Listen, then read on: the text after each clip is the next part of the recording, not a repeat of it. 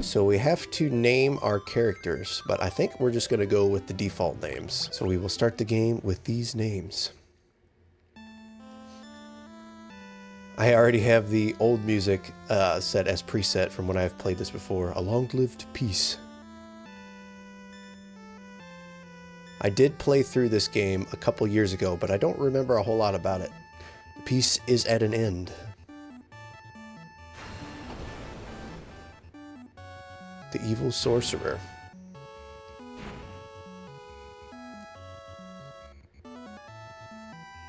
What do you guys think? Do you prefer the original music or the newer stuff? The Emperor of... Oh boy, I did not read that. And he's begun his campaign for world conquest. Basically, he's destroying everything. A rebel army arose in the kingdom of Fynn to thwart the... I could not read that either. Wow. I was complaining in the last game about... But the rebels' castle fell to an all-out assault by the Empire. Barely read that one. I was complaining in the last game about the dialogue going too slow, and now this one, I can barely keep up. I guess that's an improvement. Left with little choice, the rebels withdrew to the remote town of Altair, I think. Just barely got that one read. 4 youths from Fynn also found themselves feeling the Imperial force, and they lost their parents at the hands of the... I cannot read this fast. But their escape wasn't over.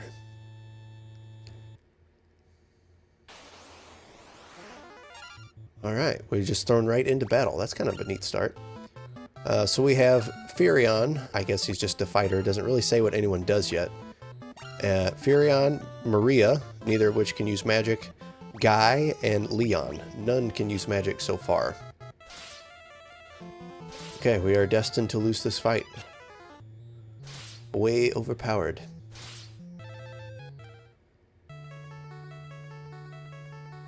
Alright, being revived. Will he live? He will. I sense a strong life force within him. He should regain consciousness soon. We found them like this on the escape from Fynn, fallen from terrible wounds. By the time we brought them here, I feared it was already too late. His life is not in danger. This sigil will strengthen his life force. We should let him rest now. Of course. We'd best be off to the meeting. I imagine they're already waiting for us. If the Empire is allowed to complete the dreadnought they're building in Bafsk, their attack will begin in earnest. Bafsk. That's an interesting name. We cannot sit idly by and watch. We must act.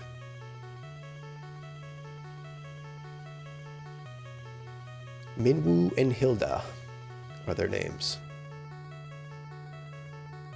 Okay. Where am I? Leon! Maria! Guy! Where are you?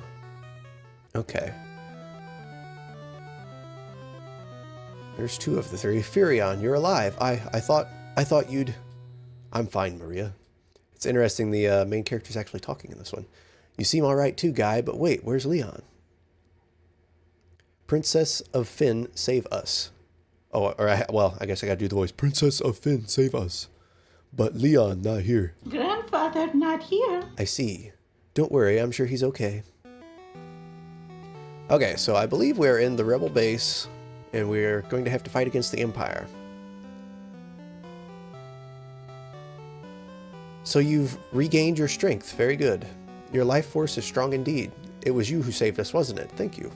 Forgive me, Your Highness, but there is something I must ask of you. Please let us join the rebel army. I could never allow such a thing. You know nothing of battle. You would only be throwing your lives away. You should return to your homes. But we have no homes. Not anymore. The Imperials attacked and our parents... I am truly sorry, but that changes nothing. I cannot permit you to join our army. If you've nowhere else to go, you're welcome to stay here in Altair. If you know our password, you should be able to live here well enough. The password is Wild Rose, remember it well. Okay, so that's another key thing in this game, which is pretty neat. When someone says a keyword in a conversation, you have to click learn, and you will learn the keyword. And then you can take that keyword and bring it to other conversations, and different people will give you different pieces of dialogue and things like that. So very interesting little tidbit. And this is how you ask people about them. You go to ask and then click whatever it is. And whoever you're talking to, you'll ask them about that key item. So she says, the Wild Rose is the insignia of the Kingdom of Fynn. It represents our hope for a flourishing future of strength and beauty. But what will become of Fynn now? I've heard that the Empire's captives suffer in their confinement even as we speak. Maria, your brother Leon is missing, is he not? It's possible that he's being held in Fynn as well. But Fynn is far too dangerous to travel to now. The Emperor's beast still stalks the streets. Gaining entrance to the city will not be easy. The man to my right is Minwu, the White Wizard who tended your wounds. I am Gandalf the White. Speak with him before you leave. He may be of some assistance. Okay, right off the bat, what do you guys think? Let me know in the comments if we should do, for the rest of this playthrough, the original background music or the arrangement. So the first time I played through, I did the original. It's the only one that I've done so far.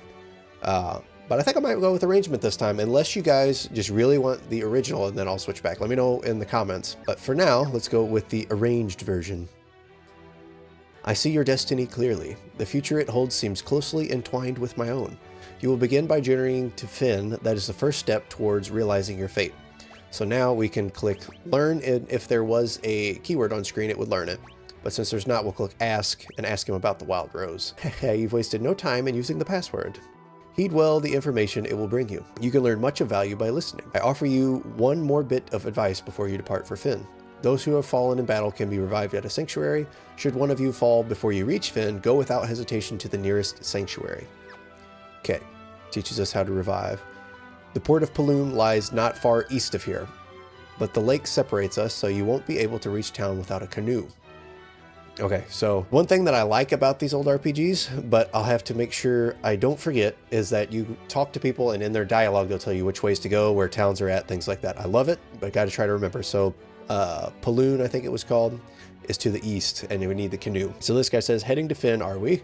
It's not my place to tell you what to do, but I'd reconsider if I were you. It's a dangerous place to be, you see. The city is crawling with the Empire's monsters. To the north lies a small village called Gatria. Judging by the look of you, you'd be lucky to make it that far. Before you go anywhere, I suggest you visit the room with the sigil that saved your life. There you'll find people who can teach you a thing or two about adventuring. I think you're going to need all the advice that they can spare. Okay, this is Rebel Army's War Room. Rebel Army's War Room.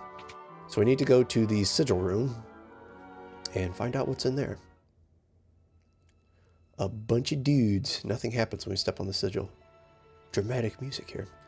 Hear about information displayed on the status menu. So basically this is the tutorial area. Let me see if there's anything interesting. Okay, so another interesting thing about this game that's much different than the first one. It says attributes such as strength and magic will change according to actions you take in battle. So whatever you specifically use in battle, say an axe or a sword or whatever, that thing specifically will level up your affinity with swords, axes, magic, whatever.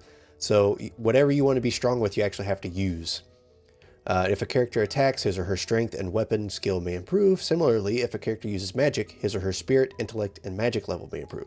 There are 11 different attributes that can change. And so stamina is an interesting one because you have to lose HP to improve your stamina. So if you have to take damage in this game to level up. I don't necessarily understand this one. It says battling while your evasion is high will raise agility. But how is your evasion high if your agility is not high? We'll figure that one out, I guess. And so you have to use MP to raise your magic stat. As strength rises, so will accuracy. Equipping better weapons will also improve accuracy. Being attacked by foes will raise evasion. Okay, so there it is. Equipping a shield will also improve evasion. So your agility goes up if you're holding a shield or if you've been attacked multiple times. So you have to be attacked in this game to level things. See what everyone else has to say. You can, in this game, equip 2 one-handed weapons, one in each hand. Okay, so cool. In the last game, someone commented and was wondering about dual wielding with a ninja, but in this game, it looks like you can dual wield with anyone as long as it's 2 one-handed weapons rather than 1 two-handed weapon. Equipping a bow requires 2 free hands, but allows the character to attack with the same damaging force from the rear row of the party formation. It's another thing that matters in this game. So in the first game, you would have 4 slots top to bottom for your party, but on this game, I'm not sure if top to bottom matters, but you have a front row and a back row. I believe your attack is higher, defense lower in the front, and defense higher, attack lower in the back. Fighting unarmed is another splendid choice and can be as powerful as any weapon. Unfortunately, equipping a shield cuts an unarmed combatant's attack power in half. So if you plan to fight unarmed, it's probably wise just to skip shields altogether. Okay, so this guy says that characters in the rear only do half damage when attacking with anything except bows or magic. However, they can receive only half damage from enemy attacks. So similar to how each weapon type has to level up separately, each spell has to level up separately. So if you want Cure to be good, you have to specifically use Cure. You can't just use magic in general. So you can really target certain things to upgrade fast, but it's also easy for things to fall behind on the upgrades. So it is possible to put a shield in both hands. I'm not sure what situation would make that worthwhile, but it's interesting. Okay, so everything else in here is pretty basic stuff, but those are some of the big things that have changed from Final Fantasy 1 to 2. They are definitely very different games, and this one seems to be a little more story-driven than the original. An arrow struck me in the back during the battle, leaving me in this state. Perhaps I really have grown old. My daughter, Hilda, now serves as regent. You should speak with her. Okay, that was very much useless. The king's bedchamber, grievously wounded in the fight from Finn. Just a flesh wound. Resting here for some time now. Okay. Not sure if there's anything else to do in this fort so far. Does not look like it. I do remember that there's something interesting that happens there later, but not for quite some time. You're in the rebel hideout in the town of Altair.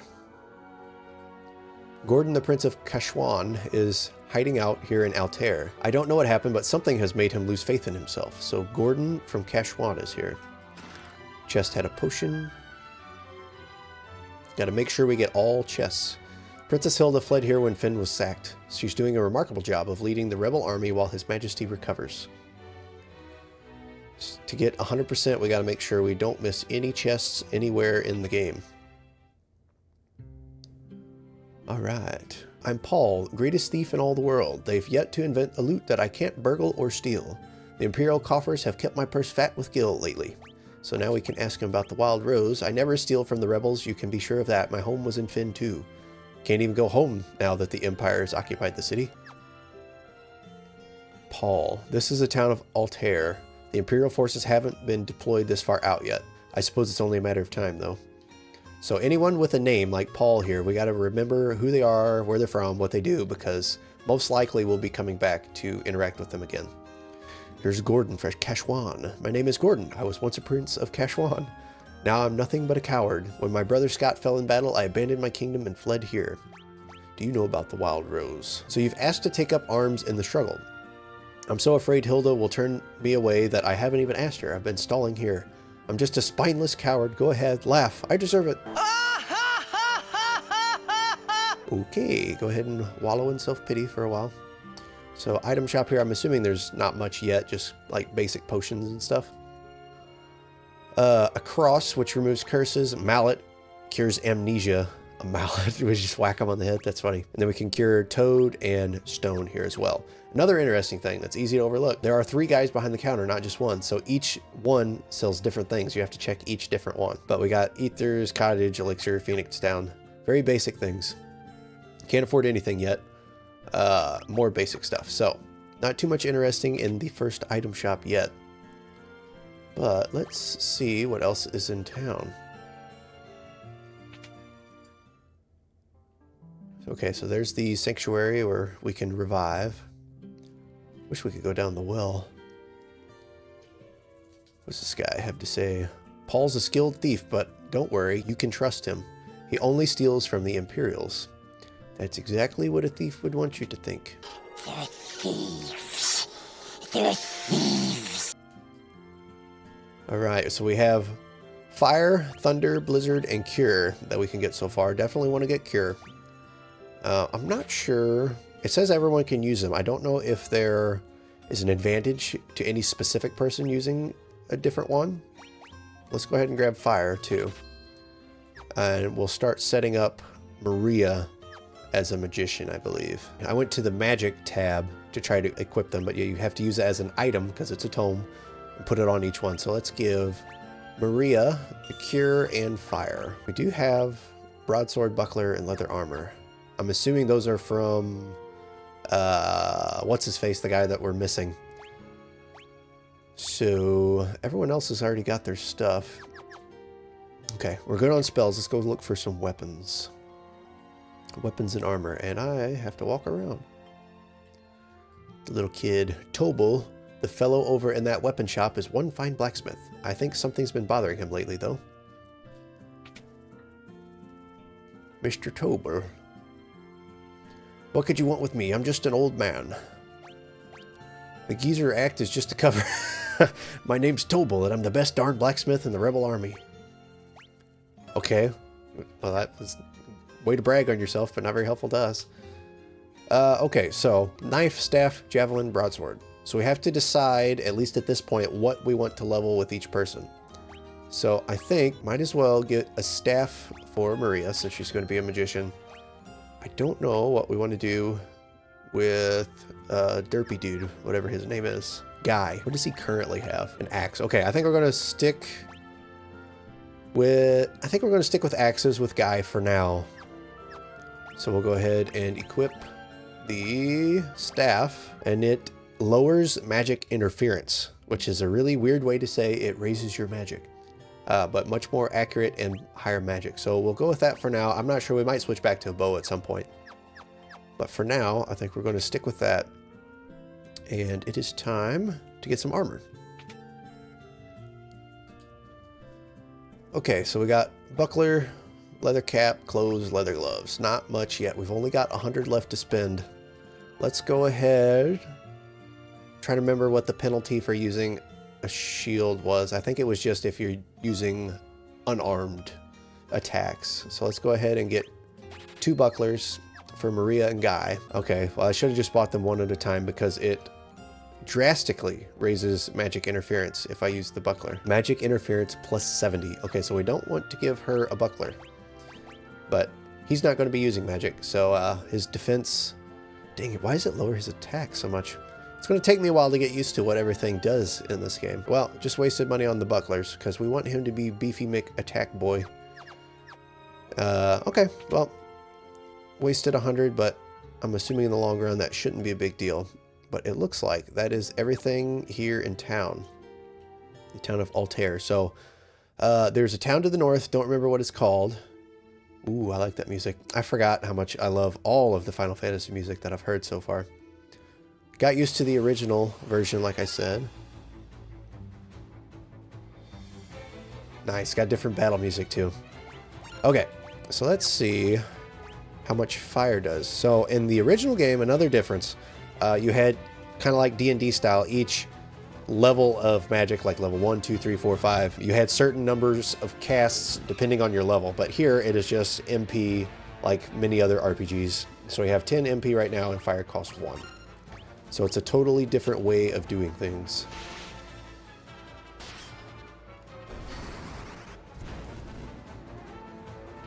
All right, very simple battle. Okay, so now we can see here whatever we used in that battle will start to level. So if you don't use a certain type of weapon, you won't level in that certain type of weapon. Also, she used some magic, so her magic went up, things like that. So it is definitely a much different leveling system than the first game. Let's see where this town in the north is. And poisoned already. I didn't even think to get any antidotes. We'll see. Okay, sword leveled up. Shield leveled up for Furion, and then Guy's axe leveled up. Okay, so let's see if walking gives us damage with poison.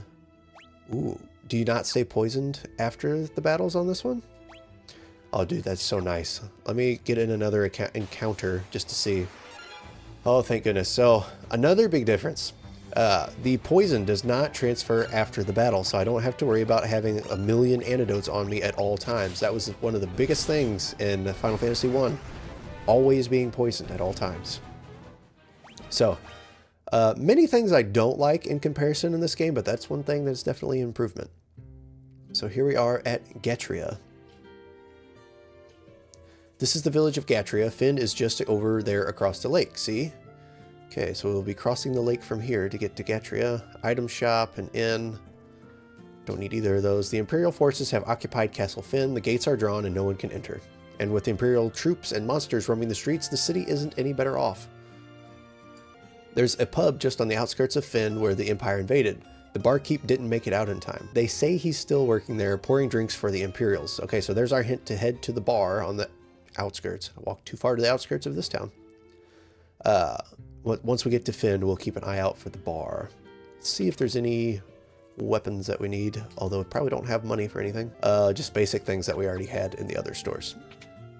So shouldn't be much to buy here.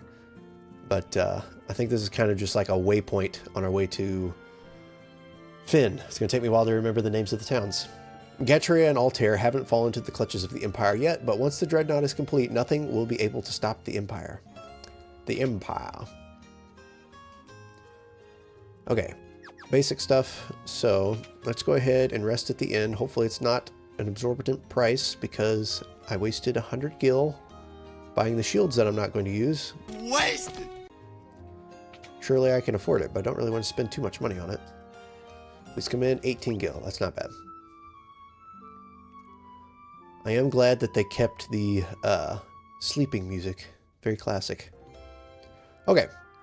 So we have made our stop in Gatria, and now let's head to Fynn. I believe it is over here. I have not... Oh, ambushed. I have not looked at anything in the way of a guide yet. So I don't know exactly where to go. Like in the last game, probably going to have to eventually just to keep from wandering too much. But so far, it's pretty simple. Head north of the town, and then, if memory serves me, the next town of Fynn is over here to the left. We'll see if memory serves me. Getting poisoned every round. Poison only did 2 damage though, so that's not bad. Okay, I think I see it. I do. Goblins. Goblins. Kind of funny how you always start off fighting goblins and bugs. Okay, fire leveled up there. And this must be where we're supposed to go. I'm not sure if it's changed since Final Fantasy I, where the town and the castle are 2 different models, or if it's all the same thing. So we'll have to make sure we double check that. So let's go castle first. Castle Fynn. Okay, so it is that way. I'm not sure if we can open this gate. There's nothing we can do until we do. So I'm sure we'll be back here eventually. But for now, let's check out the town. Fynn. Awfully peaceful music for an occupied town.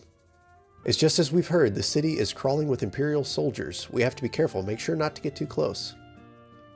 We're sneaking around the town by just not talking to someone. I hope I was... Okay. I thought it went into battle with the Black Knight. That would have sucked. Oh, okay. Fire 2. We're level Fire 2 now. I love the battle music. I'm going to say that probably throughout the entire series. So we cannot go to the end because to do so we would have to interact with this guy, and we are way too low a level to be able to fight him right now. I'm not even sure if it's worth curing poison in this game, since it doesn't transfer to the next battle and you don't take damage by stepping while you're poisoned. But we'll want to keep an eye on it just to see. Okay, the bar on the outskirts of town. Nobody's here. I thought there was something secret in here. Maybe this isn't the bar. No, this doesn't look that much like a bar now that I look at it. This ain't no honky-tonk bar. I don't think you can interact with any cabinets or furniture or anything like that in this game. Just an empty house. So we got the magic shop down to the right. Assuming there's a Black Knight standing in front of it. Various other shops, doors, and there is the bar over on the right. It looks like we're going to have to go all the way up to the top and go down and around. I did not stock up on potions before coming here, so we'll have to keep an eye on our HP. Let's see how it goes. We have the 1 potion that we found in the chest, but that's it. Furion is already low. Okay, I do have Cure with Maria. Can't forget that either. And definitely want to start leveling the healing spells. So, let's go ahead and use a Cure. Might as well use a couple. Guy's probably fine. He's probably going to be our tank in this game. Down to 1 MP with Maria. I was not watching that. That's another thing to keep in mind is as we level up our magic, the MP cost goes up too. So, if you want to have cheaper magic, you don't want to use it as often. I'm not sure how advantageous that would be long term though. assuming all of these shops and stuff are going to be empty for right now, and we will be able to come back later at a higher level and actually be able to kill some people here. So let's go out and around without going too high to where we leave the town. Oh, I was wondering why Maria attacked instead of using a spell. It's because I let her run out of MP. Staff leveled up. So, the item shop looked open, but I couldn't tell if that guard was blocking it or not. I am curious if it would be more worth giving Maria a bow or a staff. I'm assuming the staff would be good if we're going... Holy crap, okay. I will shut up and pay attention. Whoa, where do you think you're going? Customers aren't allowed behind the counter. These Imperials are as ill-bred as they come. Let's ask him about the Wild Rose. Aha, you're with the rebels. You'll find a secret door in this wall. There's a wounded soldier back there. Go see if you can help him. What am I going to do? I've had it with this place. You guys can take it from here. Don't let us down. So he just ditches me with the bar. I guess I own a bar now. Be like, cheers. Okay. I'm assuming the wounded soldier is our good pal. It does not look like it. Never mind. Potion, thank goodness. Another potion and another potion.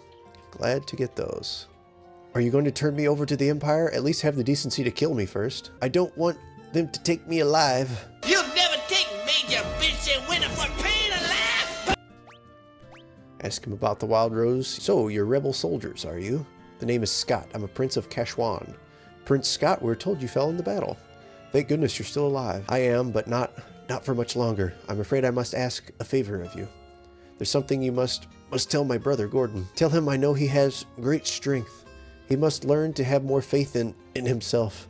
I also have a message for the king. Tell him the reason Finn keeps repeating himself, Finn.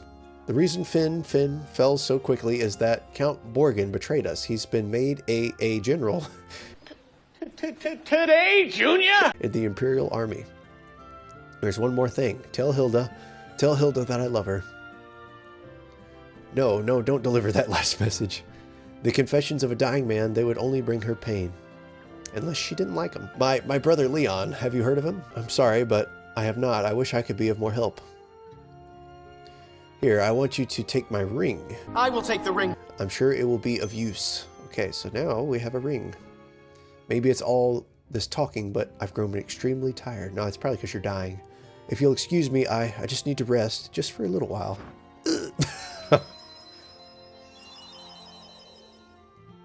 Alright, we have Scott's ring. I'm assuming we'll show that to Gordon in the town, and then see what happens from there. I seem to remember in this game you recruit multiple different fourth party members at various points in the game. So I'm not sure if Gordon comes with us here or what. And of course, didn't quite make it out of town. Okay. Back to town. Might as well stop here. Might as well get some potions while we're at it too. So I will do all that real quick and then be with you shortly. A few moments later. Alright, healed up, got 25 more potions. Now let's head back with this ring to Gordon. Okay, made it back to town. Let's see if it's Gordon that we're supposed to talk to. Name's Gordon, once prince, blah blah blah. Let's show him the ring. That ring, it's my brother's. He really said all of those things about me? That's it? Can't learn anything. Okay, well, interesting. I'm not sure exactly why we were supposed to do that. Maybe we show it to Hilda.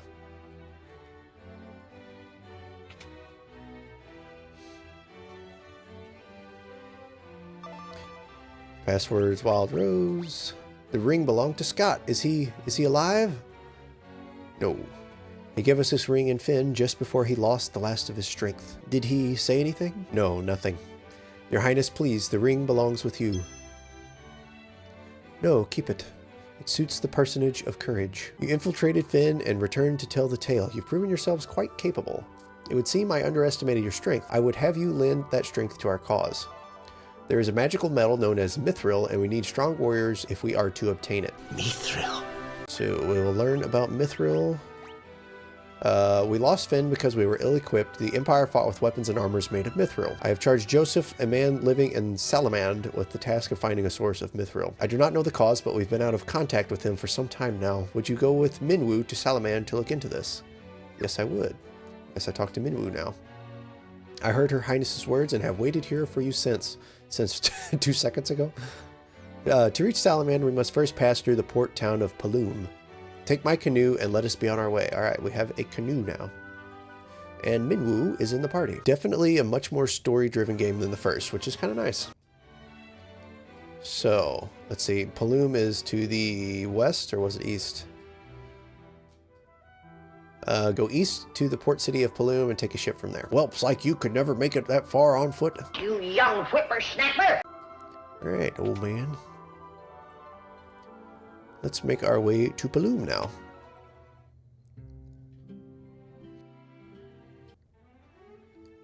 To the east to Paloom, and we're going to have to use the canoe to get there, so maybe that'll help us find it, knowing that it's somewhere where you have to have a canoe. Alright, Minwu's beefy. Look at his health and MP compared to ours. Glad to have him on the team. Let's see what he can do. A whole lot. Alright, so don't really need to do any of this yet. Let's see what his attack is like. Just a regular attack. Not even sure what weapon he has. Staff. Okay, I was wimpy, but so are these guys. 9 HP. Killed him. Alright. Where should we go? I'm assuming... Yeah, okay, so you can see right there where we have to cross over this lake to get to it. Didn't even make it to the lake. So this is one thing that I remembered from the first playthrough, is that this game seems exceptionally easy. Maybe I was doing something weird, I don't know. But I just remember going through and auto-battling like every fight and not having any trouble throughout the game. So we'll see if it's that way again this time. Ye folks wouldn't be looking to book passage on a ship, would ye? For just 32 gil, we'll see ye safely to port. Not yet. To Poft? Port? Poft. So we gotta go to Poft. But first, let's see what else is in the town. Empire hasn't attacked Paloom or Poft, at least not yet. It is interesting that there's pirates this early in the game, much like in the first game. The ship heading out of our little port will take you straight to Poft. Shouldn't need any items. Don't really need to rest. Now there's a fine lass. How about you and me go have a drink? With you, not a chance. As if! Alright. Bafsk Salamand, once you pass Poft, they all... Are you okay? Jeez. Bafsk Salamand, once you pass Poft, they say all the cities are under the control of the Empire. Paloom's a town of freedom. Want to settle down here with me, handsome? You're a tall drink of water, and I just love moisture. Everybody's getting hit on in this pirate town. See if there's any new magic we want. Yes, but not that we can afford. Shell, Protect, and Blink. I'm assuming we'll want Protect, probably Shell eventually too. So, another thing to remember is where to buy each spell. Can probably just look at a guide and figure that out. Probably going to have to. But, better shield. Let's see. I'm going to go ahead and get the better shield for Furion, and I'm going to sell a couple of the bucklers.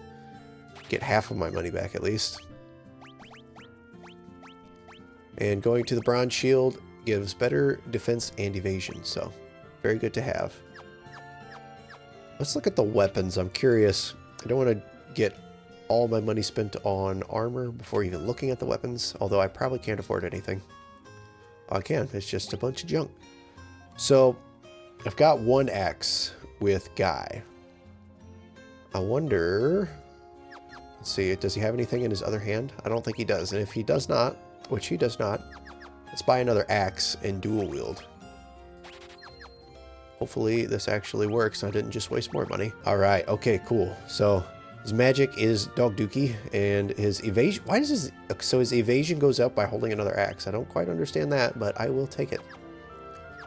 Okay, so now we are down to 86 gil and cannot afford anything else but a bow, which we don't want. So, decent little visit to town here.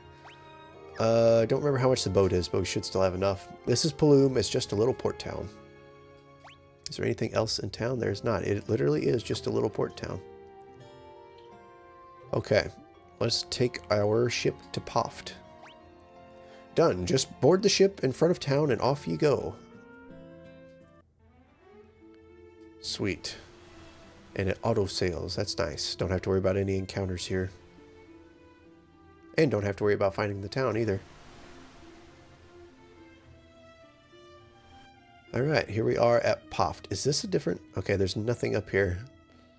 I think maybe... Yeah, something pops up there later, I believe. Alright, made it to Poft. This is the port of Poft. Salamand is to the north, and to our east is Bafsk. Okay, so we need to go north from here first, and then east is Bafsk. You folks looking for a ship with 32 gil to Paloom? No, I do not want to go back. Alright, hey, looky who we got here. Sid. Okay, here's an appearance of Sid in this game as well. So there was mention of Sid in the first game, and now Sid appears here. I'm interested to see how many of the games he's in. You're here to ride the airship. If you've got the cash, there's no place I can't take you. So let's learn the term airship. You can ask him about it too. You pay the guy behind me for the airship. Can I interest you folks in a ride on Sid's Pride and Joy, the only airship of its kind in all the world? No matter how far, we'll take you to your destination in the blink of an eye. Of course, transportation of this fine caliber comes at a cost. Interested? Alright, so not cheap, not worth it right now. Bafsk, the city to our east, is under the control of the Empire. They're building something terrible there. I would assume that's where they're building the Armada or whatever it's called. I can't even remember. Bafsk, the city to our east, under blah blah blah. Okay, same thing. I wonder if everyone says the same thing. Looks like it. Okay, saves me from having to talk to everyone. Sid is the only interesting one there. Okay. Have you seen the airship? It belongs to a fellow named Sid who lives right here in Poft. He's the only one around who can fly it. Not much here, looks like. Not even going to go in the shops. Well, I'll go in this one just to see what there is, but I can't afford anything anyway. Okay, same ones as the last town. It is interesting. Let's see. Baths to the east, blah, blah, blah. Same thing. It is interesting. In the first game, each town had specific spells that you can get in certain places. But in this game, I believe you can find the spell tomes. And different towns sometimes have the same spells as the previous town. You be looking for Sid? He's probably over in the pub. I hear a few gil will get you a ride on that airship of his. A few gil, huh? I don't think that's quite what it is. Alright, make our way to the next town. So as you can see in the bottom left corner, the timer from the previous game is rolling over to this game because it is the timer for the entire challenge for Final Fantasy I all the way up to what is currently 16, but we'll see if something else comes out by the time I get there because it's going to be a while. But for now, let's head to the north. Vampire Thorns. We'll head to the north to Salamand. It took me a minute to remember the name of the town. It's kind of crazy. We've been playing for not very long yet and already have had to learn the names of like 5 or 6 towns. Okay, it's definitely not directly to the north, so I guess we'll just follow this mountain range around and then see when we get there. There it is. Alright, didn't take very long at all. So this should be Salamand after fighting, holy cow, 7 goblins. So with Guy, since he's dual wielding, it doesn't just up attack power of whatever weapon he's holding because he's holding 2, but you actually get an attack with each of the weapons. So right here he gets to attack twice with the axes, so pretty beefy already. Alright, Salamand. Let's see what there is to do here. Might as well check the magic shop. I'm always interested in getting new spells because it could be some pretty good ones. Life, gonna need that one. Don't have near enough. Sap to steal MP. Warp to banish target to another dimension or transport the party to the previous floor. Definitely gonna want that one. And teleport, which banishes a target to another dimension or transport the party out of dungeons when used in battle. So it's basically exit from Final Fantasy I. So definitely gonna want to come back here. But we need a lot more gil before we do that. I'm broke! It's in this little house here. It is the sanctuary. All right. It also seems like the towns have less in them, but there are more towns in this game. Maybe it's just the first impression, but I love Joseph, but I know that if I'm around, I would just get in his way. Okay, I'm assuming she meant to say that to herself because we don't know you, we don't know Joseph. Here's Joseph. You have business with me? Ask him about Mithril. But Mithril? I haven't found any yet. I do have a few leads, but I don't plan on sharing what I do know with a bunch of perfect strangers. I'm going to need you to do a little something to prove you are who you say you are. There's a bunch of people from Salamand who are being forced to work in the cave at Simmet Falls. Rescue them and we'll talk. Alright, so we have to go to Simmet Falls, wherever that is. There's a man who knows all about airships. Why should I tell you who he is? This guy is very defensive. And ask him about the Wild Rose, and he says, you're here for Princess Hilda. A little short in the tooth, aren't you? You kids can't fool me. Short in the tooth. I'm assuming he's calling us young. I've never heard that expression before.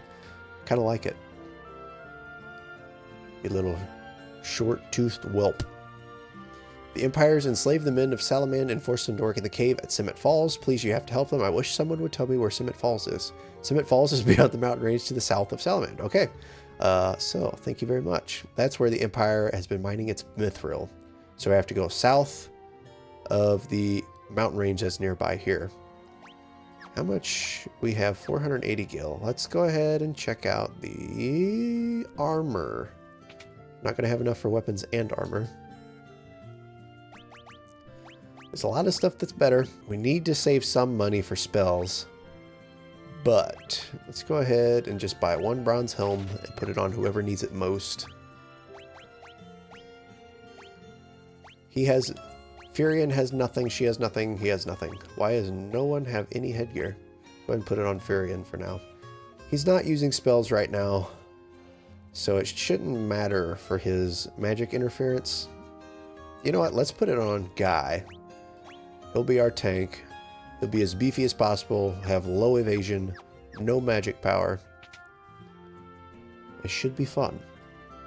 Okay. I believe that's everything here in the town, so I will rest up and then we will head to the next town. Simmet Falls, I think it is. Okay. Onward. South of the mountain range. Does that mean... I'm assuming that means I have to go around this way into this little crevice down here. We'll see if I'm wasting my time walking all the way down there. Because it said south of the mountain range. It didn't really say which side of the mountain range. Let's go ahead. I'll go ahead and head back up to the other mountain range that is closer to town. And then I'll meet you guys there. I don't want to make you watch me wander too long. So I am close to the mountains where I thought it might be. Okay, it said Simmet Falls. Here are some falls. Cave at Simmet Falls. Dang, that's a lot of bugs. Also not sure if we get encounters while on the water. That's interesting too. So, could just kind of follow the water and not get hit. Man, I don't know where the heck this is. Oh, okay, there's that airship again. I don't know what that's flying around for. Maybe it's just like a little Easter egg, so to speak, of Sid flying around after telling us about the airship. I'm not sure, but kind of a neat touch either way. Keep auto battling and using the staff with Maria, but I really need to start using fire with her and leveling it. Don't want to get too far behind on the levels, so we will set her auto battle to fire and keep going. Dang, he is so powerful. And his axe just got even more powerful. We'll see. I don't know if we're going to use axes long term. That's the problem. You don't want to level something too much and then swap later. We have a soldier here. See how tough he is. Pretty tough. Weak to fire, though. Okay, this has got to be... Okay, here's the cave at the falls. Finally found it. Okay, so now we must rescue the workers. Simmet Falls. Probably should have got... Gesundheit. Excuse me. Probably should have bought a tent at the town, but we'll see how it goes. Okay, let's see. On the map here, we have a crystal in this path close to us. Chest up in the corner. And then chest bottom right, stairs bottom left. Let's see what this crystal does. after this fight. Another interesting thing in this game, when we get Gil after a fight, we get Gil from each monster specifically. It doesn't say that we got whatever the total of these 3 numbers would be. It says we got 37, 37, and 9 Gil. It's a very interesting way of doing it. We cannot interact with the crystal yet. I'm sure we'll be back for it.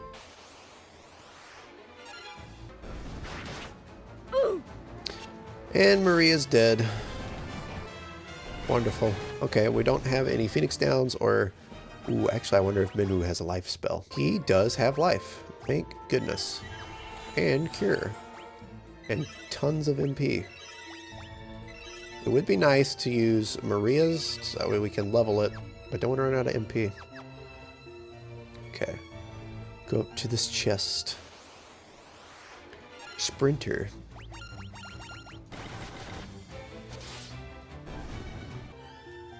Okay, 200 gil. That will come in handy towards buying some spells.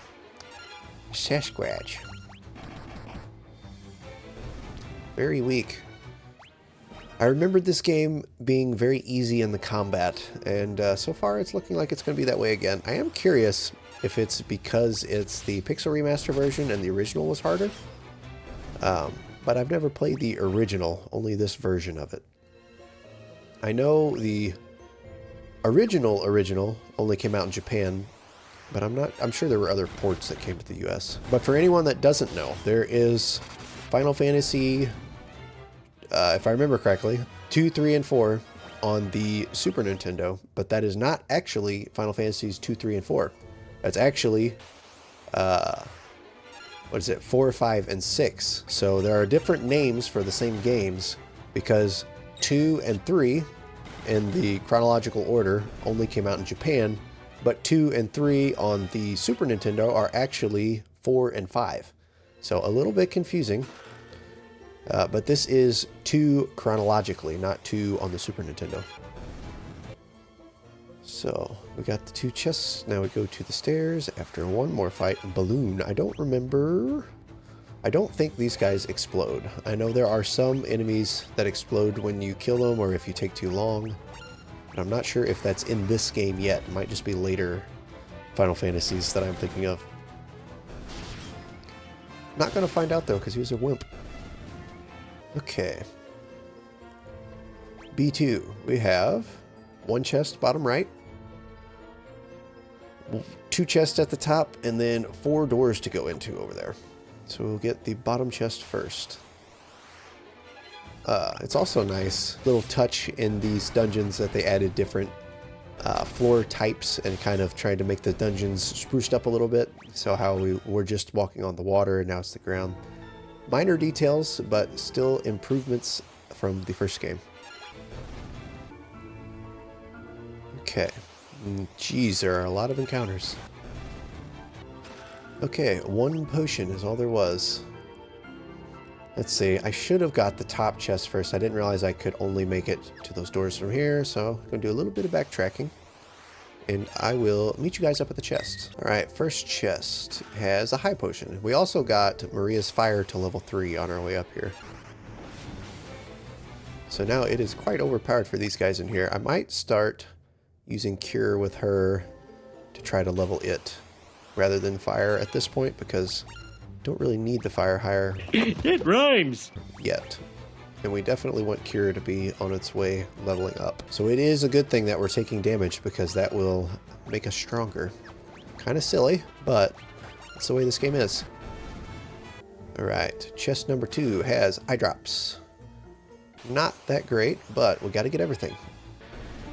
Okay, let's go back around to those doors real quick. Okay, I made it to the doors, and I don't know.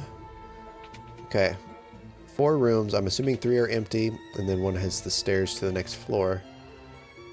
And we chose the right one very last, which is good because we need to clear all of them, make sure we didn't miss anything.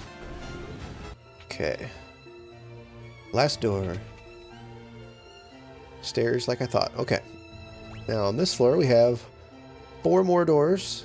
1 chest across those bridges. 1 chest by itself down there. And that is it. So let's get the bottom chest first, then go to the singular door then the other chest, and then the multiple doors. First chest has 200 gil. All right. We definitely need gil. We currently are up to, wow, okay, 3,800 already. That is enough for 3 of the 4 spells that we were wanting. I already don't remember which town it was in. I'm assuming the Snow Town, which name I cannot remember already. Good thing we have a map that shows us where they're at. Alright, let's see what's in this door. Nothing. Okay, good thing we cleared it first. So now let's get this chest down by these bridges, then go up to the 3 doors. So far it is as I remembered, though, that basically can just use physical attacks for everything and turn on auto battle to get through everything. One complaint that I have here, just way too easy. But as convoluted as the leveling system is, it might not be a bad thing that it's kind of easy. I feel like they were going for a more story-driven game along with a new type of combat, and you can tell it just didn't quite pan out the way they think, I feel like. Or the way they wanted, I should say. So, in this chest, we have 250 gil. It is weird that there's a bridge leading to nowhere. I guess, once again, if you didn't have this map, then it would be a good little detour there. Make you have to wander to try to make sure you have everything, but also have dead ends. A lot of people kind of talk crap on random encounters, like some people don't like it. But I think it adds a lot to a game when you don't know for sure if there's something in a certain area, but you also are taking a risk by going there because you'll have random encounters. You don't know how many fights you're going to get in, where your HP is going to get down to. So it's a risk-reward system kind of built into the game to have random encounters, and I really like it. Alright, last room has the people that we're looking for. Help us, please. Help us, please. Help us, please. I'm saying the same thing. Who do we have here? Paul. Therian, it's you. I am ever glad you're here. This is Joseph's daughter, Nellie. I think that dastardly Borgin's been holding her hostage to threaten Joseph. Princess Hilda told you to bring her back some mithril, right? Well, that's normally where I step in. I figured out that this was where the mithril was coming from easy enough, so I thought I'd get the jump on you guys and nab the mithril before you could get here. Only I messed up and got caught. Me, of all people. Well, I know when I'm in over my head, so long. But don't worry, I'll take everyone here with me. Thanks for saving us. I owe you one. Okay, I'm not sure. Okay, so we just walk in the room and magically they're saved. That's kind of interesting. Let's see what's down these stairs. Basement 4. Okay, a chest and a door at the top, stairs at the bottom. I'm assuming the room will be empty through that door. I had completely forgotten about that, but thinking back on it now, I believe there are a lot of empty rooms in this game.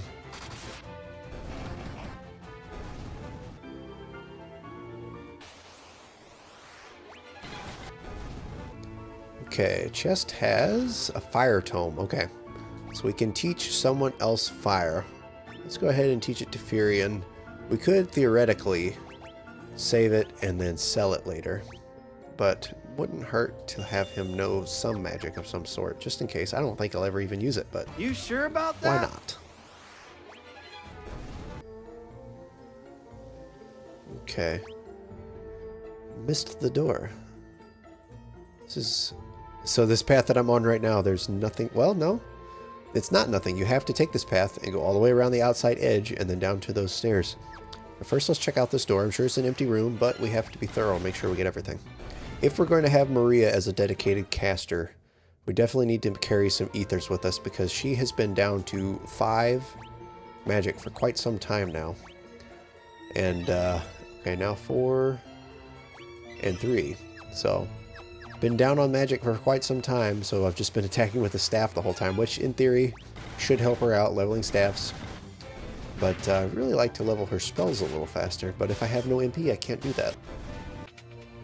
So we have an empty room. Okay, so now we go up and around, so I will go up and around and then meet you guys at the stairs. Alright, made it to the stairs. Now, basement 5. 2 doors close to me, 1 chest up at the top, another door top left, and no more stairs. So unless there are stairs in one of these doors, this should be the the bottom level. Self-destruct. Okay, so these are guys that self-destruct. And they keep missing. Pretty sure it's a low hit rate on that self-destruct, but I don't know for sure. Okay, we need to heal with Maria. We do have plenty of healing that we can do with Minwoo if need be, because he is way OP. But want to level her cure. So we got it up to level 2. All she has is 2 MP left, so she can use one more cure before she's completely out. Okay, we have an empty room, and I'm assuming the other door is an empty room too. It kind of cracks me up that they put so many empty rooms in this game. It's empty. Okay, this is not an empty room, in fact. So we have quite the fight coming up, I would assume. Looks like a Dark Knight. I'm assuming it's a low-level one because we're so early in the game. It can't be too tough. You sure about So that? we are healed up. Let's see what he does. Heh, rebels. Never thought I'd have to deal with your kind down here. Well, if you think you're getting mithril, you'd be right. My mithril blade straight through your heart! Nice little trash talk. Okay, so we are fighting a sergeant. That is some cool music. I'm trying to think of what the original version would have even sounded like in comparison to this. So we don't have enough to cast fire with her, so I'll just keep whacking with the staff. But I'm assuming he shouldn't be raising defense. Okay, we will do that on Maria, because I don't trust her to stay alive very well. I don't even remember what I was saying before that, but he's not taking any damage. Are we supposed to win this fight? It's not a good sign. Good thing I gave him fire. Maybe we can actually do some damage. I do not have any ethers, and I don't really have anything to do with Minwoo to make him weaker, so I guess we'll just keep casting Protect, because we have got to stay alive.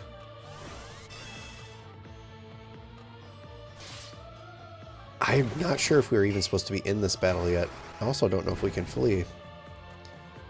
Only 24... Okay, or at least getting hits. We got to get criticals. Criticals and magic damage is all we can do, so... We will keep casting fire as much as we can with Furion. Curing with Minwoo and Maria. She only has one cure she could do. And I guess I can also cast Protect with Minwoo. Get it on everyone.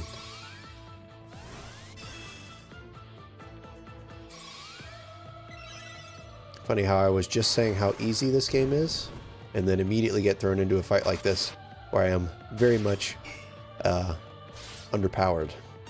But Protect looks like the way to go by far. Have no more magic, not really any items to use.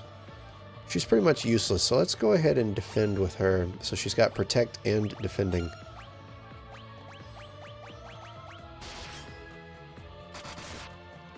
So he did a little bit of damage even without getting a critical on his first attack.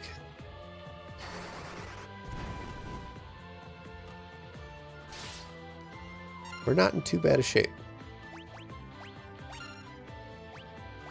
She's just going to keep defending the whole time. I guess she will technically be leveling up stats by taking damage, but it feels weird to just stand back and keep purposely getting hit. Jeez, that is a lot of cure. No idea how much HP this guy has. He is an absolute tank compared to my attack power. Alright, well, we have Protect on everyone, and I don't know if it's worth... I guess I can go ahead and use Blink and see if you can have Protect and Blink at the same time. Use it on Minwoo since he doesn't need both. It looks like you can have both. So I guess I'll have Blink and Protect on everyone from Minwoo.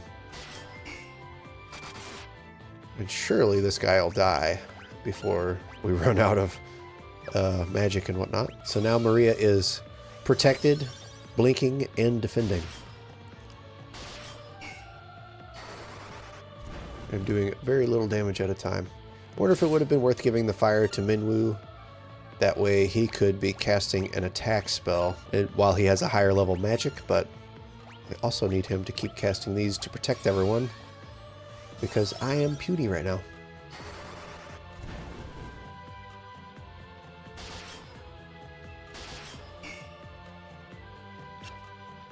Oh, I've only got 5 MP left. Huh, I did not notice that. Okay. Rookie move. Okay, well now I can't do much healing with him because my cure is level 7 and I only have 5 MP. Well, that was very dumb of me. You are so dumb. You are really dumb. For real. Hopefully he'll die before we do, though. Not looking great. Let's go ahead and use a high potion. Small amount of HP. Just restores HP. Let's use our high potion on Furion. Need to keep everyone alive.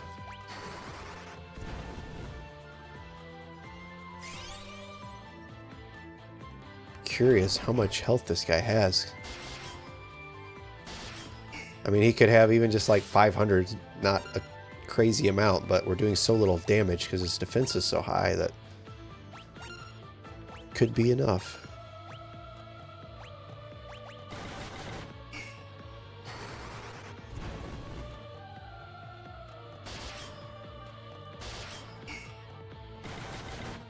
I mean, we're doing like 50 to 60. Ooh, he's dead. This is getting frustrating. He's out of MP. Guy is dead. We have one potion. Nobody really needs it yet because Guy is the only one that was taking damage. This is not good because we're doing no damage per turn. I don't think we can flee this fight either. I'll try one round of fleeing just to see if it works. Can't escape. Okay.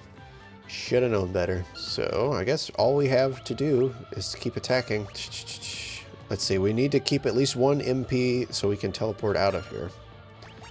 But until then, we're just going to have to keep attacking and hope we get criticals or at least decent attacks to do some damage and hope that he is close to dead, because so are we.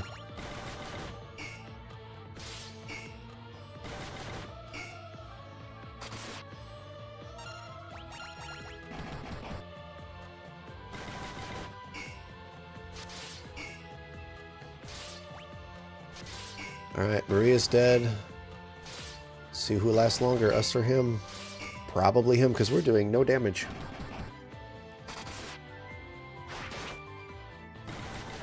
Just a little bit more, maybe, hopefully. And if Minwoo dies, that's going to suck trying to get out of here. I think this is a losing battle.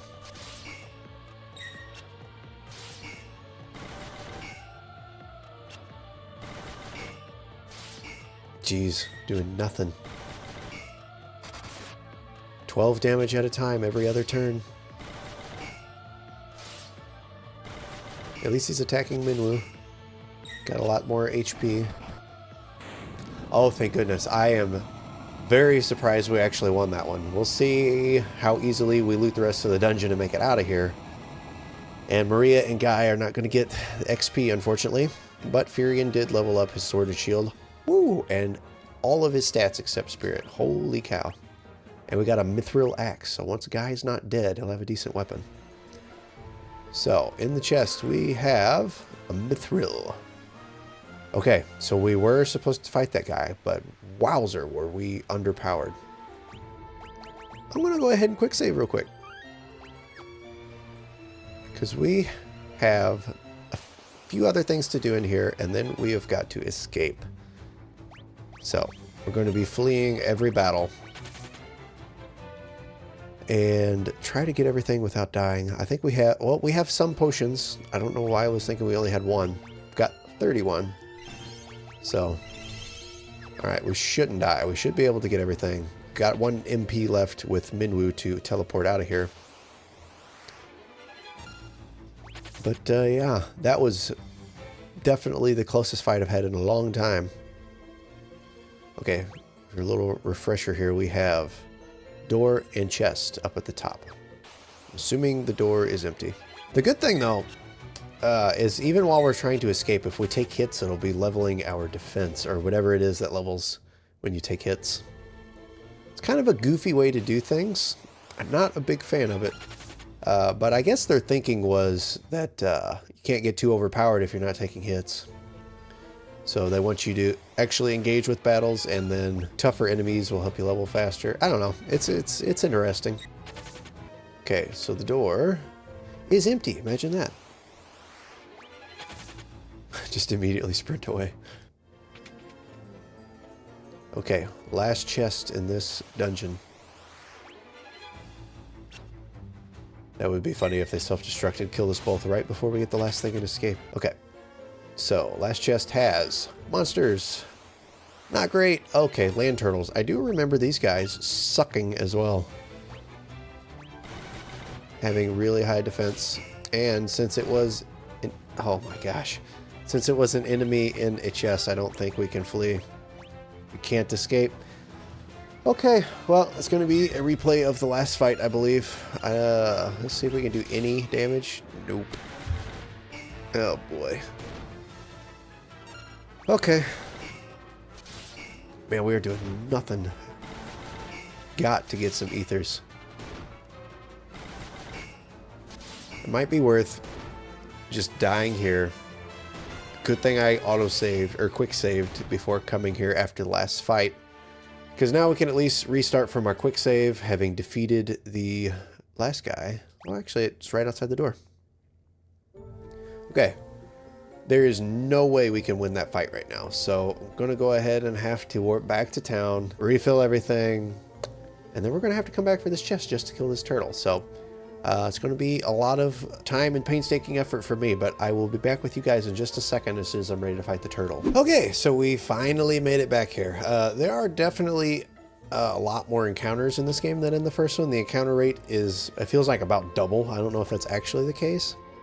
But we rested, stocked up on some items, bought a few things. I got Guy the mithril axe. He's got it equipped now that we had, and I also bought him a battle axe. So he is beefy. Also has full bronze helm, armor, and gloves. And then for magic, we got... actually, I have not used them yet. But we picked up life and teleport for Maria. So she now knows both of those. So that will be very nice. And I'm pretty sure... I was trying to remember...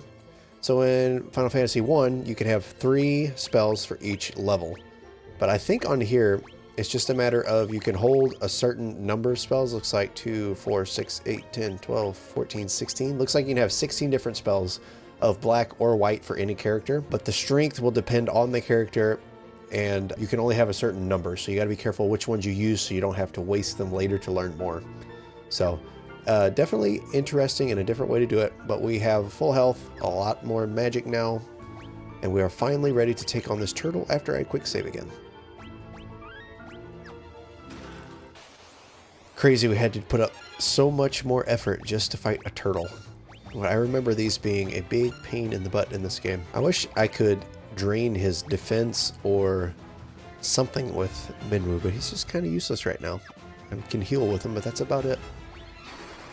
Sitting with the staff does nothing. They definitely force you to use magic more in this game.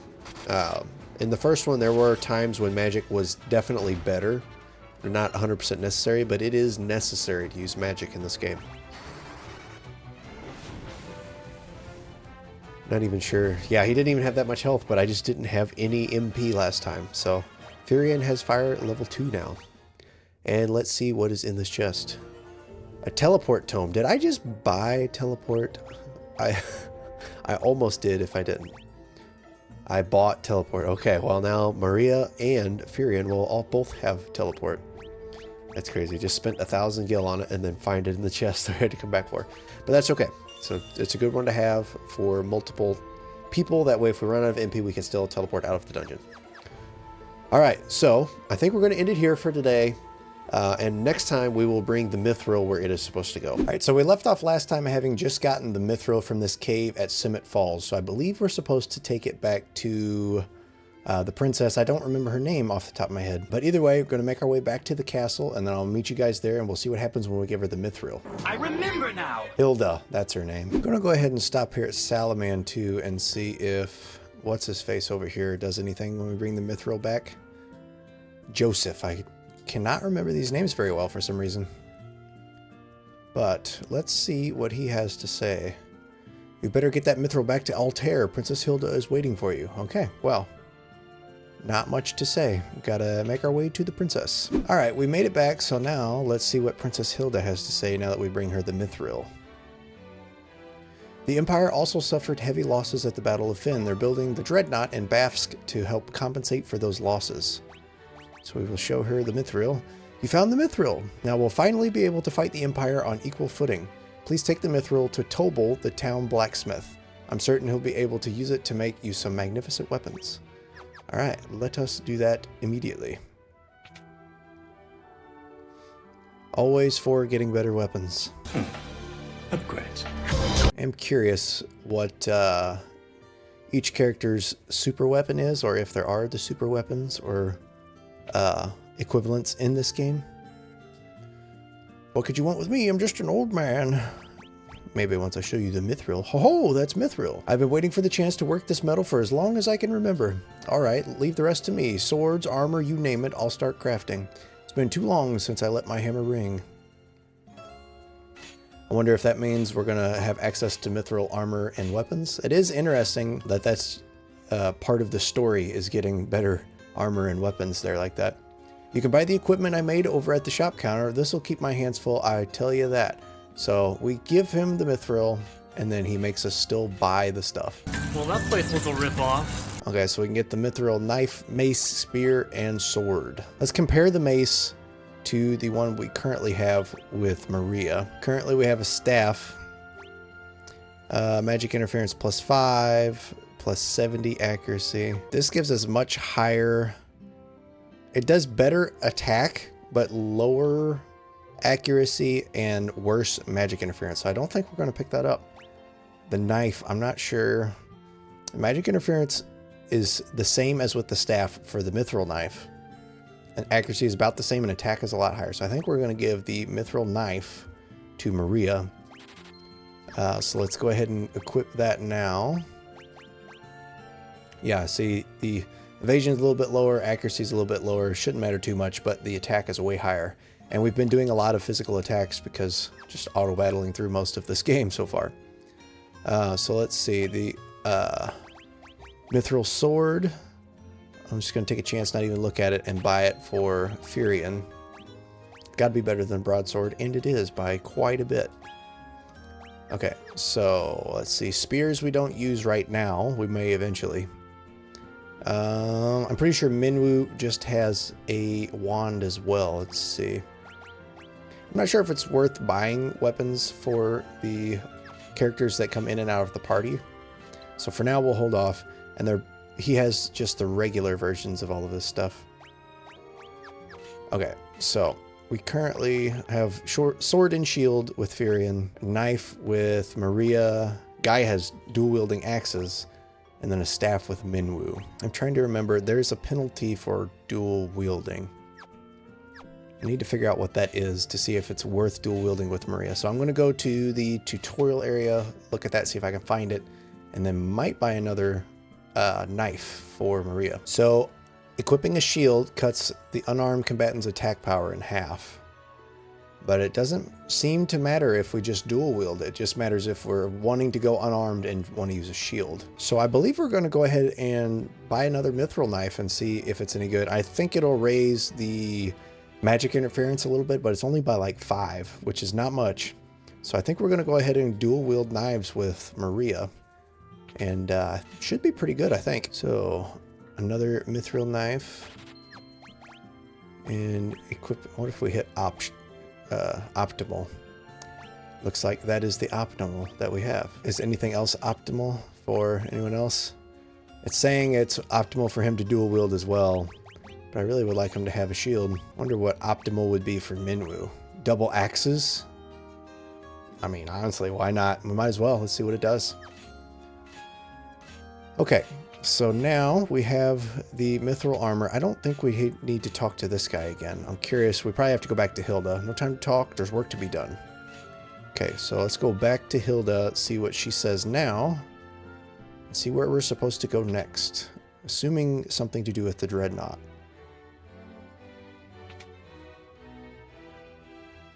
Okay. The Dark Knight overseeing the Dreadnought's construction was most capable. Fortunately for us, he's tending to other matters now. The theft of the mithril has likely knocked the Empire off balance. I would like you to journey to Bafsk. If we're to stop the Dreadnought from being completed, this may be our only chance. So let's learn the term Dreadnought. We have a man in Bafsk. He's found a way to reach the Dreadnought. I want you to destroy it At the very least, find a way to delay its completion. Full confidence that with you and Minwoo on this task, it will be accomplished. Okay, so trying to remember where Bafsk is. I believe we have to take the ship to Poft and then go east. See if anyone here tells. Does not look like it. Okay, so I'm going to go off of my memory, as dangerous as that is, and go ahead and head to Poft, and then we'll head to the east. So that's a long way. It was a long way back there, and then who knows how far Bafsk is from Poft. So I'll meet you guys there in just a second. All right, we have the ship hired from Paloom to Poft. So now, once we get to Poft, we'll head east, and hopefully Bafsk is that way. Looks like on the map up at the top right, you can see we have to circle around these mountains a little bit. Mountains, Gandalf. So presumably it'll be around the mountains and then down. So far we've been doing everything without a guide, so I am curious how long we'll be able to do that without wandering too much. And by the end of the challenge, we're going to have to look up a guide just to make sure we didn't miss anything, because we got to get 100% on everything. Don't want to miss any optional quests or anything like that. I'm not sure that there are optional quests in this game, but we need to make sure of it. That way we can continue on with the challenge. Minwoo is pretty good with the axes. I'm curious how much it affects his magic interference, or if the optional or the optimal option that we clicked on takes that into account, or if it's just straight damage. Also, right outside the city, I assume that's the Dreadnought up there. Big war airship, I should say. You'll need a pass to board the Dreadnought. You're with the rebels, right? You've got to destroy the Dreadnought. Everyone knows. I wonder if we talk to this guy if we have to fight him. Let's find out. When is the Dark Knight coming back? At this rate, we're going to fall behind schedule for sure. Okay, so we can talk to the bad guys without having to fight them. There's a rebel spy masquerading as an Imperial soldier. If you can get to him, I'm sure he'll have some important information for you. This random person knows that somehow. Get back to work, I swear. No one wants to work under General Borgin. Okay, before we do anything else, let's go ahead and see if there's any items to stock up on. I don't remember how much of everything we have. We don't have much money, so I'm going to risk going without, but eventually we'll probably want Maiden's Kiss and Gold Needle to secure Toad and Stone, because don't want to be stuck with those. We have one Phoenix down. Ethers are crazy expensive, at least at this point. So I think we're just basically going to make sure we have potions, which we do, and call it good from there. Once again, very glad antidotes aren't as important in this game as they were in the last. So let's see what this guy said. This General Borgin. What's this? Back to work. Work, I say. If we finish even one day sooner, my glory will be exponentially greater. I don't care. Okay. They're making us work like slaves. I hate that, Borgin. Being used by a man like that really makes my blood boil. It's weird, though. I can't seem to remember what things were like when the Dark Knight was in command. So the Dark Knight was in command, and now Borgin is in command, apparently. General Borgin is not dealing with these peasants as he should be. So nobody likes Borgin. Everybody hates him. See what weapons we can get here. Basic stuff. Well, we can get a longbow. But I don't think I'm going to worry about bows, at least not right now. I'm assuming the armor is the same basic stuff too. Silver Curious. Curious. That's pretty good. Let's go ahead and buy one and see who is best to equip it to.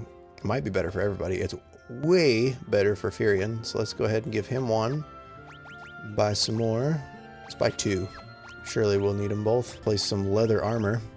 Way better for her, and his bronze is way better than the bronze armor. So let's go ahead and buy one more. Whoops, buy one more for Minwoo. I don't think he'll even really need it, but it's only 200, so why not? Copper Curious currently. Interesting. Okay, so glad we stopped by here. I was not expecting it to be so much of an upgrade. So I'm going to guess this is probably the spy. I don't feel like working at all with that buffoon Borgin in charge. The thought of doing anything for his precious glory makes me sick to my stomach. Okay, so he's just hiding from work. He's not the spy. That's funny. Okay, so I think we just have the lower part of town left. Yeah, we've got the magic shop, some stairs in the bottom corner there.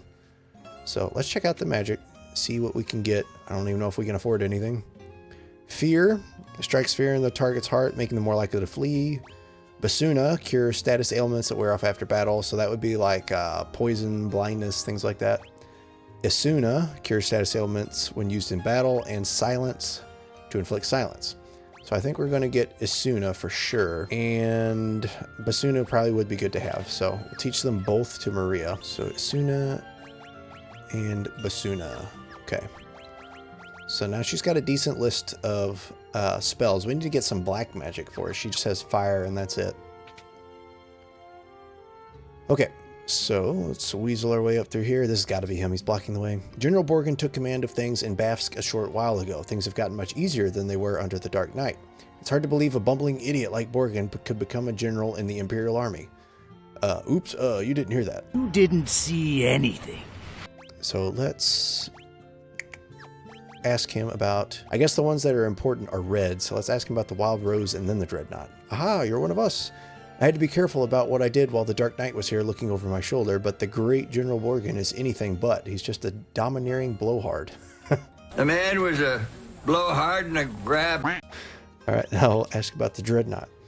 So you're the ones they've sent to destroy the Dreadnought. Don't worry, I'm on your side. There's an entrance to the sewers up ahead. It's a back way leading to the Dreadnought. Be careful. If they see us talking, they may start to get suspicious, so I'm out of here. Good luck. All right, so we are on our way to destroy the Dreadnought. I don't believe there's anything else we need to do. We're pretty well stocked up on everything. Nice, nice. The music is awesome. Reminds me of the Mario 3 Air Armada music. I'm not sure if that's the name of the level, but pretty sure most people are going to know what I'm talking about. Dun, dun, dun, dun, dun. Okay. We have a lot of balloons here. Let's see if any of them self-destruct on us before we kill them all with the auto battle. Gonna guess probably not. Nope. That was their last chance. So far, have not gotten any of them to self-destruct, so I really don't know how much damage it does. Okay, so first let's open this chest. Got a longsword, pretty much useless.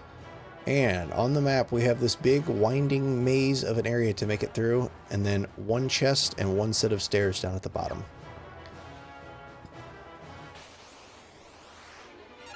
Zombies. In this game, like in the last game, for the Pixel Remaster version, there is a bestiary to fill out. So each new enemy that we kill will go into the bestiary, and at the end we'll have to make sure we have completed the entire thing for the 100%.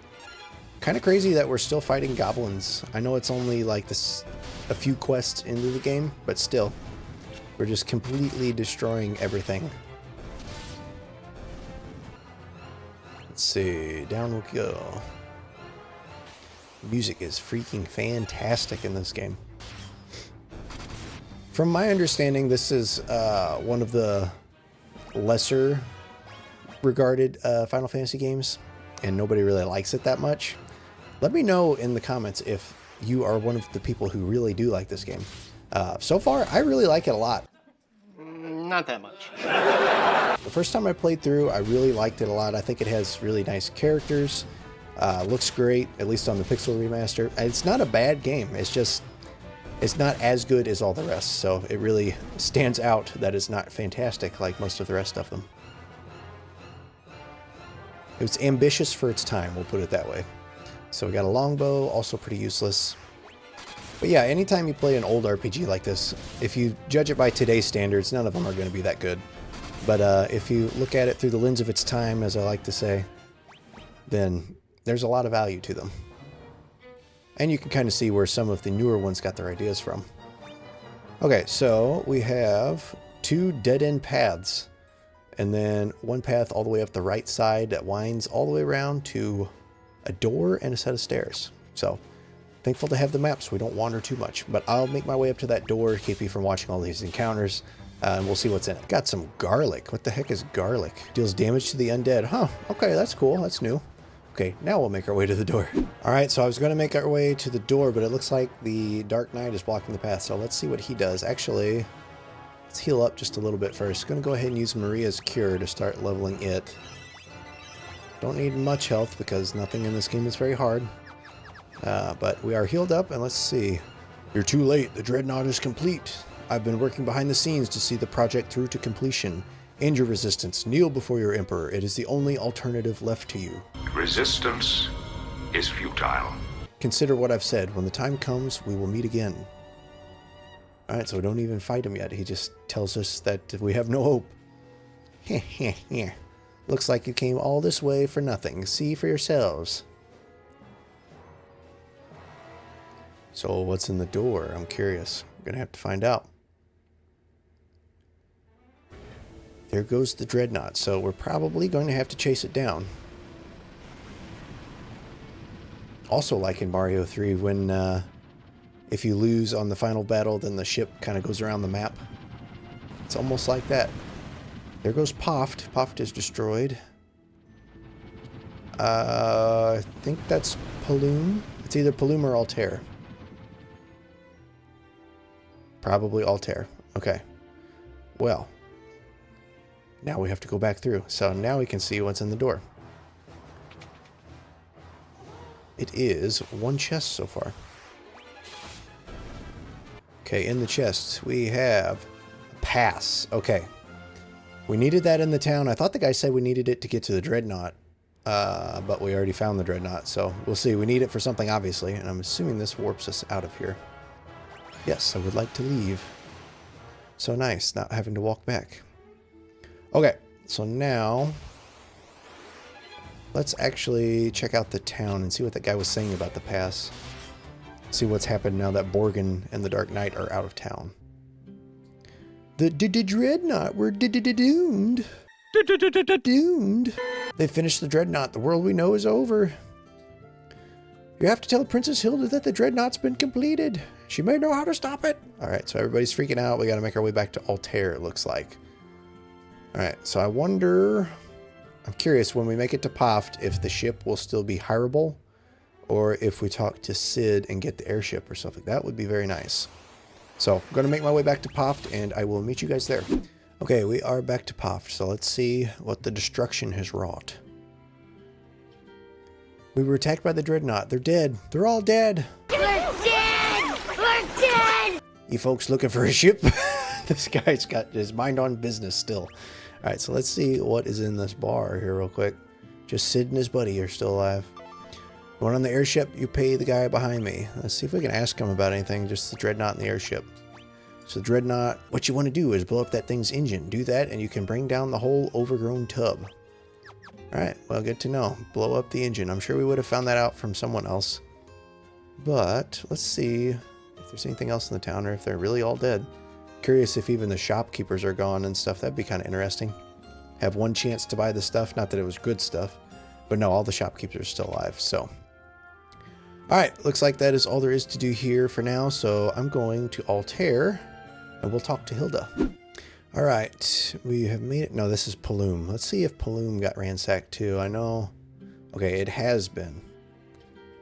So, I'm hurt. Hurt bad. I don't think I'm gonna make it. Oh, don't be such a baby. I think you'll be alright, buddy. It is interesting someone survived here. The dreadnought attacked and destroyed the entire town. My daughter. They killed my daughter.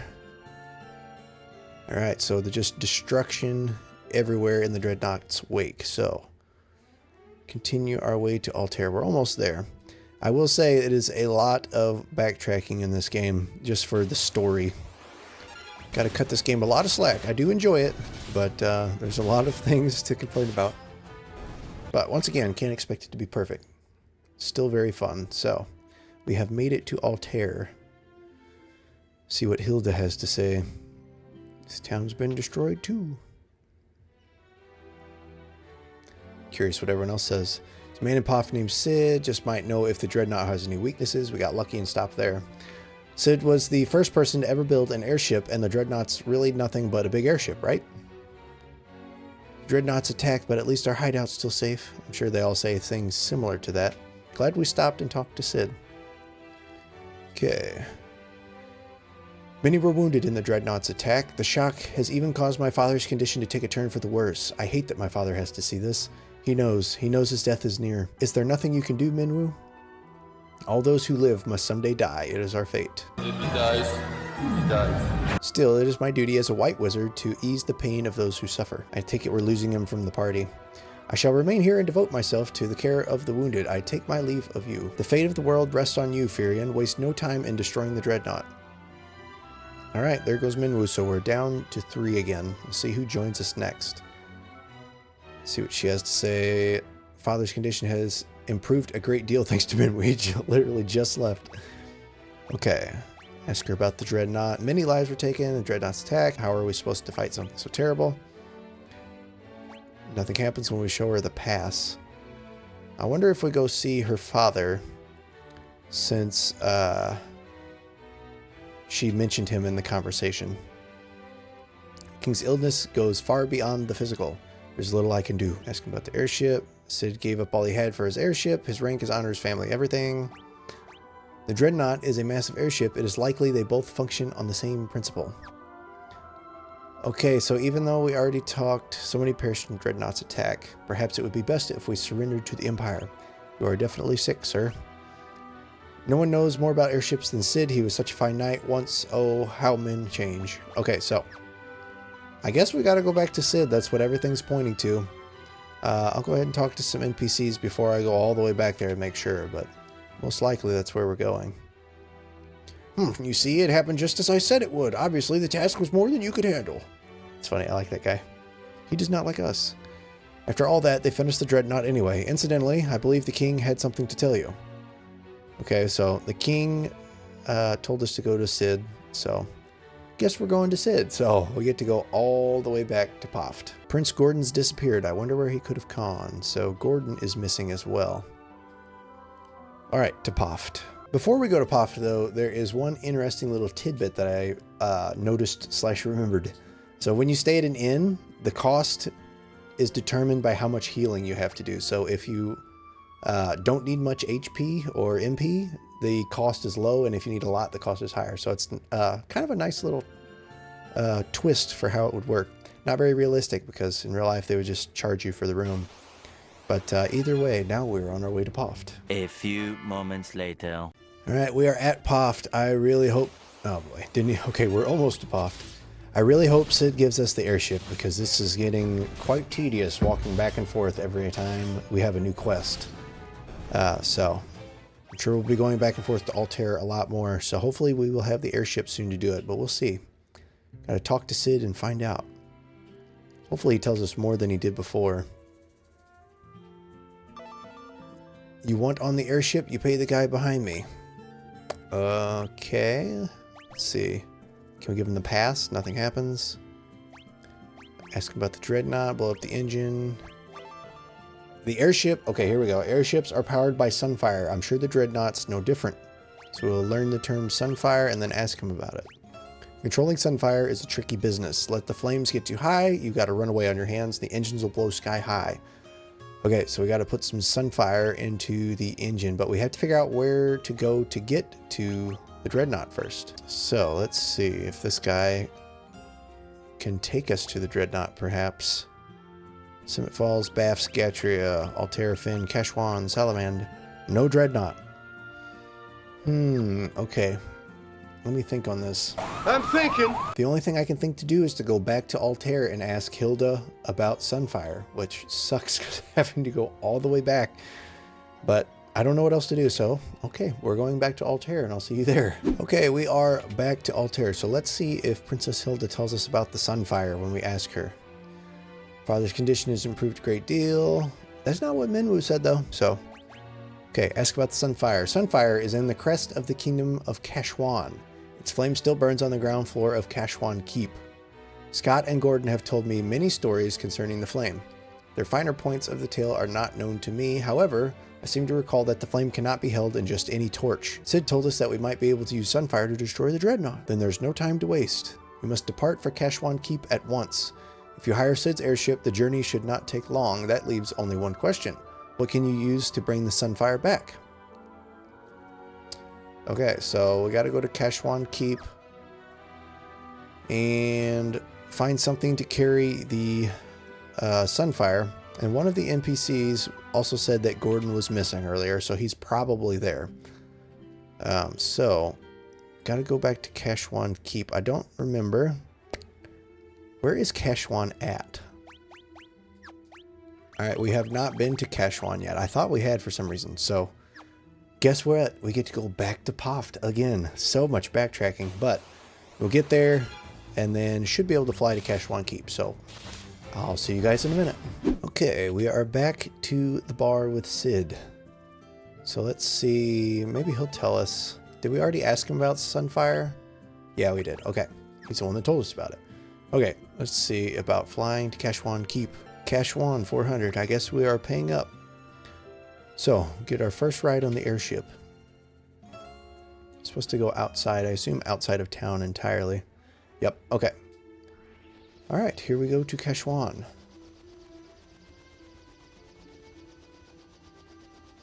Kind of nice. It just brings us straight there. Don't have to try to find it or anything.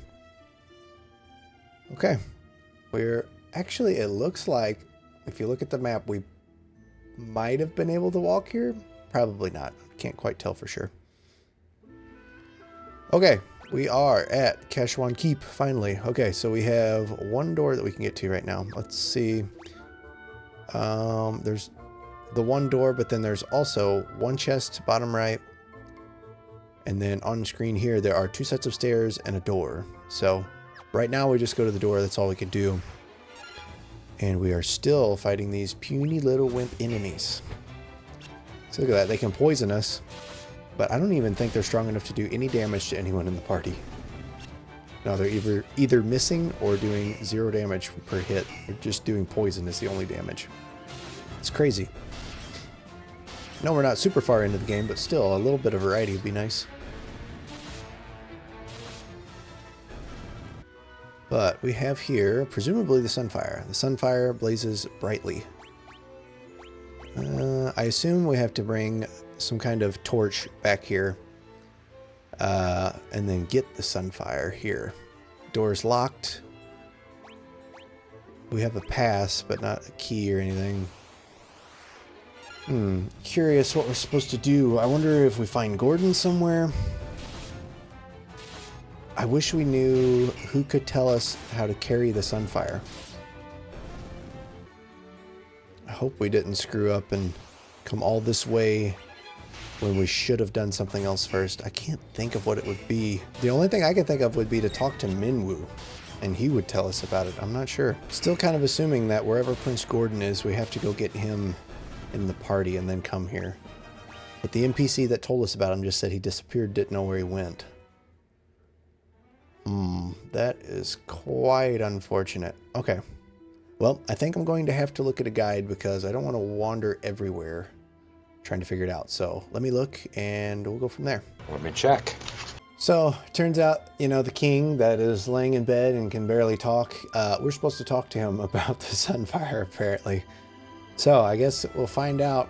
There has to be a way to walk all the way back, which is a big bummer, but gonna have to do it. So we got to go back to the king and ask him about Sunfire. So, all right, I'll see you guys back at Altair. 1 eternity later. Okay, we've made the long journey all the way back to Altair again, just to ask the king about the Sunfire.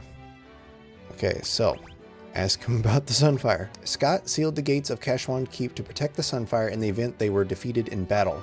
You will need the goddess's bell to break the seal. So we'll learn the goddess bell and then ask him about it. The whereabouts of the bell are known only to the Kashwan royal family. Huh. Okay, so now we got to figure out where the guy from the Kashwan royal family would be. Probably Gordon. I think that's the one they're talking about.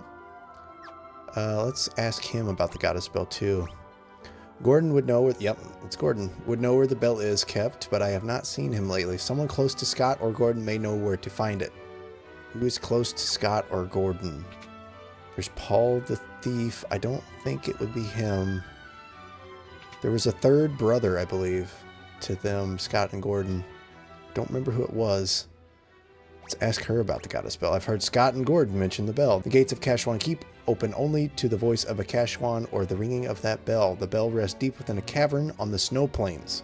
It will not be easy to retrieve, so it is your intention to enter the snow cavern. Very well. If only Gordon were here, there would be no need for you to risk such danger. But he isn't, so you must.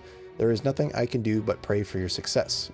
Joseph knows the snow plains like the back of his hand. You should seek his counsel. Okay, we made our way all the way back here, and now we get to go all the way back to Poft. So lots of sailing back and forth.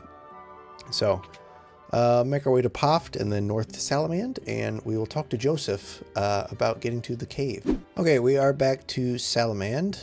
Now we will go talk to Joseph, see what he has to say, and then hopefully it won't be too much longer before we actually get to the next dungeon. We'll see though. Alright, so it says, "It looks like you managed to save my daughter. Thank you. That cowardly Borgin had been threatening Nellie to get me. Forgive me, if there's anything I can do to help, all you gotta do is ask." So let's ask. There's a lot of things we can ask him about. Might as well start with Dreadnought and ask about everything. "Since the Dark Knight took over, construction's been moving ahead a lot faster than before. I hear it may even be close to finished." I think we asked him that already. So let's ask him about the goddess's bell. "The only way to reach the snow cavern is on my snowcraft. I keep the snowcraft hidden in the mine. There's a blue stone on the first floor that marks the spot. Look behind the stone and to the right. The secret room's there and the snowcraft is inside. Behind the stone to the right. I'm sorry I couldn't help you find the mithril, so I want to make up for that by pitching in now. What are we waiting for? Let's go." Okay, so Joseph comes with us. And guess what? We get to do more backtracking. We get to go back to a previous dungeon before even making it to the next one. To find a hidden spot in the wall to find the snowcraft. It's kind of crazy. So, we got to go back to Simmitfall Caves where we started in this whole episode. And we'll find the snowcraft there. Okay, we've made it back to Simmitfall Caves. So now we can finally interact with this crystal that we saw the first time we were here.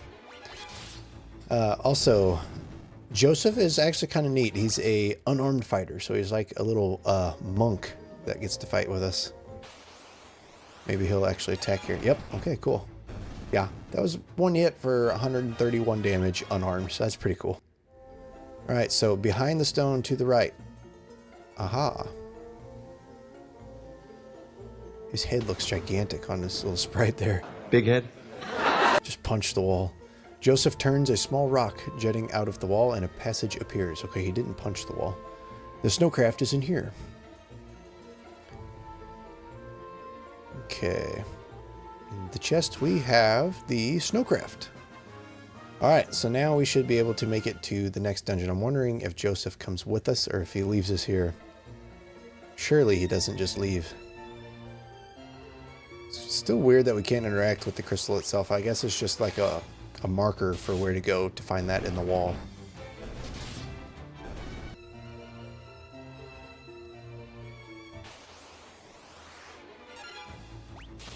One single goblin before we get out. That's crazy. Okay, I'm pretty sure the snow area is to the north of Salamand.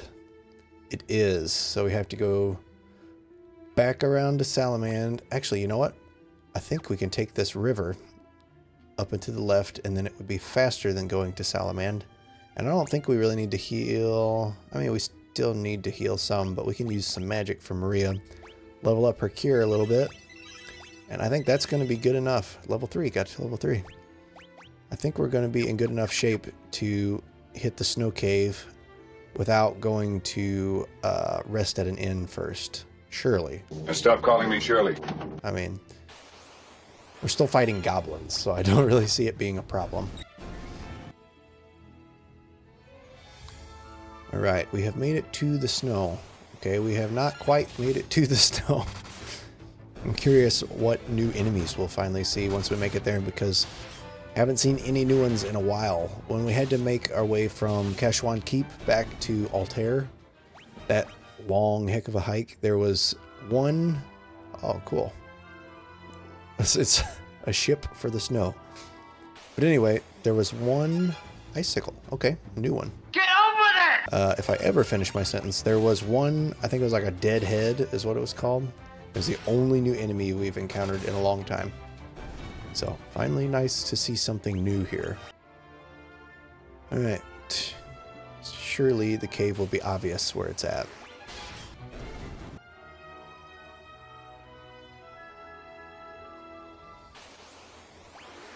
Snowmen. So just like the Sasquatches, but in the snow. Okay, gotta be coming up on it soon. Dang, Joseph is pretty cool. And there it is, Snow Cave. Alright, Snow Cavern, B1. I think we're going to call it quits here for this episode, though. I don't want it to be too long. But we made some decent progress. A lot of it was just walking back and forth and progressing the story. I like the idea of asking each person about the key terms, learning new key terms. I really like it a lot. But the way it's executed, not quite so much, because it is a lot of backtracking, just going back and forth the whole time. So, made a little bit of progress, and on the next episode, surely we will be able to get the Sunfire and hopefully destroy the Dreadnought. Alright, so we left off last time just getting to the snow cave, and we have the snowmobile. I cannot remember what it's called for some reason. It's been a minute since I've played. So we are going to clear the snow cavern and start out and see how it goes. We have Joseph in our party right now. And he is an unarmed fighter that we picked up in one of the towns, and he's pretty good. We have a chest top left, chest middle right, and then a set of stairs at the bottom. So I'm going to make our way through this dungeon and see how it goes. Dead heads. Might take just a minute to get back into things. I have put out a couple other videos not related to the, or loosely related, I guess, to this challenge.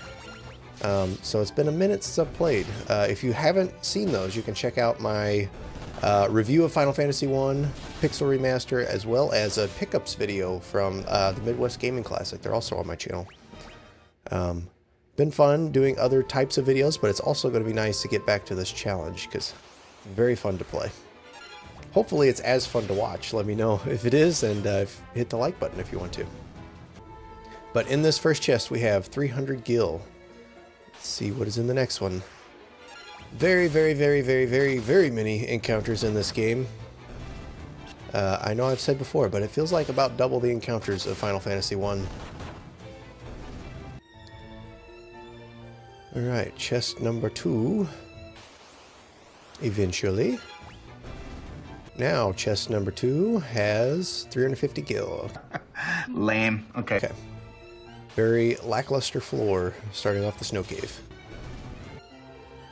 Oh, there's another door down there. Can we get to that? No, we cannot. Okay. Huh. Interesting. I guess we got to get to it from somewhere else. Okay. Floor number 2. Let's see what we got here. Oh boy. Okay. We go up and around, and we have one set of stairs and one door that we can get to for now. So let's hit up that door and see what's in it. So in the door we have an empty room. Another common occurrence in this game. Alright, so I guess we go down the stairs. It's crazy how little there's been so far. I know it's only the first couple floors, but still. Alright, can we make it without an encounter? We did. Okay. So now there is up and around and to the left, there's one chest over there. And then one set of stairs going up at the top. One set going down bottom left. Okay, so I think we'll hit chest first, then up the stairs, and then head down farther into the dungeon. So I'll meet you at the chest. Alright, made it to the chest, and it has Antarctic Wind. So if I remember correctly, that's just an item that casts a icy wind spell. Let's see if I do remember correctly. Yes, a stone that summons a magical ice storm. Okay. Shiva pre-Shiva. Okay, so now we will make our way to the upstairs and see what's up there. Alright, made it to the stairs, and that leads us up to the other part of this floor that we saw earlier. So, wowzers. Okay, there are 3 chests that we can see down there at the bottom, and that is it. So, good thing we came this way first, because we have to loot this floor. So we'll make our way to those chests, and I am curious. So I've been basically auto-battling through everything. So, swords with Furion, knives with Maria, axes with Guy. That's all that's been leveling. I haven't been using any kind of magic, anything like that. So we'll see if I come to regret it later. If I should have been leveling magic, or if I should have gotten a different type of weapon. But so far it's working out pretty good. So just breezing through everything. We got a battle axe. Let's see. I think we need that for Guy. Let's see what optimal is. Okay. I'm not sure why it said switching hands was more optimal, but we'll take it. Also, the battle axe was not better than the mithril axe. But we shall see if we get anything better than that. Oh, I didn't even get to the chest yet. I'm also curious, if anyone has played the original Japanese version or some other version, I'm sure it's on other systems and whatnot.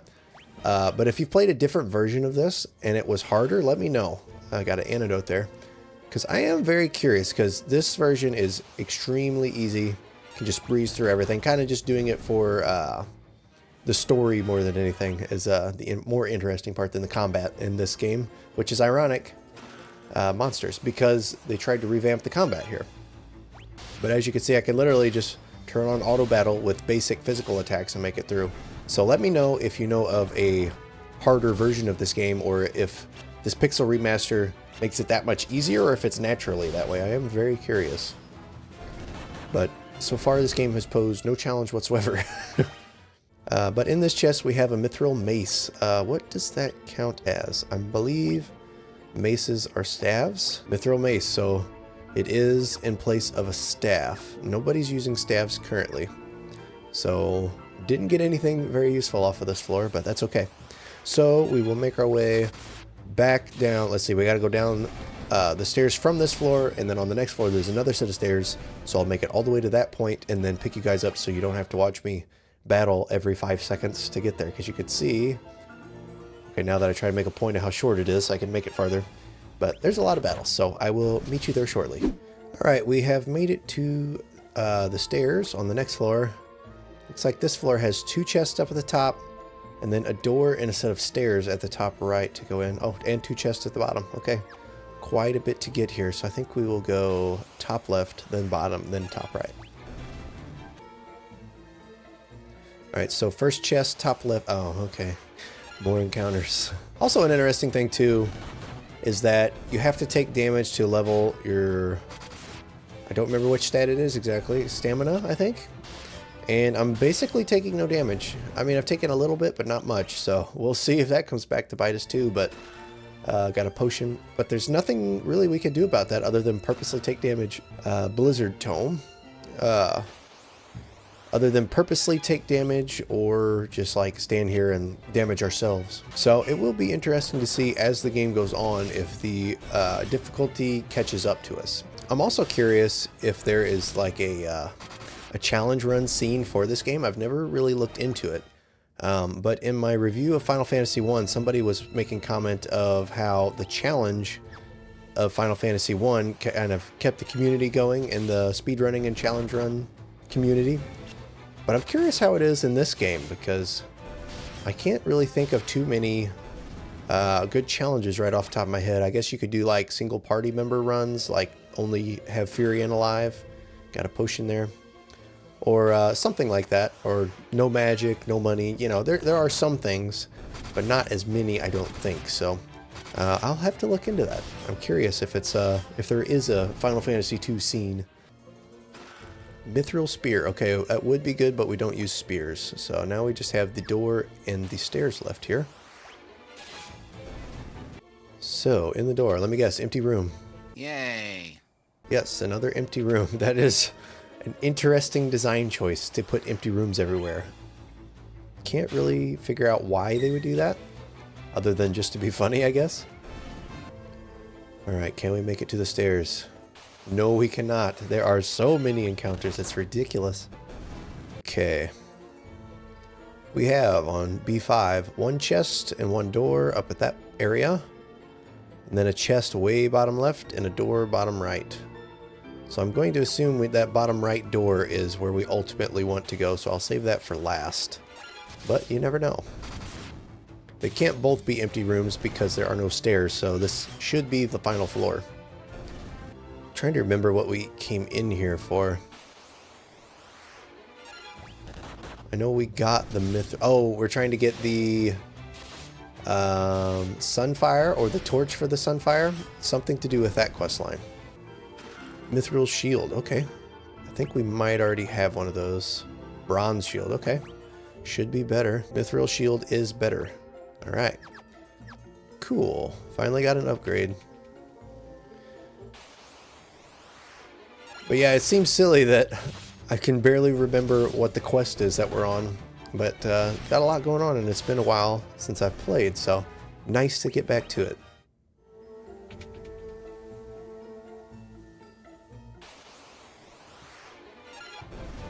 I hope you guys have been enjoying this challenge so far. I definitely have, and we're only 2 games in. But let me know in the comments what your favorite Final Fantasy is and which one you're looking forward to me getting to eventually. If it's very late in the series, it's going to be a while, but we will get there. So I'm looking forward to basically all of them. Gotta get this chest. We did go in that. Yeah, we went in the door. Because I've only played a handful of them. And so I'm looking forward to experiencing each one for the first time. And then the ones that I have played, I haven't really disliked any of them. So I'm looking forward to replaying those and getting 100%. Like, for instance, Final Fantasy X. I was thinking of doing 100% before Monsters, before starting YouTube. But then I thought of this challenge and I wanted to do it on YouTube. So I was like, I don't really want to get 100% twice, you know, in a relatively short span of time. So I got about 75 hours in and then laid off until I could do it again later. But love that game. Joseph's hands leveled up. Love that game so much that I'm willing to go back through again. Got the ancient sword. Let's see, it's got to be better than Mithril sword. I mean, it sounds awesome. Accuracy is dog crap and attack is up a little bit. So I think, let's see. Sword that invokes an ancient curse. Not sure if that curses us or the enemy. I think I'm going to just leave that one alone. Interesting find, though. So we should just have the one door left. Joseph is blind, but it doesn't matter because we can still breeze through everything. Okay, so final door. Not yet. Still haven't had a single one of these actually self-destruct either. They try it like every turn, but I haven't had a single one do it. Wonder if that was adjusted in the remake or if it was always like that. We have, okay, we have here a bunch of cats in a pool. Snook, chit. Oh, they're beavers, and you gotta be very careful when you're repeating them. Snook, chit, snook, chit. Watch your profanity. I'm assuming they all say the same thing except for a special one up here in the corner. All right, snook, snook, chit. Oh boy. Guy speak beaver. Snook, snook, chit. Let's ask him. Actually, can't learn anything. I don't think we have to show him anything. So let's ask him about the goddess's bell. Let me guess he speaks English now. Nope. Okay. Secret passage in wall to right. Monsters guard bell. Bell in wall. Okay. I guess that means over here somewhere. Wall to... Oh, okay. Alright, cool. Just walk right through. Alright, B6. And we have more dungeon. Alright, we have to wind our way around. Back and forth, all the way down to the bottom with one chest and what presumably is the boss door. So, instead of making you guys watch all of the zigzagging, I will meet you at the chest shortly. A few moments later. Alright, we made it down to the chest and there is a giant turtle guarding the way, so I guess that is the boss. And we didn't even get to open the chest. Are you kidding me? Sheesh. That is one thing that the not leveling magic may come to bite us on, is the turtles in this game. Because they are strong against physical, so we need to use magic, and we have not been leveling magic, so I don't think it'll be too much of a problem. But if it ever is a problem, this is where it'll be. Silver Curious. I think we got those on everybody already, except for Joseph. That being said, I don't know if I want to get... Well, we got 2 extra. Yeah, why not? We'll give him 1. He's not going to be in the party forever. He's also still blind. I did not know that it would stay blind. But we should have some magic to be able to heal him of that. No longer blind. I can see! So let's get some cures out. We can level her cure a little bit. Get to max health here all. And we can still use fire just a little bit on the turtle. So I'm going to go ahead and quick save and then we will fight him. Alright. That's an Adamantoise guarding the bell. Stay on your toes. Alright. We have the Adamantoise. I love the battle music. It's so good. Okay. Let's go ahead and not even bother with any physical attacks except for the guys that have to, because that's all they can do. Actually, you know what? We have that stone, which name I cannot remember. That will damage him a lot too. It might be worth using here.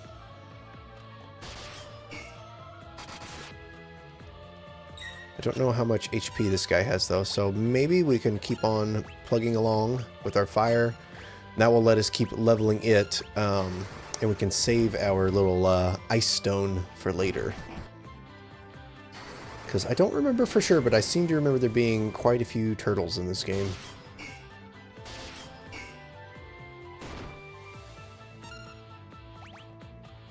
Okay, just auto battle with the double fire and double physical attacks. I don't see him lasting too much longer, but we'll see. Gotta keep an eye on my health. That is something that I'm very bad about, is turning on auto battle and not watching my health and just dying for no good reason. Well, not gonna happen now, because it was very easy. Okay. Lots of levels there. Certain stats leveling, I should say.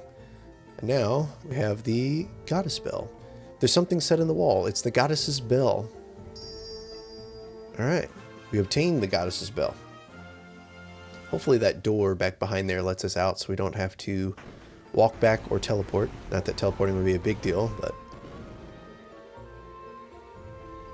Alright. In the room. Oh, it just... Oh, okay. That's what that door at the bottom of this floor is.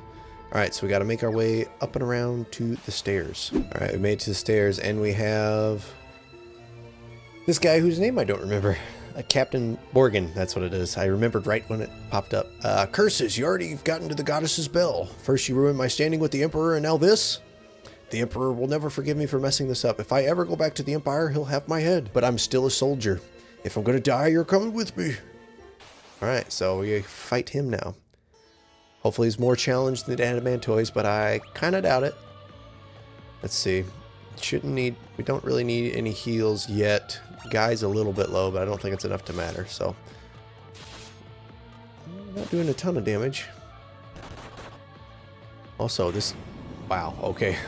What it was. I was about to say his sprite is so much bigger than ours, but didn't last long. Okay, let's see what happens now. Morgan is dead. Heh, I may have lost, but don't think that you've won. Okay, he's not dead. I've booby-trapped this cave. Just a little parting gift from me to you. I'll be waiting for you in hell. Okay, he is dead. He just magically got the strength to stand up and tell us about the booby trap.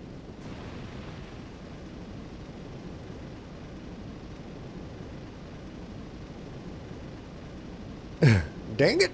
Dang nabbit! Go on, get out! We not leave you. I can't hold it much longer. Run! I think we have a problem. It's up to you. You now, Furion, my sweet Nelly. Okay. I thought he was calling me a sweet Nelly for a second. Well, there goes the Silver Curious. I mean, Joseph. Poor Joseph.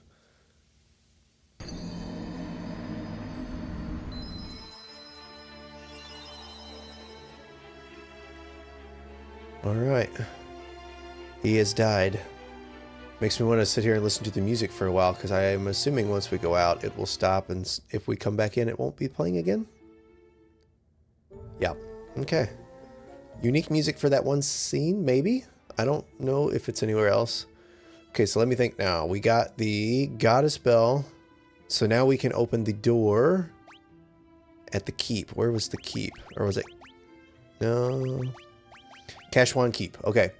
So now we have to make our way all the way down to Kashwan Keep. And we have no airship yet. So I'm going to make my long winding way down there, and then I'll meet you guys there. If I stop and buy much stuff, I'll let you know, but I don't see us needing to. So I will see you at Kashwan Keep. One eternity later. All right, we finally made it to the keep. So we should be able to use the goddess bell and get in now. In a minute.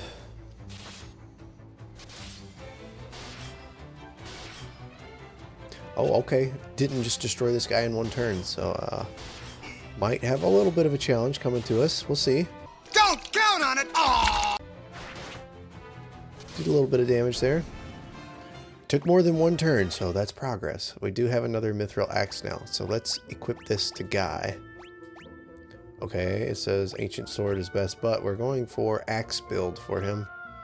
So we're going to do, oh, let's see. Yeah, accuracy is so much higher, and so is evasion. We're going to do double mithril axe here, even if the game doesn't say it's optimal.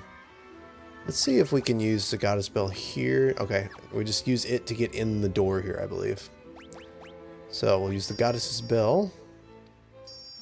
As the clear tone of the bell rings out, the lock opens without a sound. In we go. Made it into Kashwan Keep, and there is Gordon. I came to retrieve the Sunfire. I thought I was the only one left who could open the door. Except for me. I'd meant to look for Eggel's torch, but it's a monster's den in here. I can't keep going on my own, and I can't return empty-handed. I don't know what to do next. Come with us. You know your way around the keep, right? Do you think you could help us find our way through? I'm sorry. The keep is riddled with secrets. I wouldn't know the way around any better than you. But I do want to fight. Will you let me to come with you? Alright, we have a fourth party member again. Gordon. Curious what he uses to fight with. I'm going to take a stab in the dark and say sword and shield. He has a spear and a shield. Okay, cool. I wonder... We could give him a silver curious, but we saw how that worked out last time. Actually, you know what? I wonder if it gave it back to us when Joseph died. It did. We have 2 silver curiouses back in our inventory. Okay, well, that's good to know. So I guess we can equip him with whatever works best.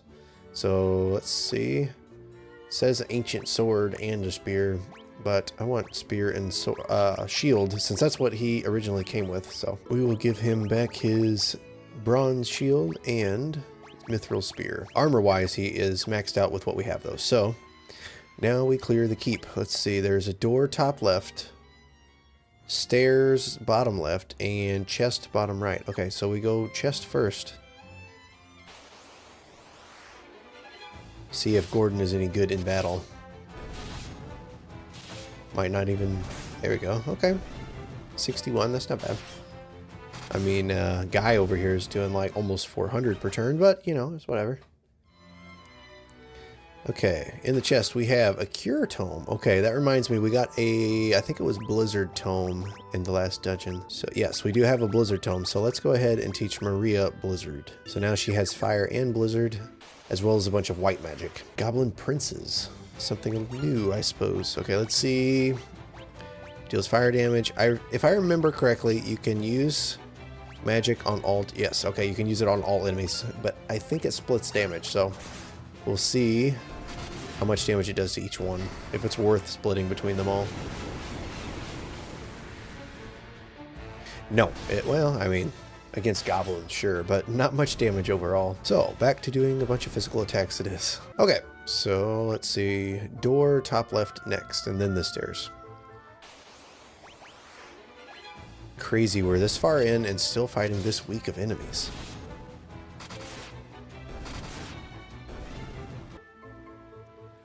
Alright. What are the odds it's another empty room? I'm sure it probably is. We have kind of an empty room. Let's go see if we can interact. Oh, wonderful.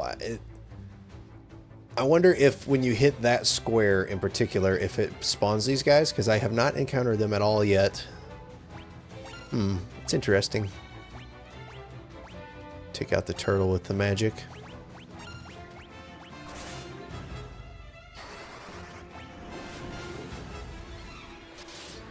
We're not one-shotting anybody, so got a decent fight on our hands, maybe, and then he only does 11 damage and then dies on his next turn, so great. Just auto battle here. Blizzard 5. Okay, I wasn't expecting that, and it still did almost no damage. Okay, well, interesting looking enemies, not very hard. Okay, let me see. Step off and back on. Okay. I guess it's not that one square. I know in Final Fantasy 1, there were certain squares like... Oh, okay. Maybe it's the room. There were certain squares like in front of doors and chests and things that if you stood on them, it would spawn enemies just for stepping on the tile. So I was curious if that's what happened there, but it doesn't look like it. It's just a room that has these harder enemies, I guess. I say harder, they're just different, not hard. We are going to be able to level Maria's fire a little bit though, so that is nice. Not much. Okay. Down to the stairs we go.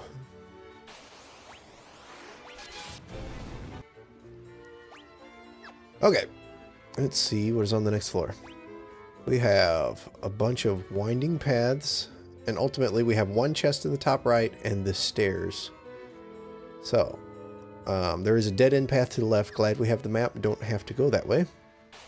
But let's wind our way around to that chest real quick. Oh, we got some were-rats. Guarantee they're not very hard, and they probably poison us. But, thankfully, in this game, poison doesn't really matter. I kind of want to show you guys more of the combat, because it's supposed to be a bigger part of this game, but at the same time, there's not really anything going on in the combat, because you can just, everything is so weak, you can just auto-battle through everything. So, we'll just have to enjoy the charm of the game rather than the combat. Crazy how tough these turtles are. Say combat's not interesting, and then fight the same turtle for a long time, and he just will not die. I guess it is an adamantoise, which was the boss in the previous dungeon, so I guess I also probably ought to heal Gordon. Never mind, I could do that outside of battle. So Maria's fire leveled up, and so did Guy's axe. And it's also an interesting design choice that the boss of the previous dungeon shows up as a random encounter in this one. Not just like a later one in the game, but the very next dungeon he shows up. Alright, we're running a little bit low on MP with Maria, so we probably shouldn't use all of our heals here, but we do want to do a little bit so we can level it. So I think I'll stick with that. Does Gordon have magic? He does not. Okay, but we did, I forgot, we stocked up on a little bit of items. So we got some maxed out our potions, got a couple gold needles, a couple maiden's kisses. Kisses? And a cottage, that was the other thing. So, got plenty of potions, can max out everybody's health, and we are back on our way.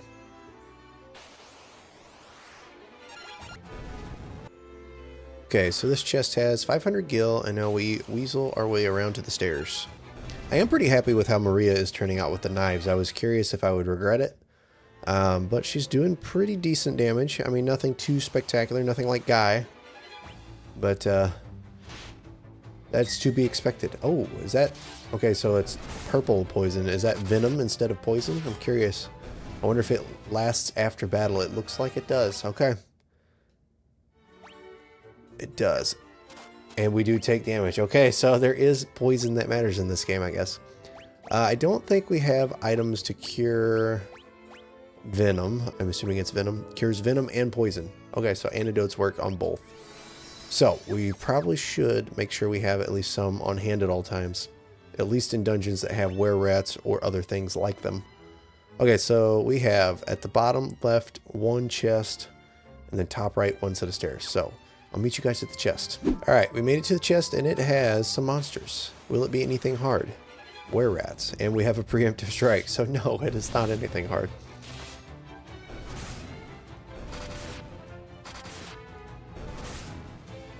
Alright, easy enough.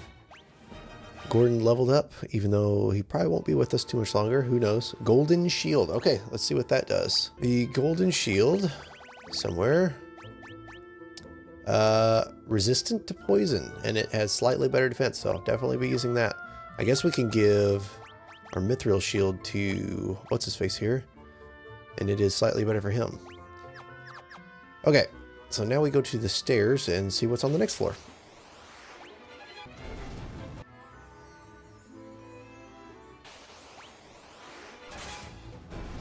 Got a nice mithril helm from the last battle, so I didn't realize Furion didn't have anything on his head, but now he'll have a mithril helm.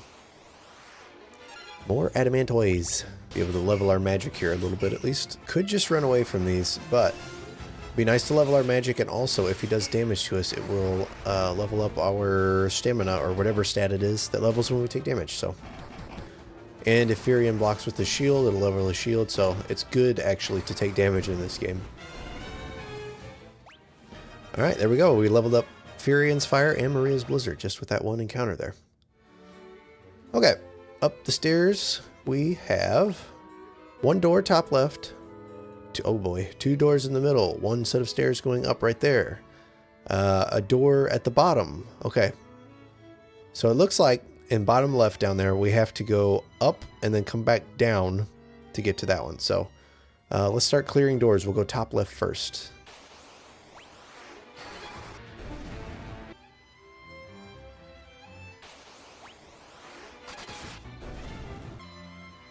Okay, top left door has nothing. Imagine that.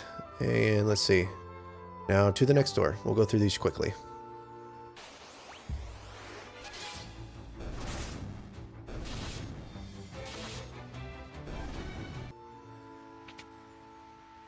Ooh, okay, alright. 3 chests. Something in the room for once. Mithril axe. I think we have double mithril axe with Guy. We do, okay. So, useless find. Mithril sword. Not sure. Yeah, we've already got that too. Alright. And a werebuster. Okay, something new. I think that's a sword. No, it is not. Okay. A mace effective against beasts. Apparently, it's better than the sword that I have, but I chose to level swords, and I think I'm going to stick with it. So, not entirely useless room. Got the werebuster, but everything else was useless. And we need to do some healing before I forget once again. Maria's only got 6 MP left, and let's see. I don't have any ethers either because they're expensive. So, we'll just use our potions real quick. Doesn't even take very many. We're back to full health. Okay, next door is empty. Imagine that. And we didn't even make it out without an encounter. Ambushed. It's a trap! Okay, is there any more doors? Yes, there are. Okay, there's one more door and then the stairs. So, to the door real quick.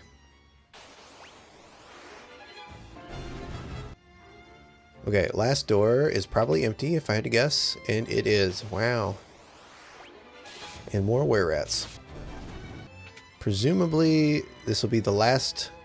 Like, we'll go up these stairs, clear one more floor, come down, and open that last door, and that'll be it in this dungeon, I assume. But you never know. Okay. We have one door at the top, a chest in the middle of the room. That's odd. Another door, top right, and then doors in the bottom 2 corners as well. So, let's check this top door first. Check this empty room, inevitably. It's bizarre. Not all, but almost all of the rooms are empty. Okay. You know what? I accidentally auto-battled this first round, but I don't think we're even going to mess with this Adamantoise. He's low on magic, and he takes almost no damage physically. So we will flee. So that might actually be an interesting challenge. Like I was talking earlier, I don't know if there's a challenge run scene for Final Fantasy II, but that would be an interesting one, a no magic run, because then you would have no cures, which not that big a deal. But you would have no magic for the encounters with the Adamantoise, land turtles, anything like that. So I'm also curious if there's any other bosses or enemies that you really need magic for, because I don't remember, and the turtles so far have been the only ones. We do have some chests here. So we have a mallet, useless, eye drops, not quite useless, and an antidote. Okay. So it was almost an empty room, not completely.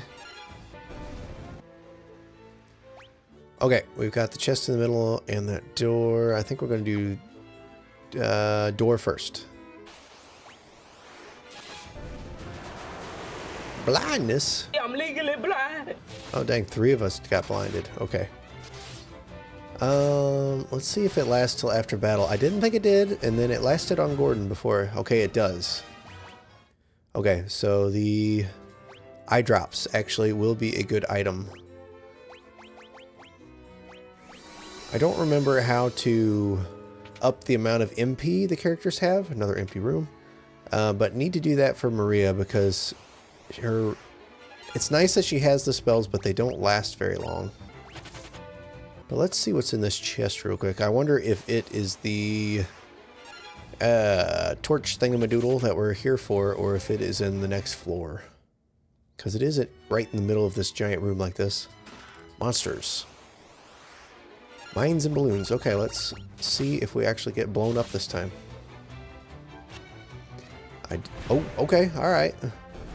It happened once and did a lot of damage. First time that has hit us at all. wonder, so that was self-destruct 5, and it finally hit us. I wonder if the higher level has a higher chance of hitting, or if it's just more damage. Okay, so far, it's only been the one that's hit us.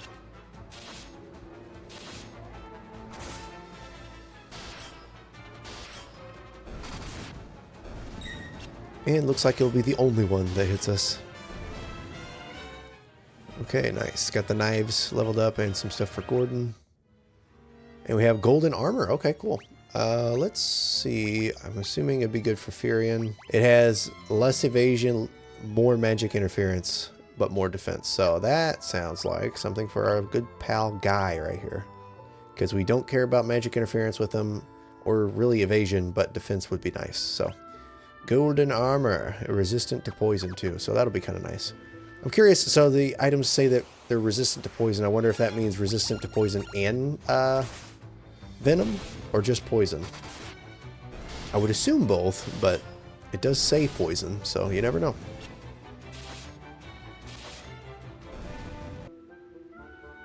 Okay. Should be final little floor here. And we have Mr. Fireball. Fireball! Okay, so we better heal up just in case. Alright, he says, "Oh, I'd heard there was a monster guarding Eggel's torch. Now I've seen it with my own eyes. It's a red soul." See how hard this red soul is. I'm assuming that Blizzard will be quite good against it, but we'll see. Oh boy, okay. Blizzard heals it. Okay, that's strange. And he uses Blizzard. Okay, maybe we'll use fire on him? It's interesting. I think since Maria is so low on MP, we're going to use fire with Furion, and then just do regular attacks with everybody else for now. See if fire hurts or heals him. Okay. I guess it's just any magic heals him, and he's resistant to physical. Huh, that's interesting. I don't think there's much else other than just physical attacks that we need to do other than healing on occasion. But yeah, that's interesting. I was just about to say that you would need MP, so a no magic run would be challenging here, but it looks like you can't use magic anyway. I am curious what... I guess this is like a level check, so to speak, because if you're too low a level, you won't even be able to damage him if you have to use a physical and no spells. Unless there's some kind of gimmick to where he rotates each round what he's weak to, but I have no way of knowing that, so it's very interesting.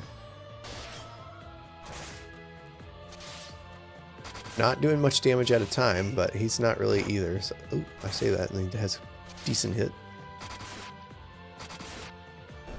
Alright, well, Guy's axe leveled up. So you can see there is a perfect example of, it was an interesting boss concept, an interesting style of fight, but the fact that it's so easy still makes it less than exciting, we'll say. Alright, so in the final chest we have Eggel's torch. So now we can get the Sunfire and bring it to destroy the Dreadnought. Is there an easy way out of here? I'm curious if we go back out this door after one more. Oh my gosh, Adamantoids! After this, I wonder if we go out this door, if it teleports us out. I kind of doubt it, in which case I am very glad I left enough MP to get out, and it does not. So we will use teleport, get us the heck out of here, and then go back in and get the Sunfire. Alright, so we will use Eggel's torch. Is it Eggel or Eagle, I wonder? Eggel looks more right to me. The Sunfire moves to Eggel's torch. Okay, so now we can take this to... I know we got to take it to the Dreadnought. I don't remember where the Dreadnought is. But for now, let's make our way back to the closest town and rest up. Oh, okay. All right. We hear an airship as we leave. Is that the Dreadnought? So we can tell where to go find him. Oh, no. Okay. It is. And it is also Sid, presumably, in the airship. Oh, boy. He's been captured. Alright, now what? Interesting. Okay, I wonder... I bet we go back to Poft where Sid was to find out what happened to him. So I will travel all the way back there. That's a long way. Poft. Okay, it's not too far. But either way, I'll travel back there and then meet you guys there. All right, we have made it back to Poft. Let's see what happens in Sid's absence. It's horrible. They're saying the Empire captured Princess Hilda, airship and all. Oh, was Hilda on the airship? You have to get back to Altair and tell the rebels what happened. Huh. You folks looking for a ship? Everything going on, and this guy is still ready to sell us a ship. Let's see what's going on inside if Sid's buddy is still here. He is not. Okay. All right. Well, I guess I will be resting up and going back to Altair real quick. All right. We have made it back to Altair. Let's see what happens here. I wonder if Gordon's going to end up staying here since he was here to begin with. If the Dreadnought attacks again, we're finished. Use that Sunfire to blow up the Dreadnought. You just gotta save Princess Hilda. Okay, I'm sure they all say things similar. I wonder if we go talk to the king? Or probably Minwu. I bet Minwu knows something. Sid's airship has been captured by the Dreadnought and the princess with it. I don't remember the princess being on the airship, but maybe I just forgot about that part. The princess felt badly about always sending you out on such dangerous assignments. She thought at the least she could do was to meet you at Kashwan Keep on Sid's airship. Okay, there's the explanation. Let's ask him about the Dreadnought. The amount of supplies needed to keep a vessel of that size running must be enormous. It will have to set down somewhere eventually. So he will be somewhere eventually. Very helpful, Minwu. Anyway, let's see if the king has anything to say. Please rescue my daughter. He does not. Okay. Has to set down somewhere eventually. Have we seen anywhere where it would have to set down before? I don't remember it. So let's go ahead and walk out and look at the map real quick. Okay, airship have to set down eventually to get supplies. I really don't remember anywhere. I mean, it literally could be anywhere. You'd think they'd at least give us a hint. Okay, I normally in a situation like this, I would wander and try to find it, but I don't want to wander too long. So let's go ahead and look in a guide real quick and see where it is supposed to land, or at least get a hint. Let's see here. All right, so I'm getting mixed answers here. Apparently we're supposed to go to Finn, but then it also says the ship is not actually at Finn. So I guess for now we will go check Finn and see what the heck is going on. Okay, so we've made it to Finn. And don't see anything here yet. Why are we fighting hornets in the middle of town? Okay, I'm curious. I want to talk to this guy. I like to live dangerously. Rebel curs. See how tough you really are, El Capitan.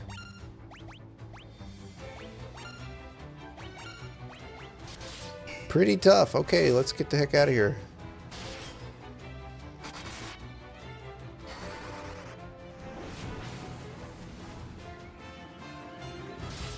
Okay, it's not too bad. You know what? Yeah, we can take him. Call me a rebel cur. Hey! Okay, that's not good. Come on, fire. That's the only way we're going to beat him. I still think we can take him. We shall see. Probably should heal. Don't really feel like it. Just keep pumping out the damage. Should have healed. You big dummy. Alright, we did kill him. And he got a couple of our guys. So, oh, got nice. Got some golden armor. And he's still there. So, theoretically, you could probably just keep farming that guy.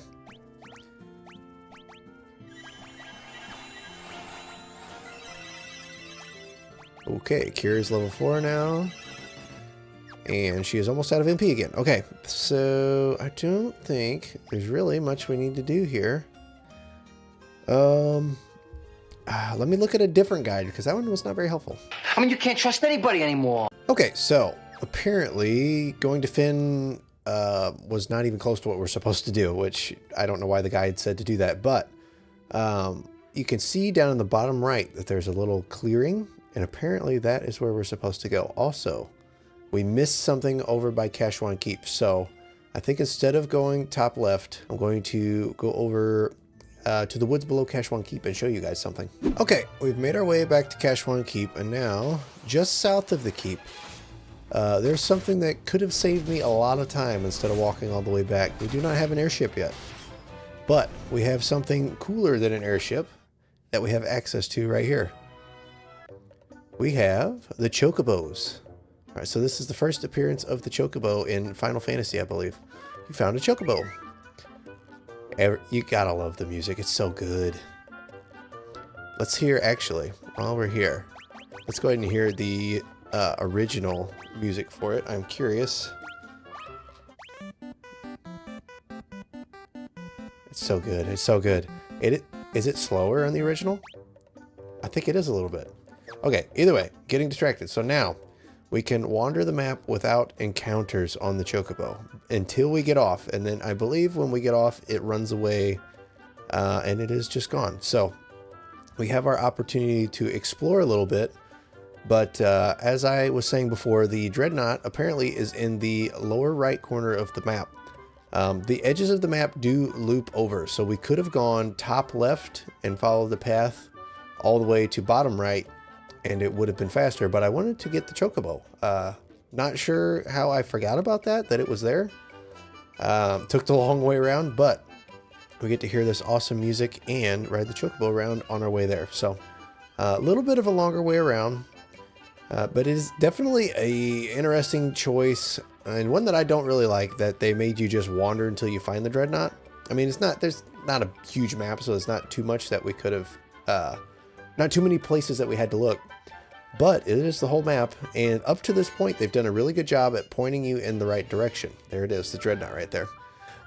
They've done a really good job of pointing you in the right direction with hints from the NPCs and whatnot. And then they just throw this at you that you have to wander and find the airship. So, interesting choice. Not a huge fan of it, but we did find it finally. So, the Chocobo just runs away when you get off. So, I'm not sure if we have much of a boss fight once we get there.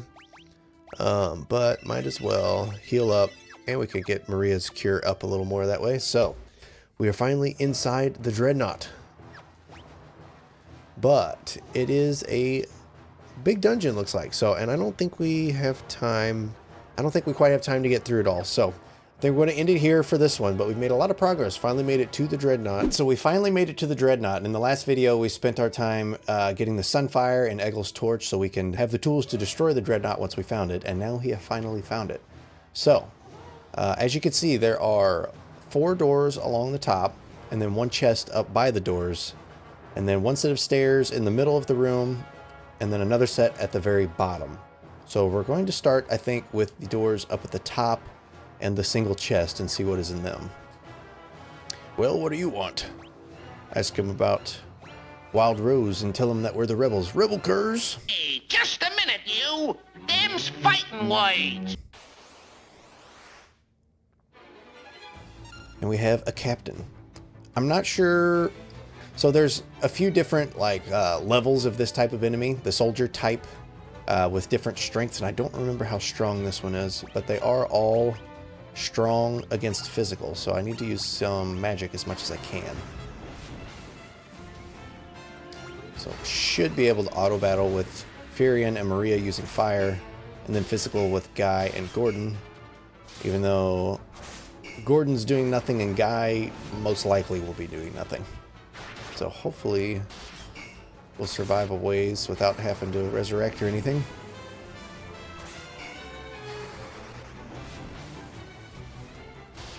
They do have quite a bit of health. And Gordon did not survive, so I guess we ought to use the life spell on him. Surely this guy is low on HP at this point. I don't have any idea how much he has, so we'll see how much longer before we take him out. He's not dying first round though, so that's an improvement from what most other things have been in this game so far. It's crazy, this far into the game, we're still fighting like wasps and goblins and like super basic enemies all the time. So it is a nice change of pace to have a challenge here. I bet he dies this turn order. He does. Alright, cool.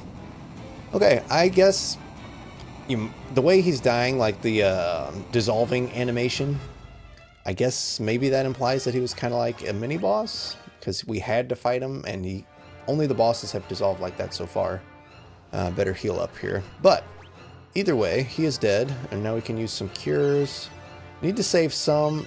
Holy cow, guy has a lot of HP, which is good because he's our tank. But we need to save some MP with Maria, especially if we have to fight a bunch of those guys. So might as well use a bunch of potions. We got 82 of them, so we can top everybody off with them. And I guess in theory, you could fight all of these other people, but I will not be doing that. So let's go up to these doors and this chest up here and see what's in them. We actually got self-destructed on for once, or well, I think it's been like twice that that's happened, so not for once, but pretty much for once. Okay, I think before, there's a lot of stuff on the right side, but I think before that we're going to do these 3 doors and the chest, and then do that set of stairs right there in the middle of the room, because I have a feeling that's where we go first, since it's the closest to the door. Oh, what is this? Were-panthers and magicians and a soldier. So the soldiers are pretty weak.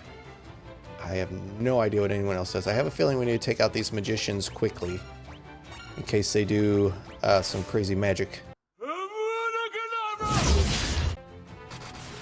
But we'll see.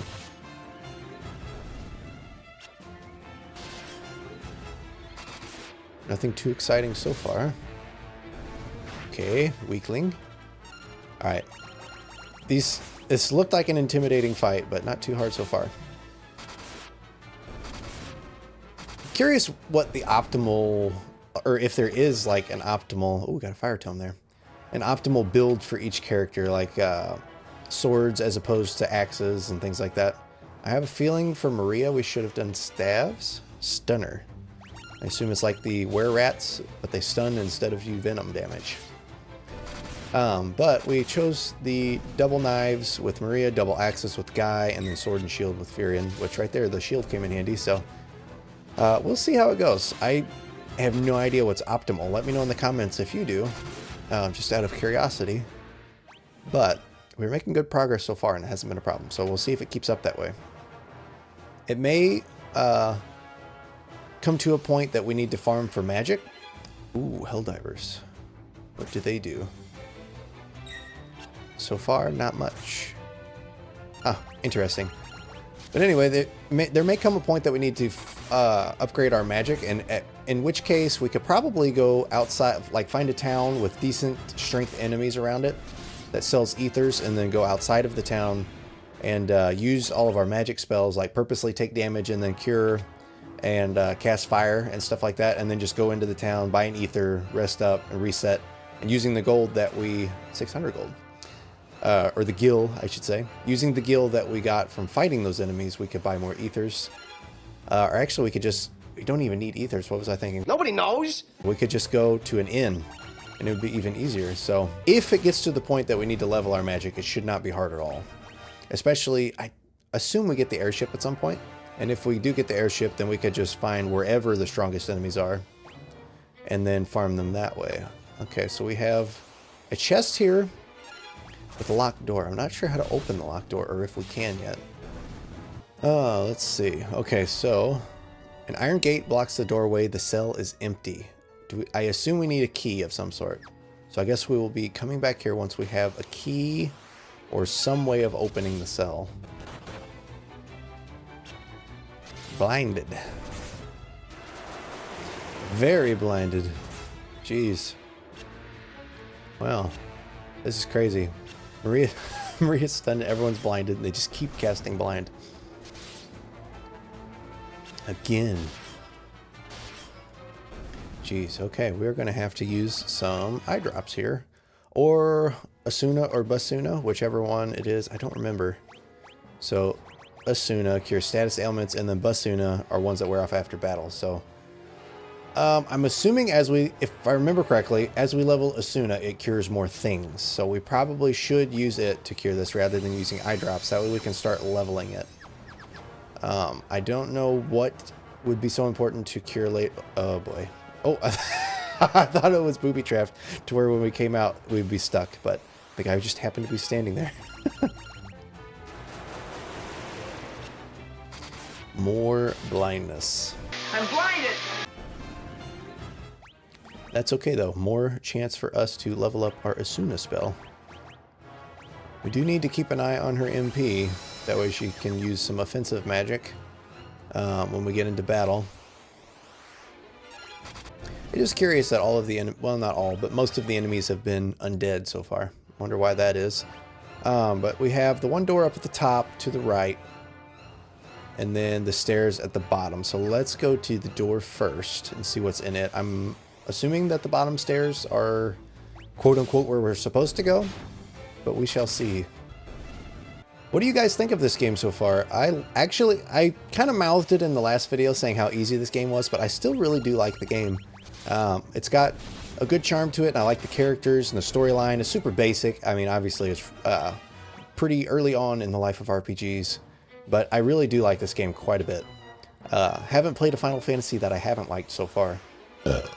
You disgust me. Let me know in the comments if there's one that you don't like, one of the mainline ones to watch out for during the challenge. But I am really looking forward to playing 3, which would be next in the series, because I've played it for maybe like 30 minutes, which is basically nothing, but I'm looking forward to playing it. So we have that room up to the right where we were earlier, and then down at the bottom we have 2 chests to the right, 1 chest in the center, and then 1 chest on the left. So we'll go to the chests on the right first. But as I was saying, I'm really looking forward to playing Final Fantasy III and checking out the job system. It's also interesting that Final Fantasy III and Dragon Quest III both have job systems, so it's kind of interesting how that worked out. I've recently played through, well, I guess, I don't know if it's super recent, but when the Dragon Quest III HD 2D remake came out, I played through it on release. And 100%ed it. It was like 85 hours, I think, to get through, and it was so freaking good that I probably could have put in another 85 hours and been perfectly happy to keep playing it. It was excellent game. So let me know if you guys liked it in the comments too. And let me know if you would like to see a Dragon Quest series in the future, because Dragon Quest is my favorite RPG series. I love Final Fantasy. They're both great series, but I love me some Dragon Quest. So let me know if that's something you guys would be interested in the future. If we end up waiting until the end, oh, there is Hilda and someone who I don't recognize, I guess one of her retainers or something. It's Sid. But they are locked in a cage over there. So however we get the key, we're going to have to take it over there too. Let's see, we've got a high potion and a potion. So now we will go to the center chest, and I'll meet you there. All right, we are at the center chest, and it has thieves' gloves. Okay, cool. I wonder who would be best to use them. So we have nothing on arms of... Oh, why don't we have anything on his arms? Gloves that enhance agility. Doesn't say anything about his evasion changing. I wonder if he has max evasion all the time. Let's see if it changes it for them. Okay, yeah. So it raises evasion for whoever has them. It also raises magic interference significantly for her, but we could have better magic defense and some defense. I think we're going to leave the leather gloves off of her for now. Oh, he's got bronze gloves. Well, let's see. I think we're going to do the thieves' gloves on Guy here. That way he has a little bit more evasion and some better defense overall, and we don't care about his magic interference because he's not using spells. Then we can check out the bronze gloves on Furion, and I believe we're going to go ahead and do that as well. It raises his magic interference quite a bit, but he's not really a caster for the most part. He just casts sometimes. So let's see if we can do anything at this cell before we go to the other chest. But I got a little bit distracted. Let me know what you guys think, if there are any other series that you would like to see, or any other games alongside of this one while I'm doing this series. Because if we wait till the end of this series, it's going to be quite a while before we get to any other games, but there's lots of things I want to play on the channel, and also I'm open to any recommendations for RPGs to play. I want to mostly play RPGs, puzzle games, strategy games, things like that on the channel, at least for now. So let me know if you've got any that you really recommend. But let's see, at this oh, okay, we can just open the gate. Okay, I wasn't expecting that after the other gate. Furion, I meant to meet you at Keshwan Keep, but things didn't go as planned. I'm sorry, I see they didn't go as planned. Thank you for coming to rescue me. You're welcome. And she repeats herself. Let's save the thank yous for later. I'll head for the airship with the princess. You find the engine and toss the Sunfire in. Got it? I'm going to get the airship ready for takeoff, and I don't plan on waiting around long. Cool. All right. I'm hoping after this quest, after destroying the Dreadnought, we get the airship for ourselves, but we'll see. I am also curious. So we don't know how to open that other gate. This one opened by itself for some reason, but the other one did not. So we didn't get any kind of key or anything, but I don't want to destroy the Dreadnought before getting that chest. We have to get everything. And I don't know if it's missable. So if we get to the point where it looks like we're going to destroy the Dreadnought without getting that chest, I will look up and see how to get it so I don't miss it. But for now, we got to head to this other chest.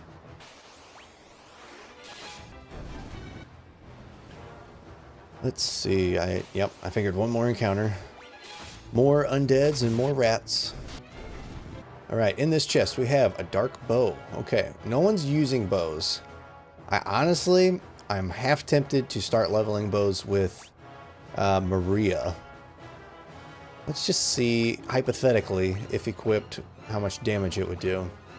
It is higher, but way less accuracy, less evasion, more magic interference. The bow can plunge its target into darkness, but I don't think it's worth it. I think we're going to stick with the knives with Maria for now. I am curious if I'm doing things optimally by leaving her in the back row, because she's doing half damage being in the back row, but she's also taking half damage too. So I don't know. Let's go ahead and let's move her to the front row for now, fight a few battles and see exactly how she does, because I was thinking that she did kind of puny damage, but I forgot I had her in the back row, so she might do well now. Let's find out here. Sheesh. Okay, yep, she needs to be in the front row. We need to get her as much equipment as we can to protect her, because I have a feeling she's kind of weak, but that is a lot of damage now that she's in the front row. I cannot believe I forgot about that.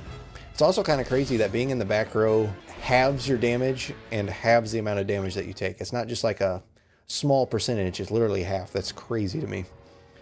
But let's see. So our options are go down to the bottom, to those stairs in the bottom right, and I assume that that's where we take the Sunfire.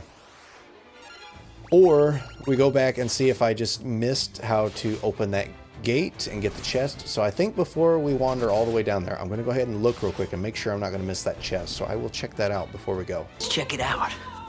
Okay, so I am very glad that I looked before wandering all the way down there. It looks like there is a secret passage in the wall beside the chest that we have to get through. Not sure how we would have found that if I hadn't looked it up. Glad I did before destroying the Dreadnought. So I will make my way to that cell and then I'll meet you guys there. We got this guy wandering back and forth right in the way. Are you serious? There we go. All right, get out of the way. Okay, so apparently in this wall, yeah, you can just walk through the wall. That's crazy. How in the world do they expect you to find that normally? I mean, maybe, hypothetically, if we talk to some of the other soldiers that are walking around, one of them would have a hint or something. But that's crazy. Let me know if you know how you're supposed to figure it out. That's kind of cool. All right, we have monsters. Holy crap. Okay. Probably should have healed up before this. Let's see. We need to take out those mages. Let's take out all the weaklings first. And then we will go for the beefy boys. Soldiers. So they're not captains, they're just soldiers. So maybe they're not quite as strong as I thought, but we'll see. I know the captain was ridiculously strong, and actually they're sergeants, not soldiers. Soldiers are super weak, captains are super strong, so we'll see how the sergeants are. I would assume that they're not too bad, but you never know. They are, okay, I was going to say quite strong against physical. They're moderately strong against it and do decent amount of damage. Okay, they're not that strong, I guess.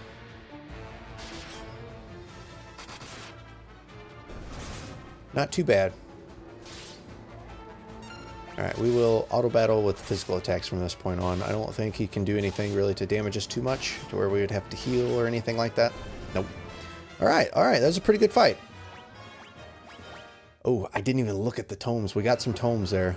Sleep Blade. Ooh, that could be cool. I wonder if it is a sword or a knife. Sleep Blade is a sword and it puts foes to sleep. The accuracy is crap. but the attack is a lot higher and it could put him to sleep. So I think at least for now, we're going to try it out and see. Let's also look at these tomes that we got. So we got the Berserk tome that teaches Berserk, raise attack when used in battle. We need that. We want to be getting the buffs out. So she wants Berserk.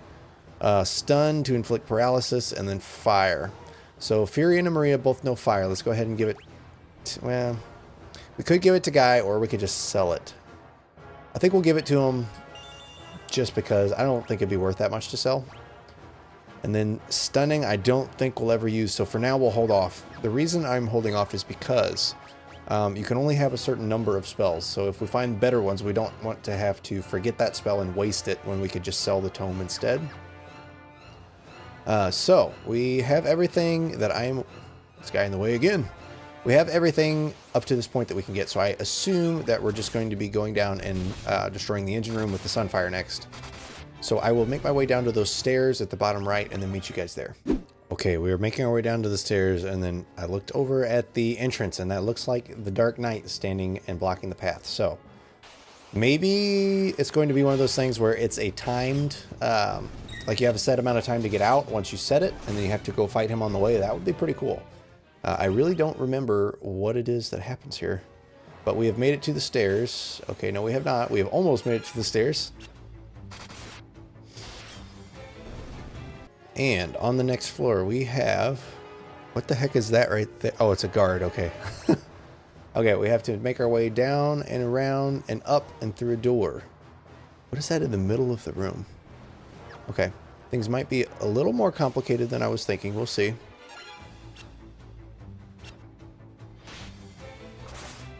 And toxin. Or venom. We got envenomated.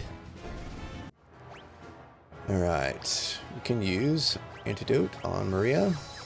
So it didn't look like... I'm curious what the maximum... Let's see, where are our stats? There it is. I wonder what the maximum level for each weapon is, because we're at 6, 8... Okay, we just happen to be at like a flat amount on each level somehow, unless it just is not showing that we have progress in each level. So I thought that we had stopped leveling at first, but I wonder if there is a max level for each different type of weapon. Also, the fact that the guards are walking around in there is kind of strange because it doesn't look like anywhere that we can walk. Curious to see how many encounters we have before we get up to this door, too. It feels like about 10 steps in between encounters each time. Lots of encounters and not very many hard encounters, so it kind of balances out, but it's also a kind of a frustrating way to do it. I forgot we were using the Sleep Blade. I needed it to be looking to see how much damage it was doing. Also, skipped right through getting another tome. I don't know which one it was. Berserk. So we have another Berserk. Let's go ahead and teach Fury in that, because that seems like one that would be very, very nice to have. Alright, we're going down. So maybe we go down here and then go up to the other one. Yes, it does look like it. So we go down and around, and there are 4 chests up at the top right, and then 1 path in the middle. So I think we're going to go to the chests first. Ooh. Hill Gygas. Okay, so in Final Fantasy 1, they weren't really a big deal. Jeez, but as you can see, they are a big deal in Final Fantasy 2. I vaguely remembered when I stepped into this room that something was a big problem. And now I am seeing what it is. So we need to take out the Magician first, so we're not getting spelled on. And then we need Guy to be doing damage to the Hill Gygas. Because, okay. I don't remember how to damage them. Maybe we have to do magic. Okay, let's try some magic on... No, not both of them. Let's try some magic on the Hill Gygas. We need to get Maria up. Do we have 1 Phoenix down? I think it's worth using right here just to see. We need to get her up if she's going to be casting spells the whole time. Also, the Sleep Blade with Fury might be beneficial here. And the shields are definitely going to be beneficial. We need to stock up on Phoenix ups. Alright. I think no matter... I don't think we're going to out-heal his damage output. Maybe we can. Okay, let's try it. Let's use Cure with Maria. Keep attacking with Guy, and then Gordon is just useless at this point. Actually, you know what? We do have an Antarctic Wind that we can use. We're going to save it for now. But we'll keep that in mind because I'm pretty sure there's more of these coming up. Honestly, we could run away from this guy too. Because we are doing almost no damage. And he is doing a whole lot of damage. Let's see. Could also try teleport. I don't know if he's immune to it. And we are out of Phoenix Downs. So I think we're going to go ahead and move Gordon to the back row so he's taking less damage. He is outputting no damage at all. And then try to just kill him before he kills us. Duh. Obviously kill him before he kills us, but hopefully we can beat him without having to heal is what I'm trying to say. Okay, we'll see how this goes. We're just going to defend with Gordon. Hopefully he will take the most hits, but I kind of doubt it. Jeez. Okay. It's getting interesting. So up to this point, this game has been super easy, but it's finally getting a difficulty spike here. We'll see how severe and how long of a spike it is. Actually, do he know? He does know fire. I think he's doing pretty good with his basic attacks, though.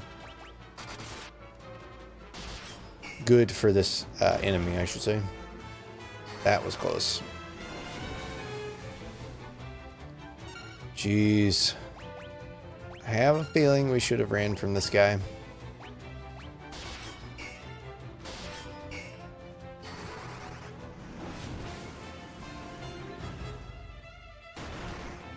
Yeah, it's not looking great, but we are committed at this point. Could still flee, but we don't have any Phoenix Downs anyway, so I think... Jeez, still being in the back row and defending, he took 164. I think we're going to finish out this fight because we can't revive anyway.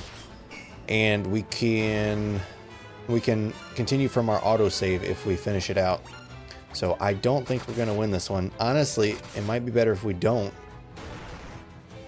Because if we do, well, we could win this one and then try to escape the dungeon, make it back to a town, but that is a long way to do that. I don't know. Let's play it out and see what happens. I don't see us winning this one, though. I find your lack of faith disturbing.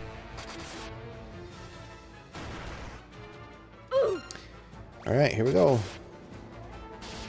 Come on, guy. Oh, boy. Okay. All right. We did kill him. Now what? Beats me. Oh, boy. Okay. We don't have any magic we can use. We don't have any Phoenix Downs. We don't have a teleport tome to teach teleport to Guy. Okay, Furion is still walking, but he's dead. He's still walking dead. Don't try to be funny. Let's go ahead. We need to heal up Guy. And I think we're going to have to make our way from here all the way back to a town so we can resurrect as well as rest up, get our HP and MP refilled. So that's going to be quite a walk for me. And then we got to come back, open those chests up in the top. And spoiler alert, I remember there's a little something up there that's going to be tough too. But then we got to go up those stairs in the middle. So, oh gosh, dang, I just remembered the Dark Knight standing at the exit. Dang, this took a bad turn really quickly.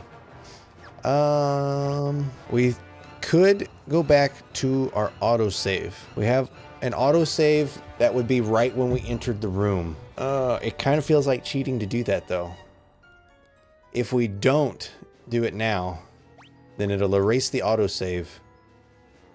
And I don't really know what we're going to do from there. Okay, so what we're going to do, we're going to do a quick save at this point. And then we will load the autosave.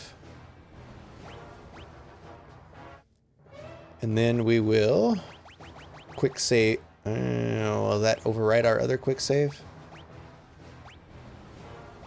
I think it will. Dang, we can only have one quick save.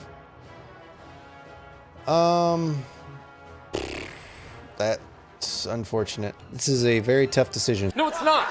So my thoughts are we can either go with the autosave and then know better than to fight that guy and be more prepared, or we could do things old school and go with the quick save. But I don't think there's any chance that we survive, because if we go forward, we die. We don't have any way of resurrecting. If we go back to the entrance, the Black Knight's there, we die. We have no chance.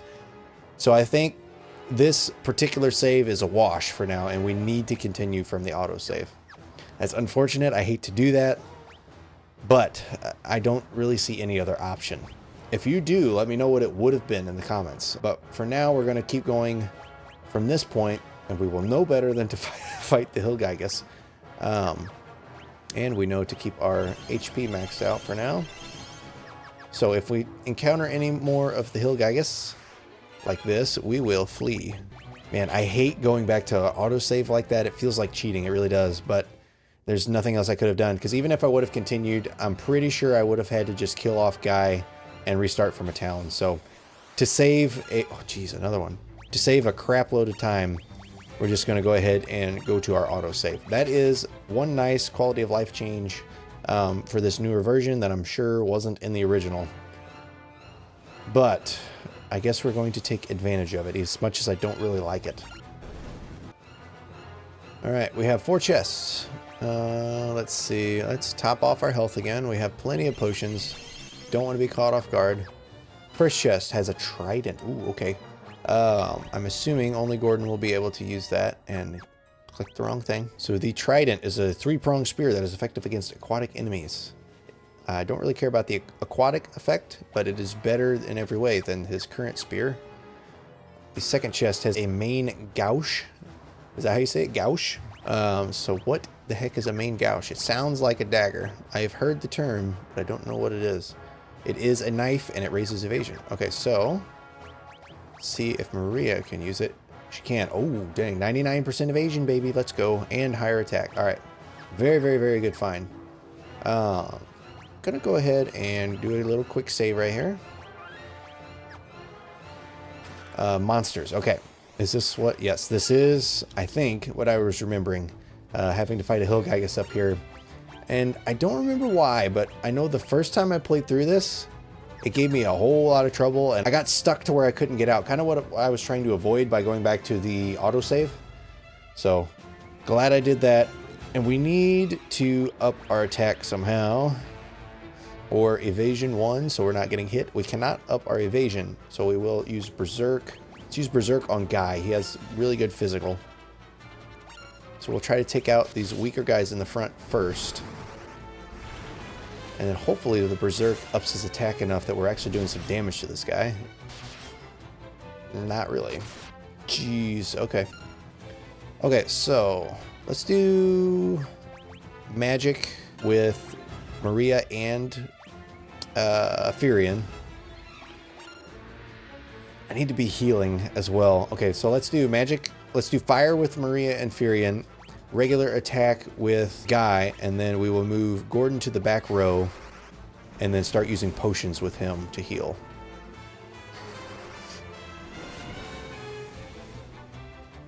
I do love that the giant is so tough. It's a more realistic that way, and it's also kind of crazy that this guy's not a boss as tough as he is. Also, it was crazy that I blocked so much damage right there. Shields are very, very nice. So we'll do fire. I'm not sure if... I'm assuming Berserk would only raise physical attack, so I'm not going to keep using Berserk on Firion since he's using magic. But now we can start using some potions and or high potions. Got 12 high potions. We'll go ahead and use one on Guy here. Not sure how much HP this guy has, but it's quite a bit, and his defense mixed with his damage output is just crazy. Alright, that is a lot of damage there, so keep going. I think, you know what, actually, we can just keep auto-battling, because I'm going to do the same thing on this turn. And then we'll see for the next turn who needs healed. Gordon himself. Actually, Okay. Going to use fire, fire, attack, and then just a regular potion on Gordon. Alright, cool. Okay, that was pretty tough. Glad to find a hard fight. Got a Thunder Tome there, and in the chest we have an Ice Shield. Let's see how good that is. Gordon. What did he say? Got the Golden Shield currently that's resistant to poison, and the the Ice Shield, I mean. Has the same stats, but it's resistant to fire. Not sure which one would be better.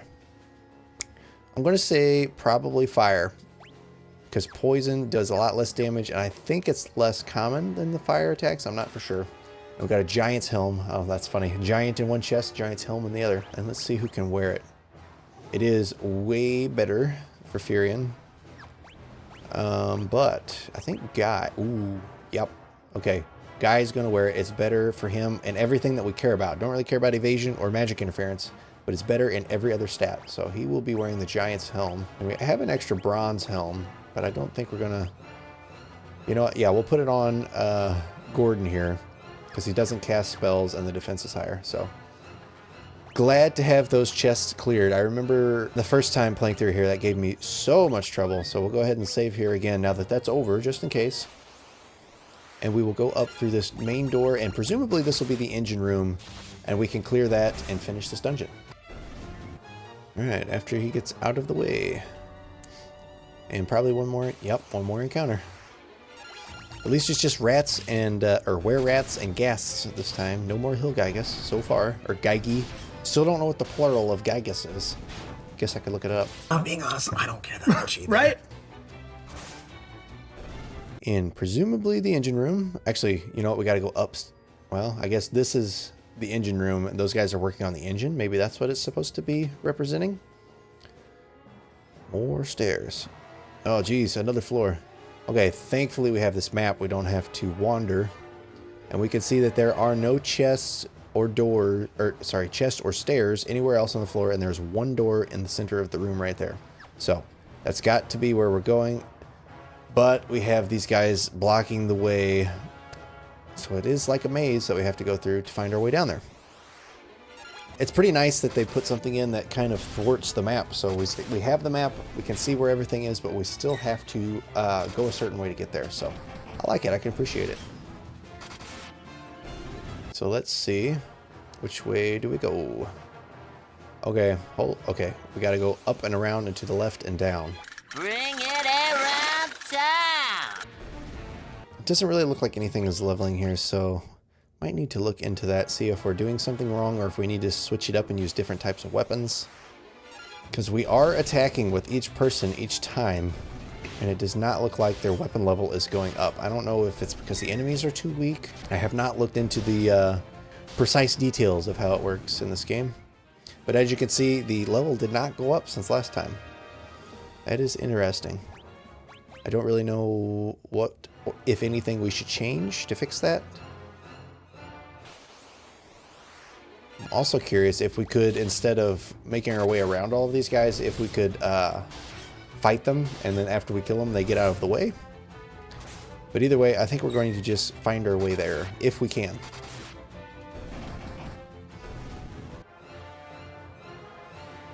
And not this way. These stunners are everywhere. Okay, all the way down. And it's like a big swirl all the way around the room.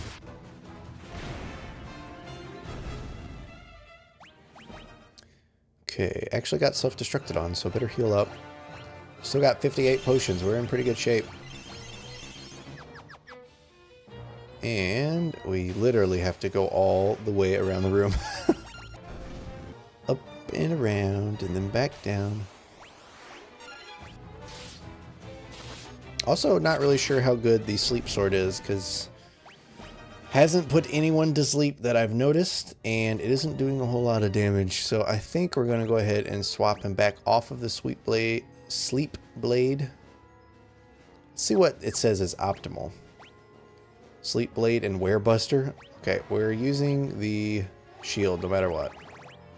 So I guess maybe this sleep blade is optimal. Okay, it lowers his attack a lot, but his evasion is way up, and he can actually block. So we're sticking with the sword and the shield.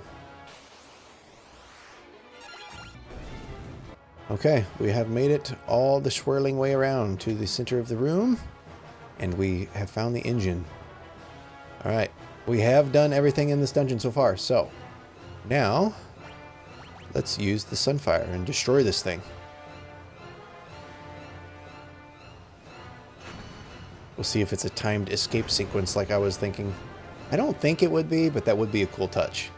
You throw the Sunfire into the engine. There's the Dark Knight. What have you done? The engine! It's gonna blow! That voice. There's no time, Maria. The ship will blow up any minute. We've got to get to Sid's airship. Nice. That's awesome. I think I know who that voice was that she was referring to. Someone that we have not seen in quite a while. If you're new to the series, you might not know. But I bet it is who I think it is. This is a cool... I like this music. I like this little escape here. Is it going to make us go through every single floor? That's hilarious. Yep, it's going to make us go up every door, or up every set of stairs and through every door to get out, I think. No? Okay, almost everyone. And with that, let's see. The Dreadnought is finally destroyed. That has been, most of this game so far has been dealing with the Dreadnought. So, Dreadnought is destroyed.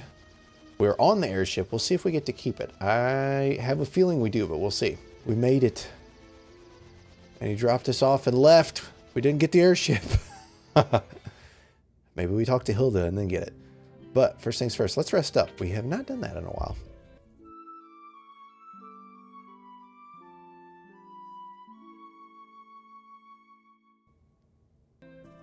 Okay, now let's go see what Hilda says now that she's been rescued. Maybe Sid will be here, we'll see. The princess is safe and well. I wish the same were true of the king. That's not good. Princess is safe and well. I wish the same were true of the king. Is there an echo in here? Do they all say the same thing? Nope. Blew up the Dreadnought, did you? I always knew you had it in you. So he is the opposite of this crabby old guy up here.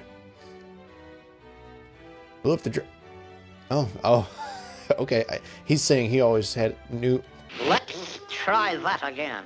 He's saying that he knew it was always in me as well, but he's a liar. And the princess is not here. Okay, we can go check her room, but since everyone was saying the king is not doing well, or at least that one guy said it, maybe she's in here. There is a cutscene in here at least. Gordon, Minwoo, and Firion. I have one last request to ask of each of you. Please, listen carefully. Gordon, you've grown so strong. I want you to lead our army. Do all you can to help Hilda. My liege, I swear it on my very life. Minwoo, you know of the legend. The legend speaks of the ultimate magic that was sealed away. The seal may only be broken when the world stands at the brink of destruction. I believe that time has come. Do you agree? I do. The time to break the seal binding the Ultima Tome is upon us. Ultima. Firion, I would have you go to Deist, home of the dragons. Home of the dragoons, I should say. I was told that all of the dragoons were slain and attacked by the Empire, yet I refuse to believe that there are no survivors in so noble a group. If we are to stand against the might of the Empire, I am convinced that we will need the dragoons and their wyverns. If you combine your efforts, the day of our victory will come, and this I ask of each of you. Take care of Hilda. Alright, the king is dead. Your Majesty! We have new instructions. The king is dead. Everyone has new roles. So now I assume we go talk to the princess. We should save our tears for another time. Give them a moment, for pity's sake. We must carry on the king's last wishes. We each have our duties. Let's not let them go unfulfilled. All right. Everyone is doing their duties now. They didn't... Okay, it didn't tell us where Deist is. So we need to find Deist. Hopefully the princess can tell us. Hee hee. Hee hee. Alright. We'll be back for her later. But for now, we go to Deist. I don't know. Maybe this old fart can tell us where Deist is. Deist, you say? It's an island kingdom located in the sea to the east of the snow plains. To get there, you'll need to take a ship from Paloom and sail south. We're going back to Paloom.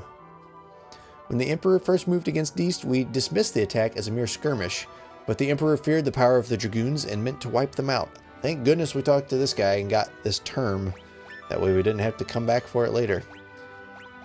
Some say the Dragoons can speak the language of the Wyverns. More terms to learn here. If you go to Deist, you may find Wyverns that yet live. A Wyvern would make for a most advantageous ally. You should visit the port of Paloom and seek out a ship to take you to Deist. Alright, that is where we will go next. So, off to Paloom. I think Paloom is before Poft, if I remember correctly. We've lost our king. Lost our king. We've lost our king. I want to ride a Wyvern. Everybody else cared about the king. That's a very accurate depiction of the kid. And fly through the air, he says. His Majesty passed away, hasn't he? Okay, so I am going to stock up on potions and items real quick. See what all they have. I don't know if they have any ethers. We might want to grab some. So I think we're good on these for now. We haven't encountered anywhere we would need them necessarily. Need some Phoenix Downs. Let's go ahead and buy a handful of those. Couple ethers for emergencies. One more cottage. And then we can fill up on potions and high potions. Max out the potions. Let's not max out the high potions yet. That's a lot of money, but we will buy a handful of them. Eye drops wouldn't hurt to have some more of. So I think we're good for now. We have plenty of money if we need to stop off somewhere else and get more, but for now I think we're good, and we will head to Paloom, and I'll meet you guys there. All right, we have made it to Paloom. So, oh, okay, someone new. Sailor, ye be looking for passage to Deist, are ye? Well, this be your lucky day. Just so happens me ship was about to leave for Deist. Be ye wanting a ride? Absolutely. Doesn't this seem a little too convenient, Furion? Maybe it is, but there aren't any other ships going to Deist. We're just going to have to trust her. That does not sound like a good idea. Me name's Layla. I'll be waiting outside the city for ye. We'll weigh anchor as soon as you're ready to set go. Alright, we will find out what she's up to shortly. Heading to Deist, are you? Can't help you there. Try someone else. I was curious if any of these other pirates would say anything about her and like warn us. Nope, it doesn't look like it. Alright, so let's go follow Layla and go to Deist. I have a feeling we're either going to get attacked on the way or she's not going to take us to Deist. We shall see. Yeah, it's looking like attacked on the way. Alright, let's see. Or captured. Trust in pirates doesn't say much for the space you got between your ears. We'll spare your lives, but your loot will be ours now. What's this? It's a fight you be won? You really are stupid. Get 'em, boys! Alright, fighting pirates. That's a lot of... What the heck is that sprite? It looks like... They're called pirates, but they look more like the Goblin King from The Hobbit. See how tough they are? It didn't even do any damage to Guy. They don't look very tough. Holy cow, she did a lot of damage there. Yeah, does not look like this fight's going to be much of a problem. Just power our way through.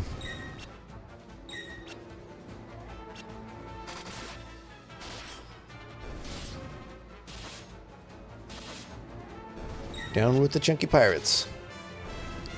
Alright, easy enough. Let's see what she's got now. That was a lot of gold we got there. Or gil, I should say. Enough! I know an unbeat. Go on then. Do what you're going to do and be done with it. What does she expect us to do? What are you up to? You want to fight the Empire together? A bunch of outcasts like us fighting right alongside with the likes of ye?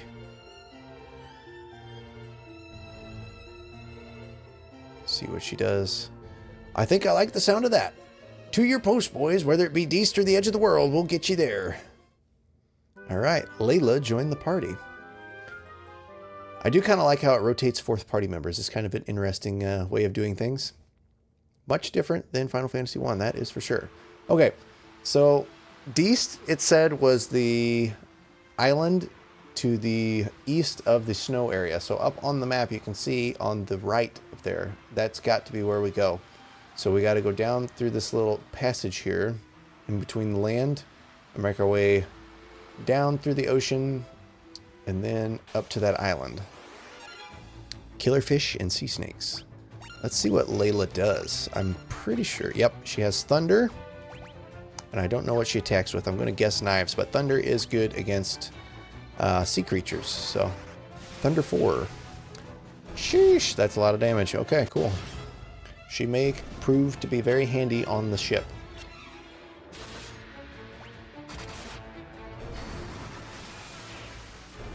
Dang. Okay. I like that. Okay, so we can go down and check that out, but there's also this other island right there on the map that you can see that is off by itself, a little bitty island. Let's see what's there first. Awfully suspicious. So it was saying that the game told me that when I clicked optimal, that the optimal weapon for Firion was the sleep sword, but it is dog crap. It's not doing anything. So I think we're going to swap it out after we use some Asuna and some cures. And we will swap the sleep blade for... Let's see, what is our best sword? Mithril sword or ancient sword? I don't know. Surely that doesn't curse us. Let's find out. We'll swap it for the ancient sword for now because the ancient sword is better than the mithril sword. Well, its accuracy is way lower. We'll just go to mithril sword. Don't have very many good swords, evidently. But what the heck is on this island here? Tropical island. Okay. That's a lot of chests. So, we will be back for this later. We don't, I'm not sure what's there right now, or if we need to go there. But now we have it pinged on the map, so if we ever get a clue saying to go to a tropical island, then we'll know where it's at. Also, Layla, I thought had a knife, but she has a dagger and a longsword, which is kind of neat. Nothing on her arms. We don't really want to raise her magic interference. And the leather gloves don't boost defense enough to be worth it for the magic interference that causes. So, for now, we're going to go with no arm guards for Layla.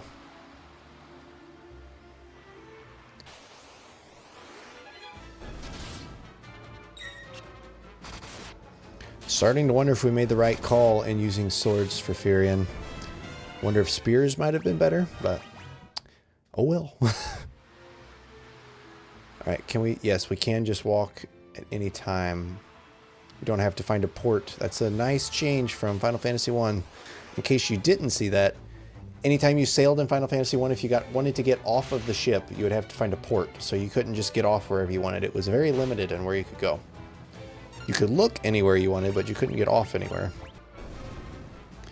Alright, sea snakes are getting us with a lot of venom here. I guess let's go ahead and keep using Asuna rather than just using antidotes. She has quite a bit of MP and we need to make sure we keep leveling it. I don't remember why, but I remember it being a big deal later.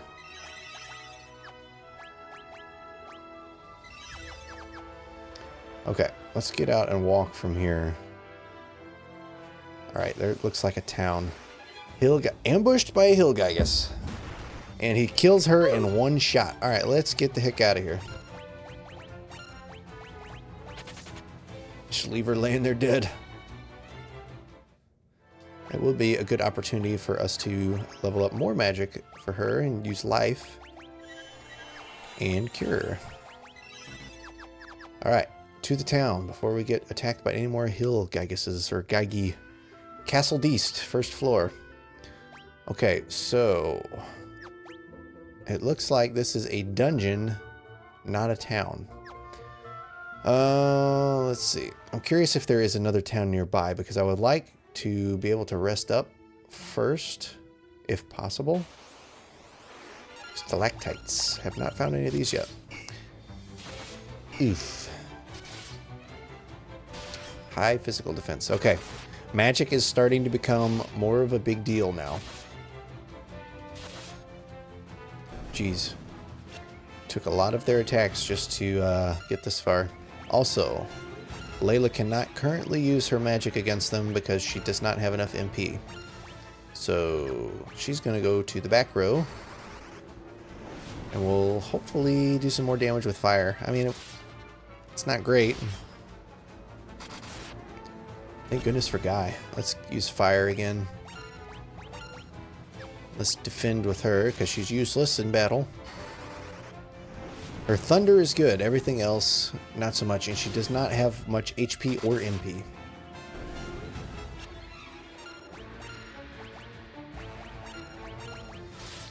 As you can see, she does no damage.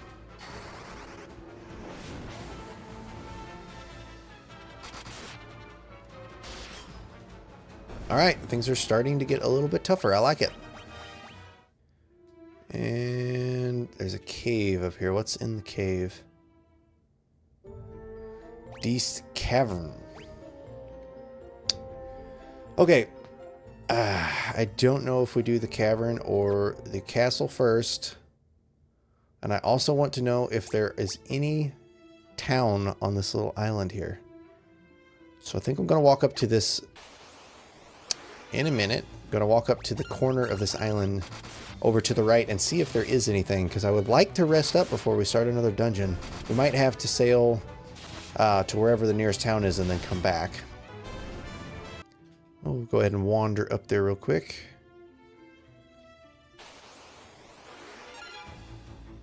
Shee! We are running away from that for sure. Not prepared, because we need more magic. And they're all pretty tough. Hopefully there's a town up here. It did not say anything from any of the NPCs about there being a town up here. But hopefully there will be something. And there is not. Okay, where is the nearest town? We could sail. Actually, you know what? We can sail right across that little channel right there. And then make it to whatever town that is. It is Bafsk. Okay, so I'm going to sail to Bafsk and rest up real quick.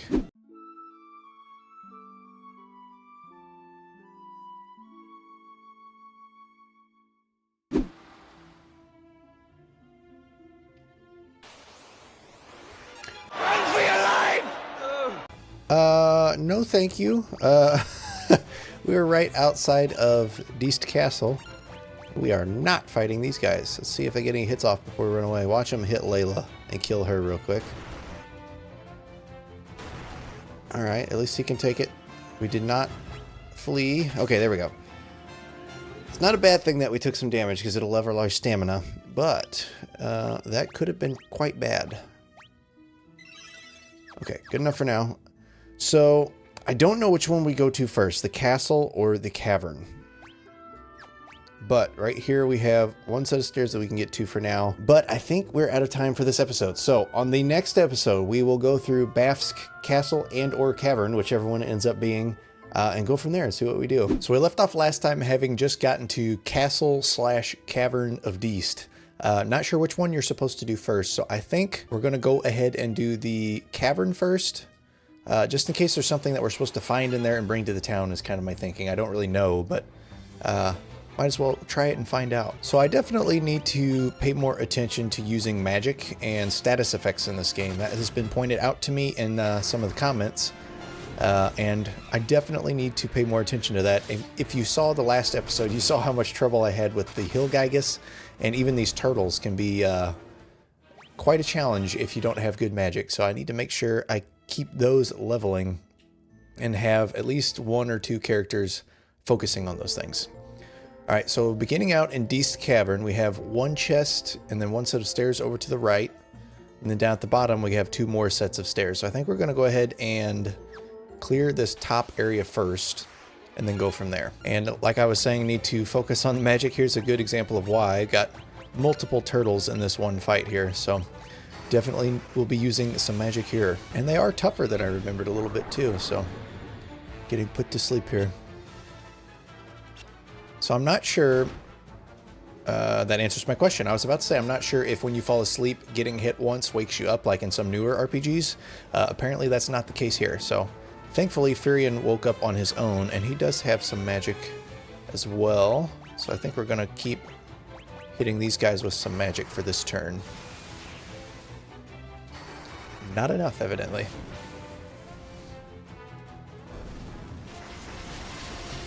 The Ogre Mage. It's a cool spell that he has, but since he has to split it between the 4 of us, I believe that is why it's so weak. Definitely want to take him out fairly quickly, though.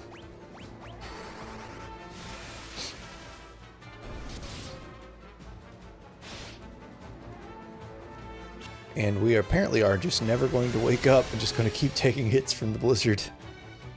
There we go, finally. Okay. So let's go ahead and use some magic on this stalactite as well. So one thing that we need to keep in mind that I found out recently is apparently there are missable enemies in the bestiary. So I will show you guys after this fight something else I found out about the bestiary. But we need to make sure... Oh, he ran away. We need to make sure that we don't pass up any enemies in certain areas. So apparently some areas become inaccessible later and we can't get the enemies, such as the Dreadnought. There weren't any in there that I'm aware of that we could have missed, but that area is not even here anymore, so we had to make sure we got everything the first time around or use backup saves, something like that. But another thing that I noticed in the bestiary is all of the enemies from my previous playthrough, even though I've deleted the file and it's not on the game anymore, all of the enemies that I have defeated are already in the bestiary. So there are some in here that were not defeated on this playthrough. I'm trying to find some that for sure weren't done yet without spoiling anything. I don't think I've done a Gigantoad. No, we have not found this one yet that I remember, which is actually funny because it says it's in the Deast Cavern here. So there are some enemies. I won't scroll too far down the list because there are some that we haven't encountered yet, and I don't want to spoil them for anyone who hasn't seen them yet. So I need to make sure we don't miss any, but there also are some that we have not defeated yet that are currently in the bestiary. I tried to figure out a way to remove the ones that weren't from this playthrough, but apparently as far as I know, there's no way to do it. So we'll make sure we get everything, and even if I don't get them on this playthrough, I will have in the past. So, I mean, it would be a bummer if we missed any, but given that you can see up in the top right there, encountered 122 of 128 on one casual playthrough, just breezing through the game, I don't see us missing anything this time around. So, slight caveat there. I'm going to do my best to make sure that we get all of them this time around, but there are some areas that we need to keep an eye out for and make sure we don't miss any. So with that said, this area, to my knowledge, is not one of them. 230 gil there. So we should be able to just get through this cavern here, Hilgigas. Get through this cavern here and be good to go. I was informed in one of the comments that Berserk, which I picked up, I figured it was pretty good. But apparently it is quite good against the Hilgigas. So I'm going to go ahead and try it out. Go ahead and try it out on my 2 melee guys. See how that works. And then use some Thunder with Layla. Because the Hilgigas, if you saw in the last video, is quite tough. So I'm curious to see how much difference this makes. So far, not much, but maybe it will down the road. Okay, I'm not sure if it's stackable either. I'm going to try it one more time and then see, because theoretically, if it doesn't stack, it should tell us that it misses. So then we'll know for sure for future reference. Either way, we can keep chipping away with the Thunder with Layla. It does look like it stacks as far as I can tell. So we didn't do too much damage with just one stack of it. So let's see how much damage they do with multiple. Go ahead and start using some fire with Maria. Hopefully the fire doesn't kill him, we can actually find out. Okay. Alright, that was a critical, I believe, that did so much damage. But still decent damage, and Furion can actually do something now at least, so it does look like it is worth stacking up on it. So it might be such a thing that in this situation I could use magic with Furion, Maria, and Layla, and then double stack the Berserk onto Guy on the first turn and chip away at him like that. Might be a good strategy, but either way, these guys are becoming, or at least can become, a little bit more manageable. But they are still very tough, as you can see. I've attacked them quite a bit, and it took a while for him to die, so very good enemy, and got a fire level up there. Definitely need to keep an eye on our MP as well, so we don't run out, because I don't know how deep this dungeon goes, and don't want to get all the way down. Ooh, not be able to clear it. You came across the remains of a dragoon. Something nearby on the ground catches your eye. You found a pendant. Okay, so it's a good thing we came here first. I'm assuming we use that either in this dungeon or in the Castle Deast somewhere. So good thing we did this staircase specifically first as well. And we got ambushed. And I did not heal after the last fight. That's unfortunate. You know what? I'm going to flee from this one. I wanted to take on the double Hilgigus just to see how it would go with the new strategy. But since I didn't heal after the last fight, better not do that this time. I am going to heal now, though. Alright, I'm using mostly cures to try to level it, and then I will use some potions, though, because I don't want to completely run out of MP, like I just said.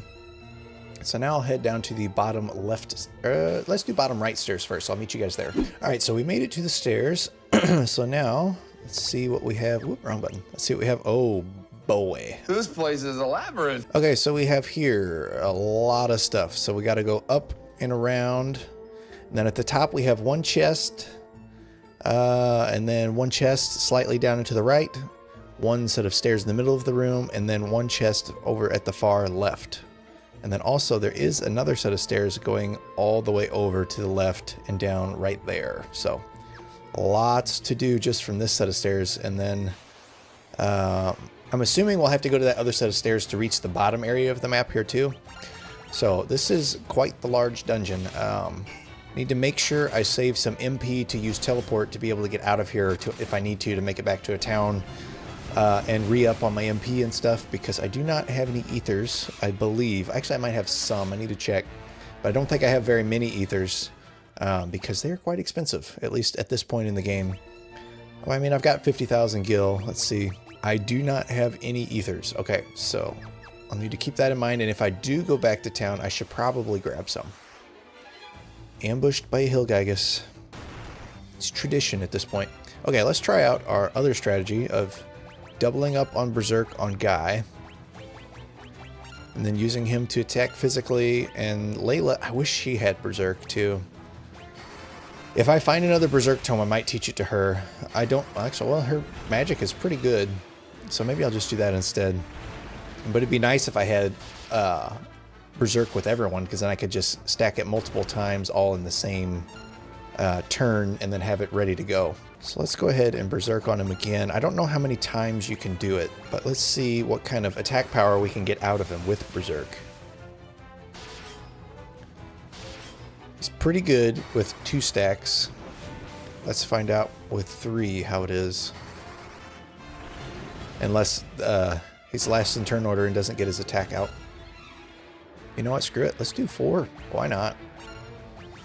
Keep using magic, attack, and magic. Alright, 4 stacks of Berserk. Let's see. Alright, that's pretty good. That's pretty good. Okay, so it is definitely worth stacking up on Berserk. And Maria's leveled up. Definitely worth stacking up on it on the tougher enemies. We'll be keeping that in mind for sure. Thank you to the guy who left the comment about it, because that is a very good tip. Okay, in this top chest we have mithril armor. I don't remember. I think we might already be wearing some. Got golden armor, and the mithril armor is not as good. It has better magic interference. We don't want magic interference for her, and that is worse. So I think we're going to just leave as is, because it's definitely not as good as Silver Curious for her. So useless find, and now we go to that chest right there. Revenants. Jeez, Layla's physical attack is completely useless, but she's very limited on MP too, so in my opinion, she's just not a very good character. Maybe I could do a tier list of the optional characters. That'd be kind of fun. Okay, so in this chest, actually, you know what? Let me heal up real quick, just in case there are monsters inside, because I'm bad about forgetting to do that and then regretting it.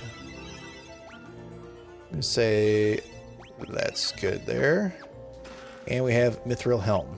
I believe that's pretty useless to us too. Let me check here. He's wearing it. Her defense would go up pretty significantly if she uses it, but I want to keep her magic interference as low as possible. He's already got the Giant's Helm. Golden Hairpin? What does a Golden Hairpin do? Resistant to lightning. Since she's so terrible, I wonder if it would be worth taking her golden hairpin and giving it to Maria. Let's see hypothetically if we were to do that, how it would pan out. Let's go ahead and give her the mithril helm.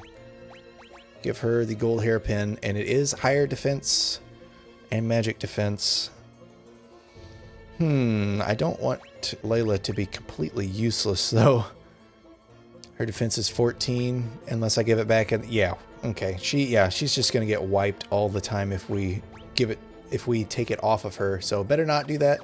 Although might not be a bad idea. I don't know if she takes it with her if and when she leaves the party, because it came with her. I don't believe we picked it up anywhere.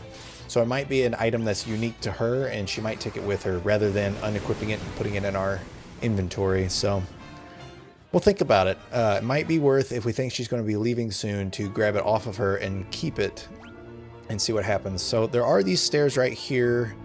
I think we're going to go down them first, see what's down them before we go over to the other chest and stairs. This place is very convoluted. So we have chest and stairs at the bottom. And then if we go up and around, we have 2 more chests. And then ultimately, if we cross that bridge and go all the way up and around and down, there's another set of stairs. And then over to the right, there are more stairs. So for now, let's go over and grab these chests and then go from there. This is quite the maze of a dungeon here. Okay, so first chest has mithril gloves. Not even going to look at them. You know what? I probably should, because as soon as I assume that I already have them and don't look, that's probably going to be the one thing that I don't have. So I'll look. You disgust me. I'll look right after this fight here.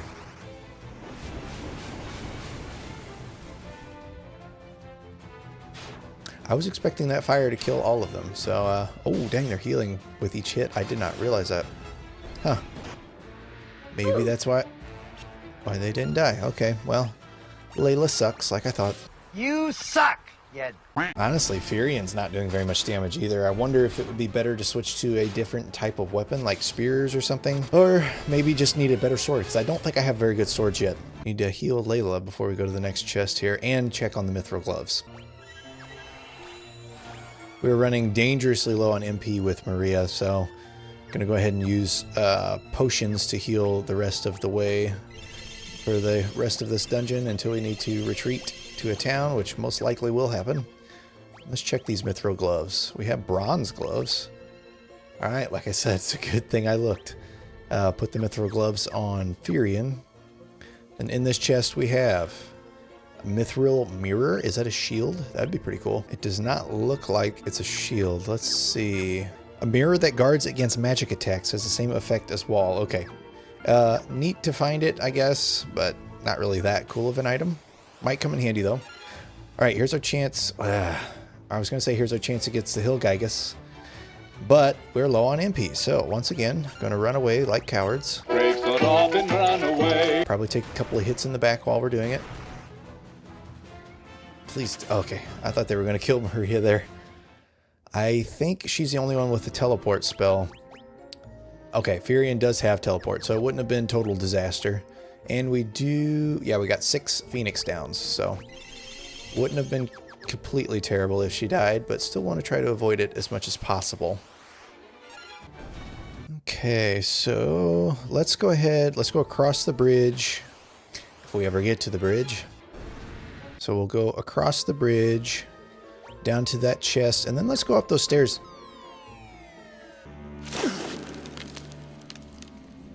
Okay, I guess we're not going across the bridge. Whoops, okay. So it looks like there are stairs at the top and at the bottom here to get back up, and I'm assuming they correspond with the stairs on the upper floor. Okay, so let's go to the stairs over here to the right first, and then just see. I would assume it'll bring us up in the bottom right corner of the upper floor. Okay, see if we can make it there without another encounter. Most likely not. Might even be 2 encounters. There are so many of these yellow souls here. At least they're not very hard. Layla still sucks. She can barely even damage them, but even Maria with daggers is doing significantly more damage. Okay, so let's see here. Oh, okay.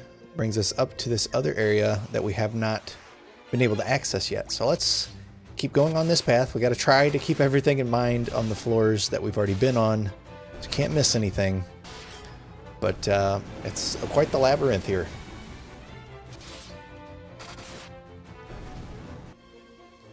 Okay, probably one more encounter. Yep, one more. A Hilgaigus got ambushed. I really was wanting to fight more of them to see how it would go, but being so low on MP, kind of need to preserve it right now. Okay, so it brings us to this bottom area that we couldn't get to before. So let's go ahead and snag up this chest while we're here and then see what's up those other stairs. I wonder if this is actually where we're supposed to go, or if it's just kind of an optional path with some treasure or something. Okay, in this chest we have an ether. Okay, that's pretty handy. Worth about 2,000 gil, I believe. Wrong-o. I'm very curious to see where this path goes. Okay, it is just... Okay, top floor. Oh, okay. Alright, so our options are go back down, go to the place where he fell off the bridge, go up to the top left set of stairs, or wind our way all the way back down the main path.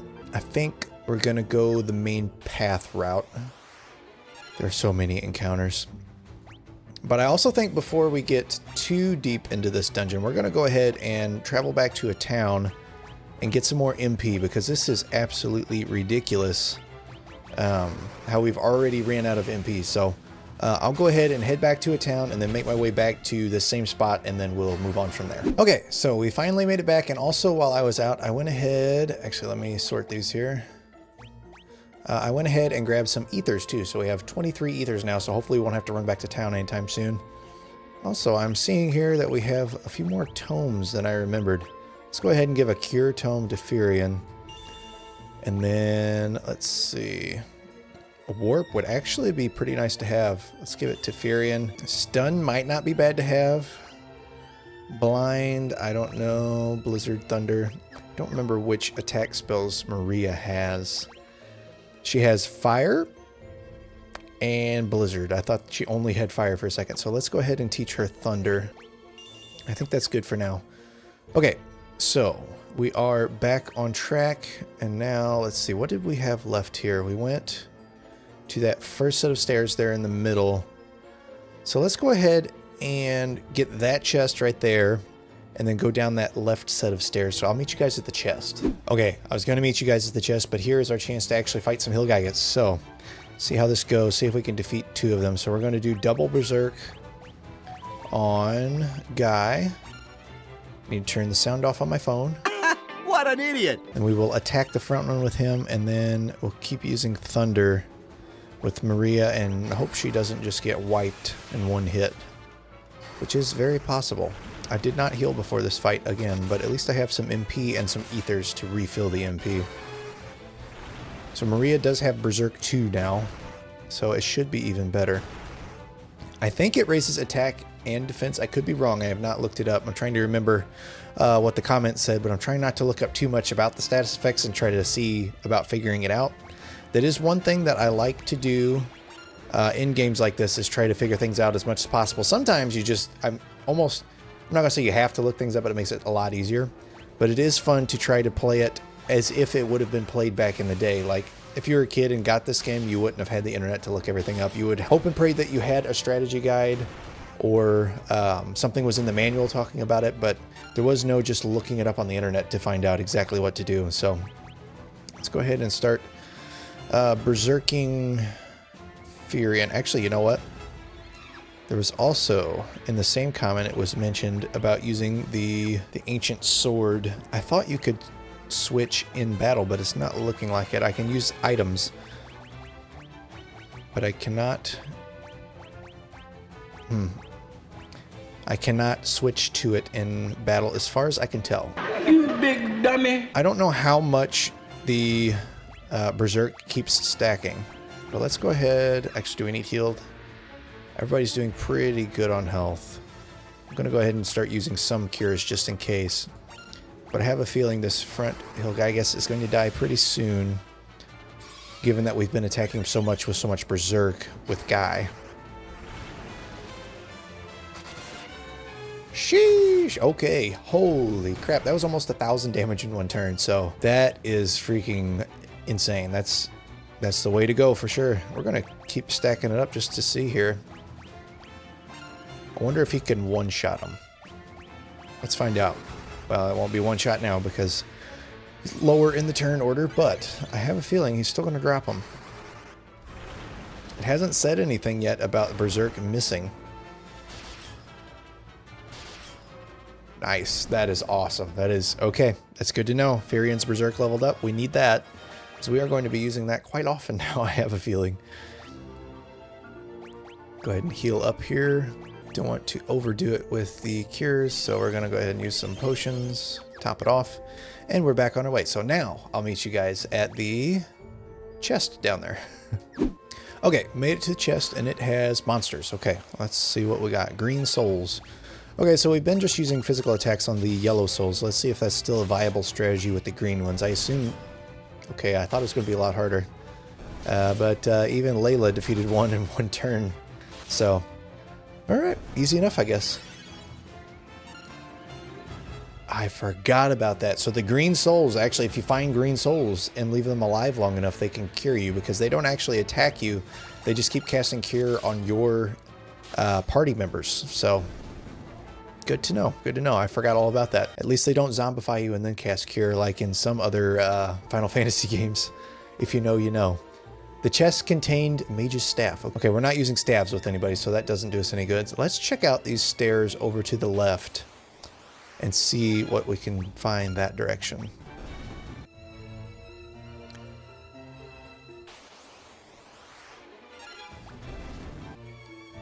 Okay, so this set of stairs, we can get to the other side of the bridge, which is good, because if we would have went to those same stairs, we still couldn't cross the bridge. So this is... as far as I'm aware, the right way to go. So we're going to grab this chest right here next to us and then go up and around, all the way up and around this room to those stairs right there. So first, after at least one encounter, ambushed by another Hilgagus, we'll see what's in this chest here. Ooh. Well, that's unfortunate. But we still beat him, so... once again, got to watch the HP. Got a bad habit of not doing that. So let's go ahead and heal him up. It is nice that we're getting to level our life spell. I believe that'll give us more HP when they're revived for the higher levels. I'm not 100% sure though. She is at level 6 cure now as well. So we are doing pretty good leveling the magic. We are at half capacity with her on the MP, so might need some ethers here soon. Mithril Shield, I believe that's what we're using with Firian. Ice Shield.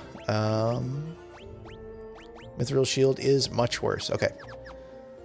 I am curious if I'm going the right way about it, using shields and a sword with Firian, because it is nice to be able to block some attacks. Whoops. But I don't know. Is it worth using a shield to block attacks and give up getting an extra attack with another weapon? Let me know in the comments what you guys think, but I thought it was the way to go, but now I'm starting to kind of question it a little bit because, frankly, Firian is kind of a little wuss at this point. Disgrace. A weakling. We'll see. We'll see how it goes further down the road. Man, this Berserk is the way to go for sure, though. The guy who left that comment about it is the GOAT.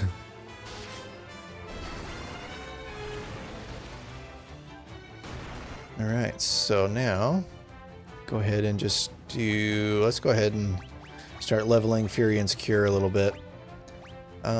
He needs a little. She needs a lot, so we'll use the level 6 cure on her.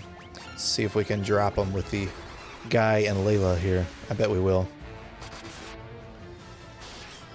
Dang, 1,000 damage per turn. I believe that was 4 level 2 Berserks to get that, so... good to know, and we will be using that strategy a lot. Okay, so onward and up and around we go.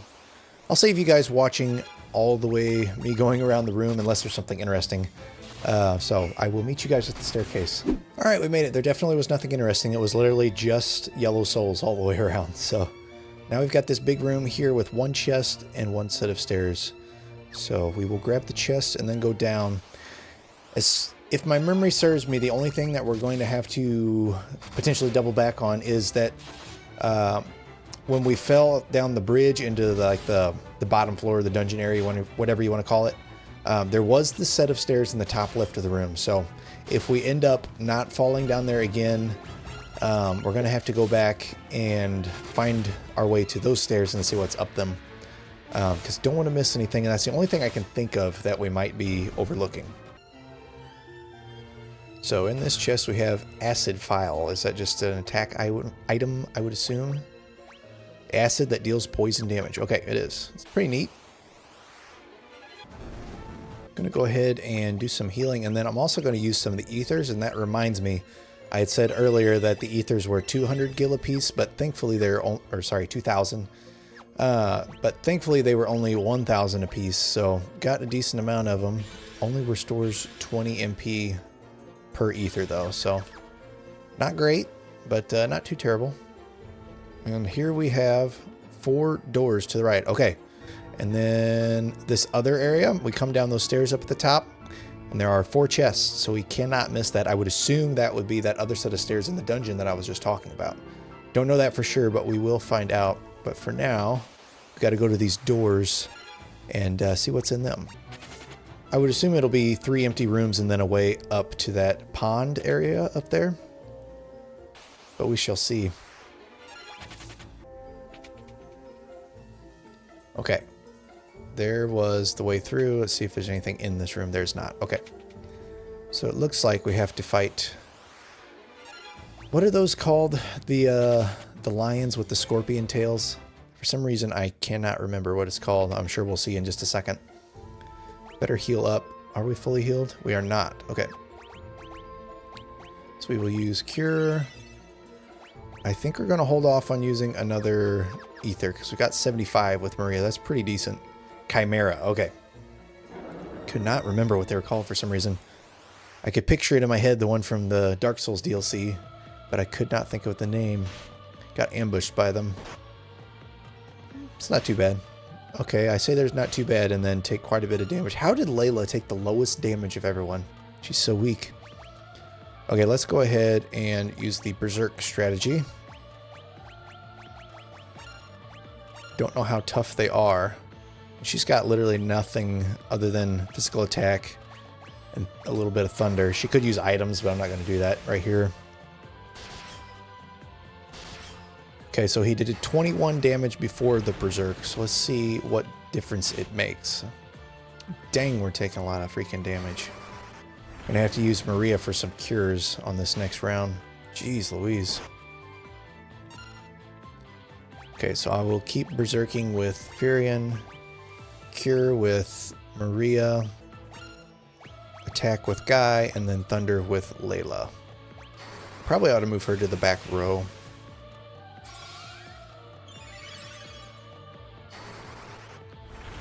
So he is triple Berserk 2'd. Blaze 7. Okay, that's pretty good. Be surprised if Maria makes it through this round alive, but we have killed one of them, so that ought to help. I'm going to keep Berserking him.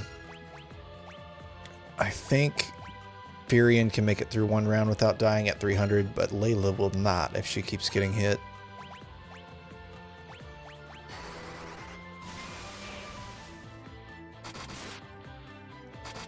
Dang, that's a lot of damage. About to be even more damage, so now he is fully berserked and we can surely quit buffing him and be just fine. Okay, let's go ahead and keep leveling his cure on Maria, use her cure on Furion because he needs it the most, and then the regular attack schedule with Guy and Layla. And we should finish this fight in this round plus one more.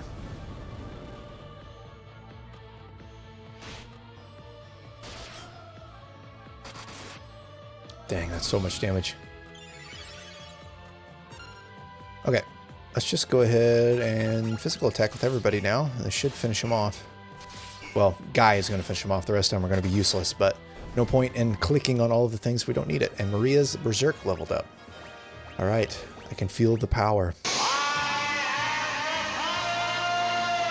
so right here, we have a life spring awash with soft light.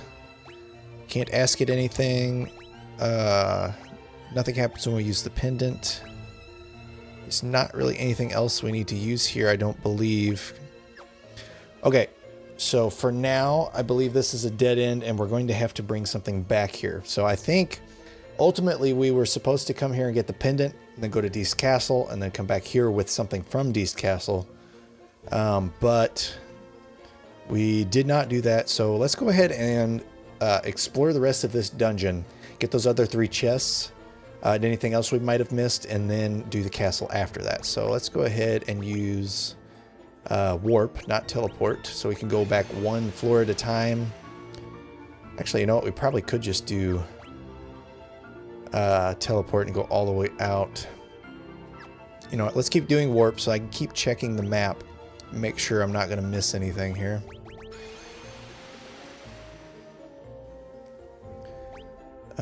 So far, nothing out of the ordinary.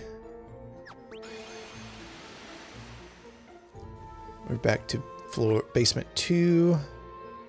Okay, so that set of stairs from the dungeon area is the only thing that we have not checked. So that has to be what leads to those 3 chests. So we are going to go ahead and go there. And then I will meet you guys at those stairs, and then we'll go from there. Okay, so we have made it to the stairs. Now let's see if I was right, and I was about where it goes. So now we make our way to those chests at the bottom and see what's in them. And then once we finish Castle Deast and come back with whatever is supposed to go up to that Spring of Life, we will be able to just go straight there and won't have to worry about anything else in the dungeon. So this has gone quite well. When I first came in here, I assumed this is, I was kind of flabbergasted by how much of a labyrinth it looked like, but it really wasn't too bad. So I'm glad that we got everything in here. Feels good to clear a big dungeon like this. And now almost ready to see what's in these chests. Got some monsters, 4 adamantoids. It is a good thing that we have been leveling magic. So I think we should be able to just keep using spells with the 3 spellcasters. And I don't know if Guy's going to be able to do any damage or not here. Probably should have focused all spells on 1 at a time rather than splitting them up like this, but oh well. You know what? Let's go ahead and risk it for the biscuit. Just auto battle with the same spell attack pattern here. See how fast we can kill them. I don't think they're going to be able to take us out before we take them out with these spells. And then again, I don't remember how much the health the adamantoids has.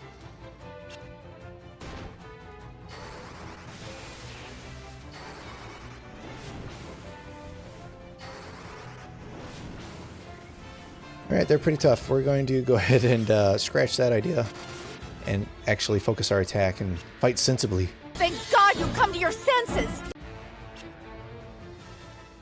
They keep missing Layla. I wonder if her evasion is really high and I just didn't notice it. You know what? Actually, we need to start leveling Maria's other attack spells. So let's start using her Blizzard and start pumping it up a little bit. So we presumably won't always be able to use just fire. So, dang. Okay, Blizzard's way better against him anyway.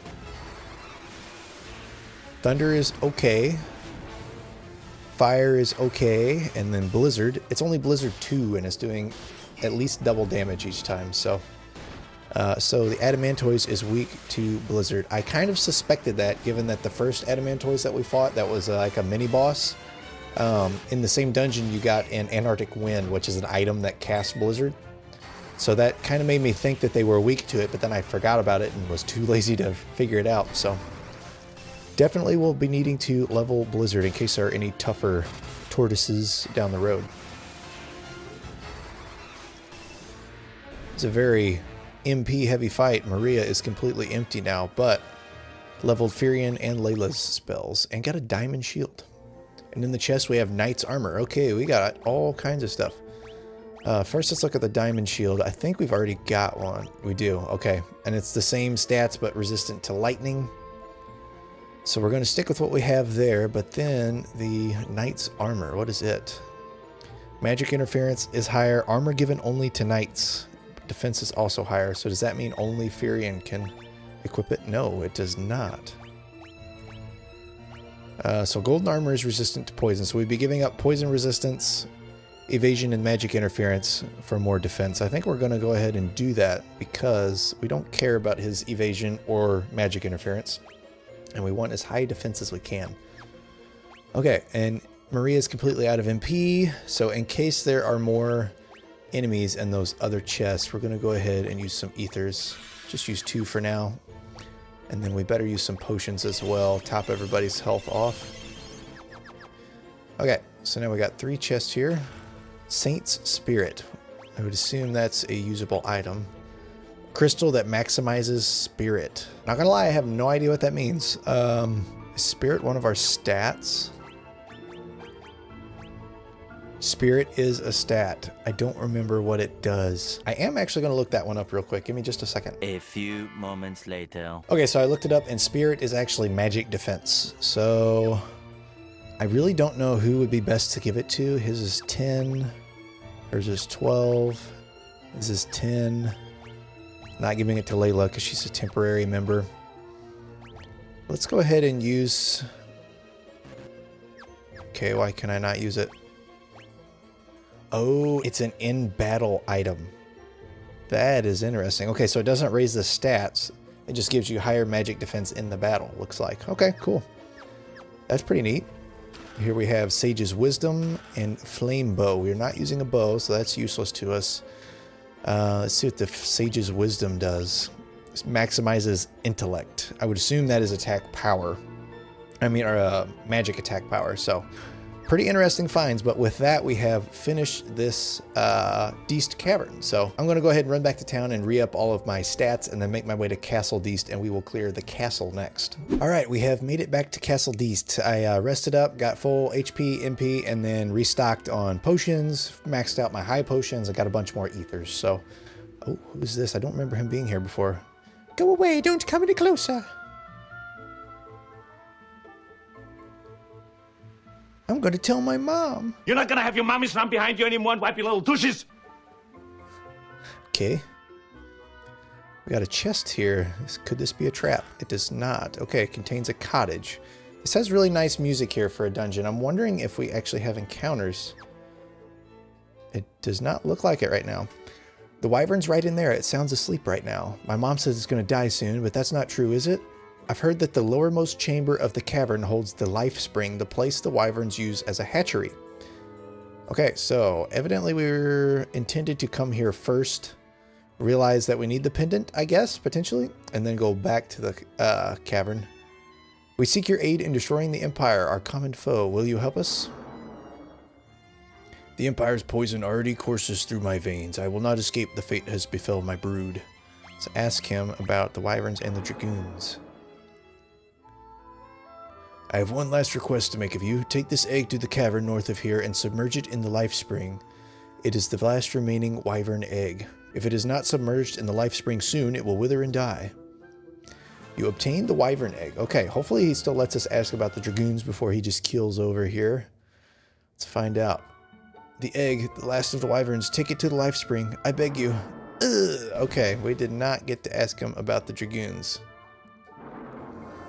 I thought he died, but you could just keep talking to him. Let's actually go ahead and load this autosave here. I believe it'll be just right inside this room. Hope so, but we need to get that other piece of dialogue. Okay, good. Seek your aid in destroying the Empire, and now let's this time ask him about the dragoons first. Shortly before the battle with the Empire, a dragoon named Richard, I would assume it's Ricard, set out to find the ultimate magic.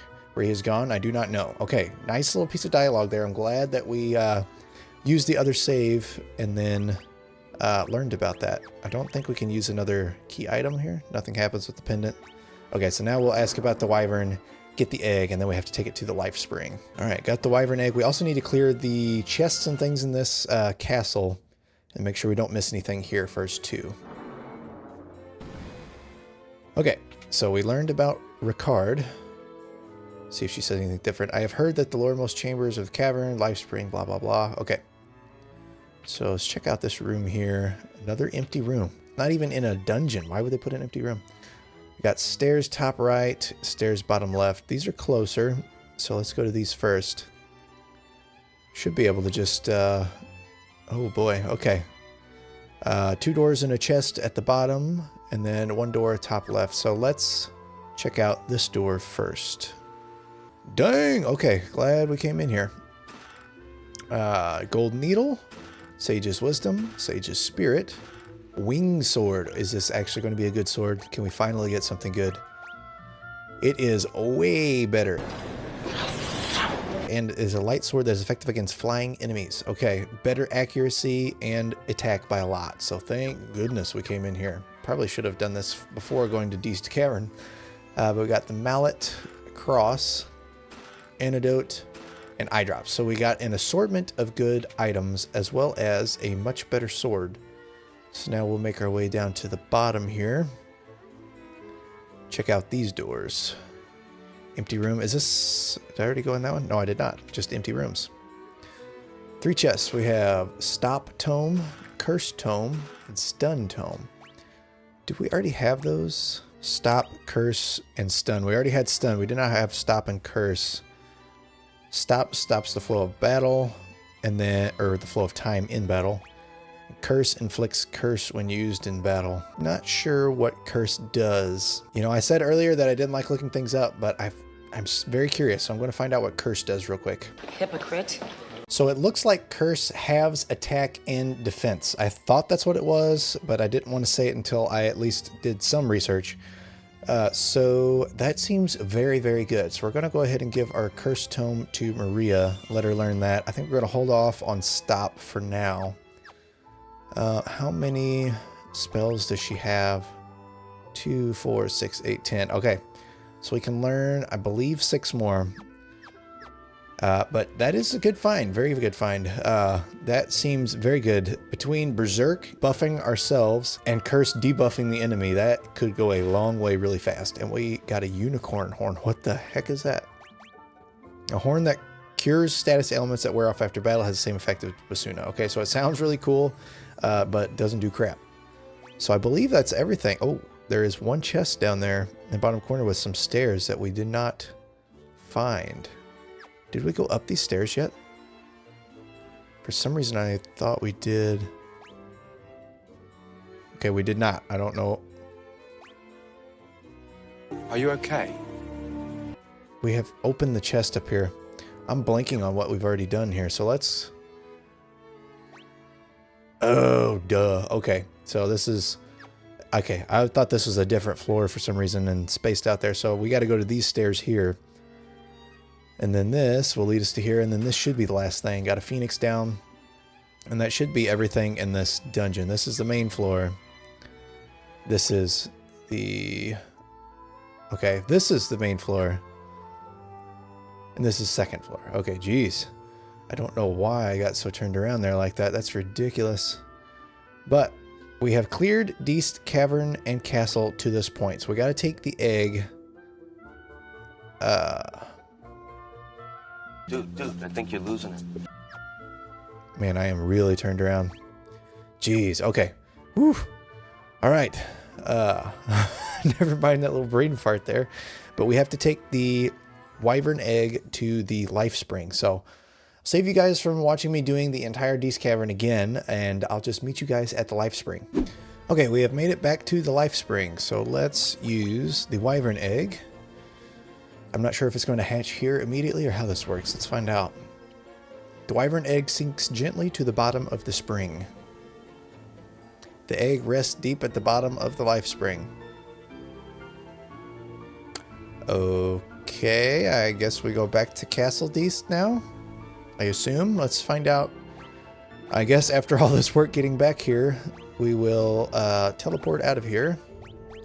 Make our way back to Castle Deist. Maybe we have to talk to the big wyvern. Okay, we're back at the castle. Let's see if we talk to them. The wyvern, it's dead. The last living wyvern is dead, but the egg you placed in the spring remains. Someday it will hatch, and the wyvern will spread its great wings and soar through the sky for the rebels. The wyverns can't thank you for what you've done, so allow me to do so in their place. We are grateful. Okay, so what do we do now? The wyvern is just completely gone. See if there's something in this room here. Okay. Still says the same thing. Maybe if we go back outside, maybe it'll show us a wyvern hatching or something. Does not look like it. Okay.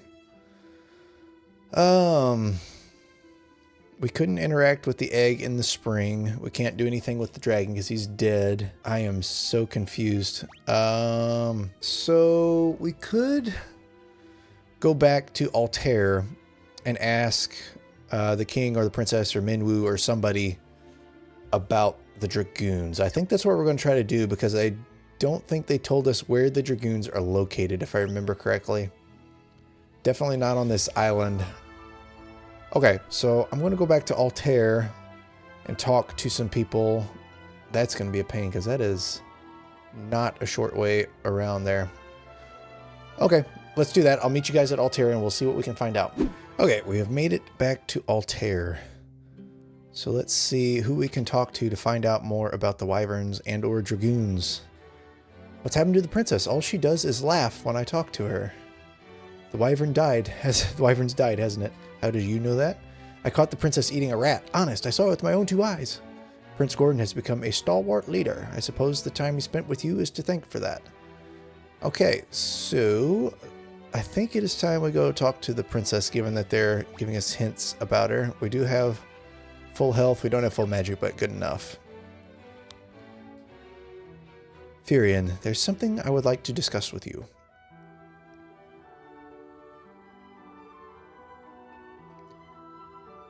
Very odd meeting. We'll be waiting outside.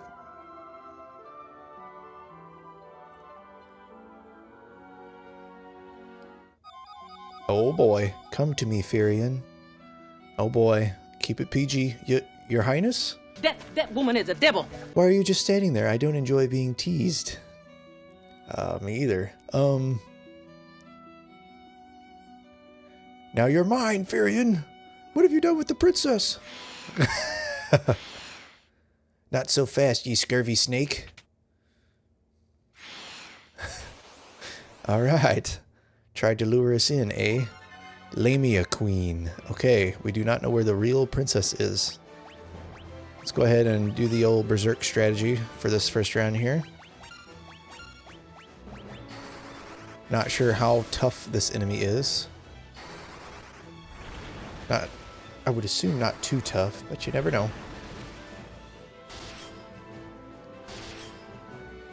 That's quite a bit of damage. That is also quite a bit of damage, and we got put to sleep. Okay, cool, cool.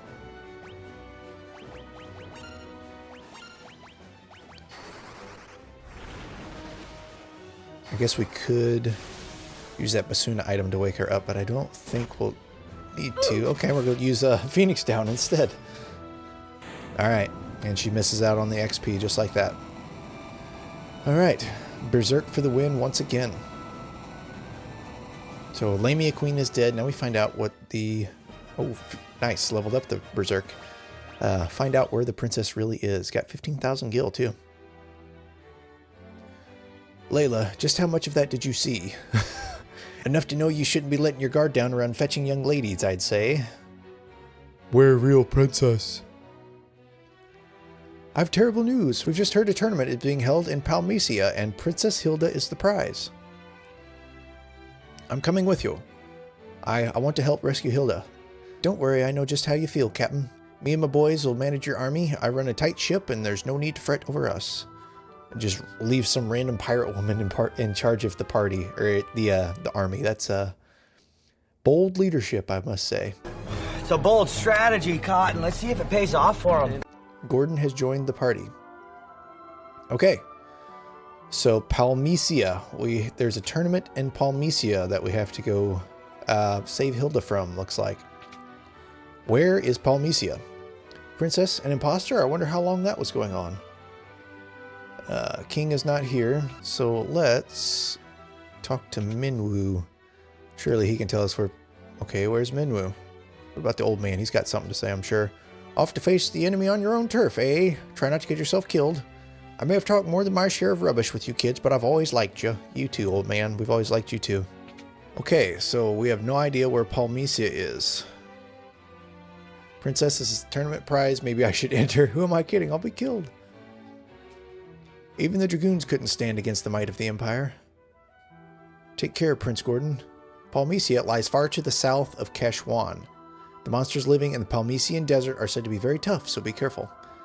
Okay, so to the south of Kashwan in the desert, looks like. There's a prison beneath the Colosseum where they're having the tournament. I'd bet the princess is being held there. So there's a Colosseum in the desert, south of Kashwan. Giving away our princess as a prize, can't stand it.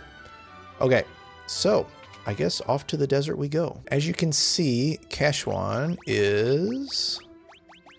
Keep is right here, and you can see the giant desert down below it. So I am not going to make you guys watch me go all the way there. So once I hit the desert, I will be back with you guys. Okay, we made it to the desert, and I went ahead and checked the bestiary to look and see if there were any missable enemies that we need to get to make sure we can still get the 100% without having to use too many save files. And there is one enemy. It's not missable, but it said that it was in the desert outside the Colosseum, and it's a sandworm. So we need to keep an eye out for a sandworm as we wander this desert here. I think I already know where the Colosseum is, but I am not 100% certain, and I forgot to heal Maria. I even rested at an inn and then forgot to heal her. So for now, screw it, we'll fight him. How hard could it be? Jeez, Gordon sucks. Dang, he's not doing much damage either. How did Furion do so much? That's crazy. Okay. Everyone is stunned. You know what? Let's go ahead and run away. Why not? I can still block. I should have just fought the other one. But that's so weird. I could still block with the shield even when I'm stunned. That is good to know. Since Maria is dead and she is the only one that can use the life spell, we will be using... Where's it at? Phoenix Down right here. And now we can use some of her magic for some heals. And it is up to level 7 now. Okay. Now we are back in business.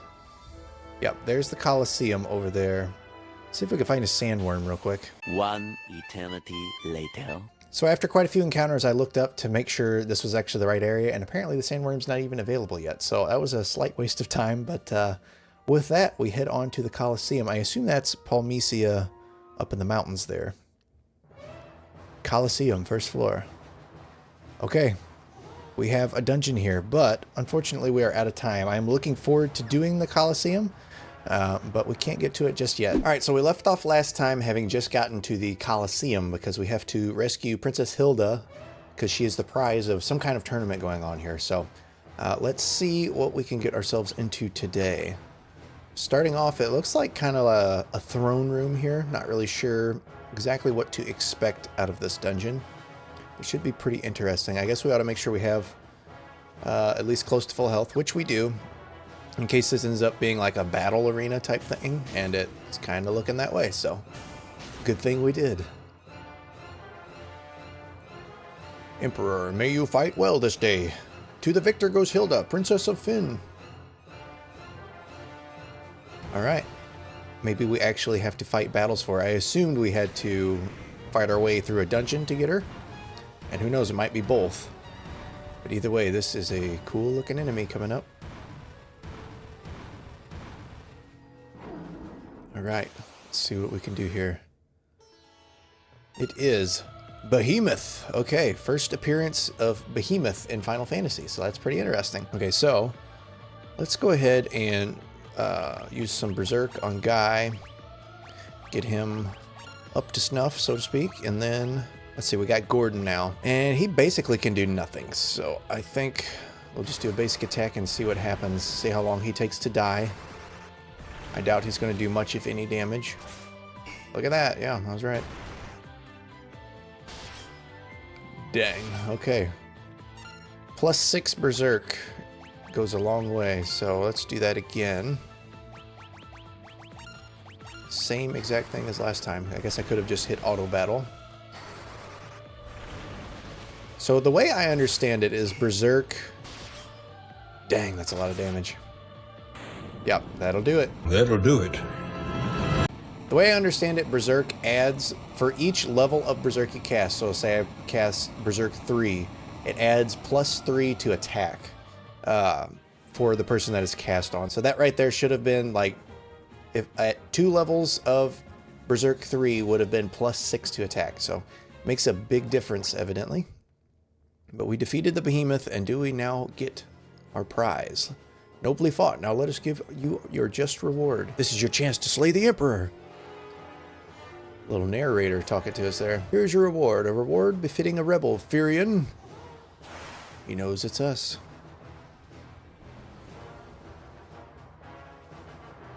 Is that the Dark Knight? It is. Throw them all in a cell. Alright, so we don't fight our way into the dungeon, we fight our way out of the dungeon. Fought the behemoth and still have to do it. A sturdy iron gate blocks the doorway. It's this guy with the bowl cut. I guess we're not supposed to know yet. Lights out. Oh, it's Paul. I believe that is Gordon's brother, if I remember correctly. Nope. This is for rescuing me from the mines. I pay my debts. Now get out of here before they catch you. Okay, apparently we knew him and I just forgot him. Alright, sweet. Okay. So now we must escape. Sheesh. Okay. So we got a whole bunch of doors, but starting out we have a chest up in the top right. We're going to go there first before we check any of the doors. And there are monsters. So far we didn't have any encounters though. So, oh, okay, cool. Dual heads and stalagmites, not stalactites. I assume they are a stronger version. Let's Berserk. And another Berserk. And start hacking and whacking at these guys. I don't even know if... We gotta do something to get Gordon decent, because he's so bad. It seems like all of the fourth party members that rotate in and out of your party throughout the game, they just all seem so bad. I don't know. Maybe I'm playing it wrong. Because as I found out, in the case of like with Berserk, there are intricacies to this game that I don't realize. So that's good to know, but I don't know what they are. So hopefully we'll find something that can make these guys useful, because right now they are pretty crap. Let's go ahead and do Blizzard with her just to see how much damage it does.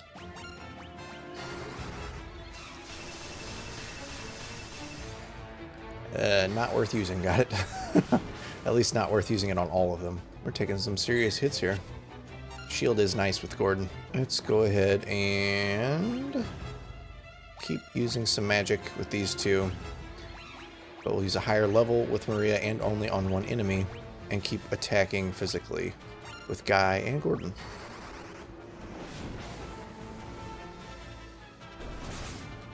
Man, he's so bad. Like the Nintendo Power Glove, he's just so bad.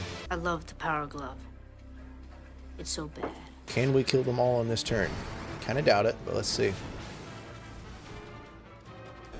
It's 2, 3, and Gordon let us down. Almost had it. As expected.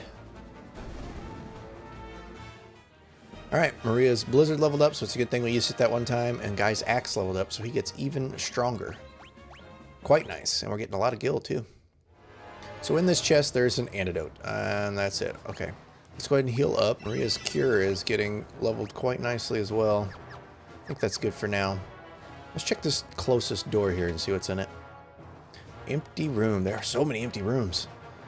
But next we have a whole bunch of doors, and we don't know which one is which. So let's go to the closest one right there first. See what's in it. I'm assuming one of these is going to have a staircase. And then the rest are going to be either empty or have chests. So we'll just go through all of these real quick. Chest. Alright, cool. Probably monsters in one of these. A cottage. That's a good find. Ether and an elixir. That is a very good find. All three very good items and not cheap. I think I'm not even going to try to remember how much the elixir is, but not cheap and a very good find. Spectres and Revenants. So are we finally going to start getting encounters now? Not that I'm wishing for encounters, but hadn't had any so far, which made me assume that this whole dungeon was just no encounters and you would find monsters in chests instead.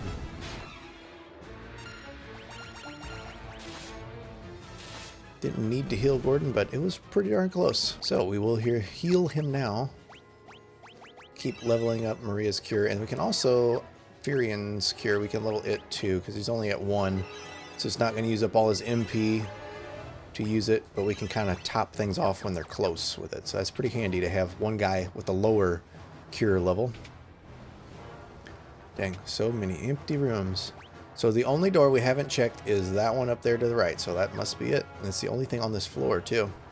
After Deast's Cavern in the last video, this seems very easy of a dungeon. You have no idea. No idea. Okay, and then right here we have a giant open room, and then a little hallway that leads up to 3 cell doors right there, and then some stairs. So I assume we got to go to the cell doors first and rescue someone, maybe. Oh, Hilda might be in there since we never did get our prize. Good. Okay, we have been using up quite a bit of MP with Maria, so she is running a little bit low. I'm not going to refill it right now, but soon we will have to. Chimeras. Okay, we know the drill.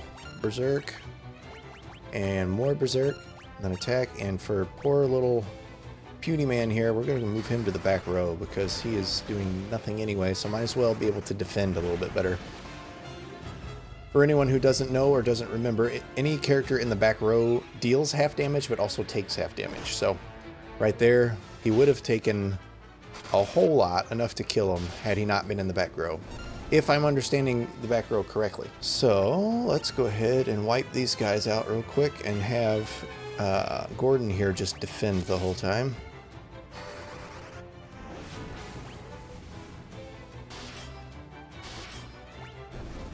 Go ahead and do that exact same thing again.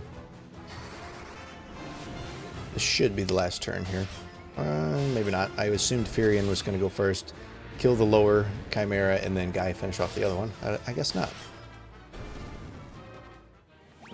Alright. Now we need to do some healing and get some ethers out because Maria is almost completely out. And Gordon's almost dead. Use 3 ethers on her, and then I think I'm actually... Well, yeah, I'll use some magic. I was going to say I was just going to use potions to heal, but I do want to keep consistently upping her cure spell. It's at 7 now, and would like to get as high as possible. And there is Hilda down there in the cell, so that is where we're supposed to go first. I assume grab her and then head on our way out. Okay, more healing. Definitely taking a lot of damage in this dungeon, which is not a bad thing. And we're about to use our last 7 MP already with Maria. We're going to have to start being a lot more sparing with it because I don't really want to use all of our ethers. That being said, we do have almost 67,000 gil and already have 36 ethers, so maybe I am just trying to conserve too much. I have a habit of doing that in games, holding all of my items to the very end and then ending up not even using them all or needing them all. Which isn't necessarily a bad thing, but right now it's kind of pointless, so I don't even feel like fighting these guys. We're just going to run away. Let me know if that's how you guys play RPGs as well.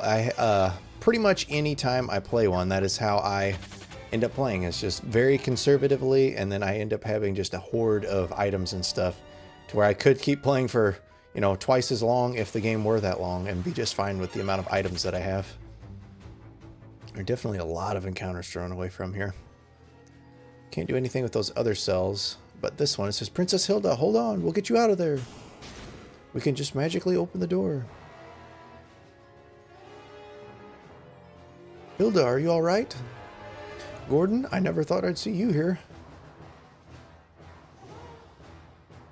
Take that as an insult. Gordon, take the princess and go. We'll draw the guards' attention while you escape. Thank you, Furian. Be careful. Okay, cool. Not really sure. We're supposed to draw the guards' attention, yet they're running out ahead. That doesn't make a whole lot of sense. But we lost our 4th party member, but that is not really any loss because Gordon was terrible. Stop, don't come back. So now we got to wind our way back down through here and make our way to the step. Ooh, okay. Sorcerer, Sergeant, Wizard, and Captain. So in the last video, we got an item. I think it was Magic Mirror or something like that.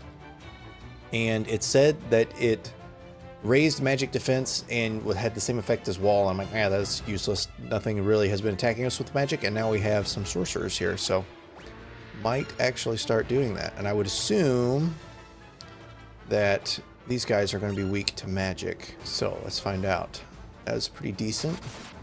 These guys are definitely weak to physical. Didn't even berserk him and did like 700 damage. So, ooh, drain. Is he draining MP or HP? Or HP. Nice. That's cool. That would be a cool spell to have. Wonder if we can get it.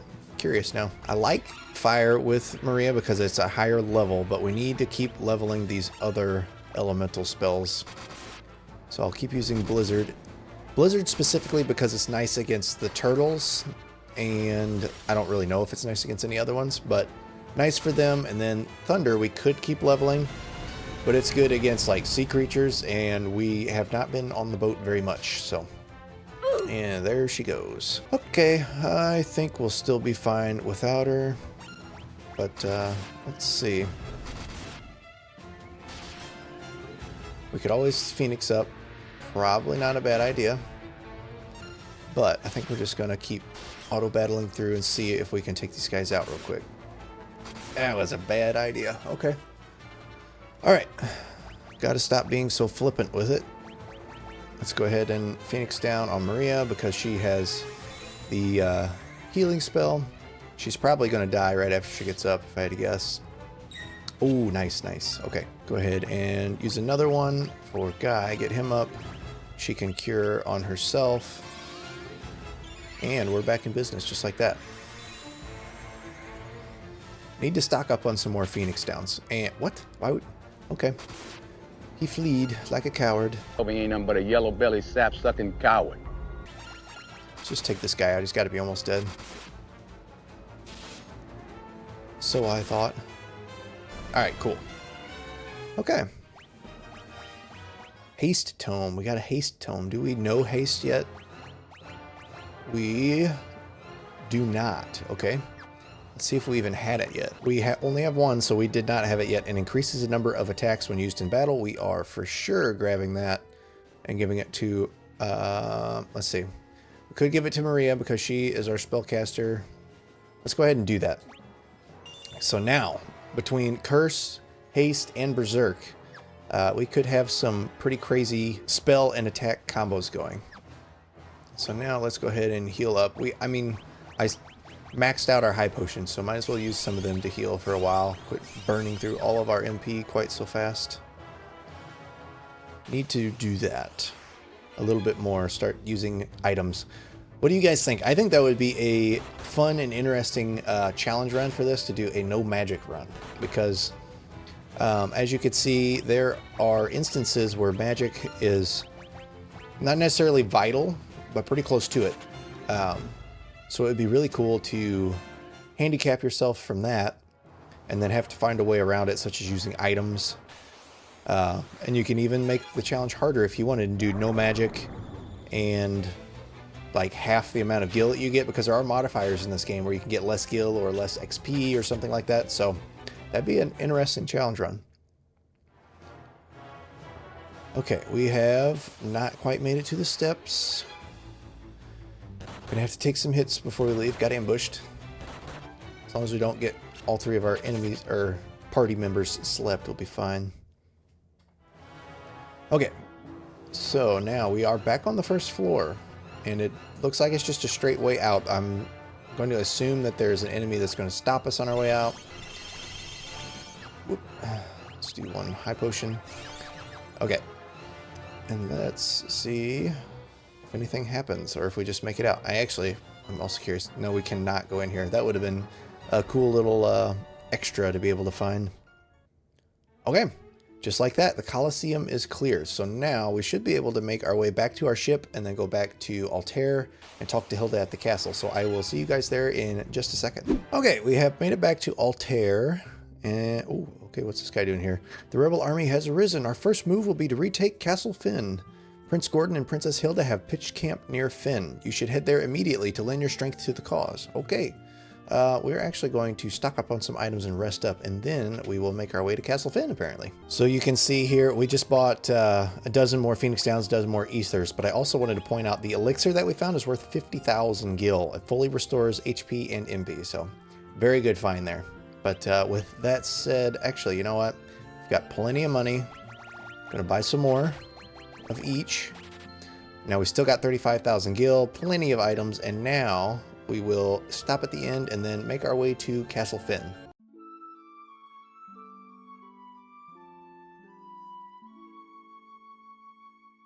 Okay, we have made it to the camp here, so let's see what we can find here with Princess and Gordon, or Princess Hilda and Gordon. We're taking back the castle. Taking back the castle. Taking back the castle. Okay, they are taking back the castle, so they say. Let's do the princess first. Furion, Maria, Guy, I owe you my life.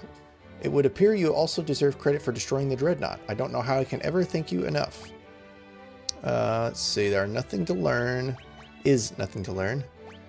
Let's ask about Wild Rose, apparently. Do not fear, I am the true princess. What's this? I could swear you were blushing. Yeah. Check out the last episode if you want to see what that was about.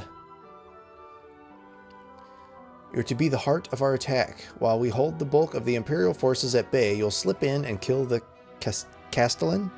Castellan? I'm assuming it's Castellan. Okay.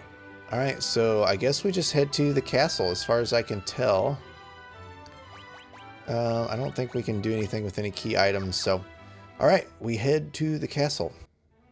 Should be just right up here. It's so nice to have the canoe. We can just go right across instead of having to go all the way around. And we still get to fight hornets on the way. Okay, Castle Finn, we are here. Let's see what happens. There is a lot of stuff here, but as far as I can tell, okay, we can go to those two chests up at the top first, and then there's a bunch of stairs. Two sets of stairs that we can go down, being that lower left one and that middle set of stairs. So we'll start out with these chests up at the top and see what's in them. Layla was standing in that doorway. We should probably talk to her first in case she wants to rejoin the party. She's not very good, not much help, but she does have that lightning spell that's pretty nice. So, you don't want to be hacking your way deep into enemy territory without me. Yeah, because you're so much help. I don't really like her, but of the temporary party members, she's probably my second favorite. First being Joseph. It was pretty early on in the game, so he didn't have to be very good. But his unarmed attacks are actually pretty darn good. Okay, so these chests up here. 2,000 gil. Another encounter. And in the chest, there is another 1,000 gil. So 3,000 gil just sitting up there in chests. So, ooh, a death flower. Wonder what it does. Higher defense than she can handle. So, I know there are death flowers in the other games, or at least similar enemies. Or maybe I'm thinking of this game, but either way. Neat enemy, and I don't remember what they do. Okay, so this front and center door, or set of stairs, seem like it would be the right way to go first. Or like the main path, I mean. So I'm going to just check out this other set of stairs and see where they go. See if it's some kind of optional path before I go what I presume is the main way. Dang, so many encounters. I'm interested to see in the future Final Fantasy games if all of the encounters are this common. Because the most recent one I've played was... blind.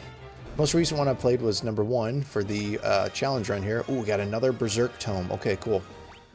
And the encounters feel like they were about half as much in the first game. Maybe I'm remembering incorrectly, but I really don't think so.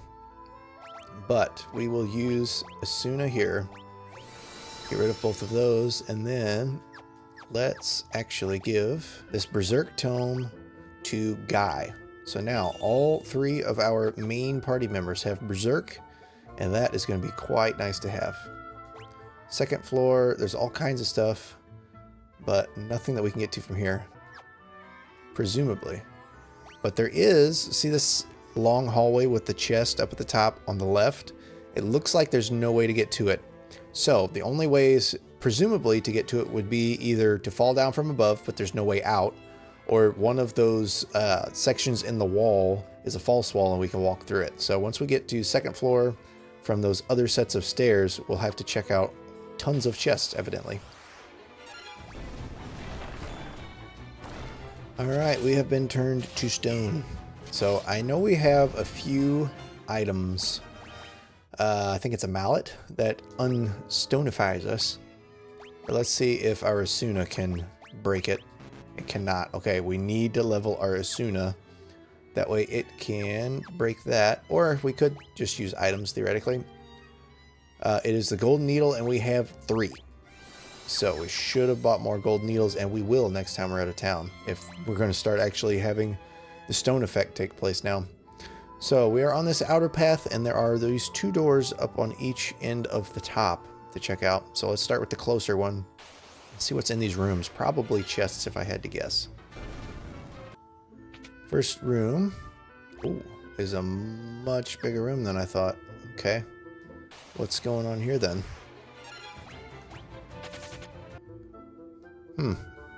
Not a ripple of imperfection mars the surface of this mirror. We cannot ask it anything. Can't learn any key terms.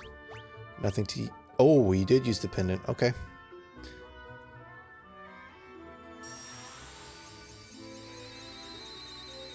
Looks like we're hatching the egg, maybe?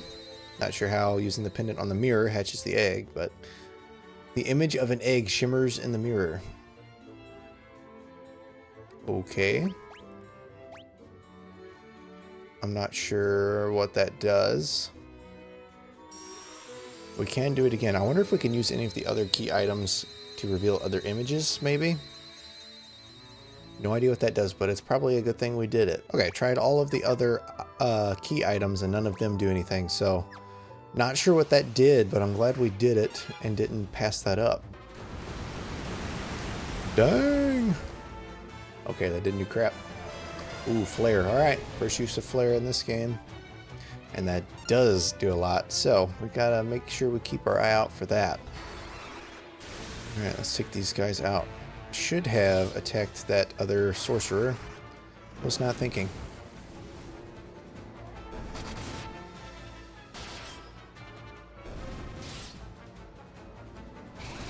Oh no!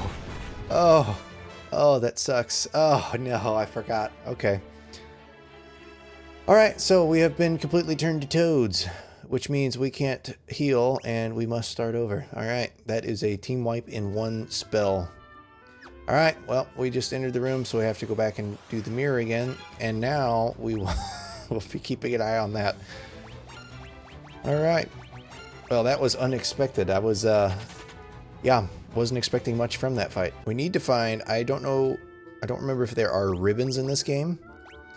But if there are any, we need to get them. For anyone who doesn't know, the ribbon typically is an item in Final Fantasy, at least as far as my experience has been, that usually guards against all status ailments. So, in the first Final Fantasy game, it was good. In Final Fantasy VII, it is, I'm not going to say a must-have, but it's practically a must-have. And so we have finished this egg thing. And now any sorcerers that we see, I'm probably going to avoid. Kind of like how I was avoiding the cockatrices in the first Final Fantasy game, to avoid being sent to stone, or turned to stone. But being turned to a toad is even worse. Don't turn me into anything unnatural. Okay, and we have made it back out of the room. Definitely got to be careful. Is Toad in any of the other Final Fantasy games? Let me know if you guys know. But I don't, the ones that, well, you know what, actually it might have been in 7. It's been so long since I played 7, I don't remember. If it's not, people are going to act like I'm dumb for not knowing because it is the most known Final Fantasy game. But I've only played through it once. It was fantastic. Loved it. Running away from this. But I've only played through it the one time. I did not grow up with it, as I did not have a PS1 growing up. I had N64. Got some chests here. Running away from this too. But yeah, I grew up with the N64. Oh boy. Huh. Jeez. Okay. That is awesome. They are buffing out of this world. We might die here. We are cursed, stunned, stopped. They are hasted. Oh my gosh, that was ridiculous. Does the curse keep... We are still cursed. So I think the curse... Yeah, the curse makes us take more damage and deal less damage. So I definitely want to get rid of that. I think we have some crosses for that. Cross removes curse. Can our magic remove a curse? It cannot. Okay. Another reason to level Asuna. We need to find somewhere to grind that and just let things envenomate us or curse us or use blind or something. That way we can keep curing it with Asuna and leveling it up. I don't really want to do that, but we're probably going to have to. I mean, we could just keep using crosses, but don't have very many of these either. All right. The sorcerers in this dungeon are insane. I thought the hill guy, I guess, was a beast of an enemy, and they still are. But these sorcerers are ridiculous.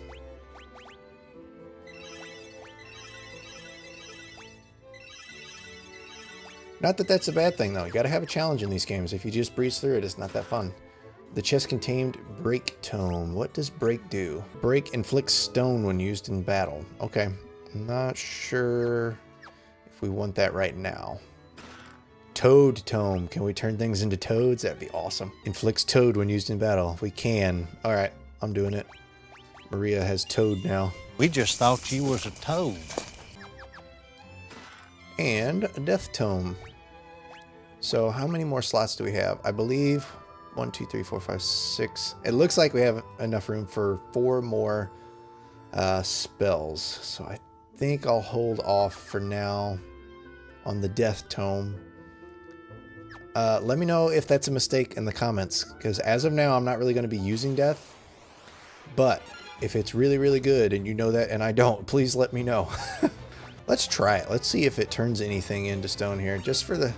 Or to a toad, I mean, just for the heck of it. Toad 1. Miss. Yeah, that's kind of what I figured. I assume it's a really low chance of hitting. But I don't know. That's kind of why I avoided using the death spell, is because I assume it does not hit very often, because if it did, that would be kind of OP if you can just insta-kill everything in the game. I do like that a lot of the battles in this game are actually getting pretty interesting, because the first half of this playthrough has all been really easy battles. You could just auto-battle through everything, just turn on physical attack and not have to do anything. You'll make it through just fine. But then later in the game, it's actually starting to get more interesting. The more I play this game, the more I like it. I was unsure at first. My first playthrough, I really didn't like the game all that much. It was too easy. Felt like I just breezed through it. But as I'm finding more of these intricacies in the game, it's starting to get more interesting and more fun. You can, as you can see here, you can turn on auto battle with physical and make it through a lot of things. But there are some things that it's more fun not to. Okay, so that is this floor completed. And I'm glad we came this way first, because this was the optional path like I thought. Okay, so now we make our way to the main set of stairs and then go up through this dungeon. Okay, so this next floor up, I believe, is the one that had tons of chests on it, so should be a lot of encounters and hopefully some good loot. I would like to find some better daggers for Maria, although she's using magic more. New axes would be nice. We just found a better sword for Furion. But right here, we immediately to our right and left have those 2 chests. And then there is the chest in the bottom right and the chest in the top left that look inaccessible, but cannot be inaccessible from here as far as I can tell. So let's actually try this bottom part first. Bottom part of the wall, and see if we can fit through, because we got to go to the top for the chest, so I'm assuming they wouldn't put the door right next to the chest. You can make it through right here. Awesome. Okay, so this chest has something that we will find in a minute. Death flower is very weak to fire, so it's kind of what I figured being a plant, but good to know for sure. And we have Werebuster. Is that a sword? In FF1, it was a sword. It's a staff here. We already had one too, and spiked mace effective against beast, but we don't use staves or maces, so useless to us. Okay, so now this chest has some monsters. Alright, Maria's Blizzard leveled up. Good thing we've been using it. And we got an aura tome. What the heck is aura? The chest contained aura tome. I assume... Did we just get 2? Because it said we got it, and then opened the chest, we got another one. Okay, sweet. Enhances effectiveness against various enemy types when used in battle. What is effectiveness? Alright, that's something I'm going to have to look up to see what it does. Well, let's take a look at what we're dealing with here. So it looks like aura is actually pretty neat. I don't know if I'll be using it, but it adds effectiveness against different monster types per level. So I've got a list here. It says for level 1, extra damage against flying, level 2, aquatic, and then earth, giants, spellcasters, dragons, werebeasts, and undead finally at level 8. So that's pretty cool. I don't think I'll actually be using this one very much, but it is cool to find. I think I'm going to just leave it in inventory for now. If we start encountering a bunch of flying enemies, might use it then, because the first level is more effectiveness against flying enemies, so that might be nice. But for now, I don't think we'll be using it because I don't want to have to level it all the way for it to be that useful. I'm sure it would be nice if we leveled it all the way and then we could just cast it and then be effective against pretty much all enemy types. But I just don't see ourselves leveling it up that much to be worth it.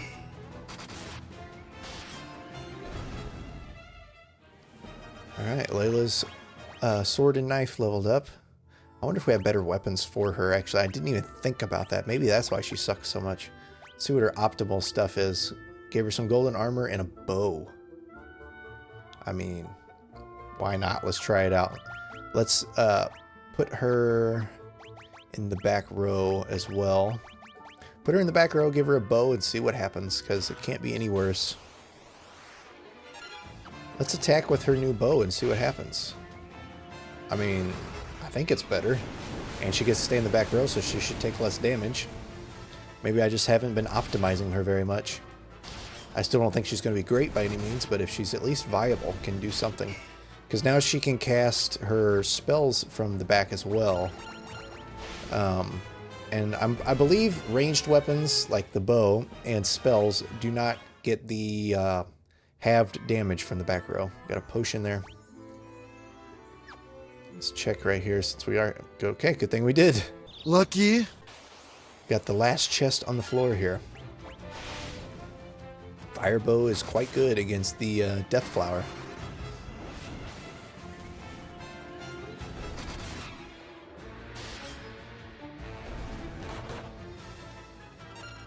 Ooh, okay, we're confused. This is the first time that we have been confused so far. So I'm pretty sure if it's like in most Final Fantasy games, confuse makes it to where you have no control over your party member and you keep attacking the other party members. So had we not killed that guy... Ooh, sleep grass. We already know what that does. Or we should. If we wouldn't have killed that Death Flower fast enough, we would have started attacking our own party members with Guy, which would be bad because he is quite beefy. Got some Giant's Gloves. Don't we already have those? Or maybe it was Giant's Armor. We got Thieves Gloves. The Giant's Gloves, Enhanced Strength. It gives us more attack, pretty much no evasion, and a lot worse magic interference, but I think we're going to do it. We could give the Thieves Gloves that we just took off of him to Maria, and that would up her defense pretty significantly, but I don't want her magic interference to be any higher.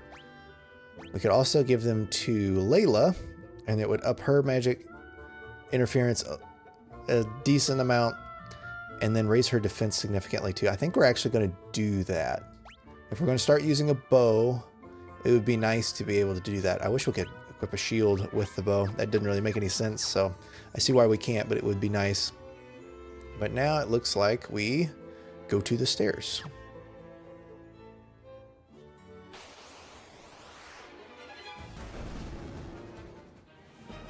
Alright, leveled her bow already. Let's go ahead and heal up. We don't really need much. Let's just use potions instead of using Maria's MP. Can we make it without an encounter? I doubt it. Oh, almost did. Fleeing just because I don't feel like fighting. Okay, so now we have this same floor we were on earlier, but the main portion. So we have full health, decent amount of MP going into this room with nothing in it but 2 thrones up ahead. I assume this will be the boss fight. Ooh, we got confused again. I'm glad we got away. That could have been bad. Okay, before we talk to the Emperor here, or whoever this is, I'm going to go ahead and top off. Alright, now, let's see what we got. Gotos. Rebels, here? Where are my soldiers? No, it can't be. This was all a trap. Alright, see what you got. Gotos. What do you guys think it is? Gatos or Gotos? That was a heavy hit. Okay, let's see how much damage we can get with Guy here. So, we will berserk him twice. Actually, you know what?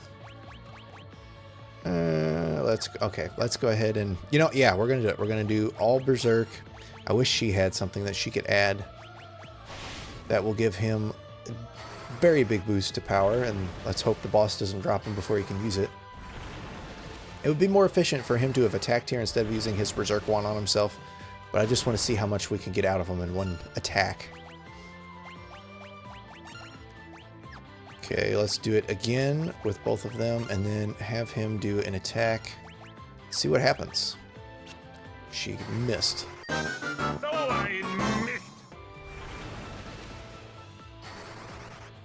Okay, that is a lot of berserk. Let's see what he's got.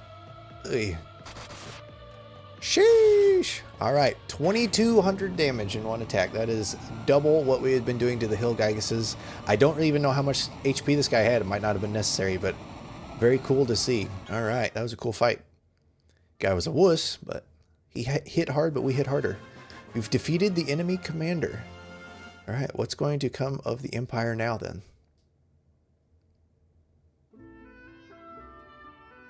It's good to finally be back. This would never have been possible had we not worked together. Thank you all. Alright, so it's good to finally be back. One thing still troubles me. Minwu left for Mysidia, but we've not heard from him since. It pains me to ask this of you so soon after winning back our castle. Would you go to Mysidia? Let's learn the term Mysidia, and then ask her. Ooh, okay, let's ask her about everything, starting with dragoons. The valiant dragoons of Deist are no more, but you are with us now. Our hope rests in you. Okay, so wyverns. There is a place within this castle called the Mirror Chamber. It has the power to call wyverns, but the wyvern has yet to hatch. Okay, so that's what the mirror was. We can call it to us and presumably fly with it, but it hasn't hatched yet. So once we get to that point in the story, we'll do it again. Mysidia is the land of mages. Oh, wonderful. Without the aid of their magic, defeating the Emperor will not be easy. I've heard that a spell sometimes referred to as the ultimate magic lies in Mysidian Tower. Obtaining it requires 2 masks. Okay, so we'll learn about the masks and then ask her.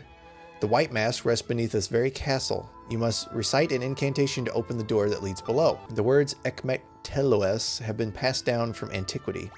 We will learn that.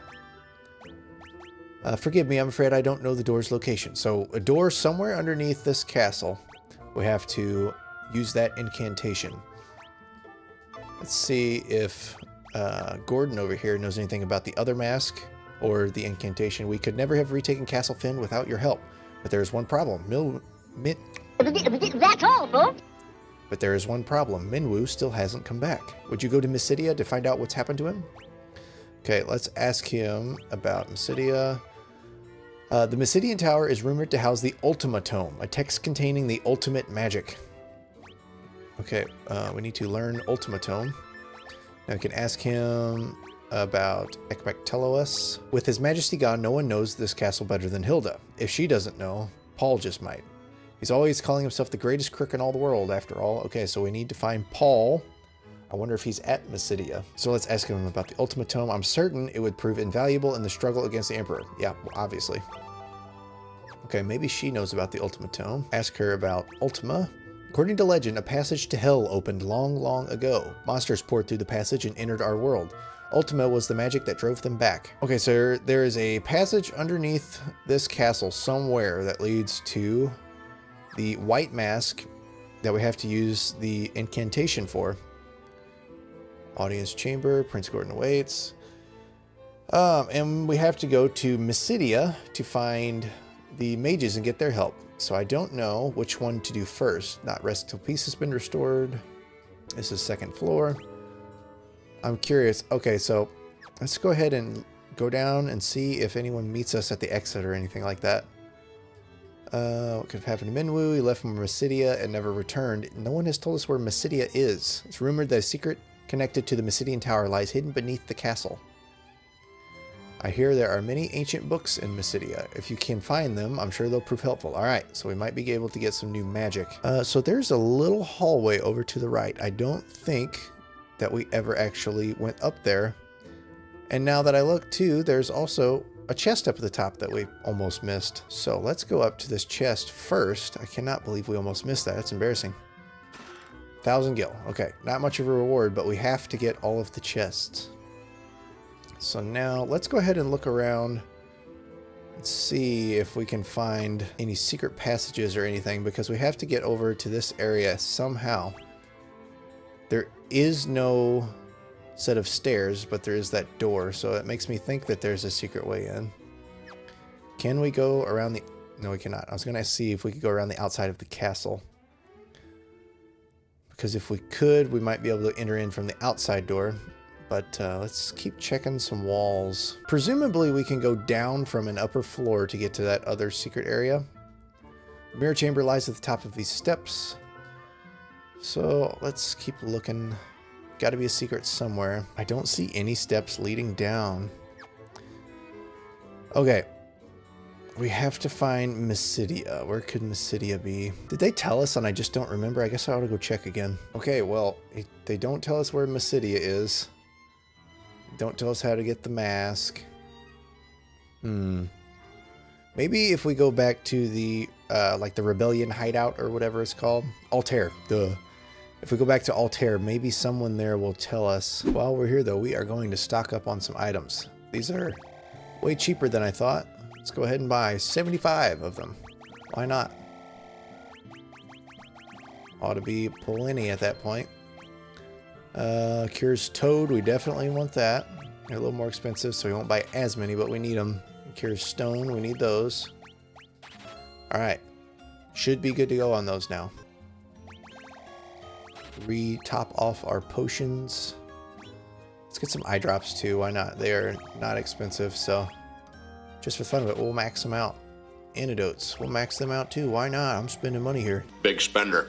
So plenty of items. Now we'll go find out if we can learn anything about Mysidia. Is this place just empty now? You know what? I bet we got to... Okay, so the rebels don't need this base anymore. So they must all be in Gatria.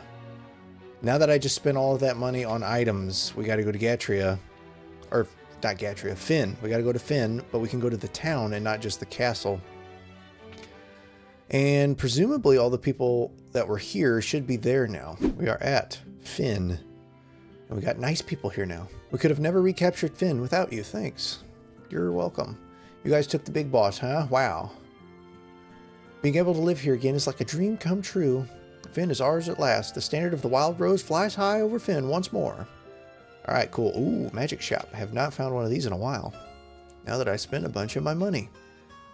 Dispel, that removes barriers, that defends against elemental attacks, status ailments. That might be good to have. Mini, inflicts mini when used. Slow and fog, inflicts amnesia. I wonder if that is like confuse. Let's go ahead and grab mini. I think we'll pass on these. Well, let's grab dispel, because that could be really good. Let's grab those two for now. And we will teach them both to Maria. Dispel might come in handy when we're getting ready to be around a bunch of mages in Mysidia. Let's hold off on teaching the mini tome. She's got 3 slots left, so let's hold off for now on actually teaching it to her until we know for sure what else we want. I don't know what other spells there are available in this game right at the moment. See if we got any weapons or armor. That'd be nice to have. What can I do for ya? Let's grab a golden shield for Furion. And then the gold curious for Layla. And then see how they are. So the golden shield, I already had one. What an idiot. What an idiot. I thought I did, and then I just bought it anyway, but it's resistant to poison. It was, for some reason, it was saying that it was better if I had it. I'm not crazy, right? It did say it was better. Golden shield, yeah, it says that it is better for Furion, so I just assumed that I needed one. And I was looking at the equipped column instead of the stock column. Okay, that's dumb. But the gold curious should be good. We have golden armor now. The golden curious is better in every way for her. So, and right now Maria has a silver curious, so let's get her a gold one as well and see how much it boosts her stats. Equip the gold curious and it ups her defense. It over doubles her defense. Okay, so we definitely needed that. Okay, so that was quite a success, or a mild success at least. We may have taken Finn back, but the war isn't over yet. The decisive battle will be fought once Minwu returns from Mysidia. Have you been to Paul's house yet? He certainly seemed overjoyed to be back in his own home. It's no wonder, really. He probably had all sorts of stolen loot stashed there. Alright, so we will go to Paul's house after we do this, and hopefully he can point us in the right direction. What can I do for ya? Warebuster, trash, trident. Nobody's using spears right now. Wing sword we already have. Flame bow she's using. Okay, so no weapons that we need.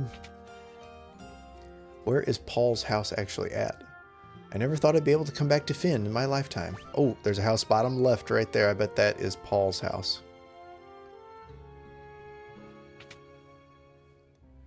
And there he is.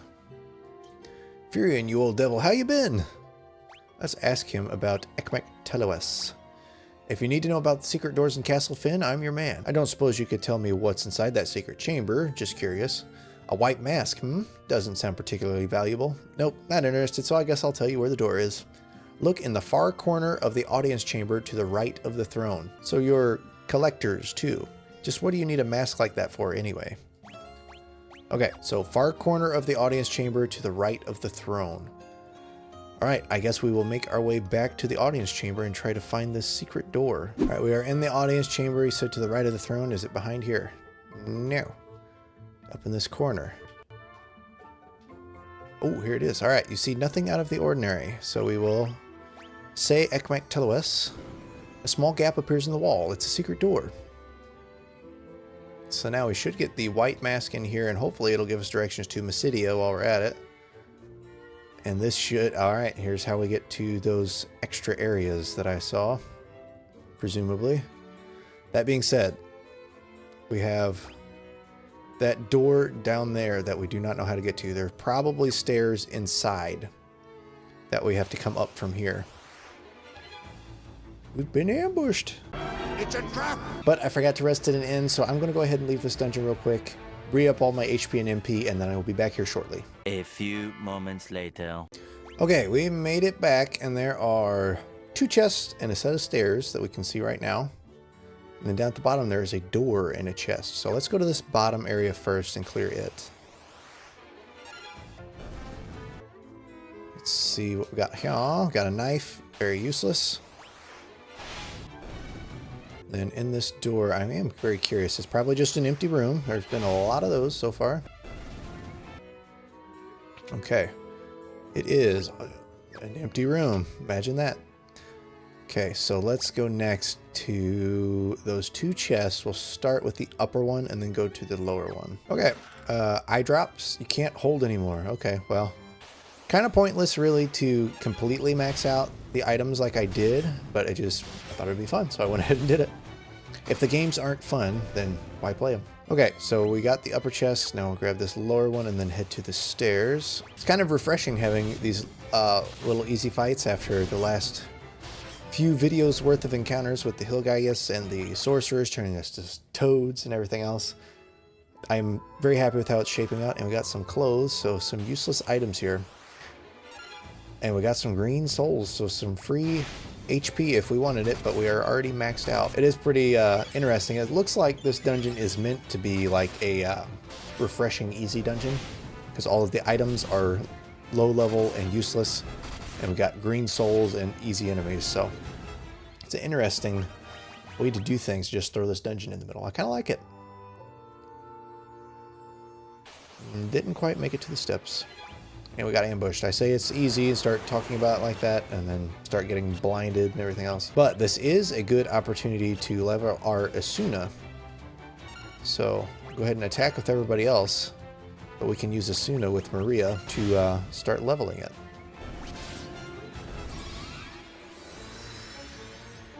Be healed. She's healed. I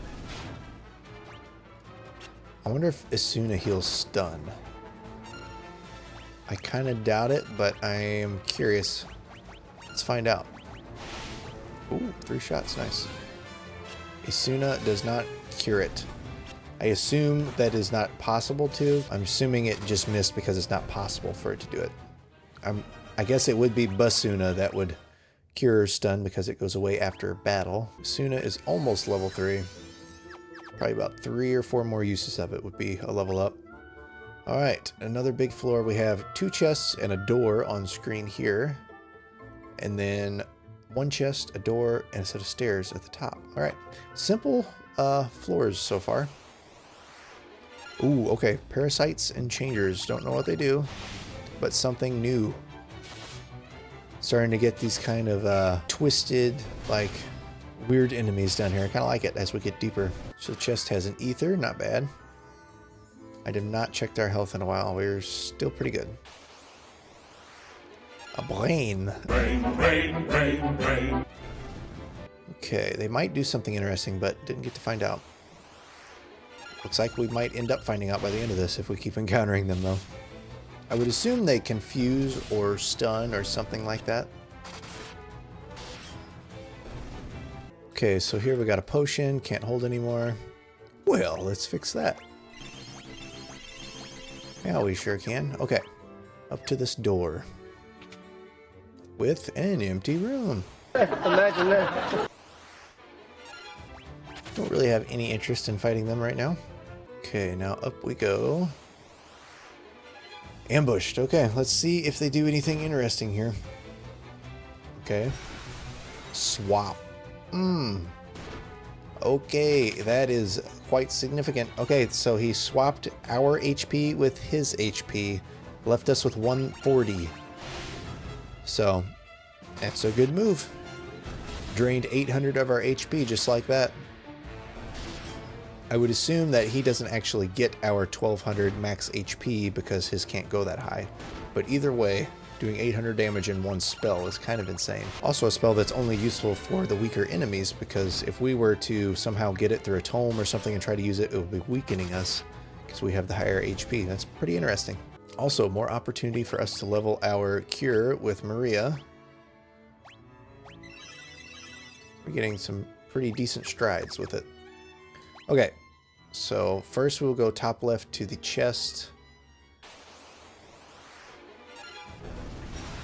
We got swapped again. The spells and status effects are indeed getting pretty cool in this game. Let's go ahead and heal up again, just in case there are enemies in that chest. It's close enough. So we have a Maiden's Kiss, no enemies. Parasites and changers again. Waiting to see some mind flayers or something down here to kind of fit the theme.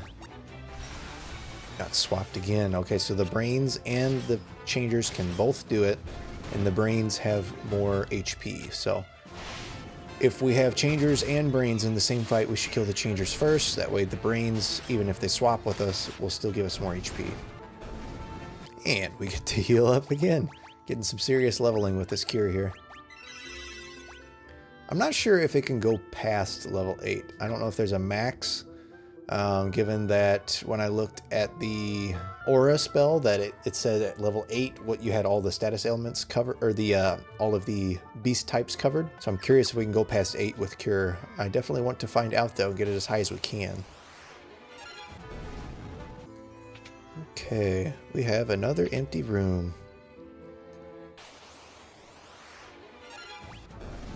It's kind of neat that the parasite drains a little bit HP, but it's only 1 each time, so not very effective. More cures. Can we make it to the stairs? Just barely. Okay, so we have, this is a long dungeon.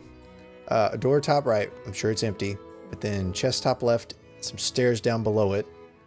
Then bottom half of the room, a couple doors and a couple chests. So let's clear this top right corner first, then go clear the bottom and then go to the stairs. Killer Mantis, what the heck do they do? Probably just hit really hard. Truly hard hitting.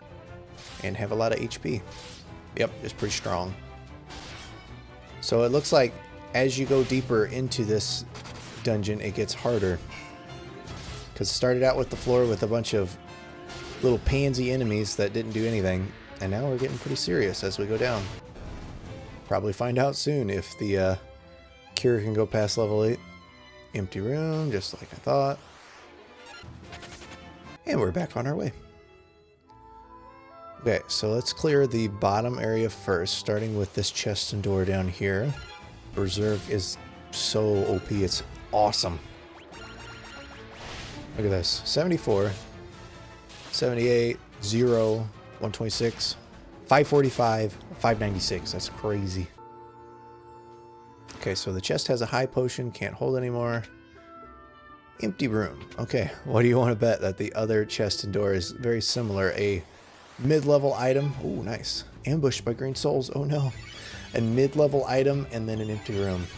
If you got desperate, you could use the green souls to refill your HP, but we're at this point, we really don't need to. Got plenty of potions, high potions, ethers, all kinds of stuff, so. Okay, so let's do chest first. Probably won't make it. Nope, not quite. And in the chest we have a flame shield. Don't we already have one of those? We did not, but it is resistant to ice. It's the same as what we have stat-wise, but resistant to ice. Okay, so let's check out this door. And we have an empty room, just like I thought, once again. And now we have one chest and one set of stairs left. We are narrowing it down. I have a feeling this is the last floor before a boss, but who knows? Okay, so the chest has a spider silk. I assume that's an item that inflicts stop. Sticky strands that reduce the number of attacks, the same effect as slow. Okay, it's very close with my prediction. And finally to the stairs. What do we got here? Another floor. Okay, cool. Okay, we got 2 doors and 2 chests up at the top, and then 1 chest and a set of stairs at the bottom. So we're gonna go through here quite ogre mage, ogre chi. Okay, I think we've already encountered all of these before. So I will meet you guys at the first chest to speed things along a little bit. A few moments later. All right, first chest has monsters. A bunch of undeads. Okay. Shouldn't be too big a deal here. Fire bow is pretty nice against them. They are weak to fire, so very handy to have. 1 turn, killed them all. All right, so chest has a power staff. Well, we don't use stabs, otherwise that could be pretty good. So now we just have the 2 doors and 1 chest. So door number 1 has nothing. Door number 2 has nothing. Imagine that. Now we have 1 chest left up here. And it has flame armor. Okay. Do we already have that? I do not remember. Flame armor is better, armor wreathed in flame. Better for defense, not very good for magic interference, so maybe that would be something for Guy. It is, we have 0 evasion, but the defense is higher, so we will be doing that. Was the knight's armor good for him? It is good, but higher magic interference. I think we're going to go ahead and do it, because we don't really cast offensive magic other than berserk with him. So I think we'll go ahead and use it. And so now we just have the 1 chest and then it's another set of stairs. I am curious how far down this dungeon goes. I figured we would have been done by now. Okay, we have Betrayal Fang. That sounds like a one-use item. It is. A fang that confuses the target has the same effect as confuse. That's cool. Okay. There are some interesting items here. I'm curious. I haven't found anywhere else that we can buy them or anything, so I think you have to just find them and use them, which is interesting because there's some really cool ones. Jeez, another big floor, but there is nothing here but 1 chest right there and then a bunch of doors. All right, so let's make our way to the chest. It has monsters. Rayos. Okay. Let's not underestimate these and do anything stupid. Go ahead and berserk up. And let's use thunder, see how it goes.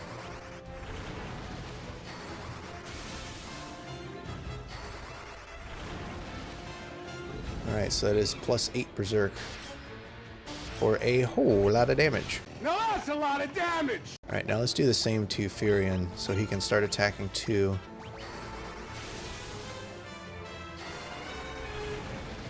The buffs are very fun to use. I have not used very many debuffs like the, ooh, okay, that's a lot of poison. Oh my. Okay. We not only got turned to toads and defeated, we got turned to stone and defeated. Jeez, okay, well. Back to the chest we go to fight him again. Alright, let's see how this goes this time. I'm so glad for autosaves. We got ambushed. Did we get ambushed last time? I don't think we did. But had we not had an autosave, we would have been sent, I assume, all the way back to a town or wherever we saved last. And had to start from there and restart this whole dungeon. So thank goodness we didn't. So let's keep doubling up. Let's do the exact same thing as last time. And hope we don't get hit with that bad breath attack. I don't know if there's any way we could stop that unless we were to stun them or put them to sleep. Ah.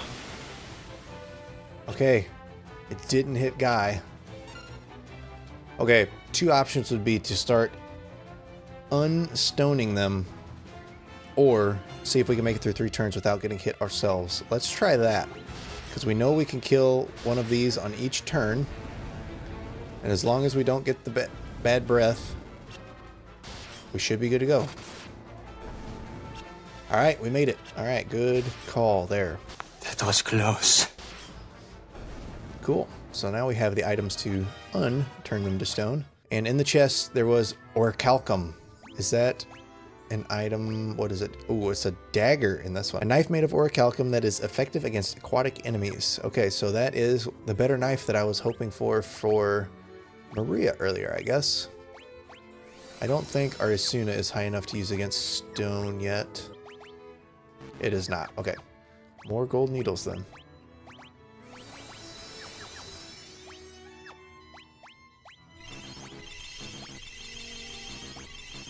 Alright, and like that, we're back at it. And let's equip... Okay, so we have... The main gouge is way better than the mithril knife, so let's... Okay, let's put optimal and see what happens here. That's not what we're going to do. Okay, let's redo that then. We'll equip orichalcum first hand, main gouge second hand. It did give her a gold hairpin. Do they both have gold hairpins? They do! Alright, cool. Okay. Maybe I'm just dumb and can't figure it out. But I can remove all, but I can't remove just the gloves. So I think we're going to stick with leather gloves. She's actually got a hair piece and gloves now because of all of this and better weapons. So very good find in that chest and worth taking 1 death for. But with that, we have all of these doors to go in now. Most of which are probably going to be empty rooms, except for one that has, I would assume, the mask in it. First 3 are empty. Probably going to be the next one if I had to guess. Okay. It is. Okay. So before we do this, let's check the other room. Make sure there's nothing. Nothing. Okay. So we have found our way to the last one.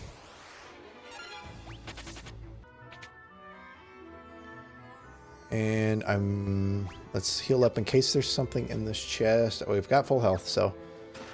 In the chest, there is the white mask. All right, so we have one of the 2 masks, and now we have to figure out how to get to Mysidia.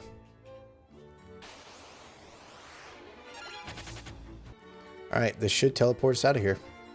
Sweet, okay, so we have half of the masks that we need to get the ultimatum from Mysidia. But that's all the time we got for today, so I'm going to leave it here, and we'll do that next time. Let me know what you guys thought of this video. It was definitely pretty interesting. A lot of good fights, a lot of interesting status ailments that we've been affected by this time. So I think we made pretty good progress. All right, so we left off last time looking for Mysidia, and I am not sure where it's at. So we're going to talk to Hilda and Gordon and see if they know anything. I believe when we left off last time, we ended up getting the white mask. We do have the white mask. So now I think we need the black mask, and that is in Mysidia, and Minwu is also in Mysidia, but I have no idea where that's at. So we've got to figure out how to get to Mysidia. Take it with you to Mysidia. Okay, does not tell me anything of where it's at. Well, is this a waste of time? What should we be doing? Okay, so I got nothing. Let me talk to some NPCs. See if I can figure anything out, and then I'll let you guys know where Mysidia is. One eternity later. Alright, so I talked to a bunch of NPCs, looked around, I could not figure out any hint as to where Mysidia was, so I ended up looking at a guide, and it said that it is here on the map, down here by this mountain range. So I don't have any clue how you were supposed to find this, because there were no hints at it. But we have finally made our way to Mysidia. So let's see what we have in store here. This is Mysidia, Kingdom of Mages. You've certainly come a long way to be here. Yes, I did. With no hints, I might add. We've many ancient texts in our town. Please browse them at your leisure. 3 artifacts protect the seal on the tower. Okay, good to know. I believe it is, as you say, the time to break the tower's seal is upon us. A statue of a goddess is enshrined beneath the city. She watches over the crystal rods. Crystal rods. Okay, keep that in mind. Some time ago, a wizard named Minwu passed through this town on his way to the tower. You'd best hurry after him. How do they know that I'm associated with Minwu? Okay, there's a lot of shopping and stuff to do, and then those stairs right there. That is probably where we're supposed to go. A very small island lies in the middle of the sea. There you'll find the black mask, the white mask counterpart. Okay, so that island we found a few episodes ago with the, I think it was just called Tropical Island or something like that. Apparently that's where the black mask is. So we're going to have to go back there after we check out this town. I cannot get around this guy. Empty room here. Oh, many old books on the shelves. Huh, we could just read about a whole bunch of stuff, I guess. Island of Deast, ancestral home of the Wyverns. A knight named Han visited the island, and over a period of 30 years, he cultivated a bond with the Wyverns. Han later became the first dragoon. Make of the white mask an offering to the goddess beneath Mysidia. If thou art pure of heart, the doppelganger will cease to move. Fit then the black mask upon him, and both he and his defiled heart shall fade. Okay, so we have to get the black mask first, I believe, and then bring them both back here, and then do something underneath the town with them. Is there anything else interesting here? Nope. Okay, so not too much more that's important. There's a lot of lore, so if you play the game and want some more lore, you can come here and find it. But we learned that we need both masks, and then we got to go...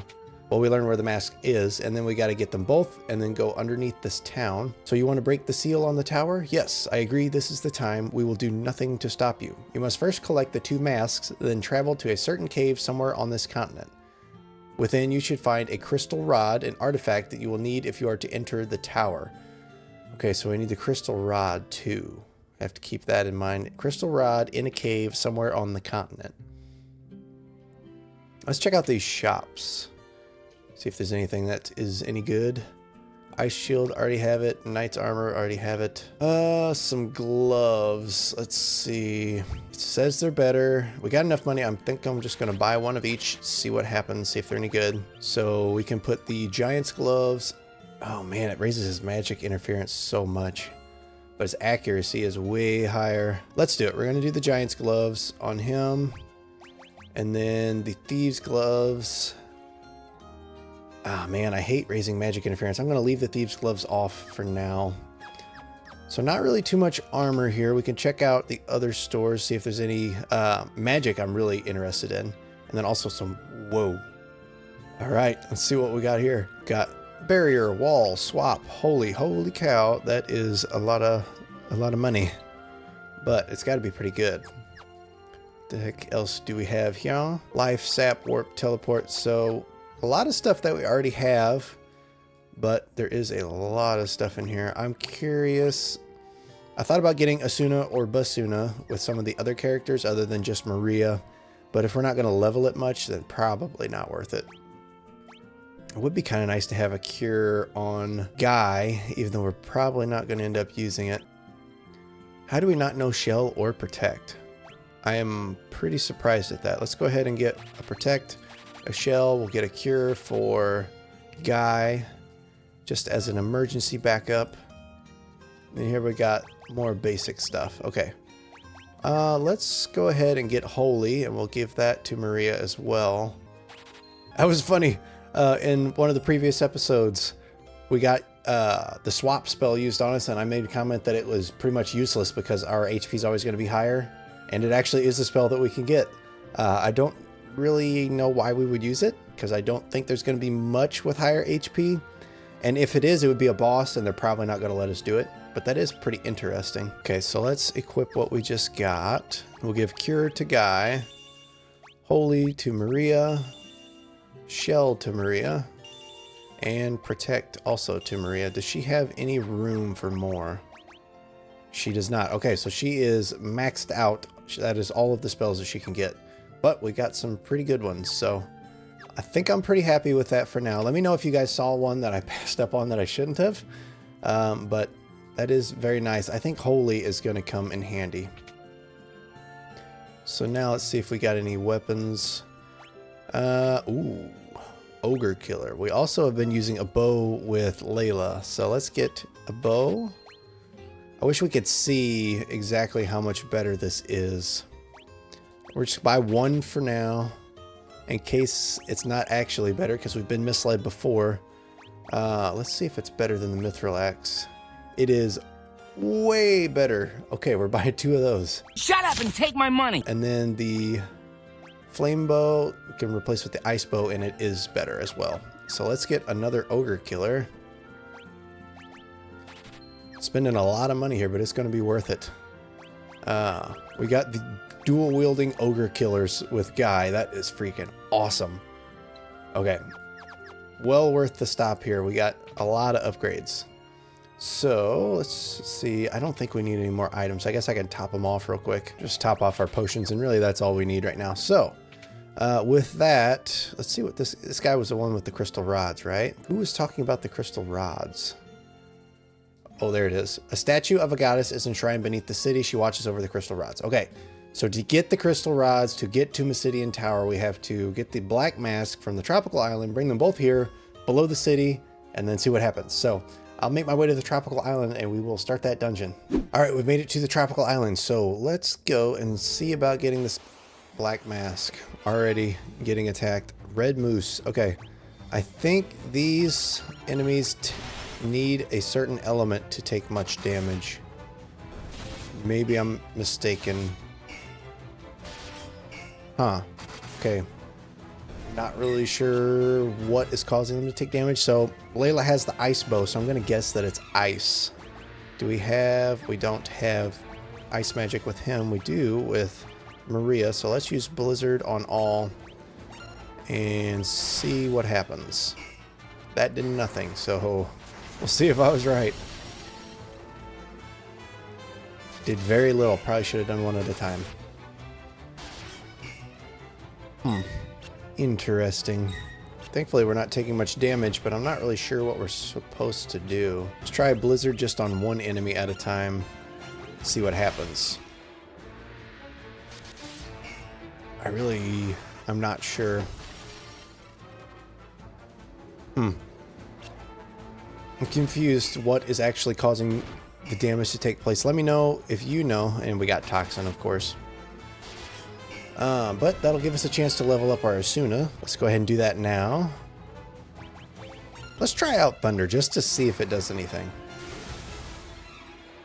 It did a lot. So maybe it's Thunder, maybe it's just magic in general, but Blizzard didn't seem to do much. Definitely straight physical damage is not the way to go. Let's try a level 1 Thunder just to see if it does anything. It is interesting the way the spells work in this game. And the higher level you have, the more rolls for a hit that it gives, and there's a lot going on behind the scenes that it's hard to notice if you don't really know what to look for. And I am very confused here. You're not very bright, are you? It's probably a lot more obvious than I'm thinking here. Ooh, we got the Asuna level up. But off to a rocky start for the first fight here. We got a lot of stuff here. So there's 2 chests up here at the top. 3 chests at the bottom and then a set of stairs. So we got to start clearing some of these chests. We will go to the bottom one first over here on the right. Yellow jelly. I'll attack the yellow one with some thunder. See if that does anything. Attack them both with thunder. Layla's is way higher level, so it's obviously going to do more. 10 damage. I really don't know. I do not know what's causing the damage. You're hopeless. Chest contained eye drops, can't hold anymore. That was pretty wasteful. Now make our way up to the next couple chests. We got a high potion. Also can't carry it. One thing that I do want to make sure we try at some point, I had mentioned in a previous video wanting to do haste and berserk together along with maybe like curse to weaken the enemy and just see how much damage we can output at a time. So that would be pretty fun to do. And then somebody made a comment on one of the videos too saying that I was going to like it. So I have a feeling it's going to be pretty beefy, especially now that we have the dual ogre killers for Guy. We can buff the crap out of them and then just start hacking and whacking and see how much damage we can do. But here we have another high potion. Jeez. Not very good items here yet, but we're used to that. At least it's not empty rooms yet. But now we've got a couple more chests left. Let's just do all physical attacks. See what happens here. I'm curious to see... Man, I don't understand.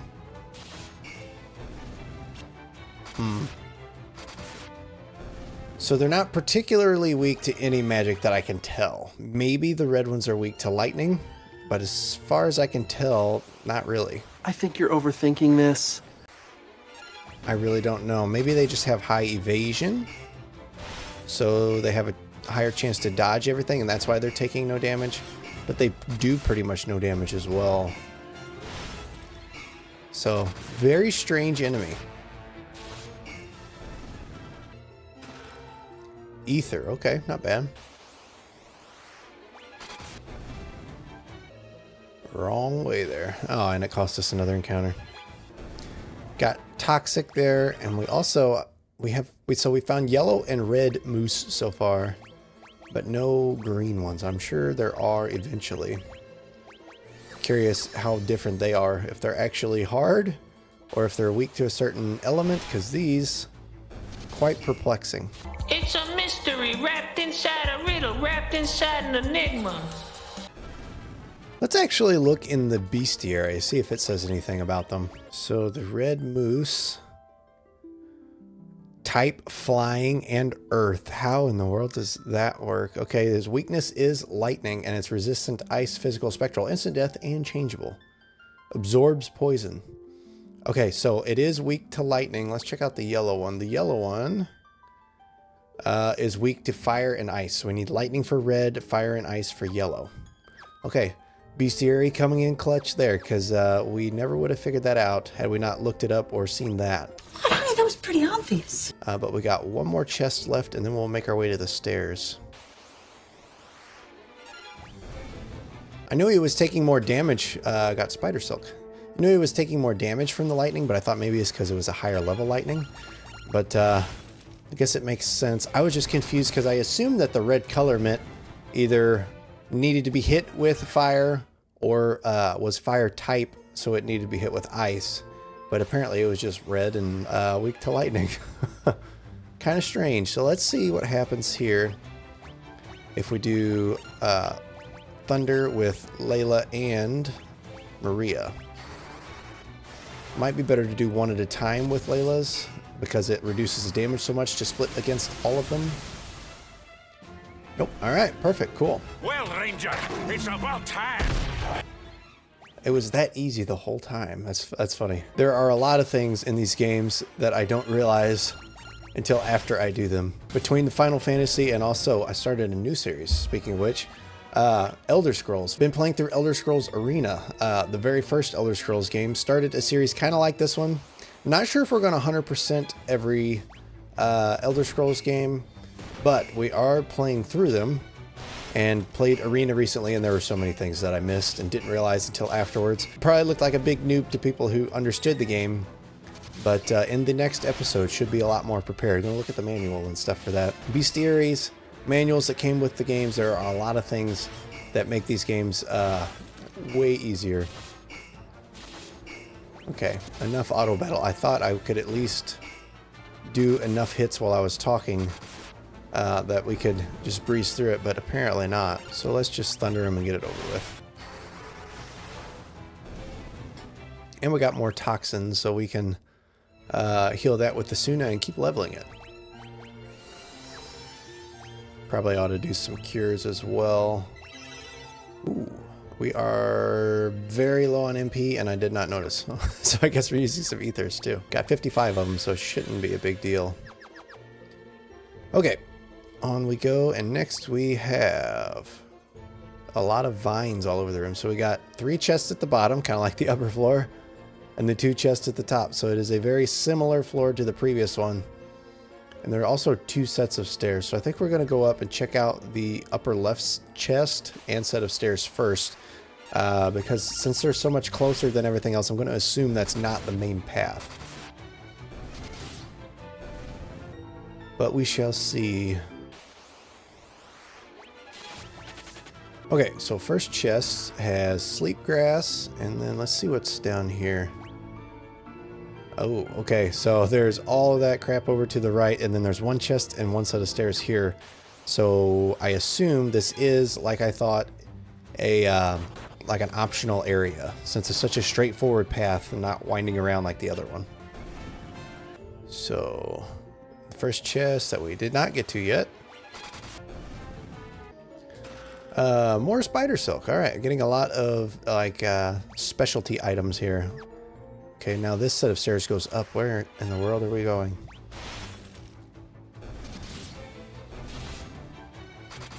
Poison toads, not doing much. Might be a good chance for us to level up our Asuna if we keep getting poisoned. Actually, I guess it would be Basuna, because Asuna does toxin. Basuna is only things that wear off before the battle ends, so that would be poison in this game. So, where... Oh, what the heck is this? This is new. Ooh, what have we here? Where are you coming from?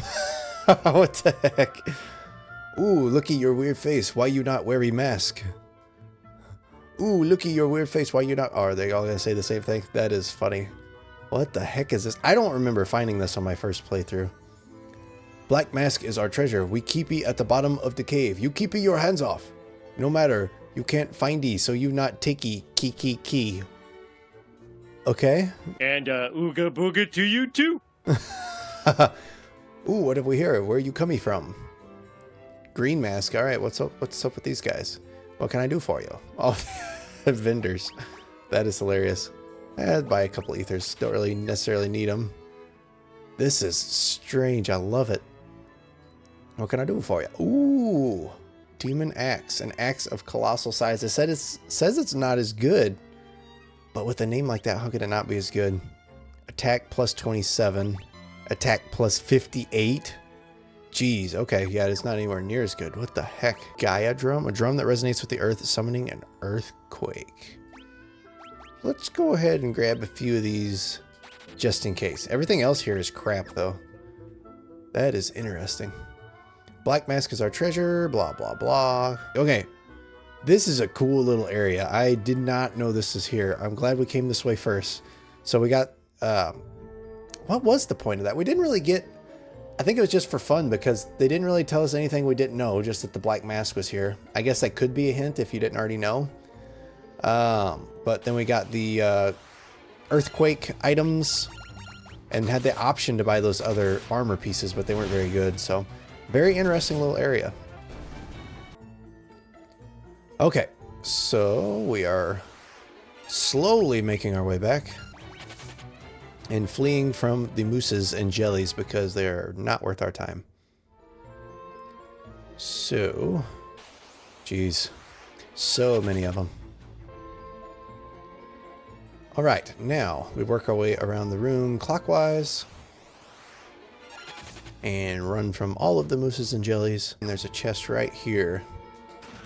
Got a Scourge Tome. I believe that casts poison, and I don't think there's anything that we would rather give up to have it for. We have a lot of tomes that we are not using, but I don't think we're really going to be casting them with anybody, so we'll hold off for now. If we decide we need to assign them to anyone, we can give them to Furion, because Guy is going to be useless with spells. Maria, or Layla, I don't think is going to be staying with us. So Furion is our only option, and we don't really cast much with him, just kind of berserk sometimes. So we got in this chest here in a minute. We have another Scourge Tome. Okay, well, maybe it's encouraging us to actually equip it. But about missed this chest here. That would have been bad. Alright, so we have a Blind Tome. More tomes that we need to equip. So many encounters. You can't hardly walk just a few feet, and then there's more encounters, and it's all weak stuff in here, so it's just kind of grindy just to move around. Too easy. So I'm curious what your guys' favorite part of this game is so far. If there's been a certain element of the game or a certain episode that you guys really liked, let me know what's stuck out to you that you've liked so far. This game has been growing on me a lot. I've said many times I didn't like it before. I'm starting to really like it a lot. Got another tome. But let me know what you guys think. I really want to know what everyone enjoys from these games. I think we're getting pretty close to the end of this game. Not like super close, but within a handful of episodes. Let's see. We can go all the way up and around to that set of stairs right there. And we can also go down to one chest. Okay, this particular floor has a whole bunch of ways to get to it, but only a very narrow path that we can actually reach at the moment. Okay, so we've got garlic, more encounters, and probably 3 more by the time we get to the steps. So we're gonna go right to the steps. And I was right, it was 3 more encounters. So now we have, geez, okay, down at the bottom, there's 2 sets of steps that we can go up. Up at the top, there are 2 sets of steps to go down, and then a chest. So I believe we're going to check out these bottom steps first. This is turning into quite the labyrinth. Wild Horn. Okay, I assume they hit hard, maybe not. Okay, they don't hit hard at all. What the heck? Maybe they have high physical defense? No? Okay. Well, that was anticlimactic.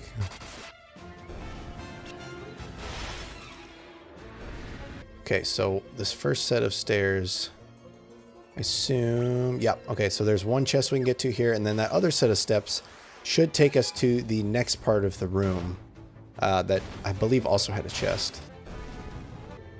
Okay, monsters, okay. Should have prepared. Oh, okay, easy monsters. Let's see, I bet we can kill them all the first turn. We'll do this, a little bit of this, and then they should die pretty quickly.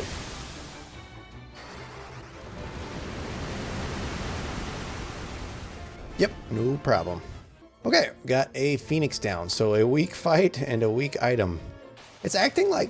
You got a frog in your throat? It's acting like we should have been here earlier because all of these enemies are super easy for the level that we're at now. And we haven't really been grinding or anything. But we have to get the black mask from here for this quest now. So maybe when we stumbled over the island before, they expected us to go through and get the mask. I think that might have been what I did on my first playthrough, so maybe that's kind of what they were expecting. Death Idol. What the heck is a Death Idol? I assume it casts death. Talisman, let's see. Has the same effect as Fear. Okay, huh. There are a lot of unique, interesting items in this game. So, we go up this way and we have another set of stairs leading down. Okay. Wonder if this is the right path? I hope not. That way we don't have to do any backtracking. Because we still have those other 2 sets of stairs that went up. Let's see. More stairs leading down. Okay, so we got to make sure those 3... I almost pointed at the screen to say where they were. Those 2 sets of stairs and the chest up at the top. We need to make sure we do not forget those. But for now, let's go this way and see what is here. Okay, this look... Ooh, okay, cool, sweet. Okay, so this is the only way to get to this area, so we had to go this way and before the other way. Otherwise, we would have had to backtrack, find this, get these chests. So, made a good call going this way first. That is awesome. Okay, let's see what is in them. Probably going to be some monsters. We get ambushed every time, or at least I think every time, by these wild horns. Maybe that's their gimmick. They're definitely not strong, and they don't have high defense, so I guess the ambush is just what they do. Okay, so we have... Let's actually heal up first, just in case. Start leveling Furion's Cure some more. We could level Guy's at some point. He's only got 12 MP, so maybe he should just keep it low. Some Sleep Grass. Monsters that we were prepared for. Weak monsters. And we have a Gaia Drum, so now we have more of them, and another Sleep Grass. Okay, so I am going to make my way back up to that room that had the stairs and the chest that I said we couldn't miss, and I'll meet you guys there. Okay, so we made it back, and in this chest we have 1,000 gil, and now we have the decision of which staircase to go to. I guess this one's a little bit closer, so we'll go to it first, and assume that the one the most out of the way is where we need to go, and just hope for the best. So, we got here... Okay, we do have to go to the other steps. You can see them over there in the corner, so I guess we will do that and then make our way back over here in just a second. Okay, so this one chest has a death idol. Okay, not much of an item, but at least we got it, and now we are at 100% up to this point, I should say. Okay, back to the other stairs. Okay, so in this... Oh boy, there's so many encounters. I like random encounters, but they are like way overdoing it in this game. So it has a sleep tome. There are tomes everywhere in here, but all there is left in this room, make sure I didn't overlook anything. No, okay. All there is left in this room is that door. So I assume the black mask is going to be in there. We'll probably have to fight somebody for it, if I had to guess. And probably not going to be very hard, but I probably shouldn't speak too soon. So let's see what we got here. There is a rhino dude in here, and then the exit portal behind him. So let's go ahead and heal up. Let's save. Let's go ahead and use Guy's Cure. Why not? Okay, it is useless. That's why not. So let's go ahead and use some potions. Just get everybody completely topped off. All right, here we go. It guard mask. It do, guy. It do. Okay. Are you serious? It's 4 big horns and that's it? That is awesome. This is the same encounter that we've been doing this... Oh. Are they tougher? They are tougher. Okay. That's funny that they're the same enemy but just tougher this time. Now's our chance to see about... Oh, dang. I was not thinking. Okay. What I want to do here is start casting Berserk and Haste on Guy and see how much damage we can output on one of these guys. So let's actually do Berserk, another Berserk, and we'll have him attack. That way he can kill this guy. We need to give a Berserk to Layla, or maybe some of those other tomes that we have duplicates of that we're never going to use. So let's see how much damage we can output here. That was just with 2 level 4 Berserks, did 2,000 damage. So let's keep stacking it up, just for the fun of it. More Berserk, and then the next turn we'll do Haste instead. And we might as well have her heal a little bit. We'll just use regular base potions.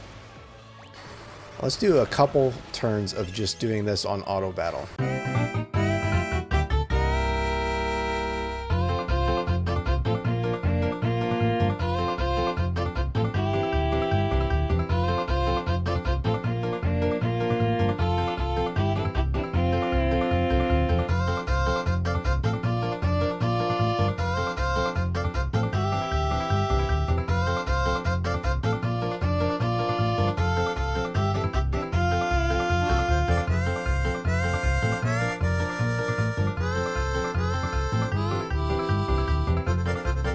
So now let's see how much damage he can output in one turn.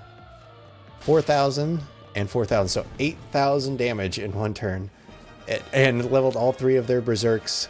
Not sure if it was more than one level, but we definitely leveled them. So that was a lot of damage. It was honestly, it was less than I expected, and it was a lot of turns to get there, but that was fun. Okay, so let's see what we got in the chest here. Should be the black mask, and it is. Okay, so now we have the black mask, and we take it back to Mysidia. Okay, so we made it back to Mysidia, and we have rested up and stocked up our potions again. So let's see what is under the town here. So far, okay, so that must be the statue that it was talking about guarding the what was it? Crystal rods. Statue beams with a beatific smile. I can't say that I know what beatific means. So let's use the white mask and then the black mask. If I remember correctly, we have to do it in that order. It said something about the fiend stops moving when we use the white mask. I don't really understand that. So we cannot interact with this statue anymore. So not sure what we do now. I don't know what to do. I don't know what to do. I don't know what to do. Let's see if any of the NPCs in the town can tell us. Okay, so this guy here tells us that we need to go to a cave somewhere on this continent. Within it, we should find the crystal rod. And then this says the black mask is the white mask counterpart. There was something that said something about using the white mask and then the black mask stops moving or something along those lines. Make of the white mask an offering to the goddess beneath Mysidia. If thou art pure of heart, the doppelganger will cease to move. Fit then the black mask upon him, and both he and his defiled heart shall fade. Who is the doppelganger? Okay, so I assume we have to take the black mask to the cave somewhere on this continent, but I think that's all the time we have for today. So in the next episode, we will be doing that. So hopefully you'll come back to find the conclusion for this little quest here. Okay, so in the last episode, we found out that we need to find a cave on this continent to find the black mask, to go with the white mask, to get the crystal rods, lots of stuff going on. To start off, we're going to have to find the cave on this continent. So I am going to go ahead and start wandering until I find this cave. Surely it's not very far. I wouldn't think it would be, but I will meet you guys at the entrance of the cave. The cave! All right, predictably, the cave was right here in this really obvious spot right in the middle of this circle. So it didn't take too long to find. Didn't have an encounter before getting to it too. That is nice. Okay, so we are in the cave of Mysidia. So now we got to find the black mask. Holy cow. Okay, so we got a bunch of stuff on screen. I'll let you look at it, see where it's all at. And then one more door up here at the top as well. So let's continue on and see what we can get ourselves into today. Brains. Okay, so going to have some drain magic going on in here apparently. If you missed the previous episode where we encountered the brains, they have a spell called Swap where they swap our HP with theirs. And obviously theirs is a lot lower than ours, so quite devastating. Ooh, and also the flans and mooses. Also from a previous episode, the red flan is weak to lightning, and the black flan, I do not know what it is weak to. I have a guess though. Let's go ahead and try holy and find out if that's it. We'll also try physical against them and see. I had a lot of trouble in the previous episode with the red ones for no good reason whatsoever, and that was not very good. Neither is that. Okay, so it is not physical. Could be holy, but it is just very weak right now. So let's try other magic and see. Let's try blizzard and see if that does anything. And then also fire and thunder. We'll just try everything, just see what works on these guys. Thunder is pretty meh. Blizzard. It's okay. And then fire is pretty decent too. So I'm going to guess when we look in the bestiary, it's going to be cold and fire that they're weak to, but we'll see. We'll check after this and see. We also need to start healing some poison here, evidently. But yeah, these flans, I don't even know if they're really worth your time fighting most of the time. They're a huge pain in the butt, and they don't really drop a whole lot, at least that I've found so far. So, I don't know, I might run away from this point on from these, but I kind of wanted to figure out what they do in case we have a fight where we have to fight them or something. Let's just cast, let's do, okay, so she's got a level 6 fire. See if that does much.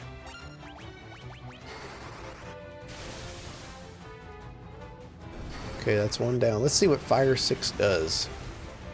A lot. Okay, so they are weak to fire. Okay. Let's see what the bestiary says exactly as far as what they're weak to. It says it is earth and flying. It's weak to fire. All right, so we figured that one out a lot faster than the other ones, and it's resistant to all the others. Cool. Okay, so black flans, we need fire. Let's go ahead and heal up as well, if I can push the right button. And we need to use some more Asuna, which is good because we need to level our Asuna. Because it cannot heal very much right now. Did we just level up our cure? I think we did. Nice. Cure level 9. Okay, her cure is quite good. And another empty room. So let's see what's in this chest down here before moving on. Ooh, sweet. Marlboro. I almost call it... What's the name of the cigarette? Is it Marlboro? I almost call them Marlboros every time. But it is a recurring character in Final Fantasy, thus, so that is fun to see. I'm assuming he's going to be weak to fire. No, he is not. Okay, fine. Dang. Guy is so beefy. I'm trying to remember. So in the later Final Fantasy games, I remember the Marlboros having some kind of attack or status ailment that they give that's really devastating. But I'm just going off my memory from Final Fantasy X, so I don't know how accurate that is. Let me know in the comments if you guys know, if you remember what they do. But they're not too bad so far, so... Moving on, we have a chest here with a gold hairpin. Sweet. Okay, we've already got a gold hairpin with both of our characters. But now we got to go back up and around and to... Let's see, we'll go to that chest right there next.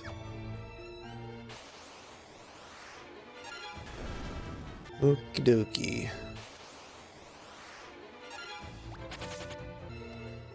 Alright, so in the chest we have a black garb. Who can wear the black garb? Let's find out. Black garb. An outfit that enhances agility and guards against physical status ailments such as stone. That will be quite nice. And Furion definitely can use it. Let's see if it's better on anyone else. Like, who knows? Be quite good. Really for anybody, looks like. I think we're going to give it to Furion because he has really low defense. But that is awesome. So he'll be... stronger against stone and have higher evasion now, so that'll be nice. So as we continue on in this series, I really would like your guys' input on things that you like or dislike.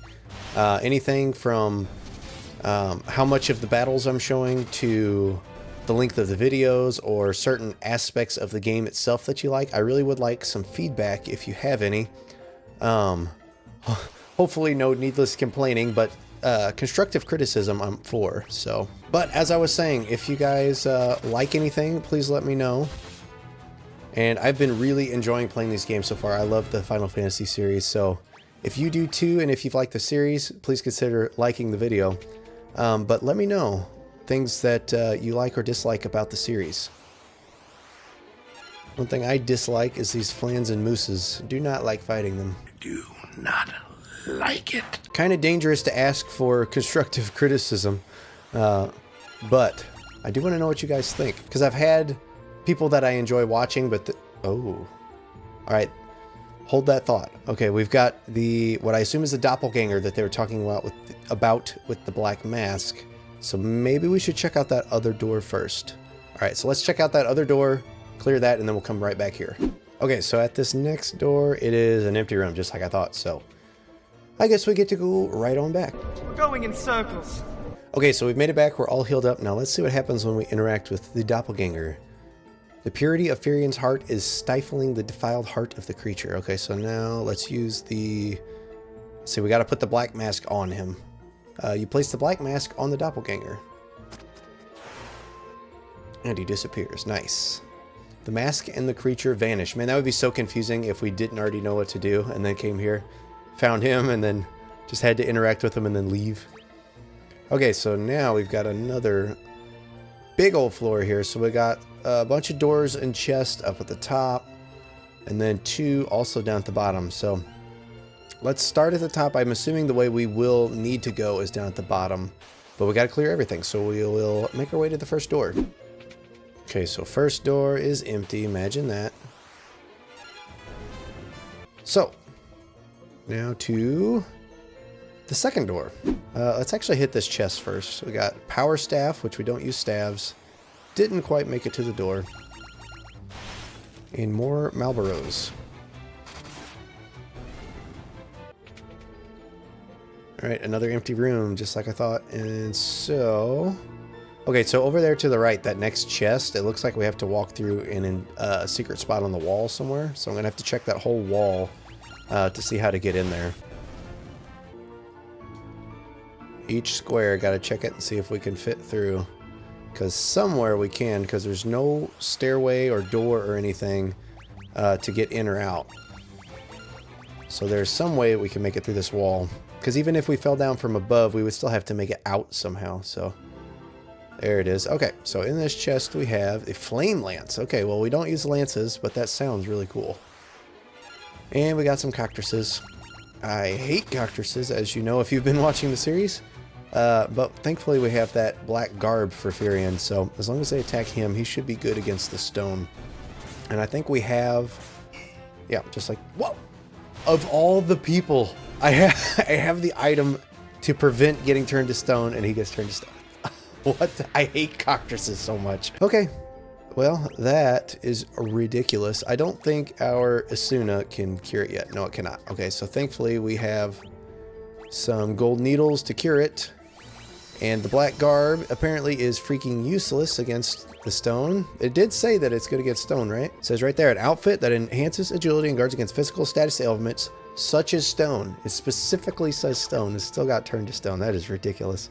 Okay, well, let's check this door next and be careful around any cactuses we find. Beware! Beware the beast within! And we got envenomated once again, but that's okay. Leveling our Asuna. Hopefully, by the end of the game, we'll be able to heal the stone with Asuna. Or we could really just buy a whole bunch of gold needles, and that would be just as good, if not better. Alright, so we've got two doors down there at the bottom that we have not checked yet, so we will check those next, and one of them has to be the way to go, theoretically. Another thing I'm curious about from you guys is there a certain game in the series that you're looking forward to? Because I've played a handful of the games, not all of them. I've liked all the ones I've played, and there's some that I'm very much looking forward to. Obviously, number 3 will be next, so let me know if 3 is one that you're looking really forward to, or really any of them, which ones you want to see played the most. I am curious what the answers will be, because on one hand it could be things like Final Fantasy VII, you know, everyone likes 7, or there might be more obscure picks like 5. Like, I don't really hear very many people talking about 5. I hear people saying good things about all of the rest of them, but for some reason that one kind of flies under the radar, so... Well, I shouldn't say all of the rest, but got another empty room here. I shouldn't say all the rest, because I know 8 gets a bad rap. 2 gets a bad rap, but obviously, I mean, I like it. And 13 doesn't look very good, and I haven't heard anything good about. Let me know if you're a 13 fan, but I am curious to see which ones you're most looking forward to. Also might be fun to do like a spin-off series in the future too, of the spin-off games like Crystal Chronicles and stuff like that. So let me know if that's something you'd be interested in as well. So this final door over here to the left must be the final way to go. So let's make our way over there. Okay, so we made it to the final door. More steps down and another floor. We got some water on this floor. Okay, so we've got 2 chests and a door on screen right now. That chest on the left looks like another secret wall situation. And then there's another door down at the very bottom. Okay, so actually to get to all that stuff on the bottom, we have to make our way down to those stairs on the bottom right. And then that will lead us to all of the other stuff. So first, let's go to this chest up in the top left, find the secret wall and get it, and then we'll make our way down.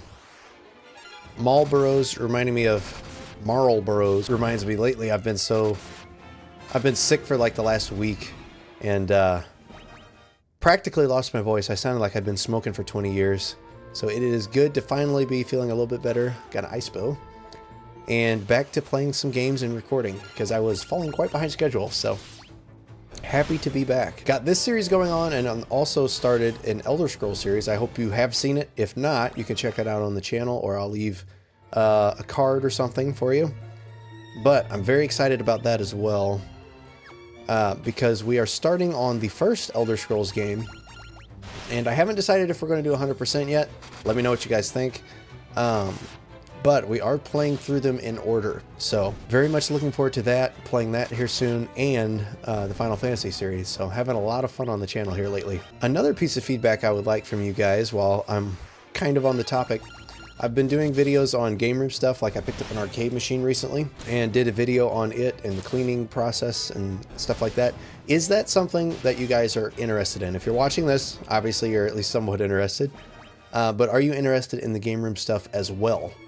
Personally, I like watching both types of content, but I am curious if you guys like both as well. I want to make the content as appealing as possible to you guys, so let me know what you guys like.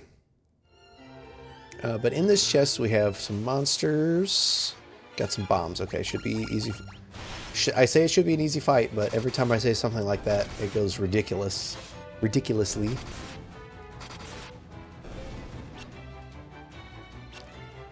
But looks like this time it is going to be an easy one.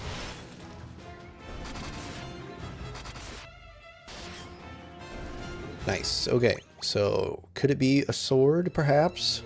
Ogre killer. Okay, that is a good find, but we already have 2 ogre killers on Guy, and he's the only one that can use them. Or, well, anyone can use them, but he's the only one using axes right now, so he's the only one that would be proficient with it. Okay, so this should be, once we get to it, should be the final door, or at least of this floor. I'm curious how many more floors we have. And got some stairs. I bet this is the last floor. Okay, it kind of looks like... Okay, there's a door by itself down there in the bottom right. That is mysterious, I guess. So we have to go all the way down and around, up the little path in the middle of the room, and then there's a chest, 3 doors, that I'm going to guess are 2 empty rooms and 1 room of chests, and then something in the bottom right. So let's make our way to that chest up in the corner there first. Okay, so first chest has a potion, and then let's check out these doors. There are so many encounters. And so, first room, I'm gonna guess empty. Yep. Second room, I'm gonna guess has some chests in it. Let's find out. Nice. Okay, cool. Got a gold needle, phoenix down, and a bell of silence. What is... I assume it either cures silence or causes it. Bell that silences the target has the same effect as silence. Okay, makes sense. It is interesting that they've got, at least so far it seems like, they've got an item for each of the spells that does the same thing. But I'm only finding like 1 of each for the most part. Some things like sleep grass I'm finding more often. But it is interesting that they've got a lot of items to do the same thing. So theoretically you could just go through this whole game and not use magic, which would be kind of a fun challenge. Or a magic only challenge would also be kind of fun. Another thing you guys can let me know is that something you'd be interested in, as well as challenge runs for each of the Final Fantasy games, because there's a lot of things we could do. So let me know if that's something that you would be interested in. And probably empty, I'm gonna guess right here. Yep. Called it. Okay, so now we go to the room at the bottom. Okay, so the room has another set of stairs and another floor, dang. Okay, so there are 6 chests on this floor and then 1 door right up there at the top. So I'm assuming that door will be the final floor, but we have to go the opposite way, right? No, we gotta go that way either way. Okay, so we gotta go to the right first, make our way around, get all of the chests, and then make our way up to that door. So I've been talking a lot, got some monsters here. Before I continue that thought, let's take these guys out real quick. Should be able to take them all out in 1 turn here, I would guess. This should do it, I think. No, it does not. Dang. Okay, cool. Scourge. We've been... What? Okay, I thought that... Scourge 16. No wonder it's doing so much damage. I thought that that was just poison, but apparently quite a powerful attack. Alright, well, that was not really a close fight necessarily, but a lot more devastating than I expected. So let's... Got a Drain Tome. Let's heal up real quick. We're definitely getting some work in with Maria's Cure. I'm curing like 500 health roughly per use of it, which is kind of crazy. Out of MP, so we'll use some ethers. And go right back to healing. But what I was saying before was that I've been talking a lot in this. We got some wild horns, nice. Been talking a lot in this episode, asking for your feedback and stuff like that. I would like to say a big thank you to everyone who's been watching the series and hopefully been enjoying, and also anyone who's new, welcome. And I'm happy to have you here. Love the Final Fantasy series, happy to share it with you guys as well as grow the channel. Also, it looks like another hidden wall situation for all of these chests here.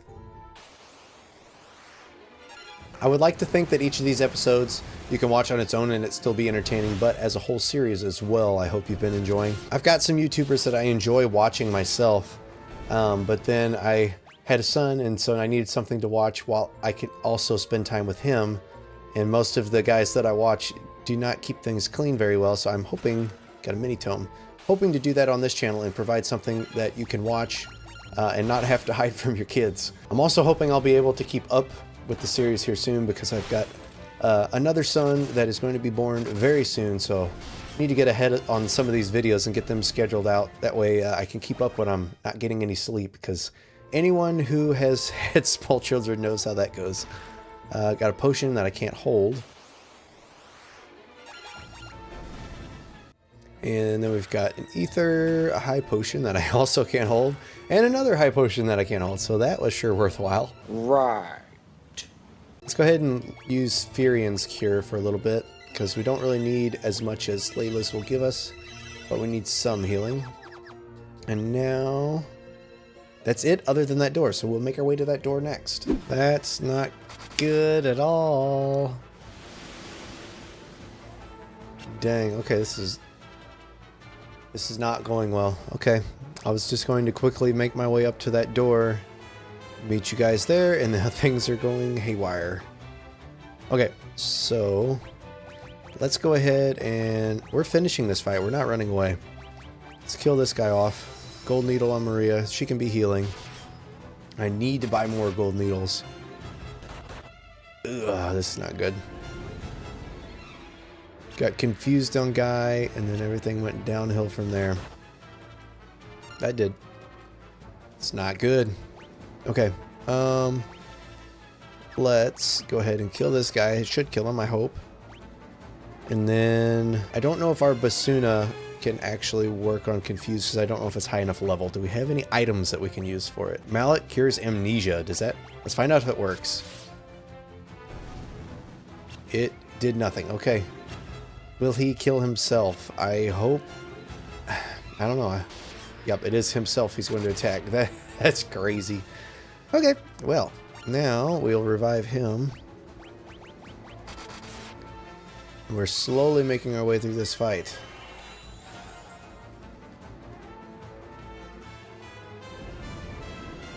This is going quite poorly. It is nice, though, to finally get a good fight to show you guys, because most of the random encounters are pretty lackluster. But this one is quite exciting this time.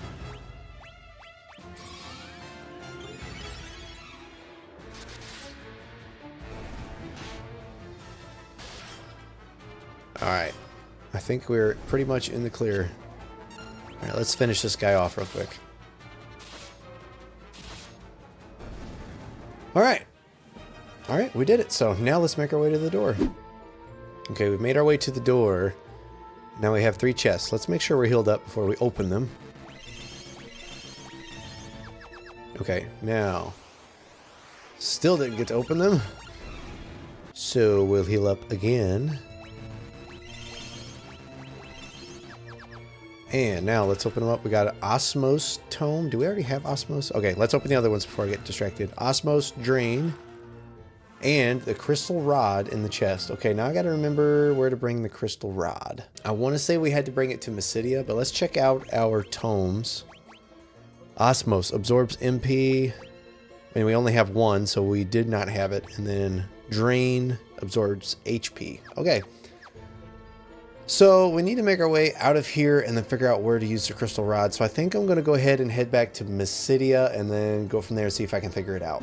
Okay, we're in Mysidia, and while I'm here, I am stocking up on this stuff. We've got almost 200,000 gold, or gil, I should say. So let's see. We could, I don't think we need to buy all of the gold needles necessarily. We'll buy a bunch of them. Maiden's Kiss as well. And then we've got plenty of mallets and crosses. We're just going to stock up as much as we can. Elixirs not so much because they are still quite expensive. But I think we're in fantastic shape on most things. Alright, so now we got to figure out where to use the crystal rods. It said something, I think, about the tower. But I need to find some way of figuring that out. A statue of a goddess is enshrined beneath the city. She watches over the crystal rods. I know we put the white mask on the statue and then had to use the black mask. So let's see if maybe the statue, we can interact with it now that we have the rods. We cannot. Okay. Back to the drawing board. So this guy says, you want to break the seal on the tower? Yes, I agree. This is the time. We will do nothing to stop you. You must first collect 2 masks, then travel to a certain cave somewhere on this continent. But then you should find the crystal rods, an artifact, which we've all done all of that. You will need it if you are to enter the tower. So I guess that means that it is time to go to Mysidian Tower. But I'm not sure where that is, so let me look around a little bit more. Continue the search. So I don't really see any more hints as to where the tower would be. So I think we're going to go ahead and just wander around and try to find it. Mysidian Tower, it's got to be close to Mysidia. And also, let's see, and the Cave of Mysidia. So this must be, it's got to be close by. So let me look around and see if I can find it. 1 eternity later. All right. I had a suspicion that it was here in this little circle. Ended up looking up a guide and spoiling this part, unfortunately. But we have found Mysidian Tower up there at the top. But it looks like we have something else we have to do first. So we are getting sucked into a whirlpool. And then I believe, well, I'll let you guys see what's down here.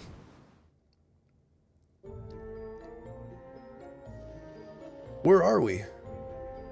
Layla. Layla's missing. We are in the Leviathan.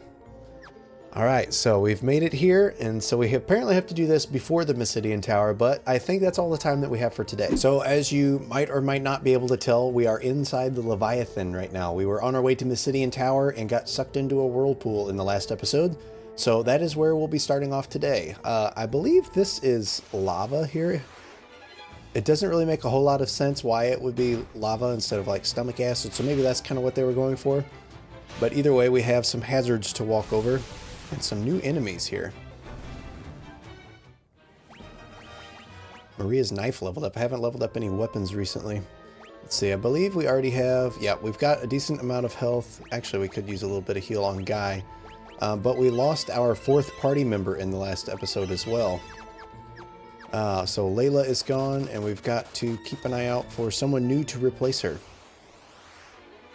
Not sure who that's going to be, but we are going to find out hopefully soon. Most of the 4th party members haven't really been great so far. My favorite has still been Joseph, the unarmed fighter from, I don't even know, 4 or 5 episodes ago now. And my least favorite is probably Gordon, maybe Layla. In this chest we have a twist headband. What the heck is a twist headband? A twisted headband that guards against mental status ailments such as sleep. Huh, that's interesting. I think I'm going to give it to Maria because it'll up her attack. Well, it really doesn't up it that much. Actually, you know what? I'm going to give it to Guy here because it ups everything better for him. So, did not expect that. I heard headband and just assumed that it would go on a girl. Not sure why, but a lot of the armor and stuff is interchangeable in this game. It is interesting that they give unique characters power sash, but each one can usually equip everything. So it's a vest that enhances strength and guards against That's all, folks. So it's a vest that enhances strength and guards against psychic status ailments such as darkness. Okay. So it is not as good as the black garb, which as you saw, or hopefully saw in the last video, doesn't do what it says it does. You can check that out if you want. It is much better for Maria, though. So I'm going to go ahead and give it to Maria, since it ups everything for her. And we are on our way again. So far, it's a pretty straightforward dungeon. And a lot of the previous ones, it's a lot of big convoluted floors and looking at the map every few minutes. But so far, there hasn't really been anything special that we've needed it for so in this dungeon. I always like the, you know, inside a giant beast type dungeons like Jabu Jabu's Belly in Ocarina of Time. That was always one that stuck out to me as a kid. Go through the weird looking gate there. Oh, Leviathan second floor. Doesn't look like there's going to be encounters in here, so we can kind of take our time and explore. We're inside Leviathan's stomach. If there's anything in here, it probably will be missable. Leviathan swallowed us all. You don't say. Get out of the way. Power armlet. Ooh. So the power armlet enhances strength. It is better for Firion as well as Guy. It's actually significantly better for Guy, so we're going to go ahead and do that. Give him the power armlet. And now, this guy looks important. Let's heal up before we talk to him.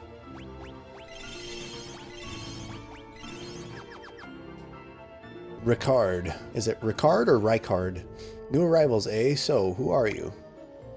Let's ask him about everything. Dragoons first. As a matter of fact, I am a Dragoon. What? The Dragoons and the Wyvern have all been destroyed? That's absurd.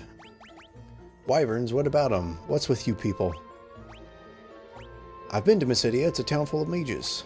And finally, Ultimatome. Where'd you hear about that? Okay, so we asked him about everything we could.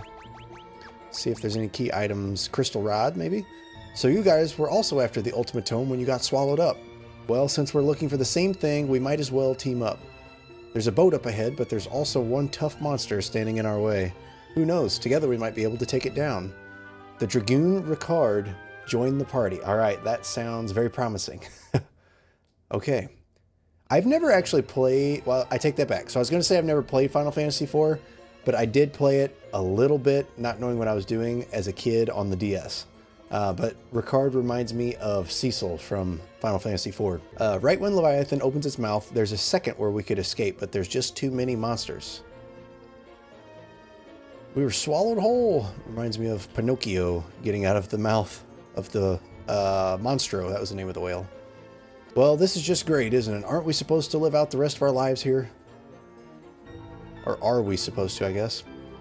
Wonder if we can shop anywhere in here? That would be funny. Leviathan is the beast that protects the seal of the tower. It looks like it swallowed up anyone who has a crystal rod. See, I've got a crystal rod right here. Why does everyone have a crystal rod? 10 years I've been living here. There's no way out. I'm sure of it. The sooner you give up and accept it, the easier it'll be for you. Who's this ray of sunshine? Okay, none of this would have ever happened to us if it weren't for that old man and his stupid crystal rod. So he got them all swallowed because of his crystal rod. So I just quick saved and look at Ricard's little thumbnail picture there. That is freaking awesome. He looks very cool, but he only has like a third of Maria's HP, and she's got the lowest of all of us. So we'll see how it goes with him. Okay, so let's go through this other little sphincter door here. And now, okay, there's a ship over there. I assume that's how we get out. And we've got a chest at the top up there and a chest at the bottom to get. So this should be a really quick dungeon, looks like, which is good because we're about to have another one when we get out of here, being the Mysidian Tower. Let's see if Ricard can do any damage. Ooh, okay, not bad. Not great, but not bad.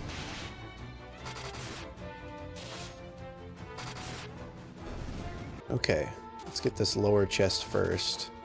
Walking through all the stomach acid, killing all these bolt fish. Very simple fights, which is good because there is no way to...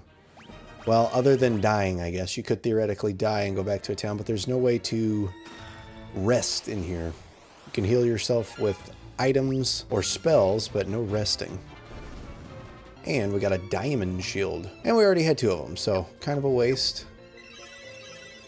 Leveled up Firion's Cure. Let's go ahead and heal up some more because we're presumably going to be coming into a fight with a very large enemy soon.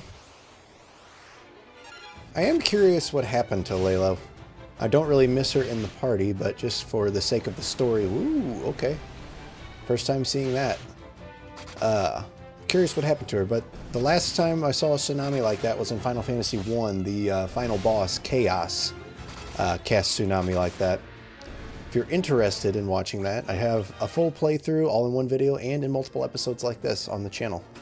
But we have a Gaia Blade. That sounds familiar. The Gaia Blade is a blade with the power of Earth that is effective against grounded enemies, and it has a lot higher attack. That is awesome. Okay, we will be using that. I thought we already had it, but we apparently did not.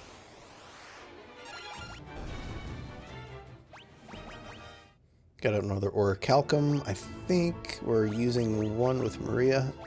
Would it be better to replace the main Gauche with it? It would. Her evasion goes down, but I don't really care. Her Orichalcum is better. So we're dual wielding those, dual wielding Ogre Killers with Guy, Sword and Shield with Furion. We're in pretty good shape. Okay, so we are max health. Let's go ahead and quick save before the boss. Learning to quick save more after playing Elder Scrolls Arena and not saving near enough. Here it is, a roundworm. Make it past this thing and we can get the heck out of here on that boat. That is awesome, okay. A roundworm is the boss. I guess inside a whale, it makes sense. Ambushed. Let's see how powerful he really is. Pretty powerful, I guess. Let's go ahead and berserk up Guy. And we can use a high potion for Ricard here. I keep wanting to call him Cecil. And then I don't expect this to be a very hard fight, but you never know.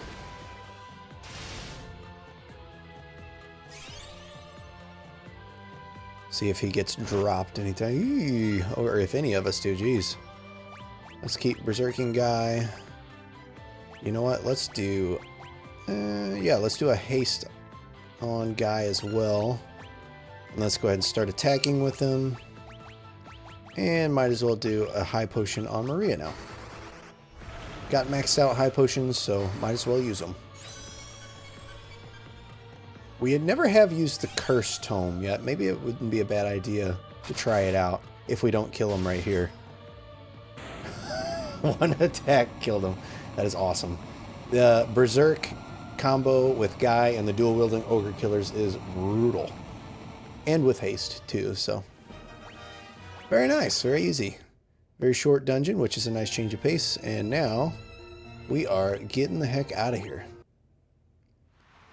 Alright, so now we can make it to Mysidian Tower. Let's see. We don't really need a whole lot. We have some cottages, but I don't think it's necessary right now. So we've got plenty of ethers, plenty of magic, HP, everything. So let's head on into the Mysidian Tower. Oh, that's cool music. Oh, got a cutscene here when we interact with the door.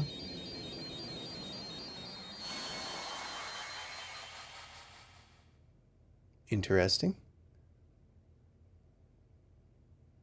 Okay, what happened? It's open. That was a very dramatic door opening cutscene.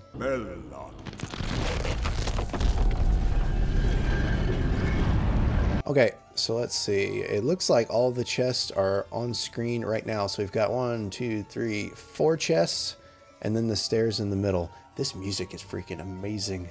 Okay, so let's get all of these chests, and then we'll head to the stairs and make our way up the tower.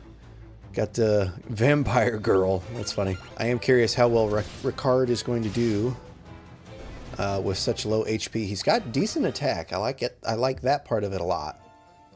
So we got an ether. Head up to the next chest. And also there's a secret door somewhere in that wall to our left. Ooh, Hilgigas, eh? Okay, we know how to handle that. See if he drops Ricard or anyone before we can kill him. Dang! That is freaking amazing. The times have changed so much since the first time encountering the Hilgigas. If anyone missed that, there's a video of it on the channel. You'll know it by the thumbnail, giant Hilgigas in it. And it was a lot different back then. So in this chest we have a staff, very useless, and we made it right on through there. So, ooh, a white robe. What does that do? A white robe that enhances spirit and guards against elemental attacks and status ailments. Presumably that would be something good for Maria. Her attack goes down, but defense goes up quite a bit. And then putting it on Guy makes everything better. So we'll put it on Guy. I did not expect that, of all people, for it to be good for Guy. Running away from the flans, there's such a pain in the butt. Not much reward for him either. Okay, so I believe we have, what, 2 chests left? Nope, just 1. So this 1 chest left, and then the stairs. Might as well heal up. Maria's Cure is level 9 and approaching level 10, so quite nice on that front. And another staff. Okay. So now we will go to the stairs. And up the stairs we see 2nd floor. Oh my goodness. Okay, so we can see right away there are stairs down at the bottom. And then 3 chests and a door all at the top. So let's go this way first and get these 2 chests that are by themselves. Got a flame bow and a flame lance, neither of which I will use. Actually, I guess I could check the flame bow. Actually, no, the bow is with Layla. We don't even have her anymore, so I guess not. So let's go up to that door up the top next and see what's in it. Probably an empty room if I had to guess. Probably nothing. So, in the door we have an empty room, just as suspected. And now we make our long, winding way down and then back up to that chest. So I'll meet you guys at the chest. Okay, so we made it to the chest and it has a flame shield, which I believe we're already using. We already had one and it's basically the same but with different resistance. So now we get to go all the way down to the bottom to the stairs. So I'll meet you at the stairs now. So we made it down to the stairs and as you can see, I did not realize how much weaker the Hill Gygus is compared to us now. I got so used to them being so overpowered after that. Or so powerful, at least, after that first encounter that I've been scared of them, apparently needlessly. So here we've got 4 doors to choose from, all in lava.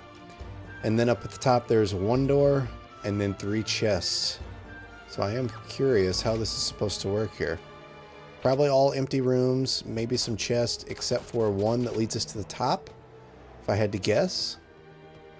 Do need to be careful. I don't know how much the lava is doing as far as damage. Not much, looks like. Okay, we're good to go then. So 3 empty rooms. And now, maybe this will lead us to the top. It does. It just drops us out here, so we can't go back now. So, glad we didn't miss anything, because we cannot go back. There is no door there leading back out. Should have just walked in the lava and avoid encounters. Okay, so we need to get this chest up here first, and then we will go up the stairs and get to the other stuff. So far we are breezing through this dungeon, which is kind of nice. I am curious, Devil's Boom. I am curious how much harder this would be on the original version of the game. Because from what I have been told and what I understand, there were some differences with like the inventory management and stuff, so I am curious how much difference it would really make, because from what I've been told, sounds pretty drastic. I got some flame armor, which I think we're already using. And last chest here, flame helm. I think I've only had one of these bombs actually go off and hurt us like once or maybe twice this entire playthrough. Let's check out the flame helm. Way more magic interference, but better defense. Let's go ahead and do it, I think. And then we better heal up as well. But yeah, the inventory difference that I was told about is there was only a limited number of items that you could use or that you could carry at any time. So I think they said, the person who commented, I think they said it was 20, which is insane, because then you could only carry very limited items and wouldn't be able to carry on so many ethers to refill MP and stuff, was the point that the person who commented made. And that's a very good point. That would completely change the way the game is played. So before we talk to this guy, we're going to quick save. So what do we have here? You made good progress, but you must defeat me if you wish to continue your ascent. So he's guarding the tower. Oh, I just got done saying that the Hill Gygus wasn't hard, and now we get, what is it, a Flame Gygus or something? Fire Gygus, that is awesome. Oh, that's hilarious. Alright, well, let's do the old tried and true strategy. Berserk up. And hope that Cecil doesn't get destroyed in one hit. That wasn't much damage. That was not terrible either. Okay, let's go ahead and do Berserk again with both of them. Attack with Guy and Cecil. That would be hilarious if he just died in this one turn here. Or, well, I guess this is 2 turns, but either way, that's a lot of damage. I mean, that just seems unstoppable.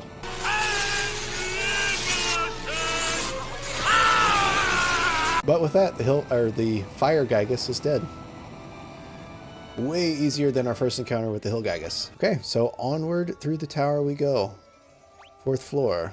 So we got a chest right next to us and a set of stairs right next to us. And then we loop all the way down around and there's 2 more chests and then another set of stairs. Okay. I'm assuming the far set of stairs is where we ultimately need to go. Got a worthless ice shield. But we shall see. Okay, yeah. This is just one little bitty room with 1 chest right there. And then once we go to the other set of stairs over there, you can see there's a lot more. Does this ice damage us? I didn't get a chance to step on it and find out. It does, but I don't care. Save us a little bit of time from going around. Ice Lance, so we can't use... Actually, I guess I should see how much it's doing. Not much. So it is, in my opinion, worth stepping on them. Because then you get no encounters and they don't do much damage anyway. Dude, I am enjoying this game so much. It's not my favorite Final Fantasy, but it is definitely a very good one. Haven't played one that I haven't liked so far. We'll see if that changes throughout this challenge. Okay, so... got this chest here with ice gloves. Let's see if they're any good. Not for Furion. They are better defense by a decent amount for Maria, but I do not like the magic interference because she uses magic a lot. And definitely not better for Guy. Let's check out... Nope. Actually, we need to see if we have anything that's better for him. The gold... I guess it's called Aquirus. I've been calling it Aquarius, but then I found out I was saying it wrong. So the gold Aquirus is better for him, so I will equip that. Ooh, we got charmed, and it did not last at all. Okay, so we've got 1 chest left, and then the stairs, so I will meet you guys at the chest. Okay, so the chest has ice armor... and now we make our way up to the stairs. Okay. Now, another floor. It's the one with all of the ice. So there shouldn't be too many encounters. Every time we... I say that, I'd immediately have one. But every time we step off of the ice, I assume we'll get an encounter pretty much immediately. So 3 or 4 to get up to the door is my guess. But we'll see.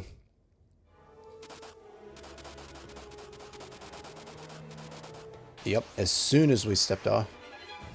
And ambushed. And as soon as... oh, okay. 1 less encounter that we had to do there. And as soon as we stepped off the ice there, we had one. I do kind of wish that the floor hazards did more damage when we stepped on them. Because I feel like it would be more fun if they were more detrimental and we needed to avoid them. But so be it. And in this chest, we have an ice brand. I think we've already had that before. Maybe not. Okay. Sword encrusted with ice, and it is better. So we're just upgrading swords over and over, and I freaking love it. So now we have what is, I assume, the last door. Okay, let's find out what we got here. Another test. You know what? To make it even more exciting, well, I was going to say I'm not going to heal or quick save, but didn't really need to anyway. Made good progress, but you must defeat me if you wish to continue your ascent. Will it be a different Gygus? It is. That is awesome. I love it. We got some banger music too. Okay. Let's do the old tried and true. I almost want to just not do Berserk and attack with Guy and just see what happens. That would be funny if we just killed him right away, even without it. Nice. Good damage. Very good damage. And he's a pushover. That is so different than what I'm used to. And with that, we move on to floor 6. It's such a long dungeon. That's awesome. The really short one before and then the really long one. So, as you can see on screen, we have 2 chests and 3 doors. So, we will start at this chest up at the top. There's so many of these hill Gygus now. Oh, we actually got self-destructed on for once. So in the chest we have an elixir. That is a very good find. Those are worth, I think, 50,000 gil. So next, let's see. So I'm assuming that door down there, bottom left, is where we're supposed to go. So let's check these other doors first. Given that the bottom left one is the farthest, that's why I'm assuming that it is the main path, because it's the most difficult to get to. Okay, let me guess. Empty, yep. Down to bottom right now. And now we have an empty room, just like I thought. And we'll make our way to the chest. So in the chest, we have a wizard staff. Well, we don't use staves, but if we did, that'd probably be a pretty good find. And can we make it to the door without an encounter? I doubt it. Nope, right in front of the door. Okay, we have in the door a set of stairs up to floor 7. Oh, thank goodness we have a map for this part. So we've got, let's see if I can get it all on screen. All right, so we've got 2 chests and 4 doors to check out. So we'll start with the closest ones, and we got to check everything. I think this is the most floors in a dungeon yet so far. We got some spider silk. I don't remember any other ones being this long, even though there were some that were pretty long, just not quite like this. Okay, so this first door has probably nothing. Nothing, imagine that. So let's check this middle one now. My gut tells me that the top left is going to have the path, but we'll see. You know what? No, top right. I'm going to say top right. So middle door is nothing. Yay. That is a lot of imps. Ricard got confused. Thankfully, it wasn't Guy, because when Guy gets confused, that's when the damage starts happening. But might as well heal up. Beep, beep. Okay, need to use some ethers. And that's good enough on the heals for now. So let's check this top left door, which has at least some chests or something. Oh, okay. This is where top left should have stuck with my gut. That is where we go. So we need to check out the top right door and this chest before we continue on. Wonder what kind of Gygus is going to be up there this time. We've had the hill and then the flame and then the ice. So I wonder if it's going to be like a lightning one. That would be really cool. But in the chest we have a unicorn horn. Ooh, there's another chest right here. Hermes shoes. I'm assuming they enhance our agility. Hermes shoes. Shoes that increase the number of attacks has the same effect as haste. Okay, so it is a item to replace a spell. There's been a lot of those. Okay. And it is an empty room. Okay, cool. So let's make our way back to the left door. Okay, so in we go. And let's heal up.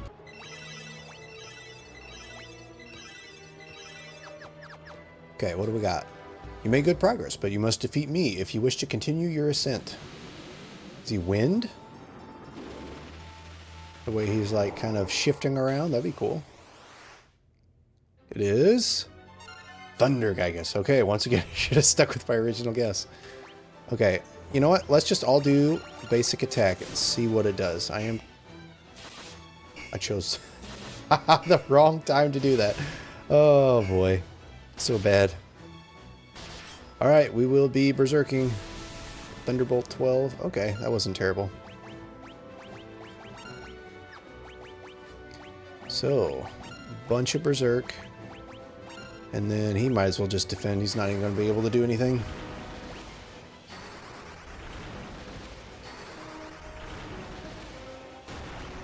Dang, that's a lot of damage. Okay. Berserk some more. Cure with her. Attack and defend.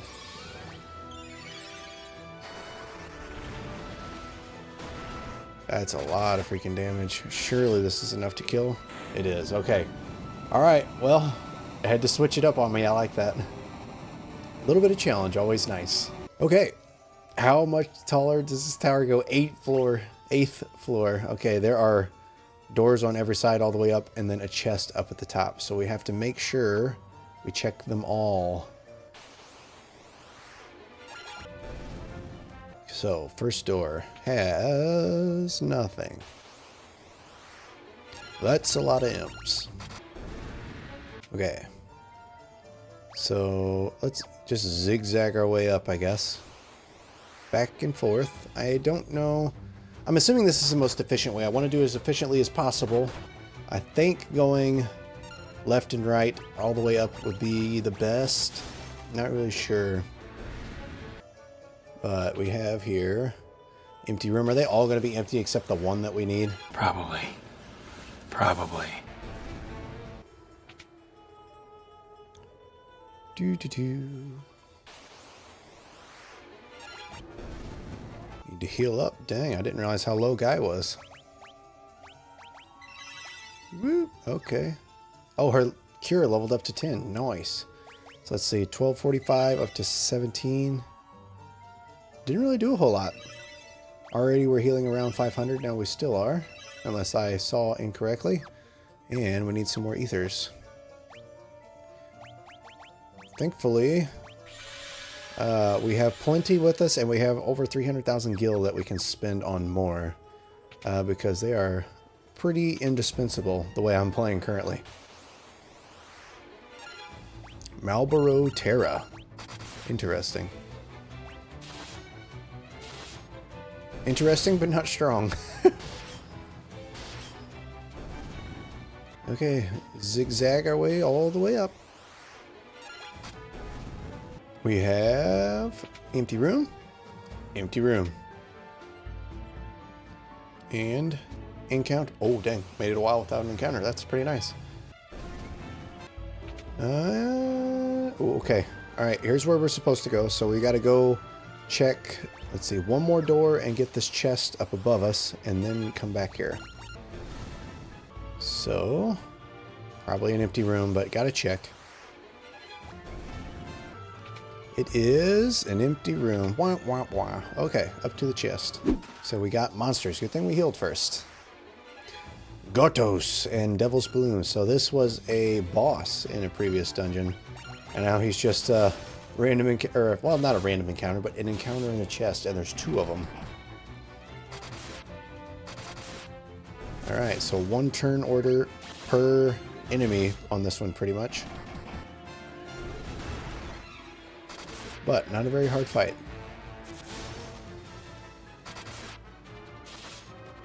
Definitely feeling very powerful in this dungeon. Got a haste tome there.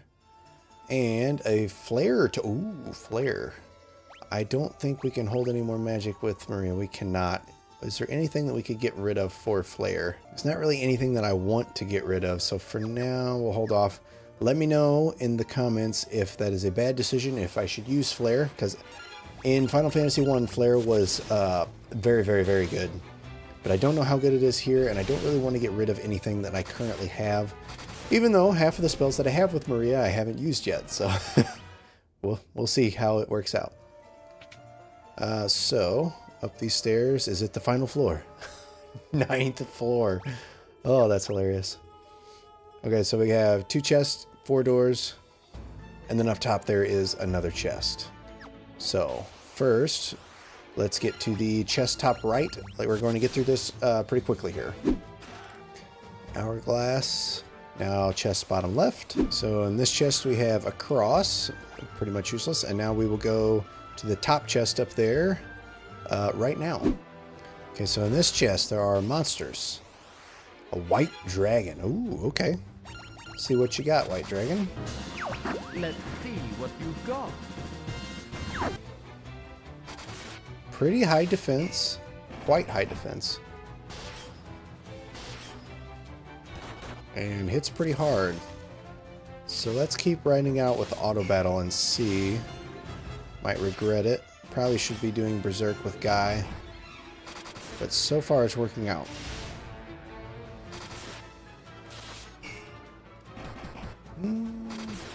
Okay.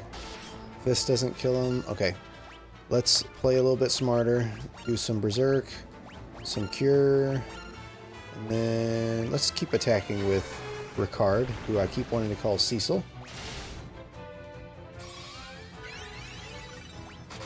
And should be... Yep, there it is. Okay, cool. Not too bad. That is a pretty good fight for just in a chest. And we got an Antarctic wind there, too. Black robe. We already have one. No, it's a black garb that we have. So the black robe enhances intellect and resistant to elemental attacks. So lower defense than the black garb, but higher magic defense and magic interference, or lower magic interference. It is pretty much better for everything for Maria, so we're gonna go ahead and do that. It lowers her attack a little bit, but that is okay. It makes up for it with everything else. So now let's go down to these 4 doors. Actually, I probably should heal and use some ethers. Should be good. Okay. I'm assuming going to be 3 empty rooms and then 1 good room. Are you psychic? Okay, I'm going to guess door number 3 is the good one as well. See if I can, see how lucky I get here. Nope, door number 2. Okay, so we got to check door numbers 3 and 4 and then come back to this one. Okay. So, door 3, nothing. And door 4, in a minute. Door 4 has nothing. Imagine that. Okay. So we move onward and upward. Could this be the last floor? It is floor 10, and it looks like the last one. So we just got the 1 door up here. Ooh, Minwoo is here. What? Okay, let's heal up. Something's about to happen.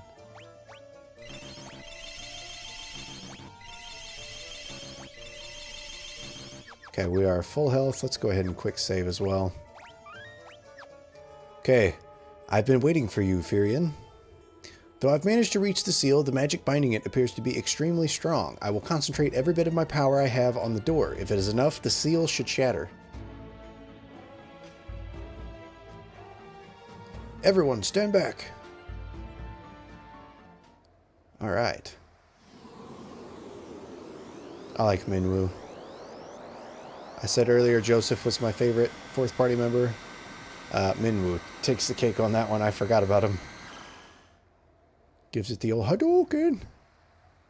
Oh, is he going to die? Hope not. Minwoo! Go through the door. You must take Ultima. Do not grieve. This was my destiny. Minwoo! What's with your voice? Oh, man. I forgot he died. That sucks. I don't usually get too attached, but with Minwoo, I didn't really like seeing him go. Alright. Oh, I thought there was more to do for a second. I was like, you've got to be kidding me. So what do all these orbs do? Crystal responds, I bestow upon ye the power of burning flame. Your strength increased. Nice. Does each of these do something like that? That would be freaking awesome. The crystal responds, I bestow upon ye the quiet solitude of earth. Was that defense? Spirit increased. Okay, cool. Definitely going to take all of these. Crystal responds, I bestow upon you the swiftness of brisk winds. Agility. Yep, nice. What will the last one be? I'm going to guess defense. I bestow upon ye the sparkling clarity of water. Now that is not defense. Intellect. Nice. Okay, cool. That is awesome. Now, is this going to be the Ultima Tome? The power of Ultima. I bestow upon ye the ultimate magic. You obtain the Ultima Tome. Nice. That is awesome. Okay, is there anything else before we leave? Does not look like it. Okay. And with that, this long, tall tower is finished. Alright, that was a good one. That was a fun dungeon. Okay. Alright, well with that we've defeated the Leviathan and finished the Mysidian Tower, but that is all the time that we have for today. So when we left off last time, we had just completed the Mysidian Tower and got the Ultima Tome. So that's pretty cool, and I don't know exactly where we're supposed to go next, so I'm going to assume that we go back to Castle Finn and talk to Princess Hilda.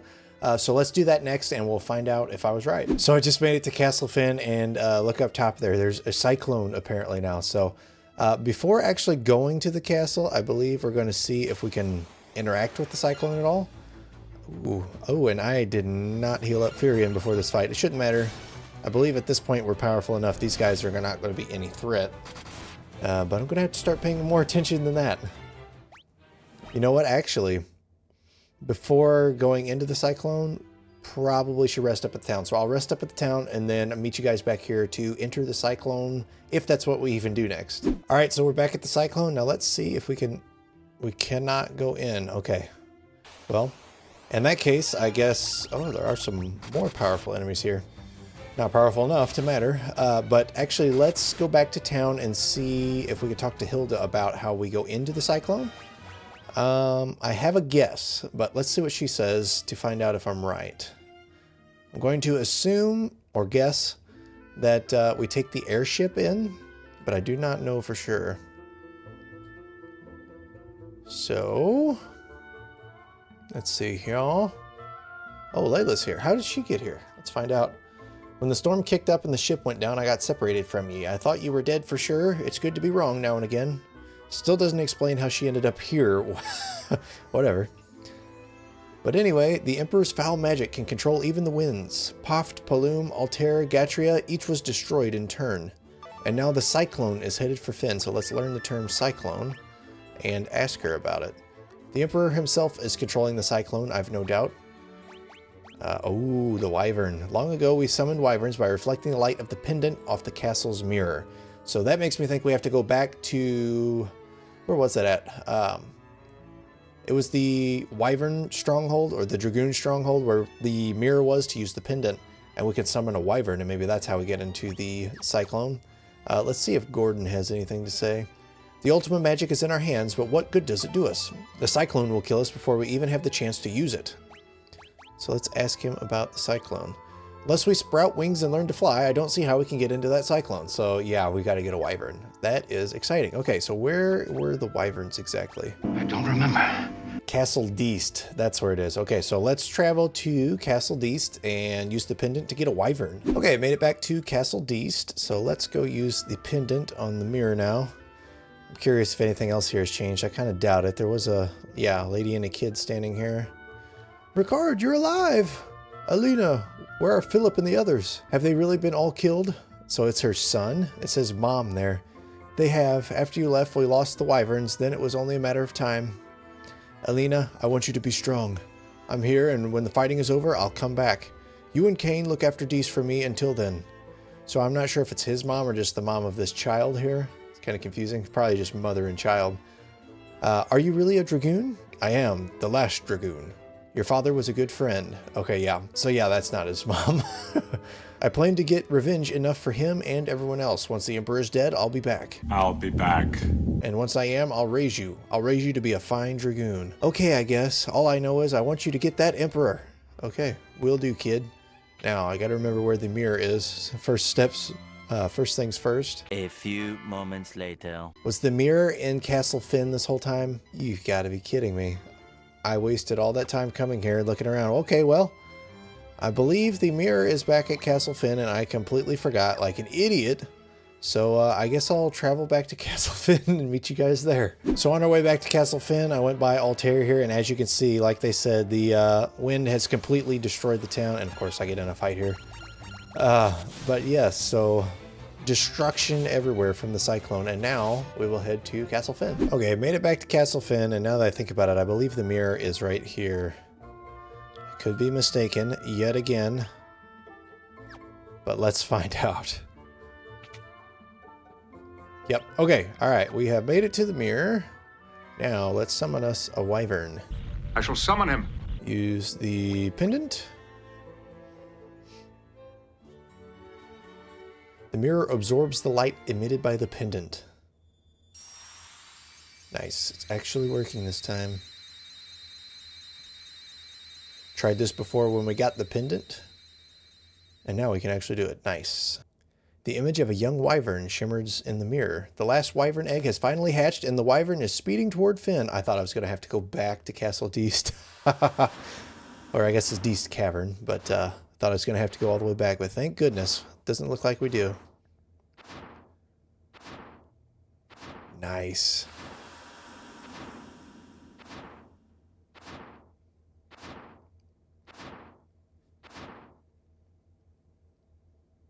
Got ourselves a Charizard. Wyvern and Dragoon are together once more. Nice. Long pause there. Sweet. Okay, is he just going to fly us straight into the cyclone? He is, looks like. Okay, he's flying into the cyclone, and now we go and join him, I guess. So... Okay, he was in the cyclone. Nice. I am curious, so all of these animations like this, I wonder what they looked like in the original version, because it's quite dramatic here, and obviously it did not look anything like this on the NES or Famicom, I'm assuming. But I have not played that version, so it makes me curious. Cyclone, first floor. Okay, so first floor here, we only have 2 sets of stairs, so that's pretty simple. And the Hillgigus is becoming a very common enemy after being such a threat early on in the game, which is kind of neat. So I'm assuming this first set of stairs here is the optional, quote-unquote optional path.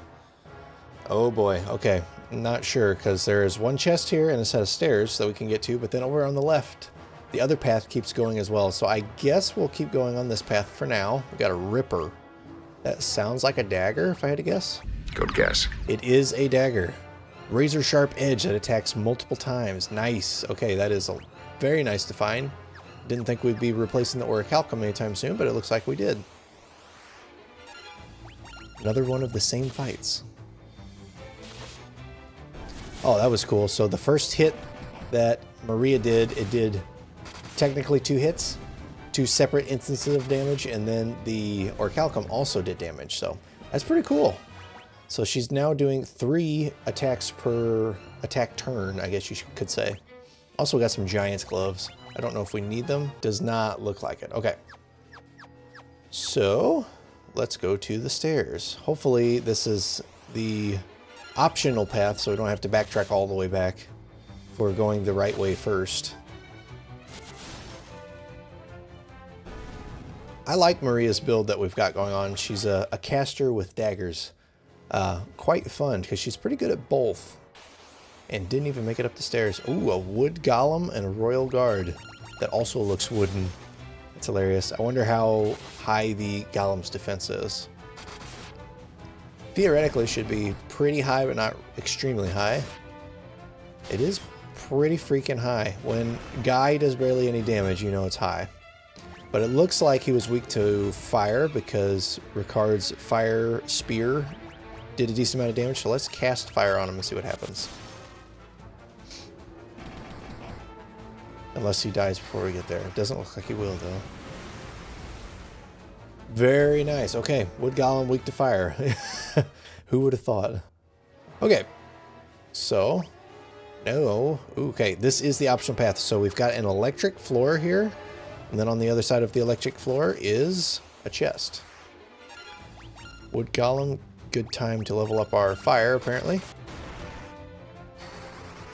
And they put us to sleep, apparently, so that is good to know. Wonder if all golems do that. I would assume they do. But in this chest, actually, let's heal up real quick. Really, only Ricard needs it.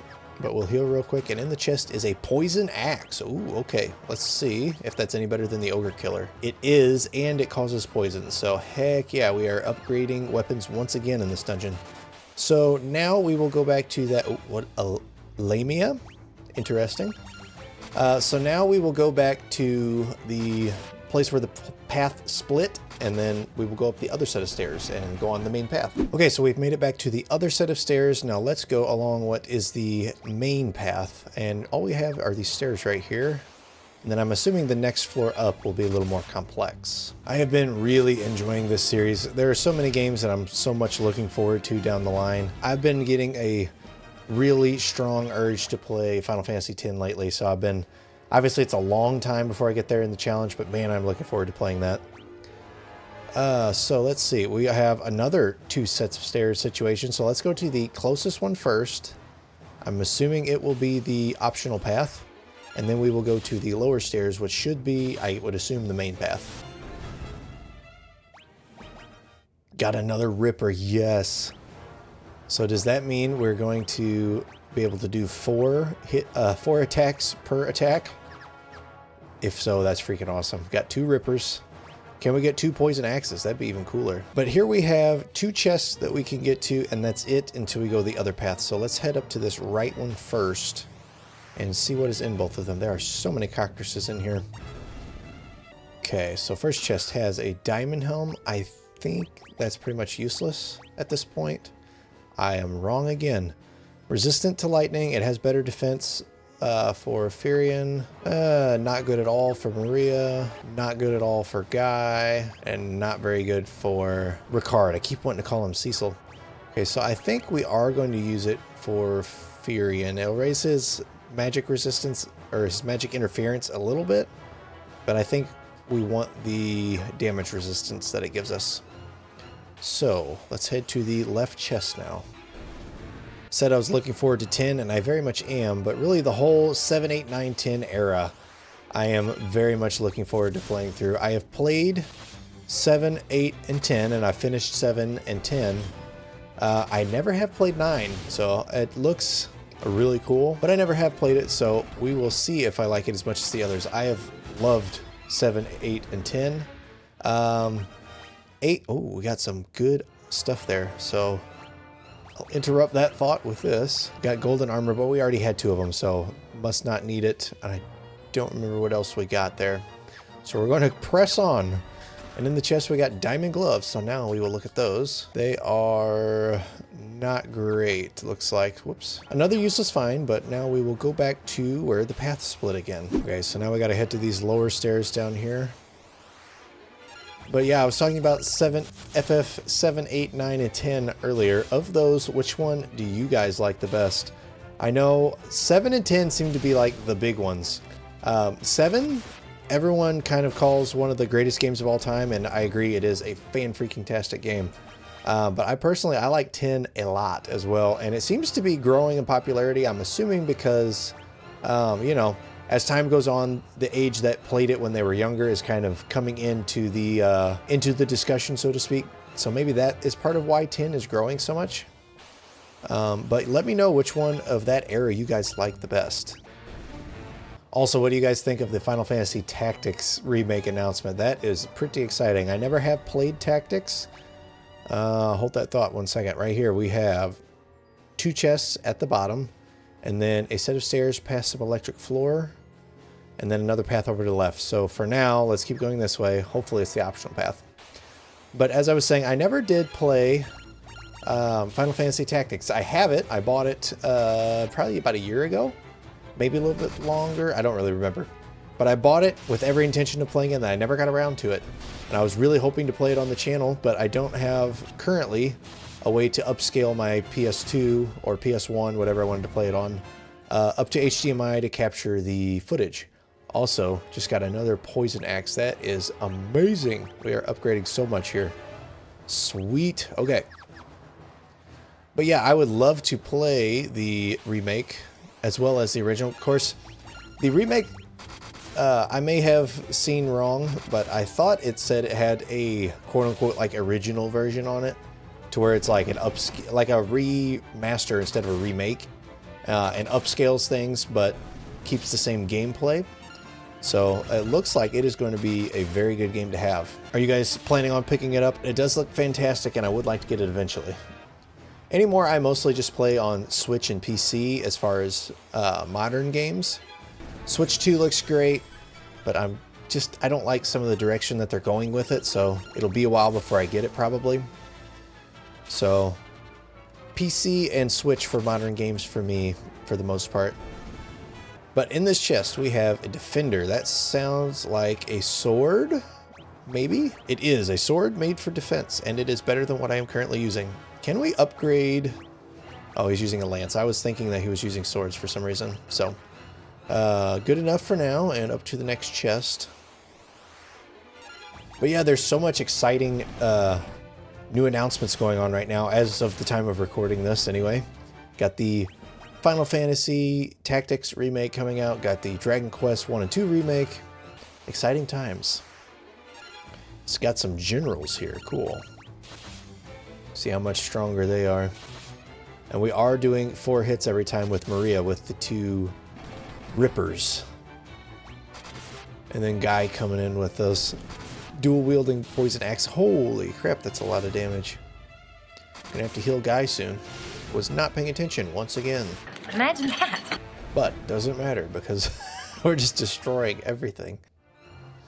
Got diamond armor. Let's see if it's any good. It is slightly better armor with much worse magic interference for Furion, which means we're not going to want it for Maria. No, absolutely not. Or Guy for that matter. So really, it's not very good at all. Well, we could put it on Ricard here. I think we're going to do that because we don't care about his magic interference. He doesn't use magic. So we will do that and then heal up and be on our way.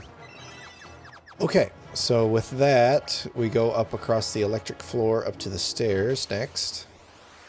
I'm hoping that we're not going to have to backtrack here, but who knows.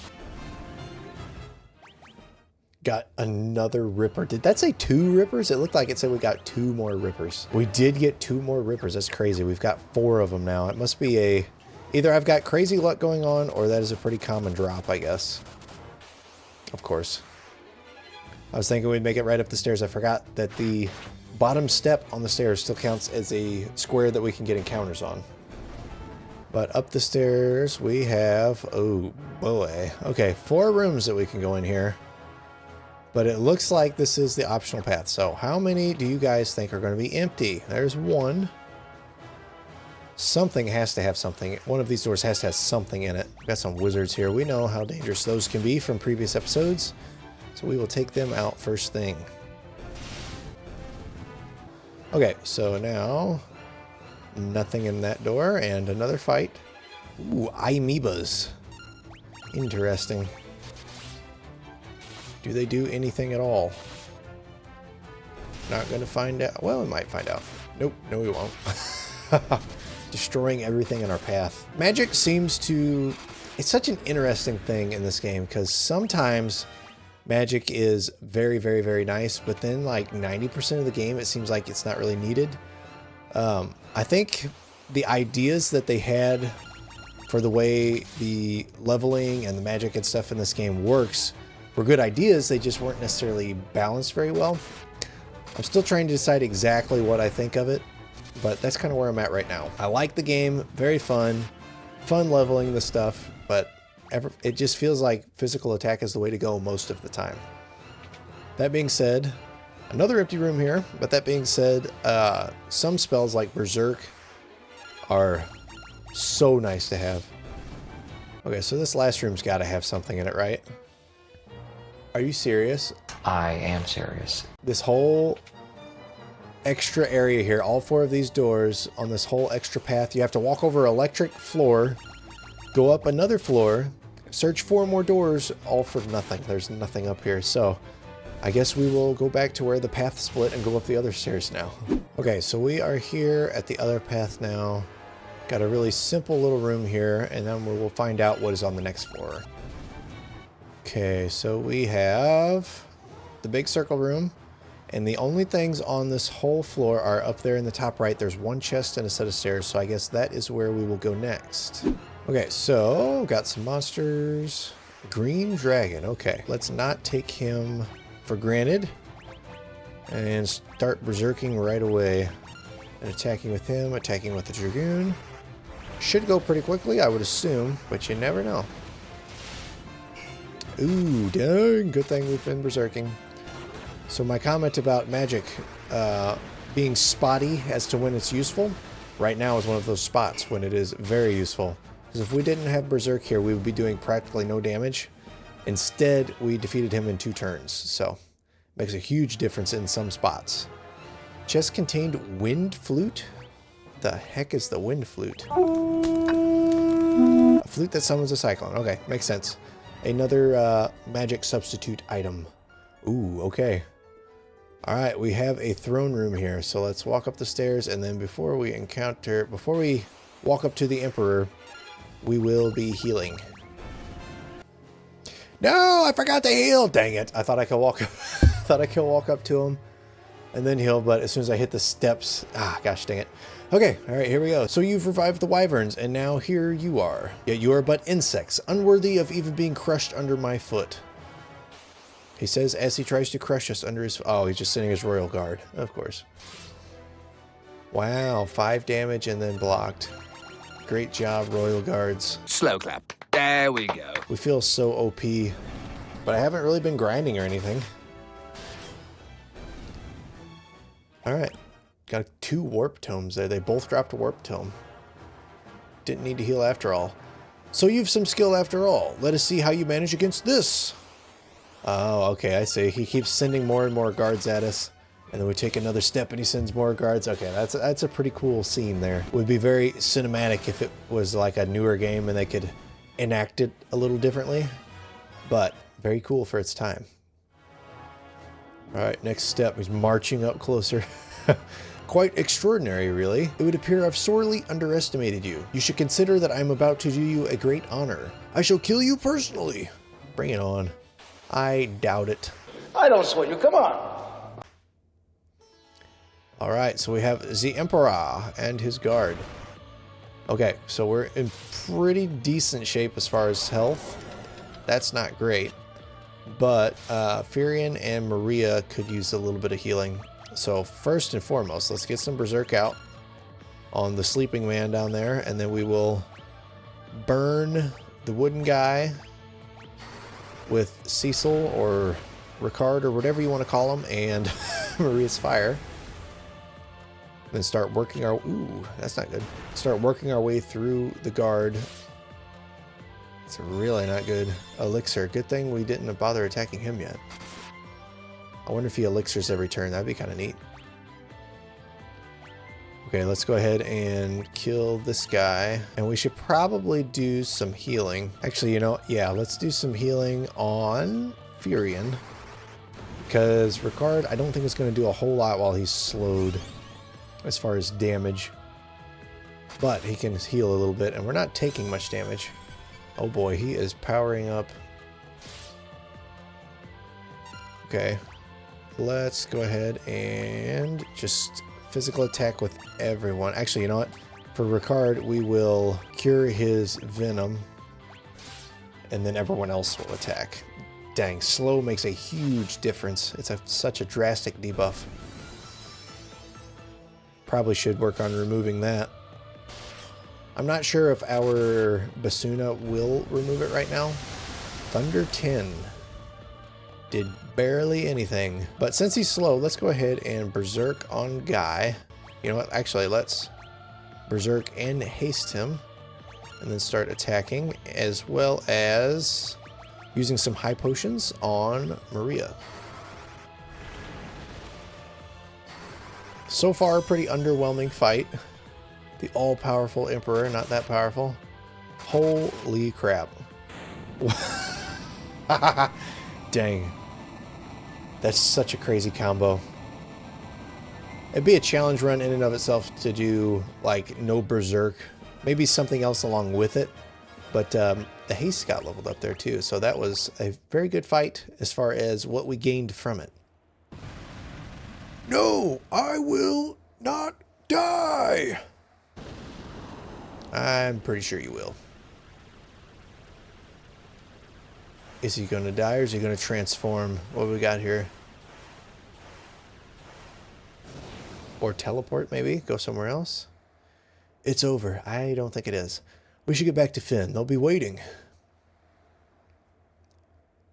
Yes, let's make it back to Finn. That way we can find out that there's some other threat that's about to hit us. Through your efforts, we finally defeated the Emperor. Thank you. The world was shrouded in darkness, but now the light of peace shines once more. Furion, Maria, Guy, Ricard, what more could we ask of you? The tales of your bravery will be handed down for generations. Now, let us celebrate.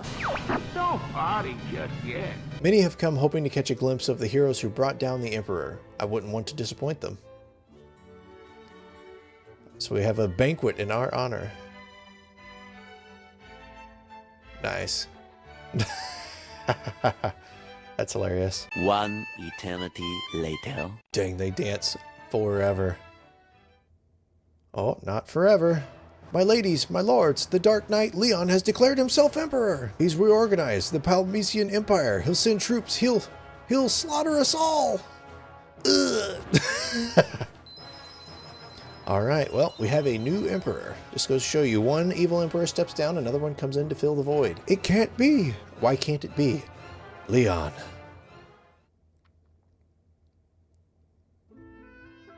And everything's back to normal the way it was. Leon, the Dark Knight? But I thought he was your friend, your brother.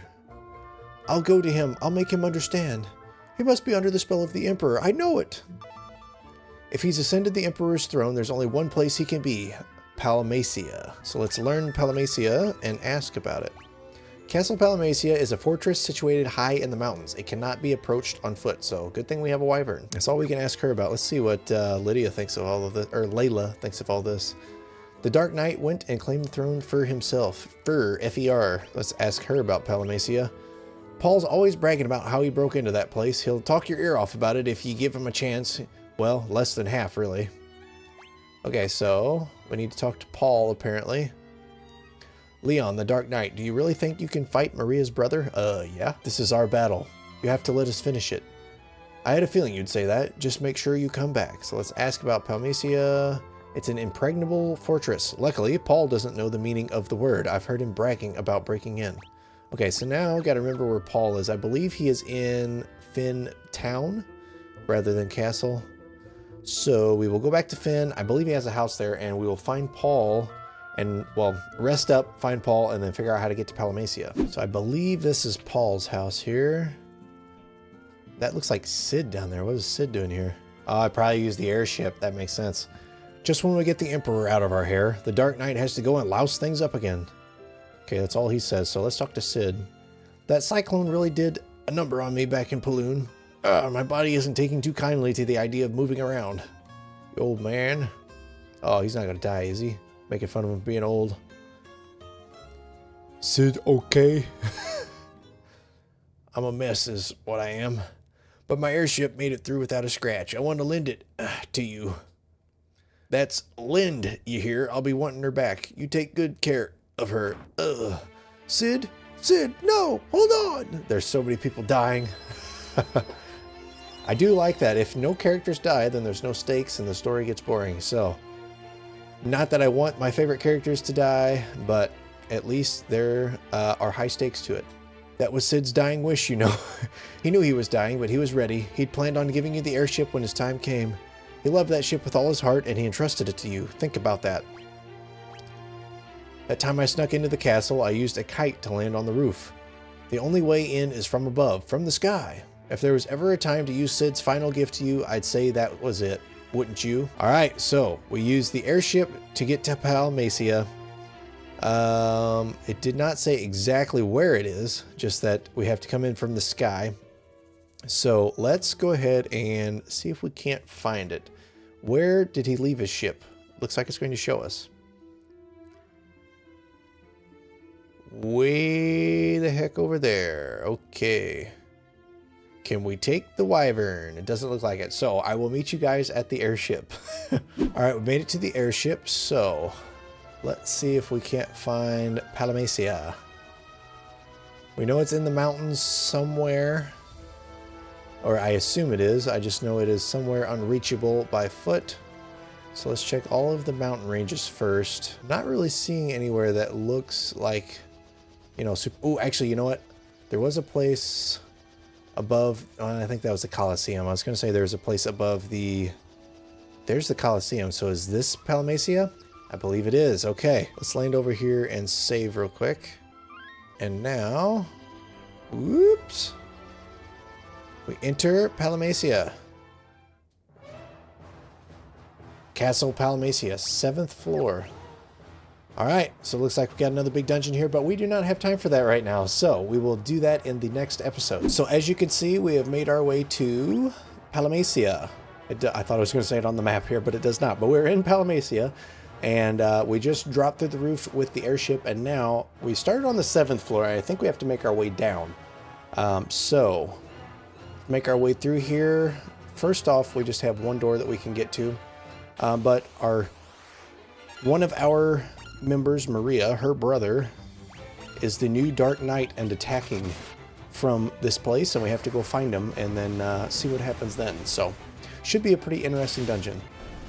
We are closing in on the end of this game, which is pretty exciting. I'm looking forward to moving to Final Fantasy III. Ooh, trap door there. Okay, this could get interesting if there are trapdoors everywhere. So right there you can see down below us there's one chest and a door in that area, and we can also go all the way around the right and down and then to the left of the room to get to that chest. And there are also 2 sets of stairs on the way, so lots of ways to go. So let's first off get the closest stuff, because typically the closest stuff is optional, and then we'll go to the farthest path last, because that should be the main path, and we got to get everything for the 100%.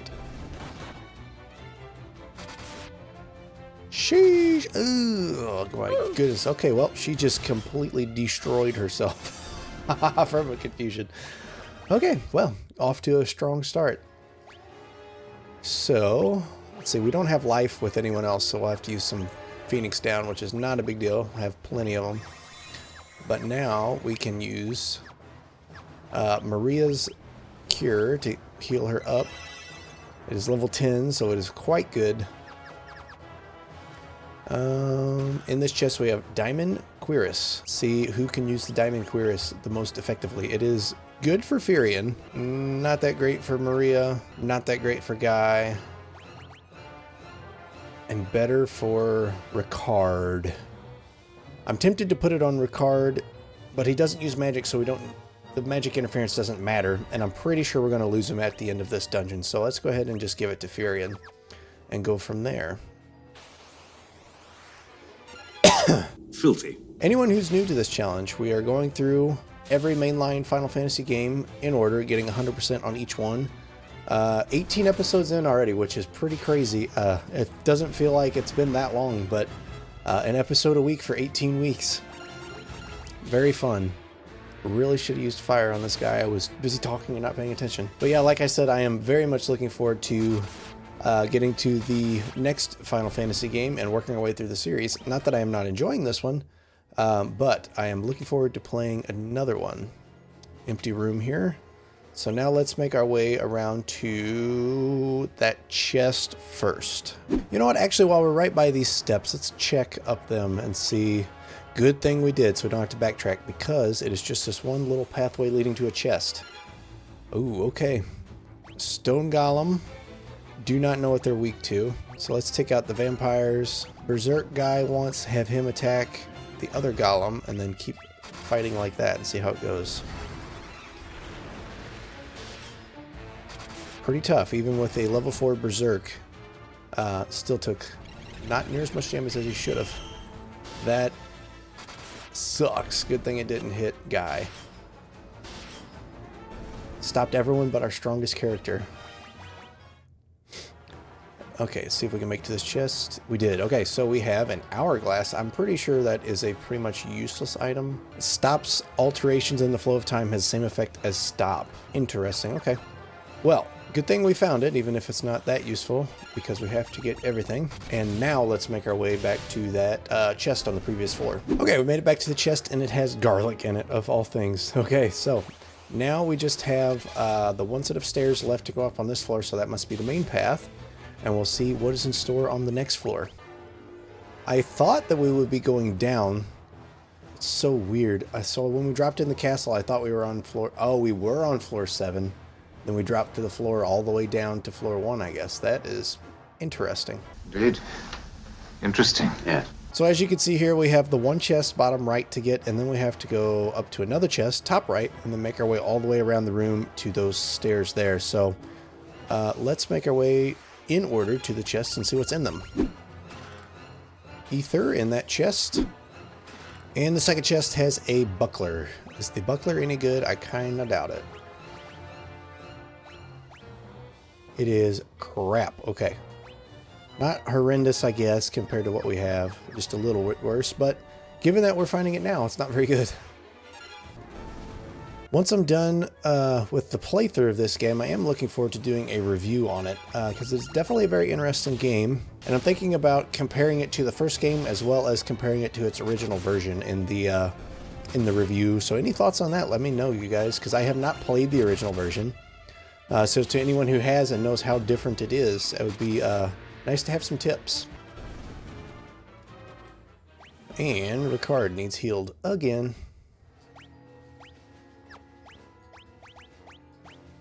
Getting some serious work in for Maria's cure, getting it leveled up. Okay, back to, or not back to, but down to the stairs now. Okay, let's see. I guess, I'm assuming we're going to have to go up 7 floors since we came down the 7. But in this room, you can see there's a chest bottom left and stairs bottom right. Unfortunately, we have to go all the way up and around for both. So I will make my way to that chest, not make you guys watch walking all the way around, but we'll see what's in the chest and then we'll go to the stairs. All right, the chest has monsters. What kind of monsters? Imperial Shadow. Oh, that is awesome. So he looks just like the Emperor. I'm assuming he's going to behave just like the Emperor as well. So we're going to go ahead and berserk up Guy and see if we can drop him in one hit again, because that's what we did last time to the Emperor, if you saw that video. If not, it is the episode directly previous to this one in the series. And... oh, okay, alright. Oh, okay, I'm cursed. I'm cursed, and this guy did not drop as fast as the Emperor. That is actually really cool. I wonder why they chose to do that, to make this random enemy stronger than the... or not random, but the guy in the chest stronger than the main storyline boss. That being said, he's not that much tougher, but that was a fun fight. That was cool. And Maria's Berserk leveled up, so gonna get even stronger. And we have a Thunder Spear. Let's give that to Ricard right away. I'm assuming it's gonna be better anyway. Thunder Spear is way better, and you can cast Thunderbolt. Oh, that's cool. Okay, so we will heal up and then go over to the stairs on the other side of the room. Okay, made it to the stairs up to floor 4. Now we have 2 chests pretty darn close to us, which is nice, and then we go up, and there are stairs at the top as well as a door down at the bottom. Okay, so we're going to hit the chest first and then go to the door. Even though the door is farther, I'm going to assume that it's just an optional room. It's probably empty too, given that there's so many empty rooms in this game. I would assume that it had chests in it, but as you might have seen in the last video... ooh, nice, that spear is awesome. As you might have seen in the last video, they'll make you walk pretty far for nothing in this game sometimes.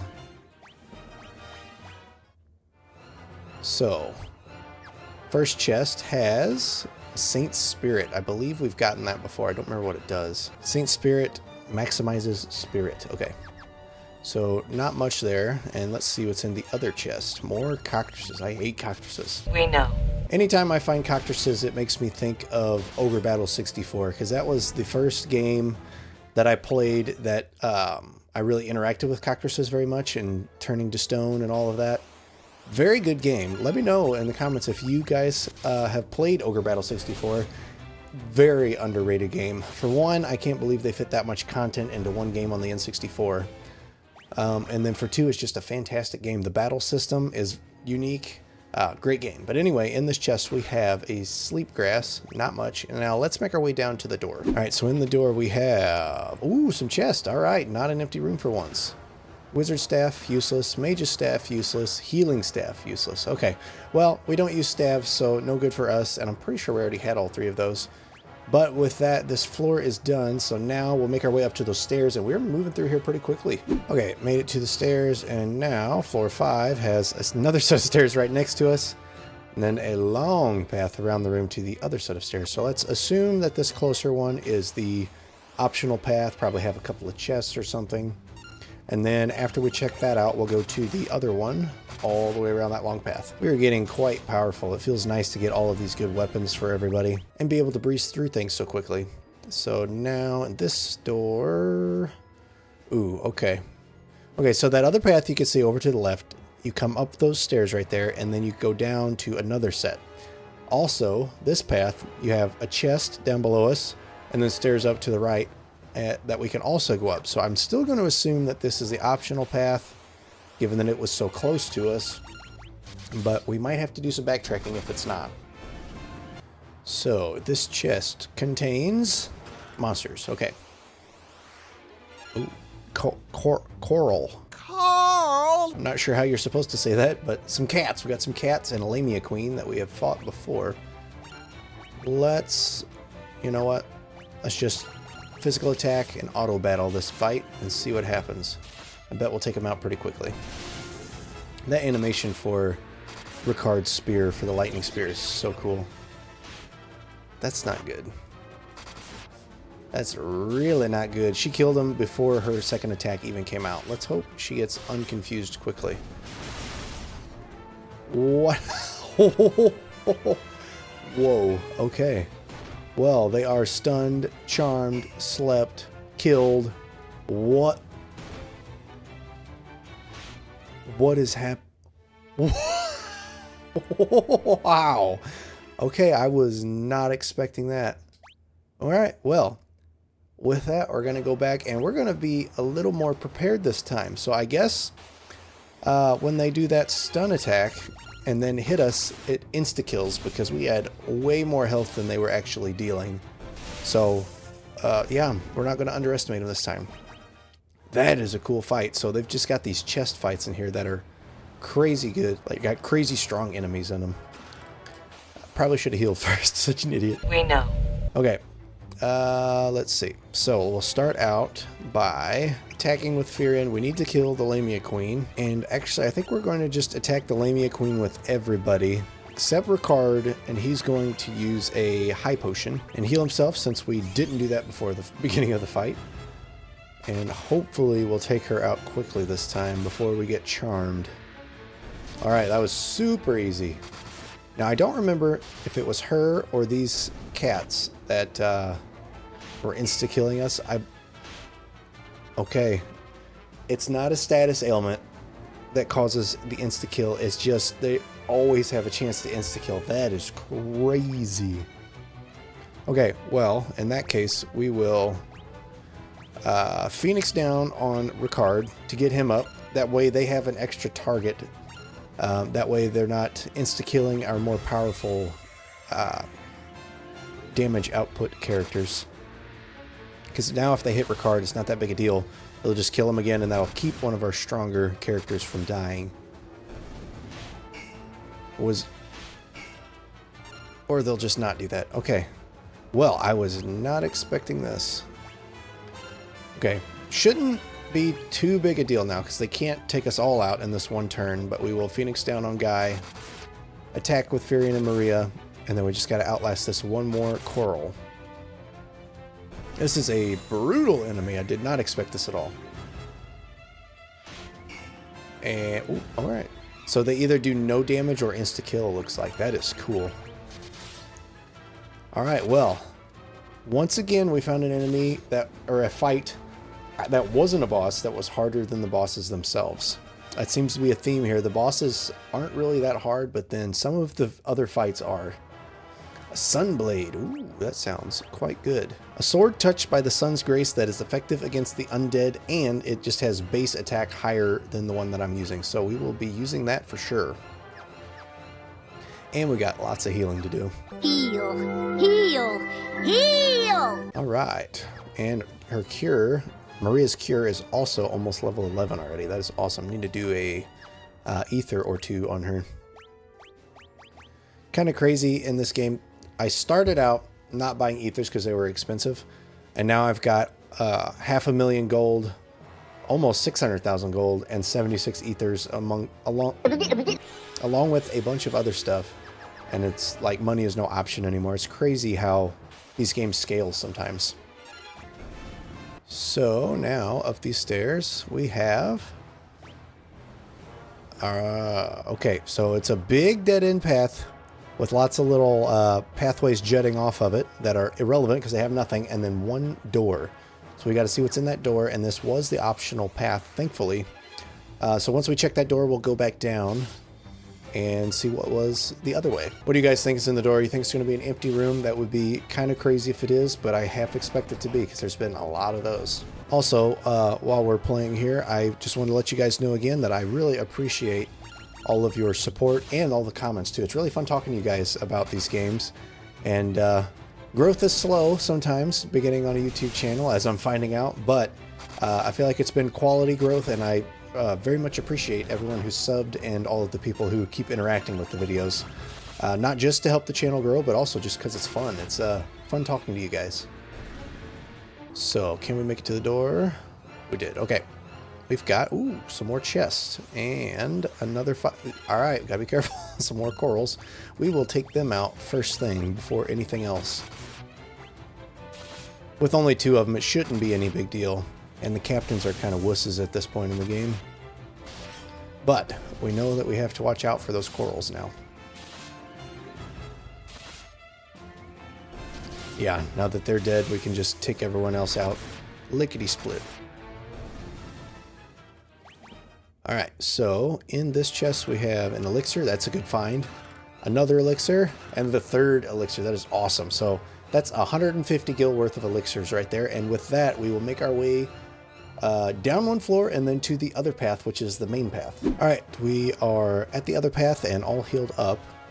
So now we make our way all the way down and to 1 set of stairs. There's lots of long, empty hallways, so I won't make you guys watch that. I'll meet you at the next set of stairs. Okay, made it to the stairs. So now, floor 7. This theoretically should be... No, it is not the top floor because there's stairs right here. But that's the only thing we can get to from here, unless there is a secret path that I'm not seeing. Let me look again one more time just to be sure. No, we already checked out those other ones. I remember that. So it is just these stairs right here. I'm curious if this is the last room. It looks like it is. There are 2 chests top left that we need to get before interacting with the main part of the room. You can see the Dark Knight sitting on the throne up there in the corner. So that is our main objective, but let's go check out those chests first, and then we'll finish out this dungeon. All right, so these 2 chests have Hellfire. Ooh. And a wind flute. So we found a wind flute before. I don't think we found a hellfire. A stone that deals fire damage has the same effect as fire, so it sounds a lot cooler than it actually is. So now we will make our way over to the Dark Knight Leon. Alright, I've been waiting to get Leon and see how good he is because most of the optional 4th characters aren't very good. Like, Ricard looks cool, especially with the Thunder Spear and everything, but as far as like battle prowess, he's not very good. Better than most, but I am curious to see how good Leon is, as we had him at the beginning of the game, and now we're about to get him again. I should be able to find out right here. Are we healed up? We need to heal. Thank goodness I looked first. First time for everything. Let's actually level Furion's Cure a little bit. There we go. Cure level 7. And let's see. Yeah, we need a little bit more. Good enough. Okay, let's see what happens now. I expected you'd come, Furion. Do you really think you can kill me? Oh, it just rushes us. Stop, both of you. Why do you insist on fighting, Leon? Weak words from the weak. Do you know what rules the world? Power, sheer power. The Imperial throne is mine. The weak cannot survive without the strong to control them. How many lives did the rebels throw away when they chose to oppose the Empire? Oh boy. I think Leon's about to get betrayed, if I had to guess. Oh. Emperor. Delusions of grandeur do not become you, Leon. Though I find the thought of you as Emperor quite deliciously absurd, it ends now. This world can have but one Emperor, and I am he. Plot twist, Emperor's not dead. Kinda saw it coming, but... You're alive? What are you? Not that it matters. The Empire is mine now, and I have no intention of handing it over. Wrong words, Leon. The Empire? Ha! I've no need for such trifles now. All the world shall fall by my hands, and the power I gained in hell. And your blood will be the first to spill. Alright, so he's the Demon Emperor now, I guess. And it's not looking too good for us. Call the Wyvern! You can use it to escape! Ricard, what are you doing? I was wondering how Ricard was going to die, because he had to die to fill a spot for Leon, to open a spot for Leon in the party. You may have a little trouble spilling the blood of Ricard Highwind, last of the Dragoons. Pathetic insect. And he probably just whoosh, out of the way. I will enjoy making you rue those words. May the spirits of the Dragoons lend me their strength. Ricard! Alright. It really, there was no reason for him to just go kill himself like that, but I guess we made it out. And Palamacia is now a dark tower, looks like. I wonder if we just fly back with the Wyvern. That would be kind of funny. What now? Also, what is everyone going to think of Leon coming here after trying to kill us? Furion, what happened? You're the Dark Knight. Guards! You'd best start explaining. I would get the guards first. The Emperor has risen from hell. Ricard died so we could escape. Joseph, Minwu, Sid, Ricard, all dead. That is a good point, and those were all my favorites of the optional characters so far. Other than Sid, we didn't get to play as him, but he's Sid. I don't know how much more I can take. As long as the Emperor lives, more will die. Leon? Princess? Whoa! I was not hitting anything and just started skipping through. The Dark Knight, a rebel? I leave the decision to you. Leon, let's fight the Emperor together, please. Maria, Furion. All right. He just keeps saying their names. All right, Leon, join the party. Now we have the original 4 back together finally, so I am curious what he uses to fight with. And where we're going. It just made us leave. So first, before we do anything, let's check out and see what Leon uses. A sword and an axe. That is pretty cool. Okay, so we have presumably the... Okay, no. Okay, I was going to say we had the best sword and axe, but we do not. So let's replace those. Actually, the poison axe is really good, so we'll leave that. And looks like he's pretty much got the best... Oh, okay. Almost the best. Now he has the best armor that he can get too. So we are ready to go, I think. So let's see if we can interact with Hilda and figure out what to do next. I assume we just go back to Palamacia and do it again, but I'm not sure. Once the monsters of hell poured forth into the world, which is hilarious that I was talking about Ogre Battle 64 earlier, and now this story is reflecting that so much. If you've played, you know what I'm talking about, but that's a funny coincidence. They entered using a path known as the Jade Passage, so let's learn the term Jade Passage and ask her about it. I've heard there is a place in Mysidia known by that name, the Jade Passage in Mysidia. Huh, I do not remember that, and we've been to Mysidia. The Emperor sold his soul to the devil. See what she knows about the Jade Passage. There's a narrow strait to the east of Mysidia. That whole area is the Jade Sea. Okay, so the Jade Sea is east of Mysidia. I'm assuming the Jade Passage is on the water. The castle that appeared at the time of the Emperor's resurrection. It could only be Pandemonium, the fortress of the Lord of Hell. But what about the Jade Passage? The myths and fairy tales of Keshwan speak of a small lake in Mysidia. It is said that those who enter the lake are taken to hell. Okay, so I guess we gotta go to hell, Doom style. But first, before we do that, let's stock up on whatever we can in town, potions, items, all that kind of stuff. And then we will make our way toward Mysidia and figure out exactly how we enter this Jade Passage. Oh. I'm assuming it's going to show us something opening up. That is funny that it scrolls all the way there, which is good. Especially back in the day, if you didn't know much about this game, you'd be able to find it. And there's a puddle in the ground. I guess that's the passage to hell. Alright, we're going to stock up and then we'll fly to the puddle. Okay, we have made our way to the puddle, which is the Jade Passage. And we get a fight. Oh, Mantis King. Have we found a Mantis King before? I'm not sure that we have, and that might have been one that we're missing in the bestiary. So what a freaking lucky find if that's it. Also, Leon is actually not bad in battle. Not near as strong as the rest of them, but I'll take it. Right on. Got some cat claws. What the heck is a cat claw dagger? It is better than the Ripper, which is freaking amazing as it is. A 3-bladed weapon fashioned into a glove that is effective against spellcasters. Well, the Ripper does give us 2 hits, which is nice to have, but the cat claws are even more powerful, so that's kind of crazy. Also, the Mantis King was one that we needed for the bestiary, because we've only defeated 1, as you can see there. That is awesome. Okay, well, making progress on accident even. There are only a handful of enemies left to get out of the bestiary. Okay, so I just looked at a guide, and number 74 here is the only one that we're missing left. We're missing 5. And it's the only one that we're missing that is not either in the Jade Passage or Pandemonium. So let's go ahead and find number 74, which is a sandworm. And if you'll remember from I don't know, maybe 5 or 6 episodes now. We tried to find it before and it wasn't available yet. So now it is. So we don't forget, and in case we can't get out of the Jade Passage in Pandemonium, because I'm not sure how it works, let's go and kill a sandworm and then we will go to the Jade Passage. Sandworm, if you remember, is in the desert outside the Colosseum, but it was not available at the time that we looked earlier. I believe it was before the cyclone appeared, which I don't understand why that makes a difference. But apparently it does, so now we have to find a first encounter. That is awesome. Okay, sweet. All right, well, with this fight... Ooh, holy crap, those cat claws are powerful. Hopefully we can find more of them.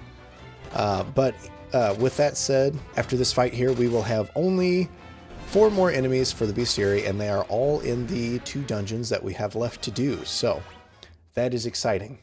I am curious if we're going to be able to get the whole rest of this game in this episode and maybe one more. I'm not sure how long the Jade Passage is. I don't know if we have time today to get it done, but let's see how this goes here. Jumped in the puddle and it's a portal to hell. Oh, all right. All right, we got a little bit of artwork here. That is awesome. Dude, that's freaking sweet. Okay, so Jade Passage here. I'm not sure how long this dungeon is, so I think we're going to end it here for today. And then in the next episode, we will go through the Jade Dungeon as well as finish Pandemonium. All right, so we finished the last episode having just gotten to the Jade Passage, you can see here, which is the pathway to hell, apparently. So we have to finish this and then Pandemonium. And then I think that's the end of the game, but I'm not 100% sure. So let's get right into it. And you can see there's a lot of stuff to do here. So there's a door up top, a door and a chest in the middle, and then a door and a chest down at the bottom. So let's start with the door up at the top right and see what we can find. Hectize.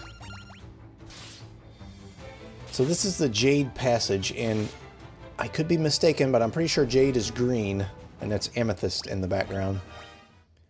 Been a while since I've brushed up on my geology, but let's see. We've got nothing in this door. Imagine that. Lots of empty rooms. Abyss Worm. Gonna get more used to using Leon in battle too and kind of see how good he is. Found out in the last episode that he's pretty decent, but we need to get him some levels because he has very puny HP. So the more damage he takes, the higher it should go. But it's going to take a little bit, and we don't have a whole lot of the game left to level it up. So going to be interesting. So there is one more enemy that we do not have in the bestiary that is found only in the Jade Passage here. So we're going to have to keep an eye out for it. Great Malboro. I like the Malboros. But the enemy we're looking for, I believe, is called a Scissor Jaw. After this fight, I'll look. That was not that great of a Malboro. But let me look real quick and see which enemy it is for sure. That way we can keep an eye out for it. And the chest has a diamond mace. I believe that is a staff type weapon, in which case we won't be able to use it. It is a staff made of diamond, so won't be using that, but let's look and see what the enemy is that we're missing. I'll check the replicator activity log. Okay, so I just looked it up, and it is number 32, which is a Scissor Jaws that is located here in the Jade Passage. So we cannot leave this Jade Passage without killing a Scissor Jaws. Shouldn't be too hard, but for anyone who missed it, the bestiary on my game is partially filled out from a previous playthrough. I tried deleting the files and everything from the previous playthrough of this game, and it just would not get rid of the bestiary. So part of it is already filled out, but we should be pretty much covering everything that we covered before, and we're going to make sure that we 100% complete it from that point. I tried starting over from scratch, but I couldn't figure out how to do it, unfortunately, so we're going to deal with what we got. And in this room, we have nothing. Imagine that. So you get nothing! Okay, so more abyss worms, and then I believe we just have one more door and one more chest left on this floor. Not really sure how long this Jade Passage is. I'm curious if we're going to be able to complete this game in this episode, but I don't know. It's going to be close, I think. but I am quite excited about it. And in this chest we have more Hellfire. Haven't really been using any of... Ooh, Chimera Sphinx. Haven't really been using any of the, like, magic substitute items. They're probably good, and I could use them in the final fight, just so I'm not holding on to them and them going to waste. But I'm not sure how good they are exactly. Like the Hellfire, for example, it says cast fire, but I'm not sure what level fire. See, like right there was Ice Storm 16. But if I had an item that casts Ice Storm, I do not know what level it casts. So that'll be interesting to find out. And through this door, we have a set of stairs.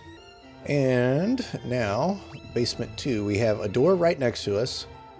Holy cow, there's a lot of stuff. Okay, so the door right next to us, and you can see on screen there are 2 chests and 2 doors.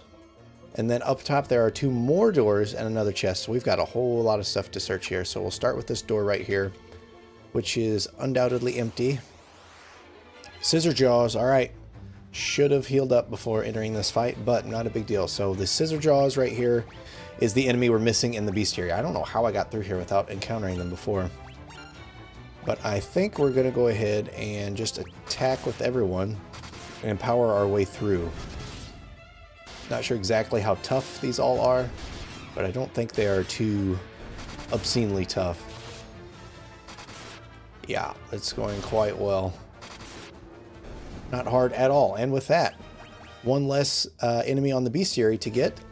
And I believe, yeah, everything. I think there's like 3 left, and they're all found in Pandemonium. So once we get to Pandemonium, we'll double check our list. Also going to heal up right here. But until then, the bestiary is complete up to this point.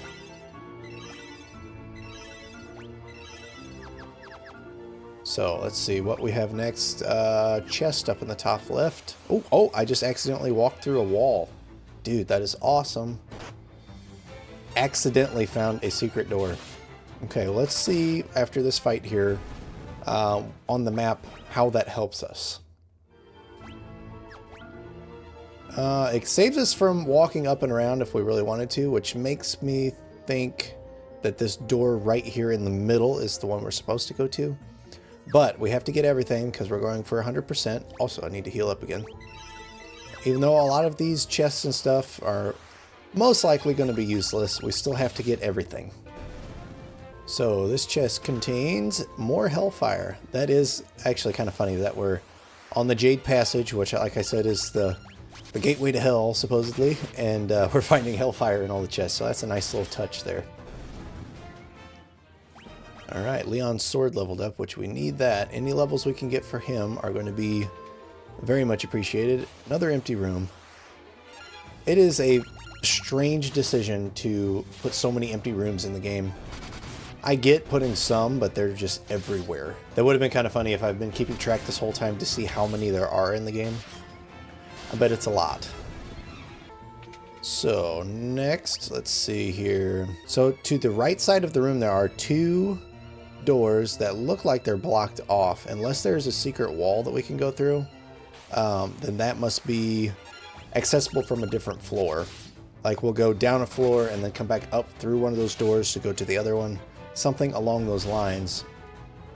But for now, we'll check for some secret walls as we're going. Nothing so far. I don't think we're going to find any. And usually they're only 1 block wide. But while we're here, we might as well check. And we got an Antarctic Wind. Another casting item that I never use. Funny that I was talking earlier about the White Dragon using that same spell as we just got the item for. Okay, so let's see. We gotta get that chest down there. Let's check this little... Oh, okay, there is a path over here. Okay, well, in that case, we're gonna check this chest and then go up to the door in the middle of the room. Then we'll check those 2 doors because I assume one of them is the path down. Got some monsters, a blue... Oh, okay. Blue dragon, and they're playing the music as if this is going to be a brutal fight. So let's see if we can turn it around on them and drop them in one go. We'll have 12 stacks of Berserk on Guy, and then see how much damage he does. I'm going to guess like 1,500. Oh, per hit. Sheesh. Okay. Nice. That was a cool looking spell. It didn't do a whole lot. And he took damage afterwards. I don't know if that is from the poison axes that we have or what. Because it doesn't show that he's poisoned, but obviously something was hurting him. Alright, and we got a Holy Lance and some more cat claws. Yes! Okay. So we got double cat claws with Maria. That is a lot of freaking damage. And then let's check out this. Oh, I was thinking he used spears. Okay, none of our characters use spears, so the lance that we just got is useless to us, but the double cat claws is very nice. And what's not nice are these empty rooms. So empty. Okay, so now that is everything, right? Other than the 2 doors? Yeah, okay. So we gotta check out these 2 doors. I'm gonna guess the one at the top is the path, but we gotta check them both. But in this bottom door, we have precisely nothing. So, to the top door we go. So, on to the next floor. Basement 3. Ooh, we got a waterfall. That's cool. Okay, lots of zigzagging around, but we have a door top right, door and chest in the middle. Door midway down, and then 3 doors at the bottom. So we're just going to follow the path that winds around this waterfall. This is a cool room. I like that. So, first door. Maybe not. Anyway, first door has nothing.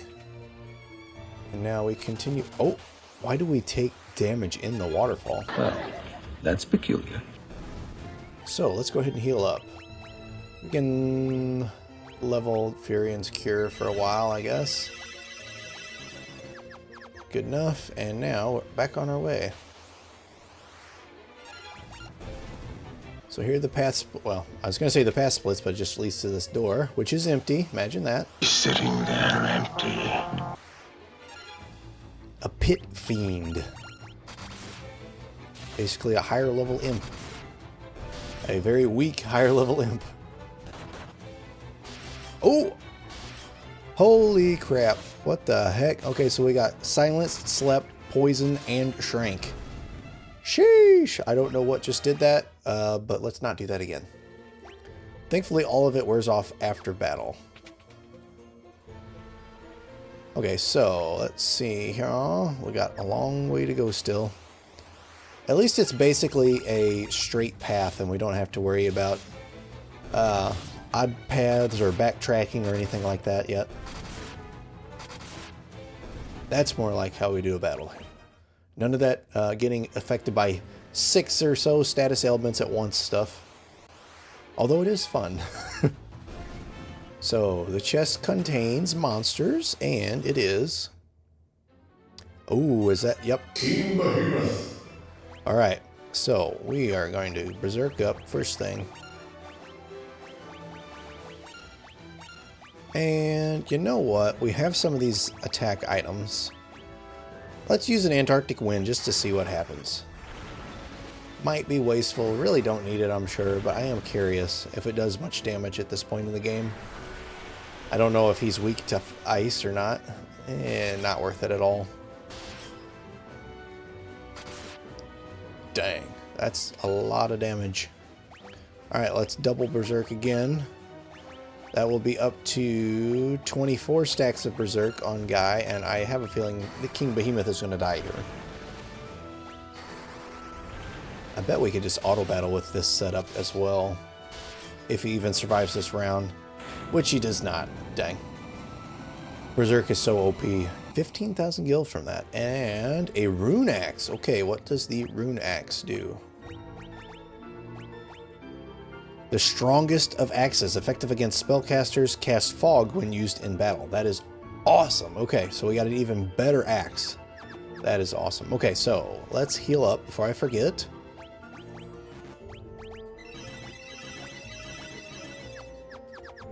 And we'll be back on our way.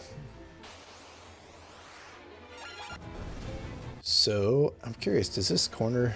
No, there's nothing in the corner. I don't really know why they put it there. I guess just to make everything look a little bit better. Jeez, the rune axe is insane. It did 3 times as much damage as the poison axe in his offhand, so that's kind of crazy. And let me guess, empty room. Wow, what do you know? So next on the path, we just have the 3 doors at the bottom already. Dang. We made it through that fast. Okay. Well, oh, hello. There's a wizard behind the waterfall there. Alright, we're going to defeat these guys, heal up, quick save, and then let's find out what the heck that wizard's doing there. Let's heal. And might as well use some ethers for Furion. Back when I stocked up last, I maxed out pretty much everything. Not elixirs because they're 50 freaking thousand gil a piece. But we got 99 ethers, so can kind of use as many as we want. And let's quick save here too. Alright, what does this guy have to say? I cannot walk up any farther. Do I have to go? I have to go this way. What can I do for ya? Ooh, okay, sweet. Alright, so we have 2 flare tomes already, 2 haste tomes already. We don't need berserk and death. Okay, well, we already have a death tome, so it wasn't quite as cool as I thought at first, but that is really cool to find this guy. Let's go ahead and buy another berserk for Leon, and then also, you know what? Let's do another haste for Leon as well. Yeah, actually, we already have 2. We'll buy 1 more haste. And I think we're good, so let's teach some spells. We need to teach Flare as well. I know I didn't really want to get rid of anything with Maria, but it would be really nice to have Flare. Even though we haven't been leveling it, I don't know if it's worth it or not. We'll teach Berserk to Leon, and there's not really much I want to get rid of with Maria. So we have an extra Toad tome, so I think I'm going to get rid of Toad for her and swap it out for Flare, because we're more likely to use Flare. Oh, I have to forget it first. I don't think I'll regret that, and if I do, I can always put Toad back on her with the tome. And I don't really see us using Toad anytime soon. So we'll teach Flare to Maria. Let's actually teach it to Furion as well. And let's see, who doesn't know Haste?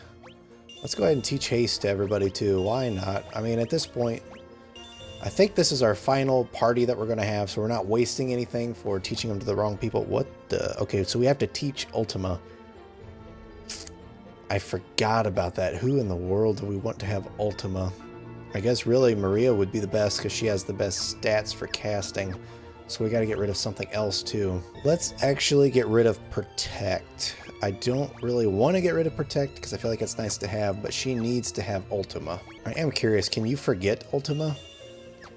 I don't want to accidentally do it, but let's see if it's possible. It does let you click on Forget Ultima. That would be kind of insane. I am not going to try it to find out right now. But you know what? While we're here, I'm going to buy some more flares as well.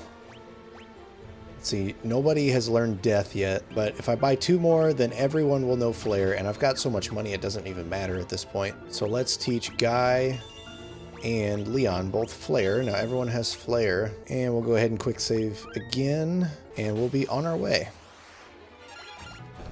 I guess really I need to use Flare a few times and see if it's actually any good. I know in FF1 it was fantastic, but I don't really know how it's going to perform here, so we shall see. Now is a good time to find out. So let's go ahead and cast Flare 1 with everyone. See how good it really is. Ultima is on a row all of its own. Let's start leveling it. I did not even think about leveling freaking Ultima. We should have been doing that this whole time. Let's see how good it is. Level 1 Ultima is actually not terrible. Level 1 Flare is very terrible. It's so bad. Well, I think we're going to forget Flare with everyone else for now, but we are going to keep leveling Ultima because we need to get it leveled up as much as possible. So we'll keep casting Ultima and physical attacking with everyone else. And I think we're going to try to do that as much as possible up to the final boss because I assume we're going to have to use Ultima on him and we want it to be as powerful as possible. God, man, I cannot believe that I forgot to be leveling it. I am going to cast it with her every turn I possibly can from this point, though. Alright, Furion's Cure is level 8 now. Very nice. And empty room, so this last door has got to be the way forward.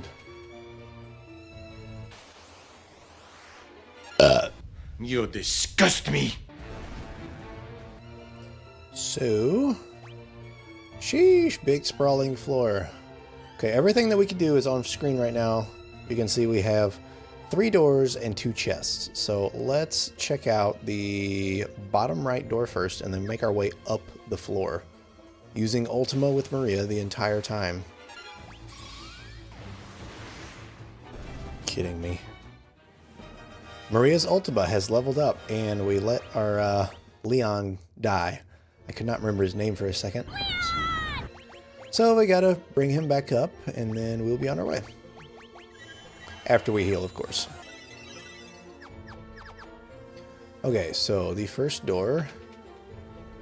Ooh, okay, alright, that's the way to go apparently, unless there are 2 doors that both have stairs.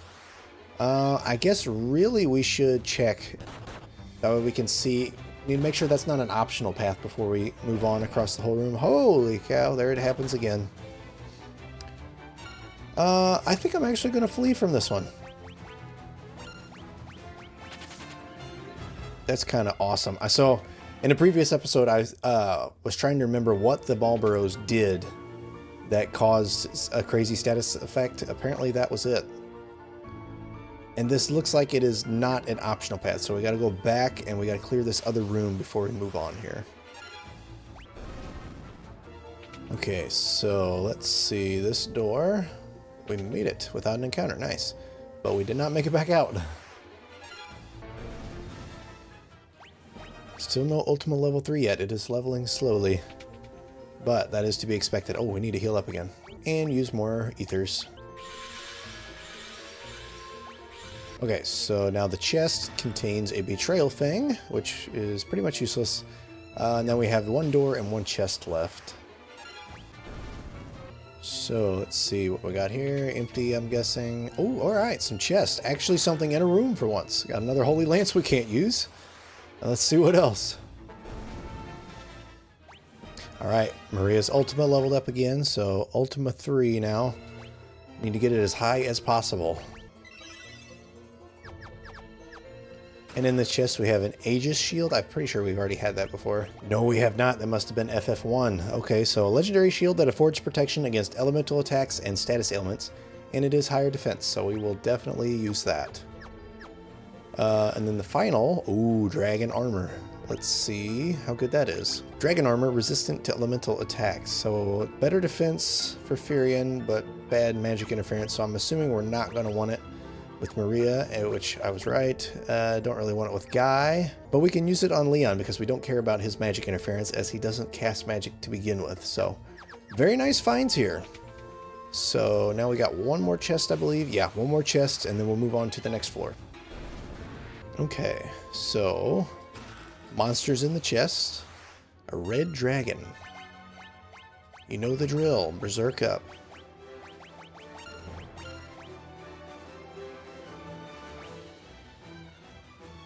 You know what? I'm going to hasten him too with Leon. Why not? Can we drop him here? Not quite, but hey, that was a pretty good turn, and that is a lot of freaking damage. Dang. But I do much more damage. Alright, easy enough. Another dragon down. It is funny I said I don't use magic with Leon and then immediately used it, but we got a Yoichi bow, or Yoichi, I'm not sure exactly how to pronounce it, but we don't use bows unfortunately. But just looking at it here, it says a legendary bow of unparalleled power. It casts Berserk when used in battle. So if we used a bow, that would be an awesome bow to have. But we don't, so let's head on to the stairs to the next floor. Alright, heading down to the next floor. We just have 1 straight long path. With chests and doors along the way. So all we have to do here is follow this path, presumably, unless something comes up to where we have to like, ooh, I did not mean to do that. I auto-battled with the wrong setup. We'll see how it goes, I guess.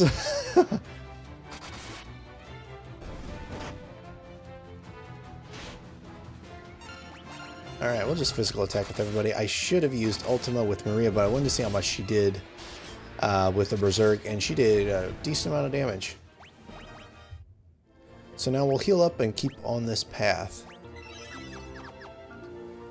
Alright, assuming we're going to find some more good stuff, but who knows. This is only the second fight with the scissor jaws that I've had here, so maybe that's why I missed it on my first playthrough. Alright, so the chest has a high potion that we can't even hold. And this chest has a protect ring. Ooh. Let's see how good that is in this game. Ring that guards against instant death. Okay, it has better stats on everything except That's all, folks. except attack for Furion. It is just generally way better for Maria. I'm not even going to look at the rest. Let's just give it to Maria. She needs something better. The door contains nothing. Imagine that. Ha! Never heard that one before. Healing staff there. Easy fight with the dragon. And we're back on our way. So we have one chest and one door left. Alright, Ultima leveled up again, so that makes level 4. When you specifically grind for something, it doesn't seem like it takes too long, thankfully. Definitely using up a lot of magic, though. Started with 99 ethers down to 78 now. Alright, so this chest had... almost. So close. But the chest has an elixir. Nice. We're finding elixirs quite often now, thankfully. Leon's haste leveled up that time too. Nice. Not that that means a whole lot, given that he has like 4 MP to cast with. But still kind of nice. And now we have Basement 6, and it is just one path leading up to something that looks like a warp up there. So I'm assuming that that is the portal to hell that we're looking for. So we'll make our way up to it. And I think that'll be the end of this dungeon. I'm not for sure. Leon's sword and axe leveled up that time too. Nice. So he is getting more powerful slowly but surely. Also, we are up to 840,000 gil now. We're getting gil like crazy. Alright. Long straight path. And need to heal up again already. Alright, so Leon does have more MP than I thought, or maybe he's just leveled since last I looked. Haven't really been thinking about him using magic much, so didn't really look very closely. Alright, so let's see where exactly this portal takes us. Is it going to take us straight to Pandemonium? This is the Castle of Hell. Pandemonium! Pandemonium! Pandemonium, first floor. Okay. Well, as much as I want to get this all in one go on this video, I don't think we have time for both, unfortunately. So I think I'm going to have to end it here. We completed the Jade Passage, which I'm very happy about. And in the next episode, it should be the grand finale of Final Fantasy II. So I am very much looking forward to that. I'm super excited. This is going really well. So,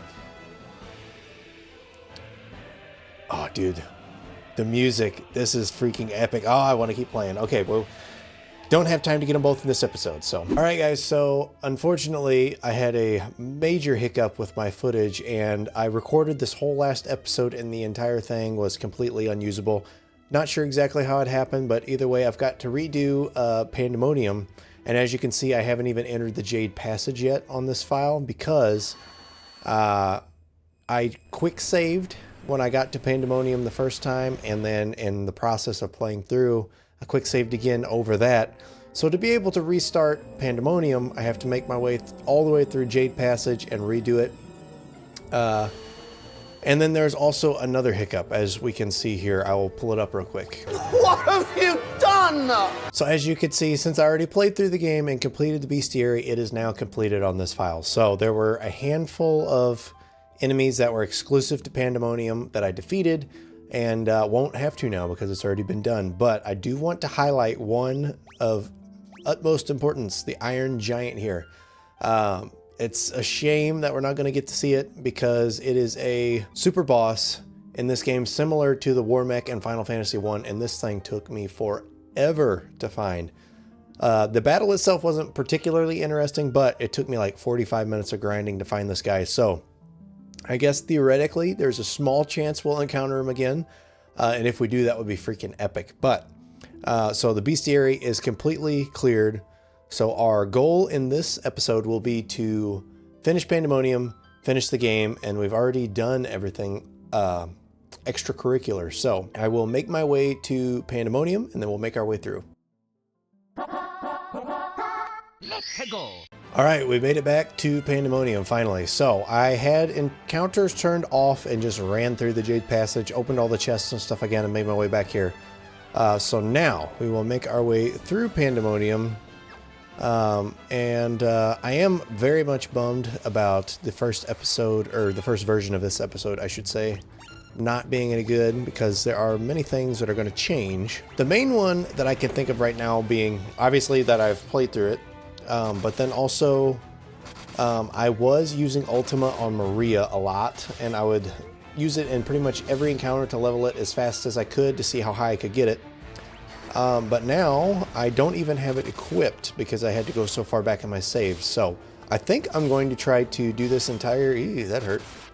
Do this entire dungeon and beat the whole game without it and see how ultimate Ultima really is. So I'm going to heal up here and then we will keep pressing on, and it should be an interesting little challenge. I was leveling Ultima as fast as I could, and now I won't have it at all, so we will see what difference it really makes.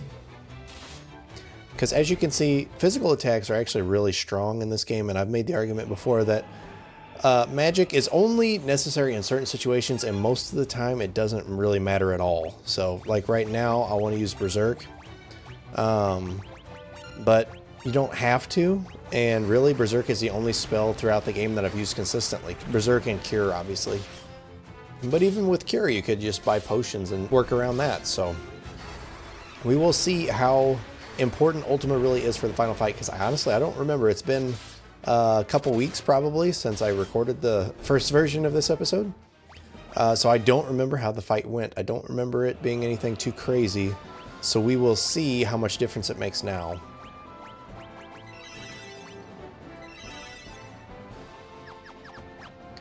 But we are going to get through this fairly quickly, I think. So I am interested in your guys' thoughts. I also don't remember if I asked in the video that was overwritten or a previous one, your guys' thoughts on playing the Final Fantasy games out of order.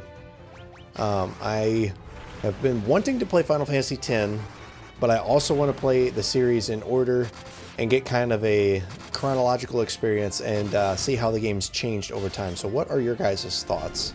I want to do both, but I'm leaning towards playing them in chronological order and seeing how the series evolves over time. So let me know what you guys think. I did get a ribbon in that fight, so let's see who it goes best on. As you may know from Final Fantasy VII, ribbons are pretty good. I think we're going to put it on Maria here, because that will raise her magic defense significantly for basically no loss in physical defense. So that will be nice to have. In Final Fantasy VII, if you've played that, you know that in the Sephiroth fight, they are pretty much vital. You don't have to have it technically, but it helps a lot. Okay, we have finished the first floor already. So now we have a chest and a portal up at the top there. And that is it on this floor. So I will make my way to the chest and meet you guys there. All right, so in the chest we have an ether, and now we make our way to the portal. I'm noticing as I play through this just how easy it is to just spam auto battle with physical attacks and make it through. See, watch this. Just hit the Y button on the Switch controller here and everything just dies in a lot of these battles. So I was thinking, like, in the future when I rank all of the Final Fantasy games, where this one will rank. I'm probably fairly low in comparison with the rest of them, but there are some that look absolutely terrible. Like, I had never really paid attention or seen any footage of Final Fantasy 15, and then recently I just saw a few clips of it and I thought, oh my gosh, that looks terrible. So we'll see when I get to them in the series where they compare to this game. Let me know if you're a fan of 15. Like I said, I've never played it. I just saw some footage this week, and should be interesting to play through. But I am looking forward to most all of the games, maybe not 13 or 15, but the rest look quite good. Okay, so here we have one chest and one portal again. So let's go ahead and get the chest first, and then we'll head to the portal. So we have an elixir, and now I will meet you guys at the portal. All right, on to the next floor. All right, so we have here 4 doors to choose from right there, and then a portal top and a portal to the left. So let us check out these doors. I believe, if I remember correctly, that each door, there's 2 chests behind the doors that we need to get that have something interesting in them. So let's do left door first and then work our way to the right. Okay, so all right, let's see, work our way through all of these doors, and we can get to one of the chests from this side of the room, that one up at the top, and we cannot get to the other one there in the middle. So we will get that chest up at the top and then go back to these doors to get the other one. All right, so we are at the chest. We have a battle here with Zombie Borgin. So that was one of the enemies that was in the bestiary that I had to do in this video, and I've already done. So we will fight him again here, and we will use our same tactic that we use on most high health enemies and do Berserk on Guy and then just hit him, and it's pretty simple. As you can see, so not much to the fight. And I don't know how I missed it on my first playthrough of this game. Apparently I missed this chest, but we leveled our Berserk there, and in the chest we have Genji gloves. So let's see who they go well on. They are much better for Leon, whose name I still have trouble remembering, except for the evasion, which I'm not worried about. So we'll go ahead and give those to him. And now we have to make our way all the way back down to the doors at the bottom to make our way to that chest. So I will meet you at the door at the bottom. Okay, made it back to the door, and now we will go to the next door in this series. I don't, for whatever reason, I want to say that the third door is the one to go forward, but I don't remember for sure. I'm so bummed that you guys aren't getting the first full, fresh reaction of this. Let's make our way to the chest here. But yeah, I don't know what happened to the footage, but it is quite aggravating. So that being said, let's make our way to that chest. All right, so we got some monsters here, and it is Tiamat. Okay, cool. So they've got some pretty cool fights in these chests. That being said, we will use the same tactic that we've used throughout the entire game. And actually, oh, I thought I taught Leon, well, I probably did teach Leon haste and start using it, but I guess I have not done that yet again now that I've had to restart. So maybe after this fight I'll teach him haste, because right here he's completely useless unless he is buffing Guy. So that's crazy. All he does is just a physical attack right there for not even 1,000 damage. And I'll probably down him in these 2 turns here. It's crazy. Crazy how easy this particular game is. But Maria's Berserk leveled up, so that should be even more powerful against the boss. We got the Genji helm too. Let's see who that's good. I'm gonna go ahead and try it on Leon first.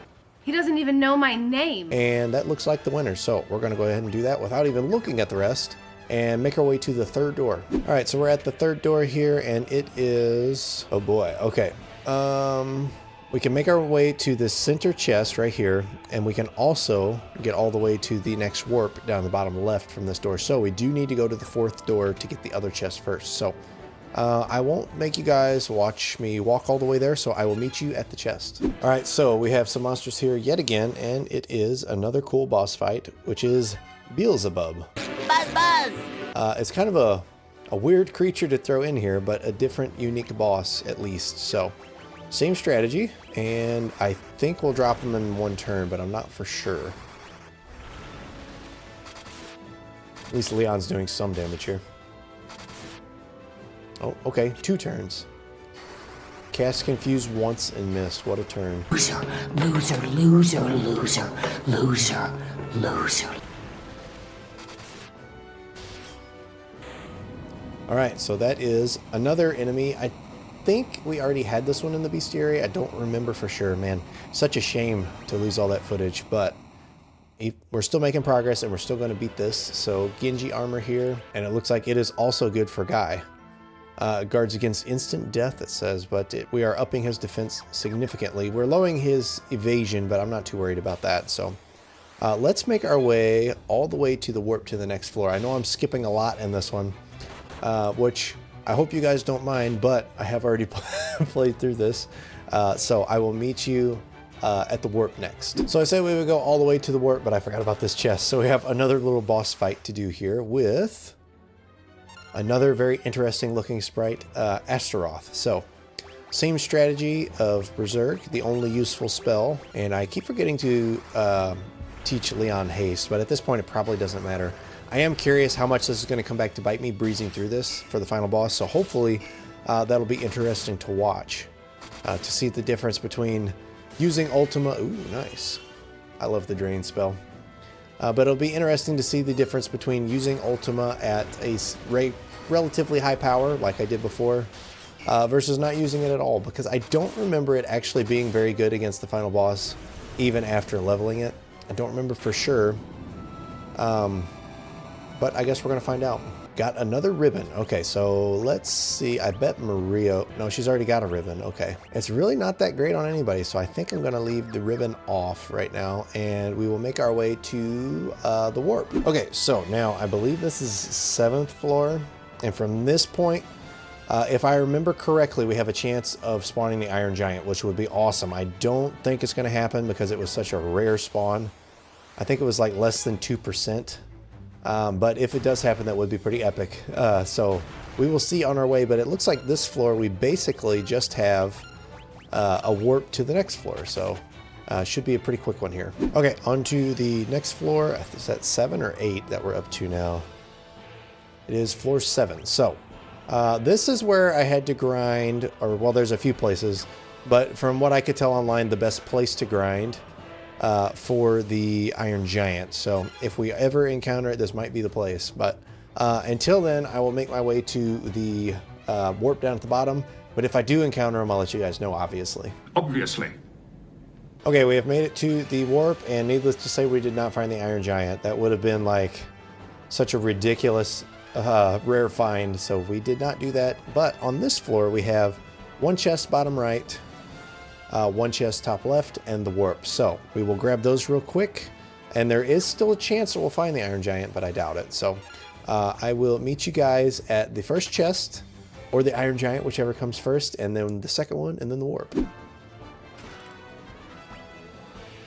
So that chest had Hellfire, and I forgot to stop and highlight it because I'm just trying to get through this quickly. But we will make our way to the second chest now. So in this chest there is an acid file, which is pretty much useless, and now we'll make our way to the warp. And I am sorry that this is such a botched last episode. Man, it sucks so much, lost the footage, and now rushing so much. But I do hope you guys have enjoyed this game up to this point as well, because it has been very fun to play and hopefully fun to watch. But now we have a warp down in the bottom left corner, and that's it on this floor. There's nothing else. So I am once again very thankful for the map. Don't have to wander around the whole floor trying to find it, but we are approaching the final boss already. So it will be interesting with no Ultima to see how it goes. All right. Also, playing through this this quickly also makes me realize just how different the original version and this pixel remaster must be, because I've never played the original, but there's no way you could just breeze through like this. So with that being said, we are on the final floor. I'm going to go ahead and heal up, that way in case I accidentally encounter him before I am ready, I'll be at full health, which it looks like I'm pretty close. Might as well use a couple ethers too. And here we go. We are on a roundworm. I got worms. Now we are on the final boss. You have braved the bowels of hell to reach me, but the hand of man, which deals in false justice and forsaken love, can never hope to defeat the Lord Master of Hell. Alright, so we fought the Emperor before, but he was not in his final form by any means. And this is the ultimate version. So we're going to go ahead and try out our tried and true tactic of casting Berserk and then attacking with Guy, and I once again did not give Leon haste. So let's see what items we have that we could use here. No sense in saving anything at this point, so. Okay, so we have Hermes shoes that has the same effect as haste, so we'll go ahead and use those on Guy. And then we will see what else we have on the next turn. This is a really cool looking fight. It's pretty iconic. I know Final Fantasy II gets overlooked a lot, and even I kind of badmouth it some while I'm playing it. But this is a really cool arena and a cool looking boss here. So we'll do double berserk again. Attack, and what else do we have here? We have this conch shell that rages magic defense. I don't remember what attacks he does, but we don't want Guy to die no matter what. So we'll go ahead and use that on him. Why not? Use all of these little oddball items that we had before and never were going to use anywhere. Guy is getting buffed out of his mind. Holy cow, that's a lot of damage. He must have a lot of HP because we're doing tons of damage per turn and he's still living. And that did next to nothing. That's crazy. Alright. Same strategy. Let's see what kind of items we've got with Leon. It's been so long since I've even looked at any of these items because I never used them. This will be interesting here. So this defends against magic attacks. I thought that's what the last one did, but maybe I misunderstood. Okay, so Bacchus's wine raises attack at the cost of lowering evasion. Let's do that to Guy and just boost his attack as much as possible. This is showing me that Ultima is very much not needed for this fight. We did over 7,000 damage in one turn there, so you can definitely beat this game easily without Ultima. And it's more of a storyline piece than actually a useful magic spell. But with that being said, we have done it. We've beaten Final Fantasy II. I'm glad you guys actually are going to get to see it this time. I'll try not to mess up the footage. But the Emperor is defeated, and now we'll see what comes next. Unbelievable. Defeated by insects like you. Not once, but twice. It is not once, but twice after messing up the footage. Who are you? We're Star Fox. Ah!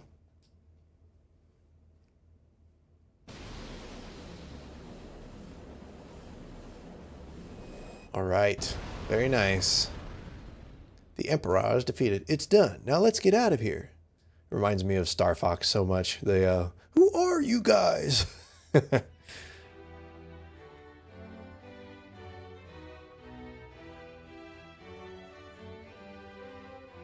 All right. It's finally over, isn't it? It was a long struggle, but with the Emperor gone, we've nothing left to fear. Thank you. With all my heart, I thank you. With the combined strength of Kashwan and Finn, we will build the kingdom anew. Together, Princess, we will create a kingdom even fairer than the old. Though once a coward, I now stand here a new man. I have all of you to thank for that. You have my deepest gratitude. I'm sure Scott is smiling down on me from above. Here's Paul. Look at you. Do you realize what you've done? Who am I supposed to steal from with the Empire gone? You put me out of a job. I guess I'll just have to start stealing from you. Better watch your backs, he says as he walks behind us.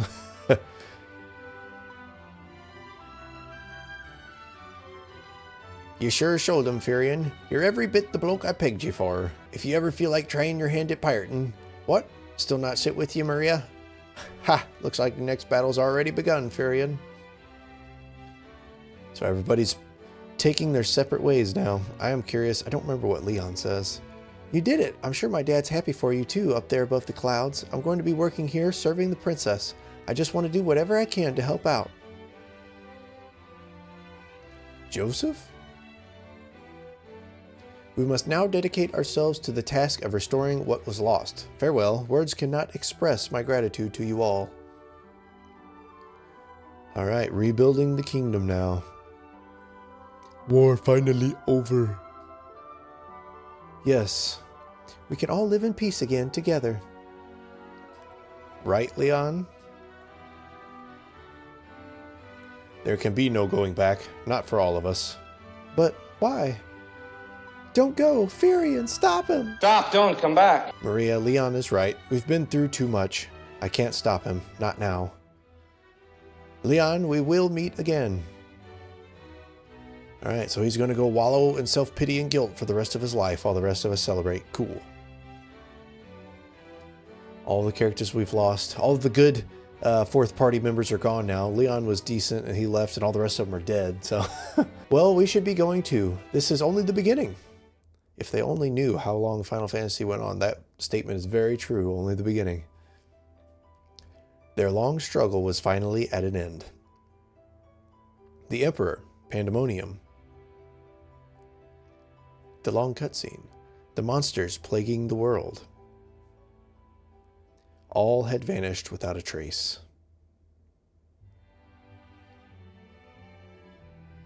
Peace had returned once more. The wounds of war would mend, and the memory of those bitter days would fade. And really long pause, but one thing would never be forgotten. That a band of young heroes once saved the world. And another really long pause.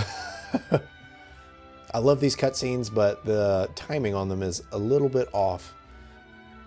All right, we have the final credits here with the same background as Final Fantasy 1. I wonder if all of the Pixel remasters are this way, but we finally finished Final Fantasy 2, you guys, and I am excited. I'm happy to be moving on to Final Fantasy 3 because I have not played that one more than like an hour or so. So be very interested to see what it's like. Let me know ahead of time if you guys have played and what you think. And also, if you like this video or this series, please consider hitting the like button because it would help me out a lot, and let me know your thoughts in the comments. So if you want to stay caught up, go ahead and consider subscribing to the channel, and there's also plenty of other stuff to watch on the channel. I'm trying my best to keep up with videos with everything going on in life, you know, kids, work, everything. Very little time to work on videos. But I still enjoy it, and I am happy to be doing it with you guys. So if you want me to keep doing it, let me know. So thank you guys once again for your support, and thank you for watching, and hopefully I will see you in the next video.